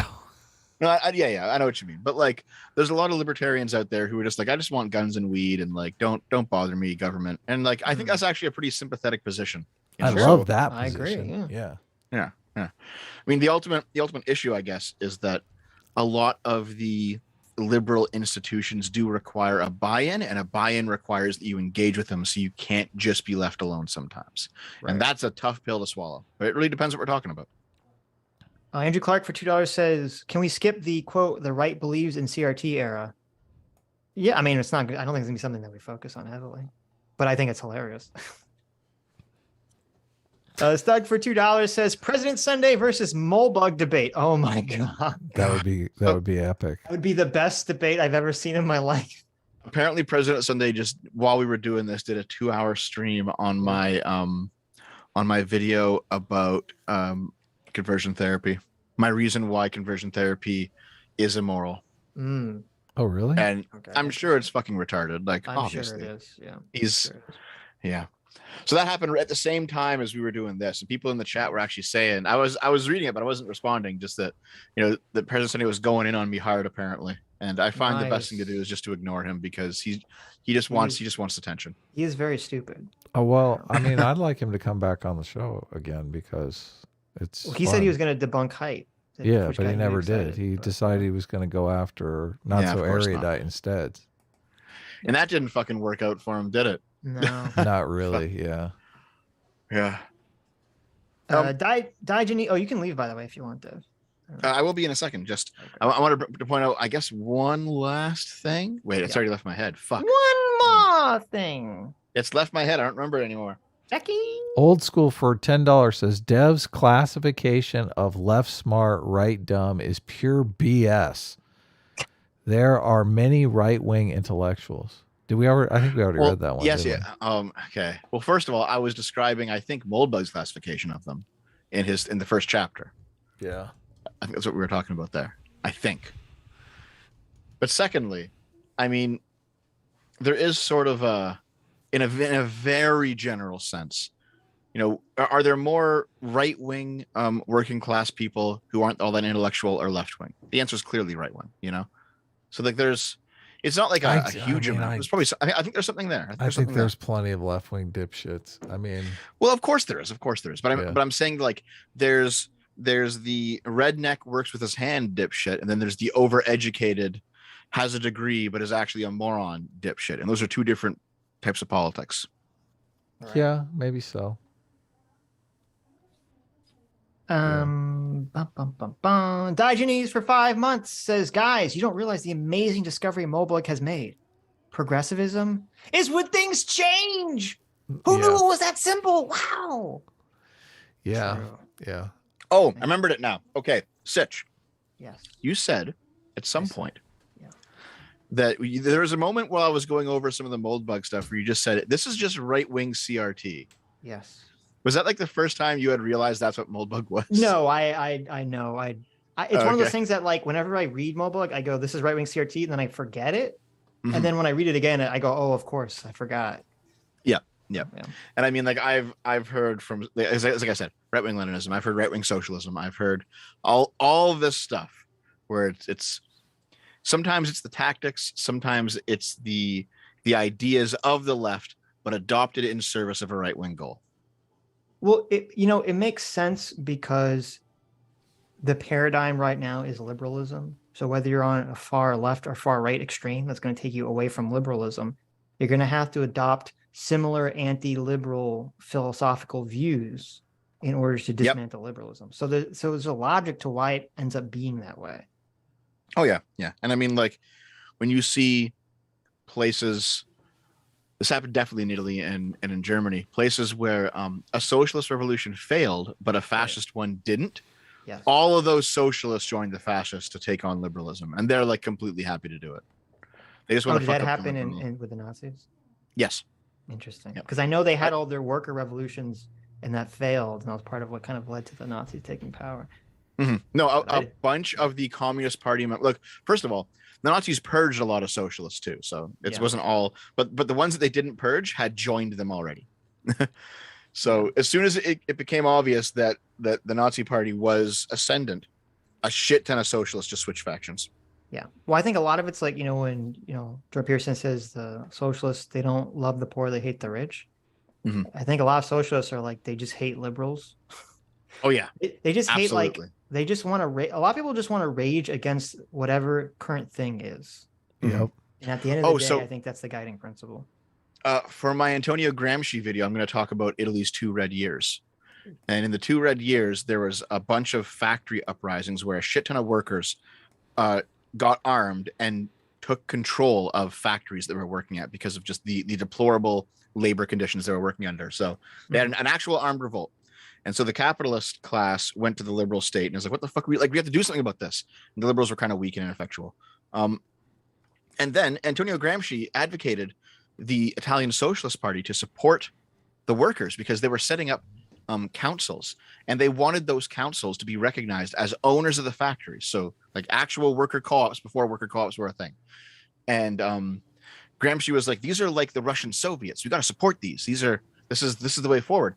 And the Italian Socialist Party refused to. Gramsci was the only prominent voice who would say yes to that.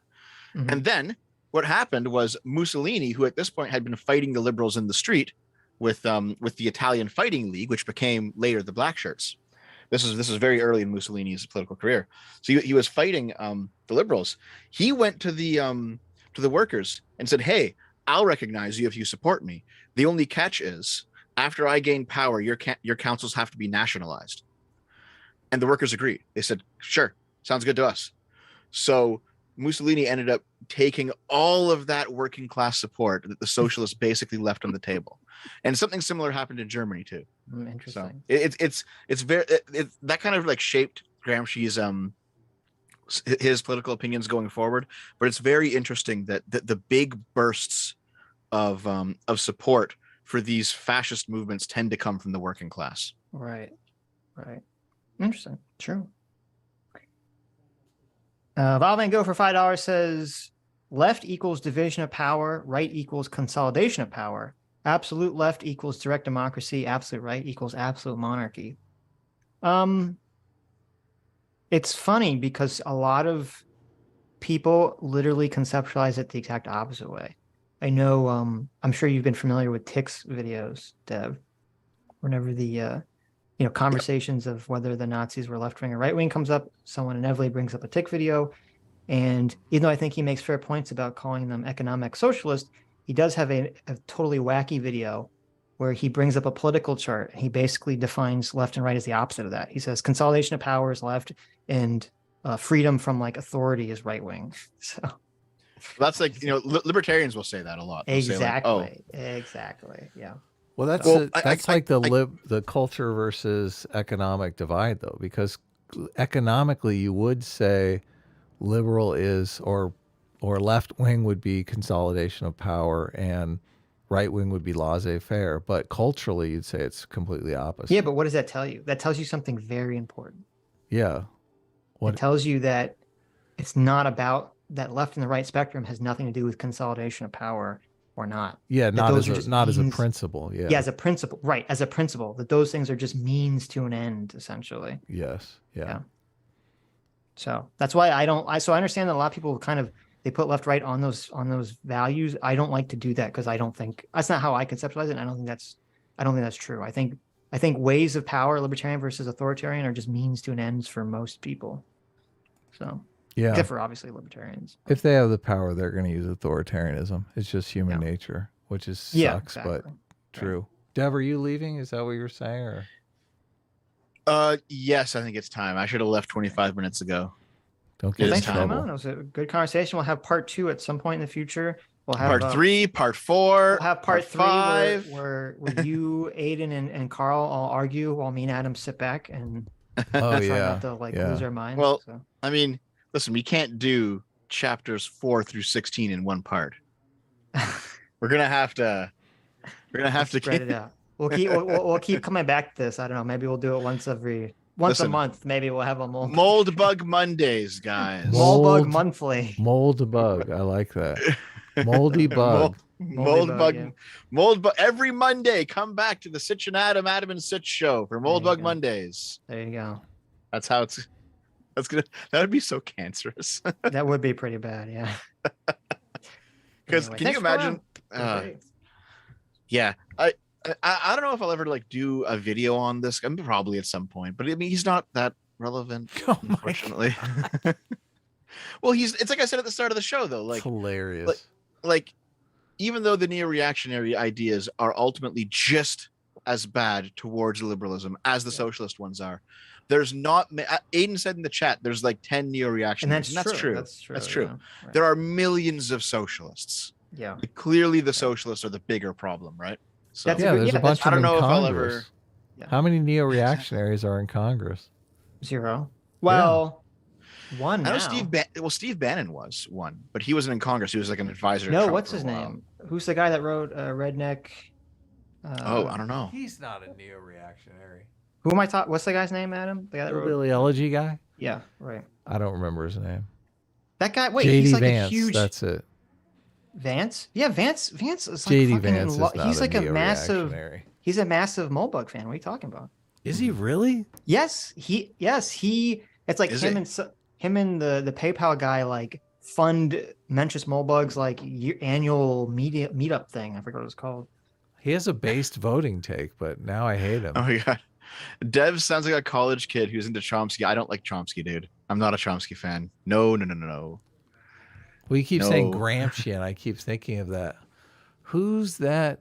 Lamont Hill, something, the socialist that tried to corner James Lindsay on that show. The Gramscian reading of Marx is. Oh fuck, God. You know who I'm talking about. Honestly, I kind of do. I just hate this shit. I know it's so pretentious as fuck. It's I've been reading so much of it, and I'm just I fucking hate all of it. Can't you guys just be normal? No, the Nazis are fucking gone. Okay, quality of life is up. We don't need a fucking socialist revolution. Can't you just be chill? I know. Can everyone just fucking relax? Jeez, come on. Yeah, just relax. We need to get laid more. That's the problem. Oh, is that how it is? That's so 90% of this energy would be dissipated. Yeah, when I see the numbers of young people not getting laid, I think the exact same thing, Sitch. I'm like, this is why we're in the mess we're in. Did you ever like Chomsky, Dev? I never liked Chomsky. I never had a socialist face, thank God. But. I recall being aware of him during my socialist phase, and the 3 quotes that I saw, I was like, yes, these are good quotes, but I didn't have any real opinion on them, to be honest. Right. Okay.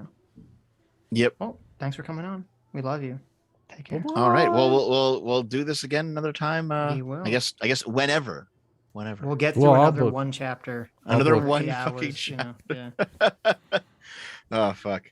Maybe I'll find something else that we could talk about that's not like tedious. Maybe. I feel like we could have some kind of debate or something that would probably be more interesting than just reading the nonsense. Just shitting on, stupid stuff. Moldbug. Oh, I finally thought of the last thing that I wanted to think of. Okay, before I get out of here, let me tell you the final. One more thing, Jackie. One more. Okay, so you know about Robert Conquest's 3 Laws of Politics? No, I don't think so. Not by that name. They tend to be okay. They tend to be like not universal, but pretty good. And one of them is everyone is conservative about what he knows best. If you think about this for a bit, that makes complete sense, right? You talk to Vosh, and then you say, well, Vosh, I mean, like, look at the failures of socialism around the world. Look at Russia, look at China. And he'll say, well, those aren't socialist. He'll have a very particular definition of what socialism is. And it's going to be exactly what he wants and exactly what he considers to be good. And meanwhile, his enemies are going to be all fascists or whatever the fuck, right? So basically, he paints the things that he doesn't care about with a broad brush. The things he does care about, he's very particular, which is kind of what Conquest is getting at, is that we are conservative about what we know best, which makes sense, right? Like if you're new at some kind of skill, you're going to be all over the place and figuring out what you do. Once you're a master at that skill, you're going to be very conservative. Okay, well, I know how to do it. I don't gotta not practice. I don't gotta like experiment anymore.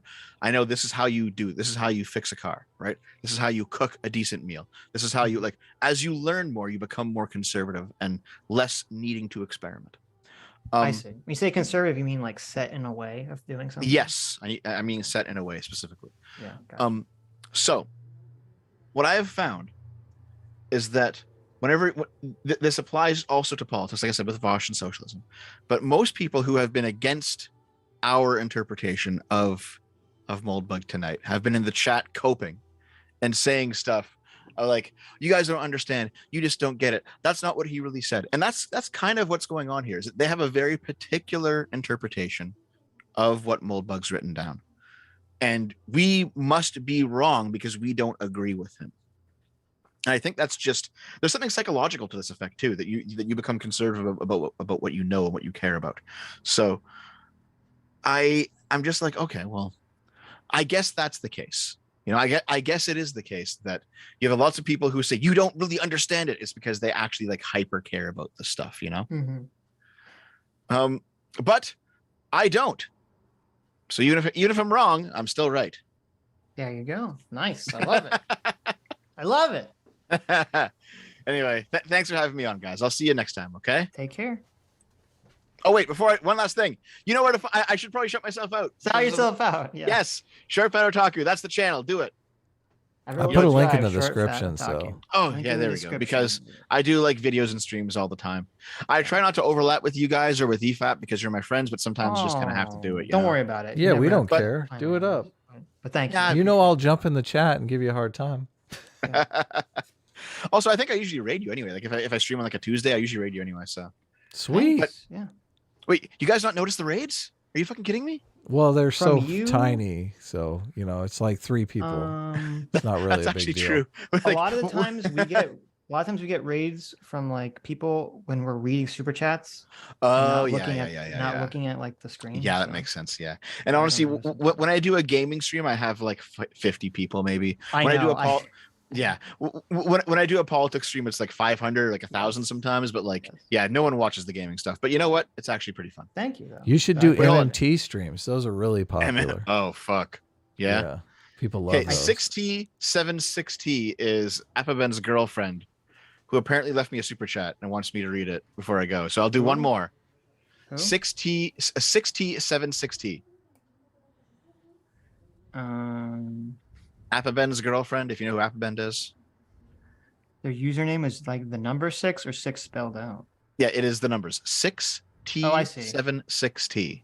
6T76T for $5 says, Mr. ShortFatOtaku, you called my boyfriend Apabend Filipino. He's actually Indonesian. Oh, yeah, sorry. you bitch. Oh my I mean, I God. figured he was some kind of. I figured he was some kind of brown Shota, right? So. Wait, Adam doesn't know what a Shota is. You don't know what a Shota is, do you? Oh my God. You want to know more anime terminology? No, it's fine. All right. Thanks for having me, guys. I'll see you guys next time, okay? Oh yeah. Take care, man. Good night. Good night. One more thing. I know. What movie is that from? It's from the Jackie Chan adventure cartoon show. Yeah, you're right. With Uncle. Super racist and one more thing. One more thing, Jackie. Fondue for $5 says, I hate the idea of forfeiting language because sophists exist. I agree. Yeah, I'm not forfeiting. I mean, I'm doing my own thing. I use whatever language I want.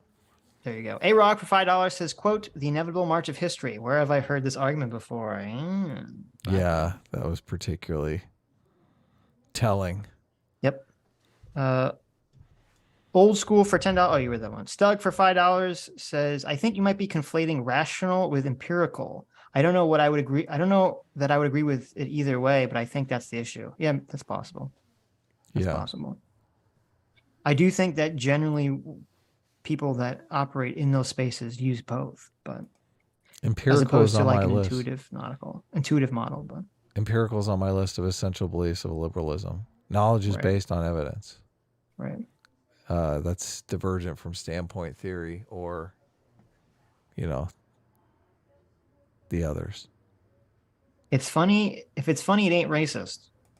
I mean, I don't disagree.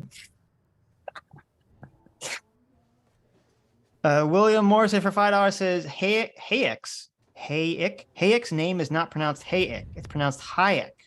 Well, there you go. Hayek would tell people that it's pronounced It's pronounced like high explosive. Oh, okay. Oh, okay. Hayek. Nice. There you go. Thank you.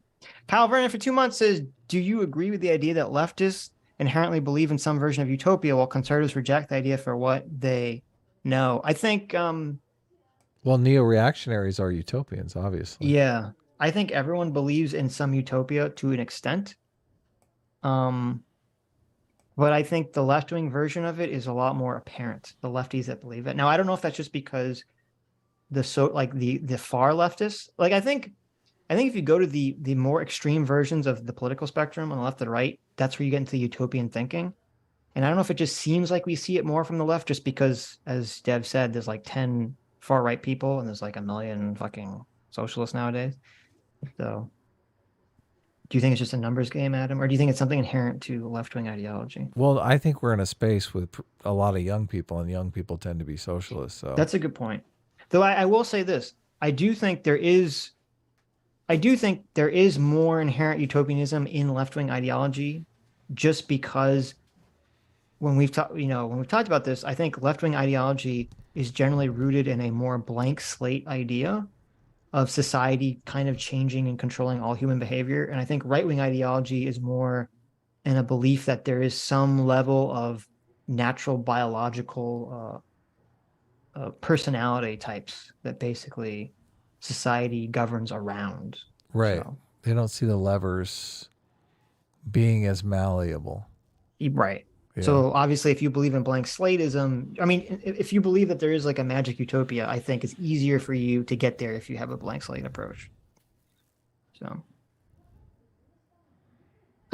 Matrix 07012 for 50 Kazark says the correlation between IQ and openness is extremely weak. The characterization of left smart, right dumb isn't very relevant. Interesting. Yeah, I agree. I agree with that. I think there gets conflated this idea between like smart versus dumb versus like Ivy League or college educated versus not college educated. I think maybe that's the problem. Right. Yeah. It gets conflated here. Because listen, there's a lot of dumb fucking people that go to college. Okay. Great point. Yeah, I remember that. Ace Mori for $5 says, which is worse, Destiny's media takes or Hassan's political takes? Oh, easy. Hassan's political takes are like on a whole nother level of awful. Yeah. Destiny has some bad media takes and some decent media takes. So he's all over the place. Matrix 07012 for 50 Kazark says being subjugated by warlords is anarchy. Totally. I agree. Andrew Clark for $2 says it was in Seattle, not Portland. Oh, well, there you go. Thank you. That was the Chaz. The Chaz one was in Seattle, not Portland. Oh, there you go. Get your liberal hellholes straight. I guess I was right the first time and wrong. That's like when I corrected myself. Soldosh for 7 months says, it's okay, Sitch. I caught that Sam Cedar reference. Thank you. I don't remember what I said, but thank you. Also, you're taking some guy named Moldbug seriously. Next time you'll swear someone named Devtrospective seriously. There you go. Good point. CT for 2 Canadians says, I just looked up Somaliland, worst theme park ever. Andrew Clark, true. Andrew Clark for $2 says, CT, is it the worst or the best? Mitchell Line for $20 says, Sitch, did you really just claim only libertarians care and that conservatives and traditionalists don't care about their nations? Literally one of the bedrocks of their ideology. No, what I said was, I've said what I said, like 20 minutes ago, which is that I don't think most people on the left or the right care about the process in which they get the things they want passed into being. I think they care mostly about the end goal and not the process.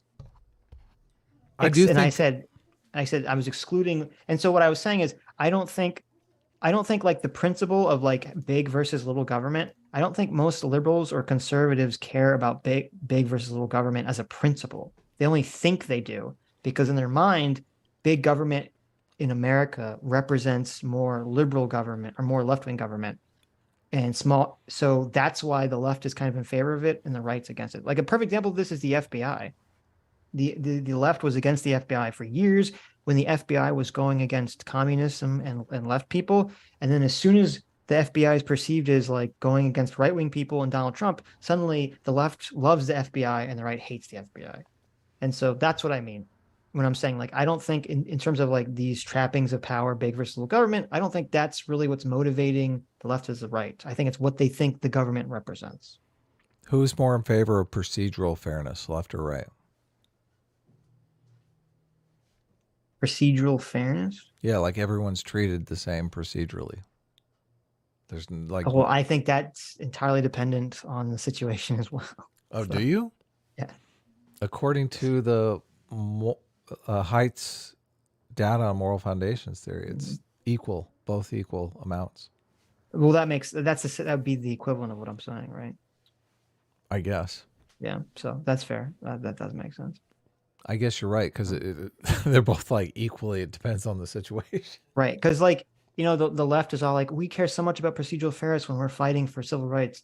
But then the second, like, a left-wing ideology dominates an institution, it's like, listen, white people, you've had power for too long. You need to shut up. Right. Yeah, totally. Right. Procedural and so now all of a sudden, goes like, out the window. Exactly. And now the right is all like, we're the party of free speech all of a sudden. Like, oh, okay. Yeah. So. Before it was like, we need a constitutional amendment against flag burning. Exactly. Right. So my only point was that I think libertarians are the only people that have like an actual philosophical grounding in terms of like being anti-government. I don't think the left or the right have a philosophical grounding in either pro or anti-government ideas. Yeah, I agree with that. Zen Man for 7 months says, Sitch be like, quote, the Nazis are right-wing because they're racist. Not noticing that implies that only right-wingers are racist, but he's a centrist, sure.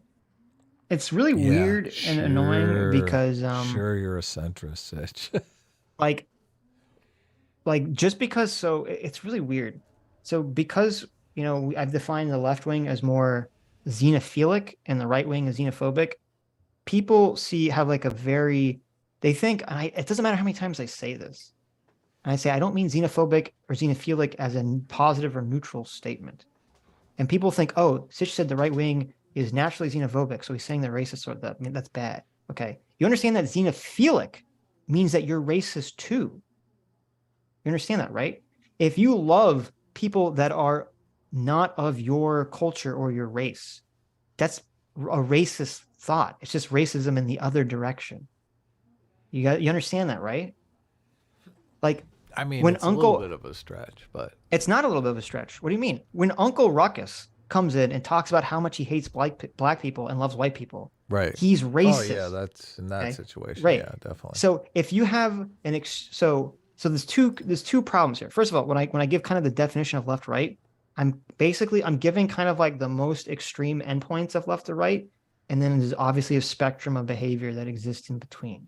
That people, most people are not exact. It's kind of like most people are not like fully masculine males or fully feminine females. There's like a spectrum of masculinity and femininity that people kind of exist within. It's the same thing with the left-right spectrum. Very few people are like on the exact extreme endpoints of the conversation. So I'm just giving kind of like a general overview, and then people kind of find their position in it. And so if you think that outsiders are coming into your country to degenerate a country, it's naturally going to make you have the predisposition. You're not going to necessarily be racist, but it's going to predispose you necessarily to be racist against, outsiders, right?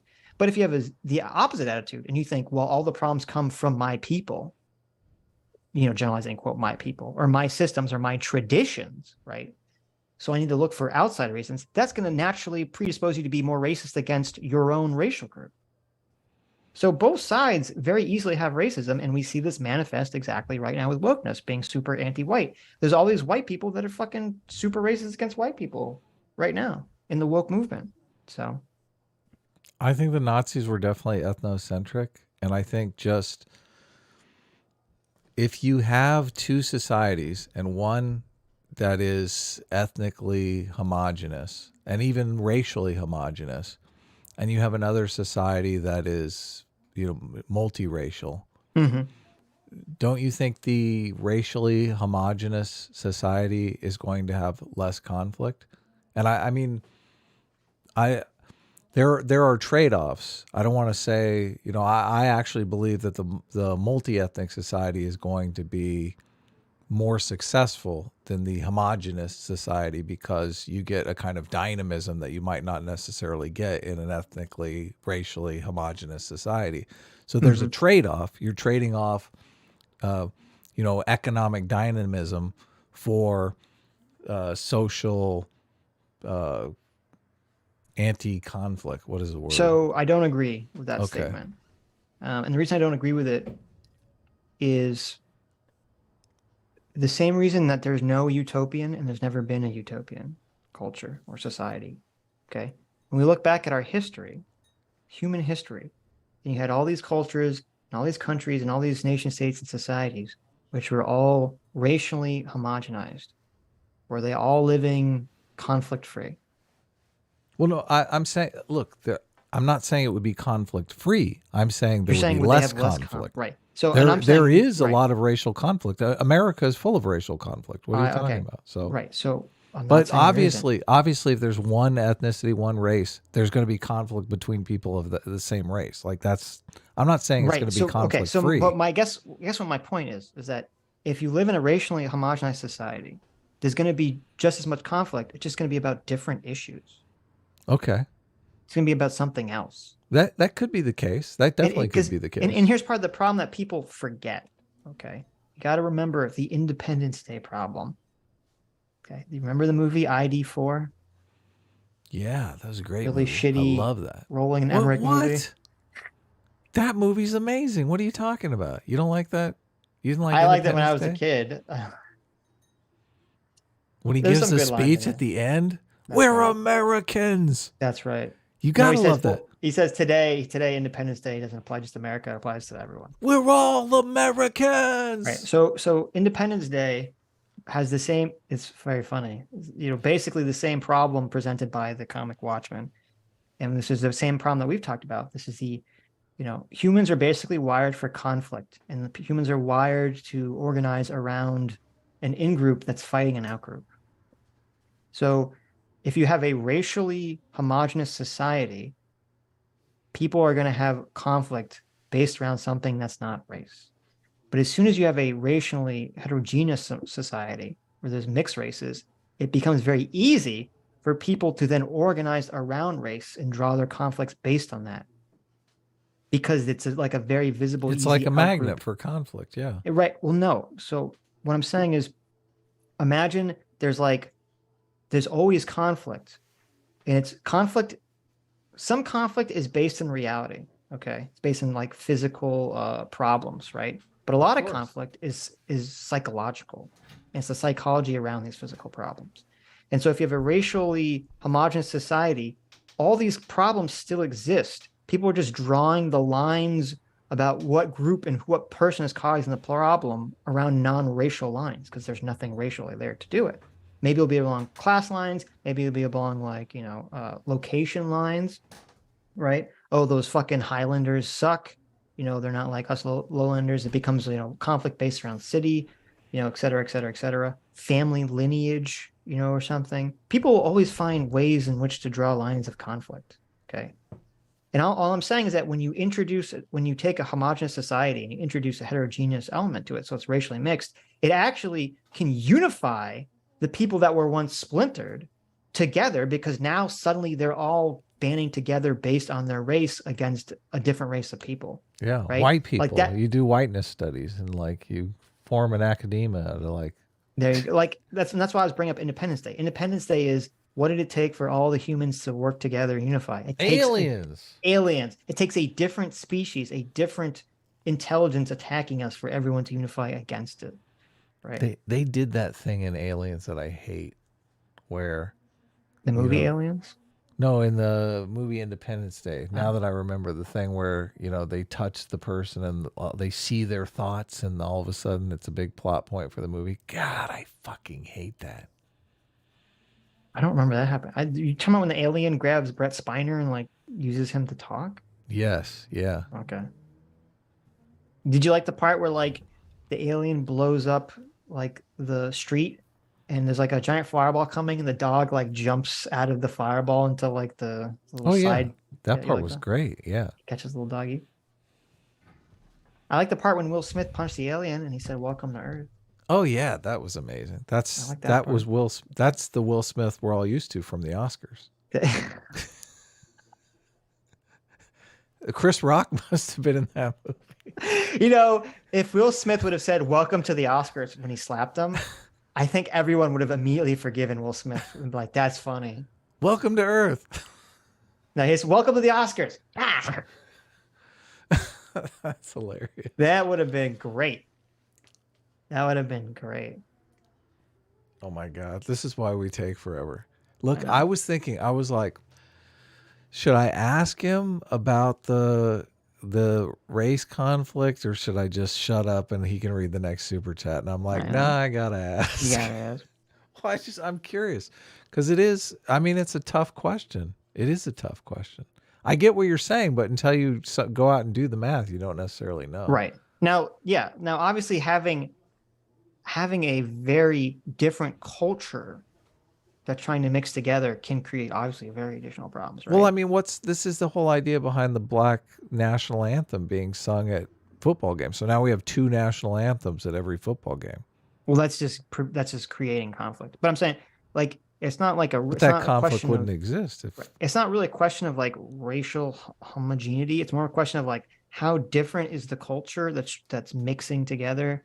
And that's I think that's why there's a lot of problems in Europe with a lot of Muslim immigration, is because, depending on what country they're from and how, fundamentally Islamic they are, that's completely not compatible with a liberal with liberalism as an ideology. Don't you think the Black national anthem at the football games is because they're we hate white people and we don't want to sing along with their national anthem because they suck and we want our own national anthem? That's some of it. Well, some of it, it's all rooted in that weird socialist idea that anything white people did, is bad. It's unforgivable. Yeah. Right. Yeah. So, we weren't really free on 1776. So why are we singing, white? But you're saying that since they're uniting together against a common enemy, that is actually better, and that they I'm not saying, no. Whoa. I'm not saying it's better. I'm saying it happens. I'm saying, ironically, for the people that say, having a racially divided country makes people more separated, in a fucked up way, it actually makes the people of the same race more united. Right. Because they'll unite against the other one. If we're dividing ourselves among racial lines. Right. So I'm not saying it's better. It's obviously not better. That's not, I want to live in a society, I want to go back to before basically we became, super racist, because this disgusting woke cultural socialism infiltrated our culture in the left and is kind of promoting very racist ideas. Yeah, no.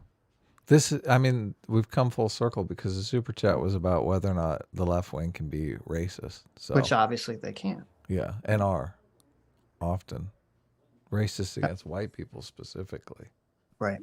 Alexander Fondue for $5 says, the longer you guys talk about it, the more I think realism is just political nihilism.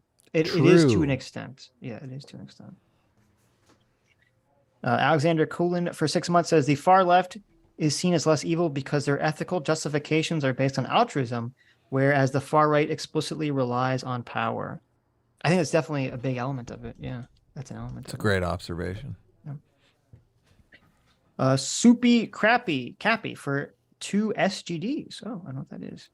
Says, Ayo, they both progressive. What? Yeah. I don't know what that was in reference to, but okay. Andrew Clark for $2 says, I live for Sitch writhing on the ground.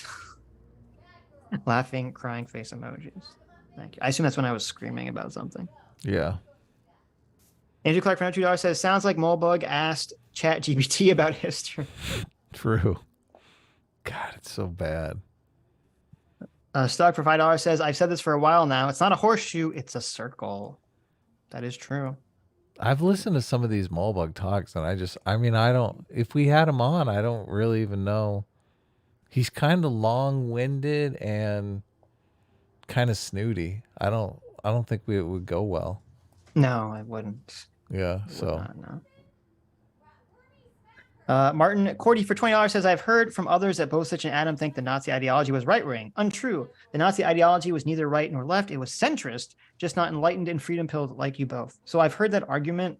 That argument basically comes from the idea that culturally the Nazis were right-wing, but economically they are left-wing. But I do not buy that argument because, as I said before, the point of Nazism was the cultural point. The primary goal of Nazism was to create a culturally, ethnically unified, xenophobic country that's rooted on going back to a tradition of strength being power and kind of throwing off the shackles of oppressive, post-Enlightenment ideology. So read Nietzsche and the Nazis. Stop watching tick videos. Yeah. So to me, whatever economic systems they had were really in service of the cultural goal that they wanted. Yep. And so that's why I consider them right wing. I think because America and because, fascist, like there's very few actual fascist countries, right? There were very few in history. It's like essentially they fucking all disappeared essentially. And so I think because of that in people's minds, it became very rooted that collectivist equals left and individualist equals right.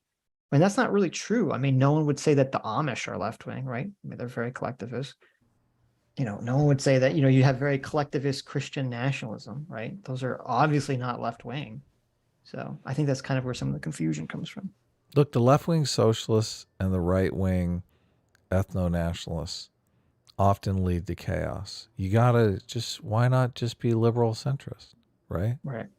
Where's the liberal centrist ended up in genocide? Well, I mean, this came up too, if you guys remember from many years ago, when Carl had his original debate with Richard Spencer on blood sports. You might remember that basically Richard Spencer was advocating for white nationalist communism, which is essentially Nazism. So, and I do remember that. Yeah. Obviously considers himself right wing. He was the leader of the alt-right movement. So he's really trying to walk that back super hard. I listened to that part of that talk with Destiny you were talking about, and I was like, holy shit. Richard Spencer completely regrets everything he's ever done online.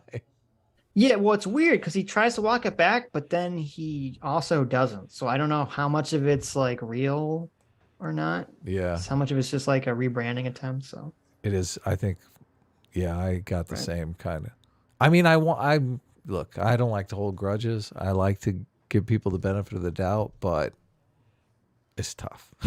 Well, I'm just saying he said things in those conversations that you're like, oh, maybe he still does believe in like ethnic. Oh, I didn't. I only listened to like 20 minutes of it, so maybe. Yeah, I Destiny missed that uploaded part. a 20-minute clip, and then on like No Jumper or whatever it was, there's like a 3-hour conversation between them. Yeah, I think I was It's a listening very to interesting it on No Jumper. conversation. It's So a very interesting conversation. It's well worth listening to. Matrix 07012 for 100 Kazark says postmodern traditionalism. I like that. That's a good label. Denny Cat for 5 Aussie Bucks says, please respond to Ian Danskin's video COVID, the semiotics of cuck, where he tries to justify his cuckoldry. No way. Oh man. I've actually seen that video. It is pretty crazy. Maybe we'll watch it someday. Oh my God. What's his channel name? Folding Ideas, right? Ian Danskin? No. Yeah. Folding Ideas is the other guy. Oh, you're right. He's I don't. Yeah. What is his? I don't know. Alt-right playbook. Innuendo Studios. That's it. Yeah. Innuendo I remember Studios. seeing Hilarious. that video. That's been on the list for like years. I mean, it's a 2-year-old video, but maybe it is a bizarre video. So Ian Danskin's cuckoldry has come up on the show a few times. So yes. Some randomest poo. Some randomest poo for $10 says reverse mohawk. There you go. I mean, that would mohawk be or good. reverse mohawk. Yeah. The ninth person man for $10 says, I'm too IT brain to deal with this nonsense. What the fuck is this guy's end goal? What is his ideal? Because this just sounds like herder, everybody but my strongman ideology bad. I can fix the world. I mean, that's not incorrect. I agree 1000% with that super chat. And when I was reading it, I was thinking the same thing. I'm like, it opens up strong. I feel like, oh, wow, I'm amazed. A conservative that actually understands progressives, but then it kind of drifts off into weirdo town. So right. Well, it feels like he understands progressives just enough to sort of tailor the argument to appeal to progressives. I agree. Yeah. So to gaslight them. To gaslight them, yes. Fondue for $5 says all of the videos of Nazi Germany were taken from propaganda films. Interesting. Oh. And for Fondue for another $5 says, I mean that the records we have were taken from the Germans, aka the losers. Yeah. I mean, that's what I'm like. Are you thinking that they faked all the records though? No. Like, so a lot of the reasons why they knew how, if you like talk to historians of like Nazi Germany and World War II, part of the reason that we were even aware that how horrific it was because the Germans were so not prestigious. I don't know what the word I'm looking for is fastidious. They were so up on board with keeping records of all the horrific shit they were doing. Yeah. People could go look back at the paperwork and be like, orderly. Oh my God. Right. I mean, I don't know, like I know, my great uncle, full story a million times, my great uncle, who's obviously was Jewish, he served as a tank commander in World War II and he became atheist because he thought it was just so horrific.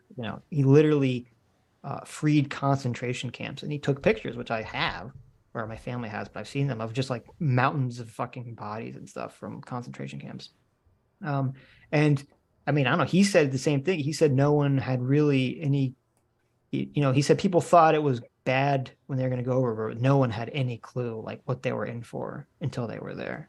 So didn't the Geneva Convention come out of World War II because they were like, we got to set up some rules. This can't happen again. This is maybe, I don't know. I know a lot of, I don't know if it was the Geneva Convention. I know a lot of I thought a lot of like the fucked upness around war protocols came out from World War I because of everyone kind of acknowledged how horrific trench warfare and the origin of like using gases and stuff was.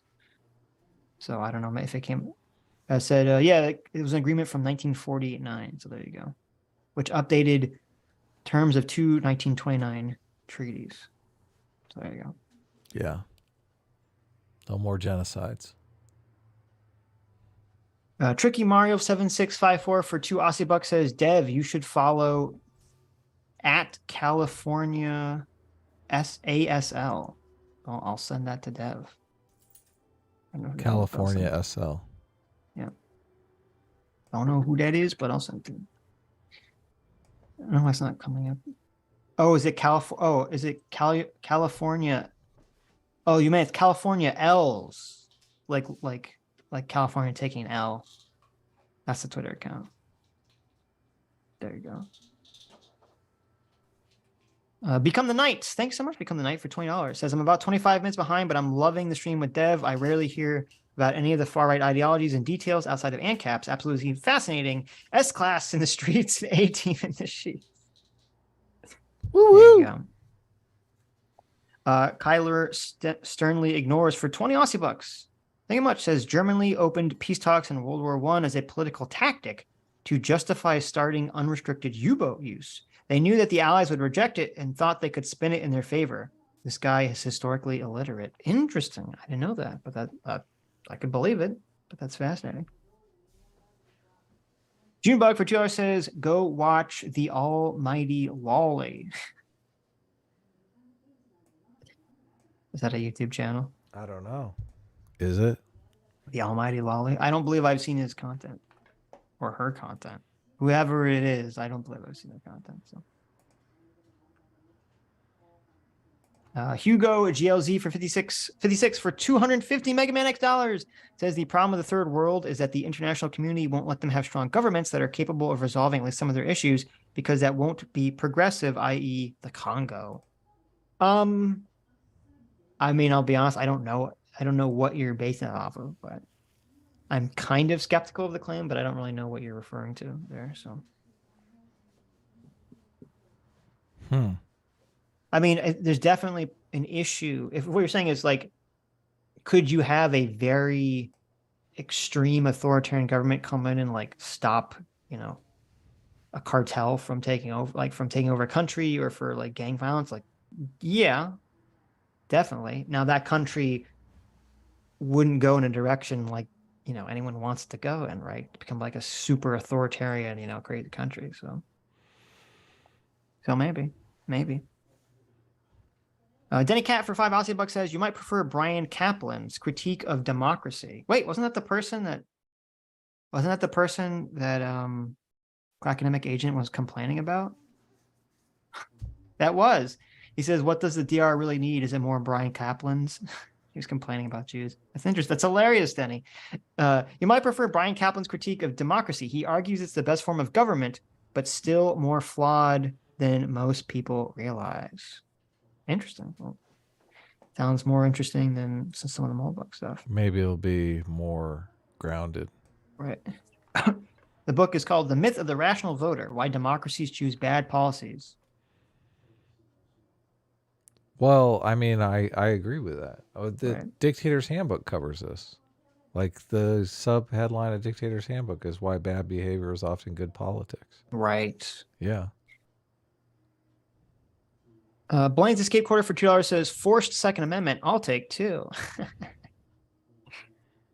Fruges for 800 yen, thank you. Says, if morality is a set of rules that binds people together in a cooperative community, how can you say that the majority is immoral? Interesting. Well, it's based on the definition of morality. True. I think when Dev was talking about that, he was using morality in a different term. Yeah. So we were trying to adjust ourselves to his definition. So through the wormhole for $5 says, I swear to effing God as an engineer, if I hear another troglodyte say entropy equals disorder, I'll be in The Hague by the end of the month. Yeah. That's funny. That's funny.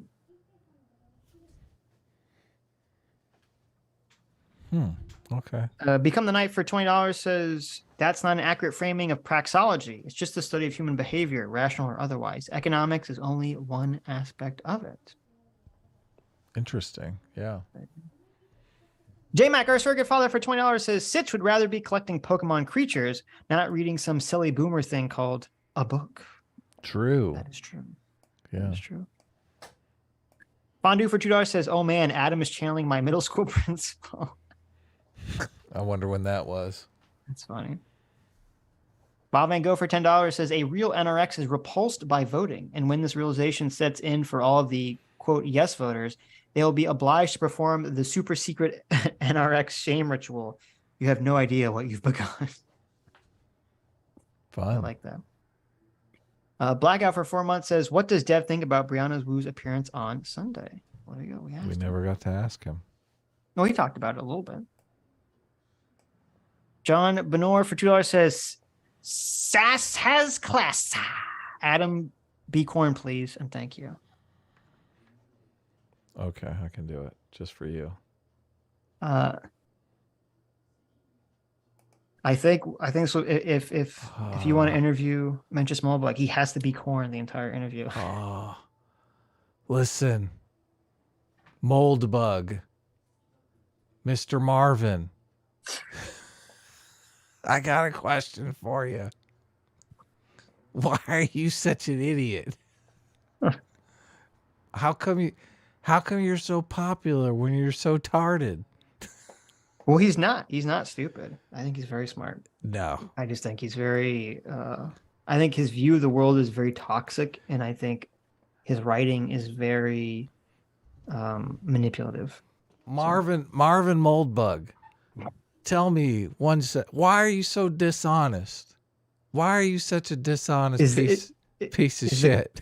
Is the corn drunk on his own like ethanol or something? You became drunk all of a sudden when you became corn. Marvin Moldbug. Why did you become drunk? Oh man, I'm so tired. I thought we were gonna listen. I did not properly prepare for an 8-hour stream. I thought we were gonna stream for like 2 hours. You can go in the Discord. And Deb said, how long are we going to stream? And I said, I don't know, like 2 or 3 hours. And yeah, like, and I agreed. I thought you guys go all night. And I was like, I don't know. I don't know what the plan was. I didn't even know what we were talking about. So look, I didn't know we were going to do the complete works of Shakespeare Moldbug. Right. I thought we were just going to talk a little bit about Moldbug. There you go. Neo-reactionaries are cringe, but neo-cornactionaries are based. Listen, guys. Thank you. Marvin. Okay. Why are you a dishonest piece of shit? Tell me. Blaze for 10 Aussie bucks says, Dev, you need to research CARF, calling out racism and fascism. It's a socialist alliance, and Tom Takanu in Melbourne. They are anarcho-lolcows. The three-way show will make more. The three-way shit show will make more sense. I'll send it to him. Let's get it. Asme for 15 MYR says, you can't make a good prawn without knowing how good and bad it feels after relieving yourself. You're either lying or making bad prawn if you say ace. I think that's supposed to be porn, but it is. I don't. Were we talking about porn? I don't even know what this is in relation to. I mean, I guess I don't disagree with what you said. I don't know what idea we were talking about.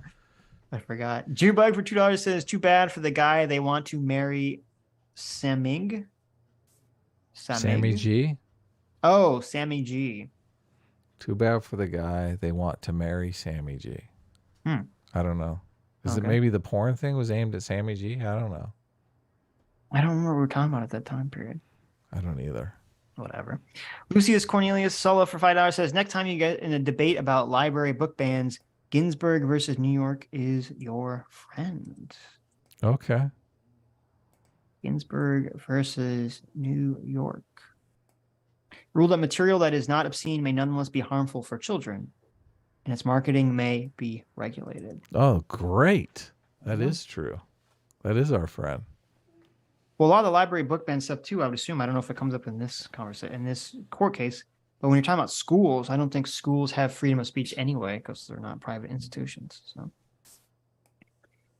Fat Brown Buffalo for $2 says, you see the Smollett attack reenactment? Too funny. I did. It was very funny. Yes. It was hilarious. Yeah. Very funny. Yeah. WT1A1A for $10 says, home from work. When are the three of you guys going to touch nihilism? Would be interesting to see you three deep dive into it. Also, sorry about my other super chat. Budget is small, so I can praise the Lord phone me more. Never, ever have to apologize for not sending us money. Yeah, of course. No. Don't send us money you don't have. That would make me really depressed. Yeah, if you have a small budget, don't send us any money, WTF. But thank you. Did I read this one? I read that one. Asme for 6 MYR says, Dev, where's the monkeypox and Botox booty vid? Okay, you kept bringing up that monkeypox, and I know, like, Danimal was I think he messaged us about some monkeypox vid. I don't think he likes the monkeypox talk. Oh, WTF was saying sorry about the super chat not making sense. I understand. I see, because I see now the clarification. WTF for $10 says, my local government seems to not want to count votes for people who don't say they are going to run. What the fuck? That's wild. I could send you screenshots for clarity. Just tell me where to send them. We could send them to us on send DM me or Adam on Twitter. Yeah. Or Discord. Put them in the Discord somewhere. Yeah. Adam's like actually like interacting on the Discord fairly regularly, so. Yeah, I check my Discord messages now that I have my own channel. It's the one with the happy You always face. had your own channel. You just didn't know that was there. Yeah, I know. Now, like, the people do suggestions for the show that I'm like, oh, these are nice. I mean, right. This is better than Twitter last minute, right? I swear at least 1 hour of the stream was Dev lecturing on Fudas. I mean, I agree with you. Yes, that happens. What's your Discord? Is CT Who knows what the Discord is? Look, that's not our job, okay? We only work here. So CT posted this link earlier. Oh, I can't post it. If you scroll up in the chat a little bit, CT's last chat was a Discord link. So that's Discord. No, CT's still around, yeah. Just throw the Discord link. I think there's a Discord link in the description, I think, too. So I don't know how I feel about that "We Love You, Father" stuff. I feel like I'm becoming a cult leader or something. Yeah, it's a little creepy, isn't it? It is weird. Yeah, I think. Oh, maybe I won't check this. It's just gonna make them do it more. The fact that you don't like it's gonna make them do it more. Father, it's like they're a bunch of minions. Oh, CT for 2 Canadian says Adam finally came back with the milk. Yeah. Yeah. Well, that's good. Your name was like went out for cigarettes or something. I know, forever. For a long time. So. That's like a Discord thing that I just don't get because everyone changes their name. And like I follow Harker on Twitter. Like I know she's been a fan of the show forever. I think we played games with her and stuff. But I don't think Harker's a fan of the show. Oh, Harker isn't? I don't think so. Oh, really? Yeah. She's just someone on Discord? We're talking about the same person? I don't know. Harker? Yeah. Oh, I mean, it's your Harker. I don't know. I don't have my own Harker. She's like CT's friend. That's how. CT's friend, Harker. Oh, she's not a fan of the show. Okay. I mean, I don't think so. Well, but I'm just saying, in the Discord, she has some other random name. Right. And she DMs me, and I'm like, who the fuck is this person? I'm like, I don't know who the fuck you are. Right. Like, get the fuck out of my DMs. Oh, it's Harker. Okay. Yeah. Like, well, that's not really a practical kind of arrangement, right? You're an old man, Adam. You're not used to this culture. No, hold on. I fully understand the culture. I'm saying that the culture is impractical. Adam says she loves you guys like as people. Well, that's very nice. Thank you. It's an impractical culture for Bill. Look, and I guess that's the thing because everybody's like, I don't need to build a relationship with this person. I just want everyone is like some anonymous person talking to some other anonymous person. Yes. Is that good? Yes. Not sure. CT for 2 Canadian says, oh, it is 100% a cult. Oh, is that it? Are we done? No. Drew the Dogman for $2. Bernie voter Sitch never had a socialist phase. Oh, true. He got you there, didn't he? No, it's not. What do you mean? Bernie never ran openly as a socialist. At least when I vote for him, he didn't run openly as a socialist. Right. Oh, I guess you're right. He was a democratic socialist. No, he was a social democrat or didn't we both vote? Didn't we both vote for Andrew Yang?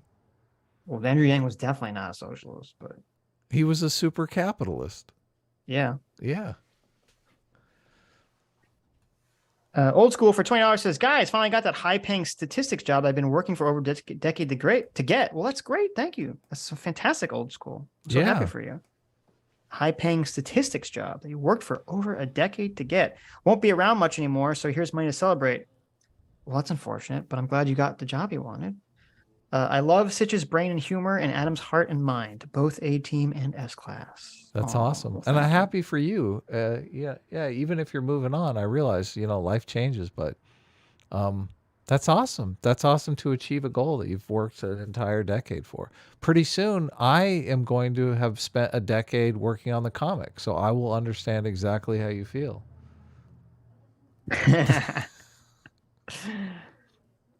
Some weird guy for $2 says, remember Courage the Cowardly Dog Asian guy? I do. That character have a name? He'd always show up and be like, hey, fool, get out of the way, fool.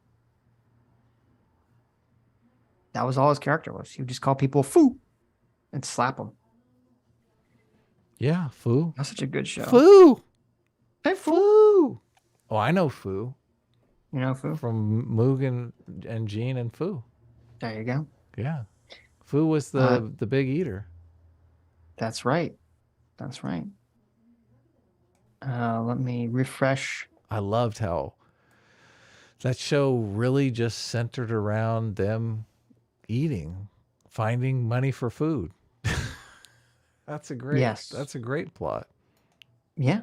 It was just them being poor and getting into mischief. Please tell me we don't have any Streamlabs to read. We do. Of course we do. What do you mean? Oh, okay. Damn. Magor for $2 says rationality isn't the end all be all problem solving. We need meta rationality to figure out which rational system to use. See David Chapman's writings. There you go. I like Ryan Chapman better because he does it in video format. True. Dr. Diller for $3 says the opening to this book sounds like the classic argument against rationality. We seem to be close enough to objective truth that the difference is too small to matter unless you're a philosophical purist and unreasonable. Yeah, I don't disagree with that. Dr. Diller for $2 says society has been in constant decline since society was invented. I think the idea that society is falling apart is a universal moral intuition and not necessarily rooted in objective reality. True. And hilarious. Oh. You know what it is? You know what that feeling is about society falling apart? Is you're getting older. Yes. Yep. You're going closer to death. All your friends are growing closer to death. Society is changing because a new generation is implementing their new shitty ideas. Yeah. They're all changing their names on social media. You can't tell who the fuck you're talking to. Exactly. Yeah. Yeah. Now, that's not to say societies obviously do fall apart, but it can make it difficult to see when exactly it's actually in decline and when exactly it's just you being a fuddy-duddy old man. So, Soldoge for $2 says, I have to give Sargon credit. He at least covered the election in the Netherlands that all other right and left-wing people are ignoring, probably because radicals know it destroys their argument against liberal democracy. Well, what? I don't even know what the fuck. What is the election in the Netherlands? I don't know. Look, and that's why Sargon's covering it. Is because that's his goal is to destroy our idea of liberal democracy. So election Netherlands. What happened in the Netherlands? Dutch pro-farmers party wins big. Dutch elections produce another popular wave. Okay. Yeah, my dumb movies. This is well, no. So you misunderstood. Soto said that radicals know it destroys their argument against liberal democracy, because if you can have people that are populist, that are viewed as, quote, anti the regime, using Quackonomics words, that can be voted into power through the normal liberal democratic channels, it kind of destroys the argument that the radicals are putting forward, that they have to destroy everything. I think that's what Soldoge was saying. Oh, okay. Carl Benjamin, this is definitely the real Carl, not some kind of imposter, for $2, says left-wing thought is a violation of our natural and social proclivities. When one embodies the true nature of man, he necessarily preserves a way of life that was known in the elder days, ere the sun was carried by Arian. No, they, Carl? I thought we talked about this. No, okay. Proper pronouns, please. Thank you. Soldoge for $2 says, Sitch, for the gun discussion, I need to know, do you have an example or evidence of your registration idea working, or is it all hypothetical? It's fine if it is. It just means I have to do different research for the discussion. It's all hypothetical. 100% hypothetical. Which means you need to do hypothetical. You do hypothetical research. Yeah, I mean, listen, I don't have strong feelings about it. I don't really care about the conversation. I mean, if you want to look into it, go for it. But there's a reason that it's hypothetical. At least 10 hours of research before you come on our stream. There's a reason it's hypothetical because I don't really care that much about it. So, and I've always said, if you could try it and see if it works or not. But it just intuitively makes sense to me. Doesn't mean it's right. It could be definitely wrong. How do we have only 408 likes and we have 530 people watching? That makes absolutely no sense. Because no, it's because we didn't put a poll up saying you have to like the stream, otherwise you're a beta cuck. That means 120 beta cucks are in the chat right now. Right. Oh man, holy shit. We lost a like. Oh shit. There you go. Soldo says, no, I meant the Passover Seder joke you made earlier. Oh, that was like 40 minutes ago. Thank you. Oh, the Cedar joke. The Seder joke. Thank you, Soldoge. I thought you meant Sam Cedar. Thank you. I'm glad you got my Soldoge was the only one that got my my Passover joke. Thank you. I think Dev laughed, so I assume he knew what I was talking about. So Dev knew listening, so it was it was something like, why is this different than all other things?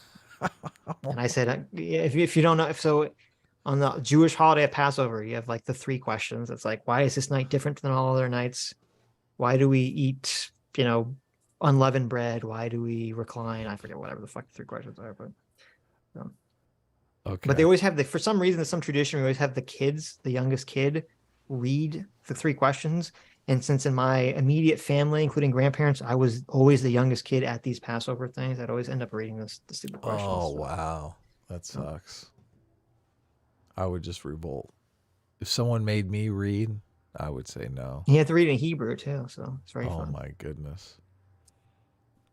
Andrew Carpenter says, Sitch, what do you think of the DM I sent you about Brianna Wu? You should read your Hebrew in like a Asian accent. That would be hilarious. Oh my god, that would have been the fucking most hilarious. Is that possible? Ever. Can you do that? It would be difficult. It possible? It would be difficult because when you say Asian accent, what you mean is like you're emphasizing things in an Asian sounding way, and really totally. You mean Chinese when you say this. Yeah. And I don't know. I've never tried it. I guess it's theoretically possible, obviously, but it'd be weird. It'd be hard for my brain to wrap its mind around to do that. You just turn your L's into R's, right? I don't know if Erohenu, you could do that. Instead of Erohenu, you could do it. Yeah, no, it'd be awesome. You could do it. That's funny. Yeah. Get him next. We'll get him next Passover. There you go. That's the one. Andrew Clark said, I just thought of the perfect counter for Brown was attack. Quote, you think you know more about these women's experiences. As you said, people don't evaluate their situations accurately, and that's why people go to therapy. It's a job of therapists to help people see themselves. Others in situations more accurately better address the real problem going on. People won't need therapy if this was accurately happening without help all the time. Yeah, that's actually a really good counterpoint to that. Yeah, that's a good point. That is a very good counterpoint.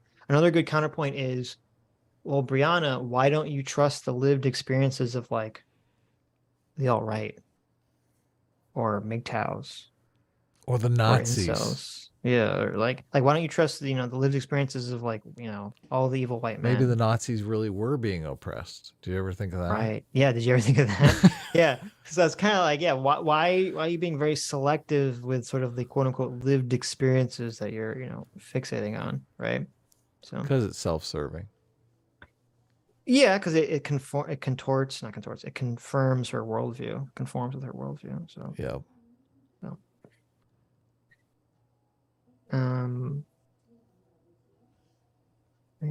It's so funny because she totally knows that the Nazis were scapegoating, but she doesn't think, oh, I'm kind of scapegoating here with the whole men thing. But she is doing the exact same thing.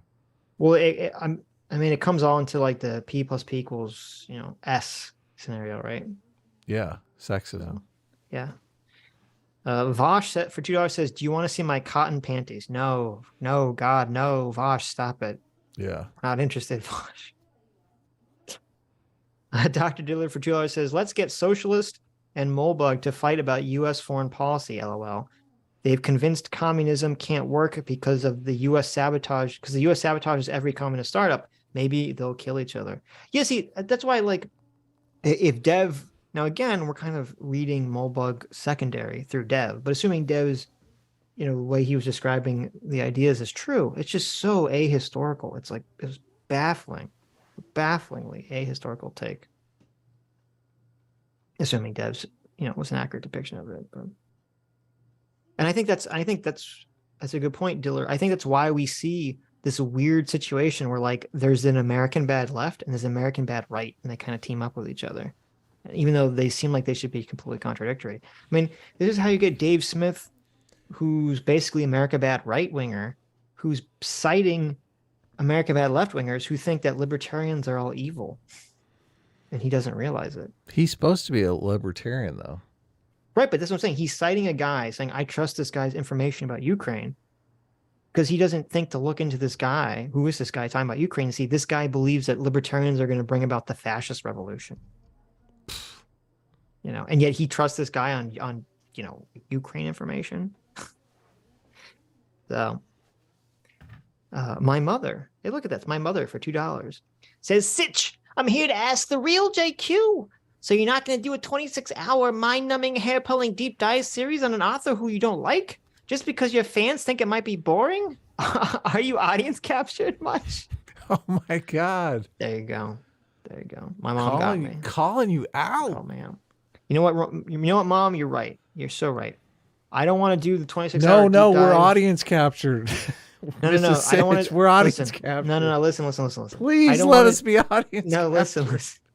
I don't want to do the 26-hour Mentress Moldbug stream, regardless of whether our chat wants us to do it or not. Okay. Yeah. I don't want to do it because I don't fucking want to do it. Yeah. Oh, thank God. I won't scapegoat the audience. Look, it's our good friend Academic Agent for $2. Oh, quackers. Yep. Says, Sitch, of course you would say I'm anti-Semitic because you refused me. Well, don't worry about it because me and ye are very happy together. Oh, he finally got that black boyfriend he wanted. Nice. There you go. Then he says, ye, he's looking, quick, hold my hand. So there you go. I hope he's wearing that blogio. Oh my God. That black mask, yeah. Yeah, that you love so much, Quackademic Agent. Yeah. See, that's what I think you're exactly right. Academic Agent. This is definitely the real Academic Agent. Just how Hitler, he was mad at Jews because of, Jews kicked him out of art school or whatever. A Jewish boy stole his spot into art school. I'm pretty sure Quackademic Agent, was dumped by a Jew. A nice Jewish boy, and that's why he turned to the JQ. That's probably what happened. Probably had tomboy abs. Yeah, that's true. That's canon. Dev for $2 says, I am the Captain Planet of political ideology. There you go. And liberalism is obviously the heart. Nice. Asmi for 15 MYRs says, Sitch, since you're a real gamer with billions of hours playing games unlike Adam, how do you define an RPG? Adam can't answer. Don't allow him to answer. How do I define an RPG? I mean, I generally define it as a game in which you control characters who level up and have skills you have to put points into, and I think it's more mechanical really than like ideological. I think it's just the mechanical element of like leveling up and putting points in the shit would be the role playing aspect of it. Obviously, role playing kind of confers more of a Fallout style where your character, like, you control what your character says and all those things. But then when you hear people say like, oh, this game has RPG elements, they literally just mean like, oh, it's a game where you like level up and shit. Right. So yeah, I think it's just the mechanical aspect of leveling up, putting different points in the skills and all that shit. I think that's, in my mind, that's what makes something an RPG or have an RPG element to it. I think it's a tube with a grenade in it. Okay.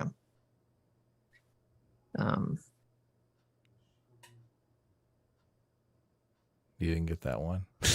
I got it. Rocket propelled grenade. I was just thinking for a second because I was like, I really Fallout 3, not Fallout 3. Far Cry 3, one of my favorite games.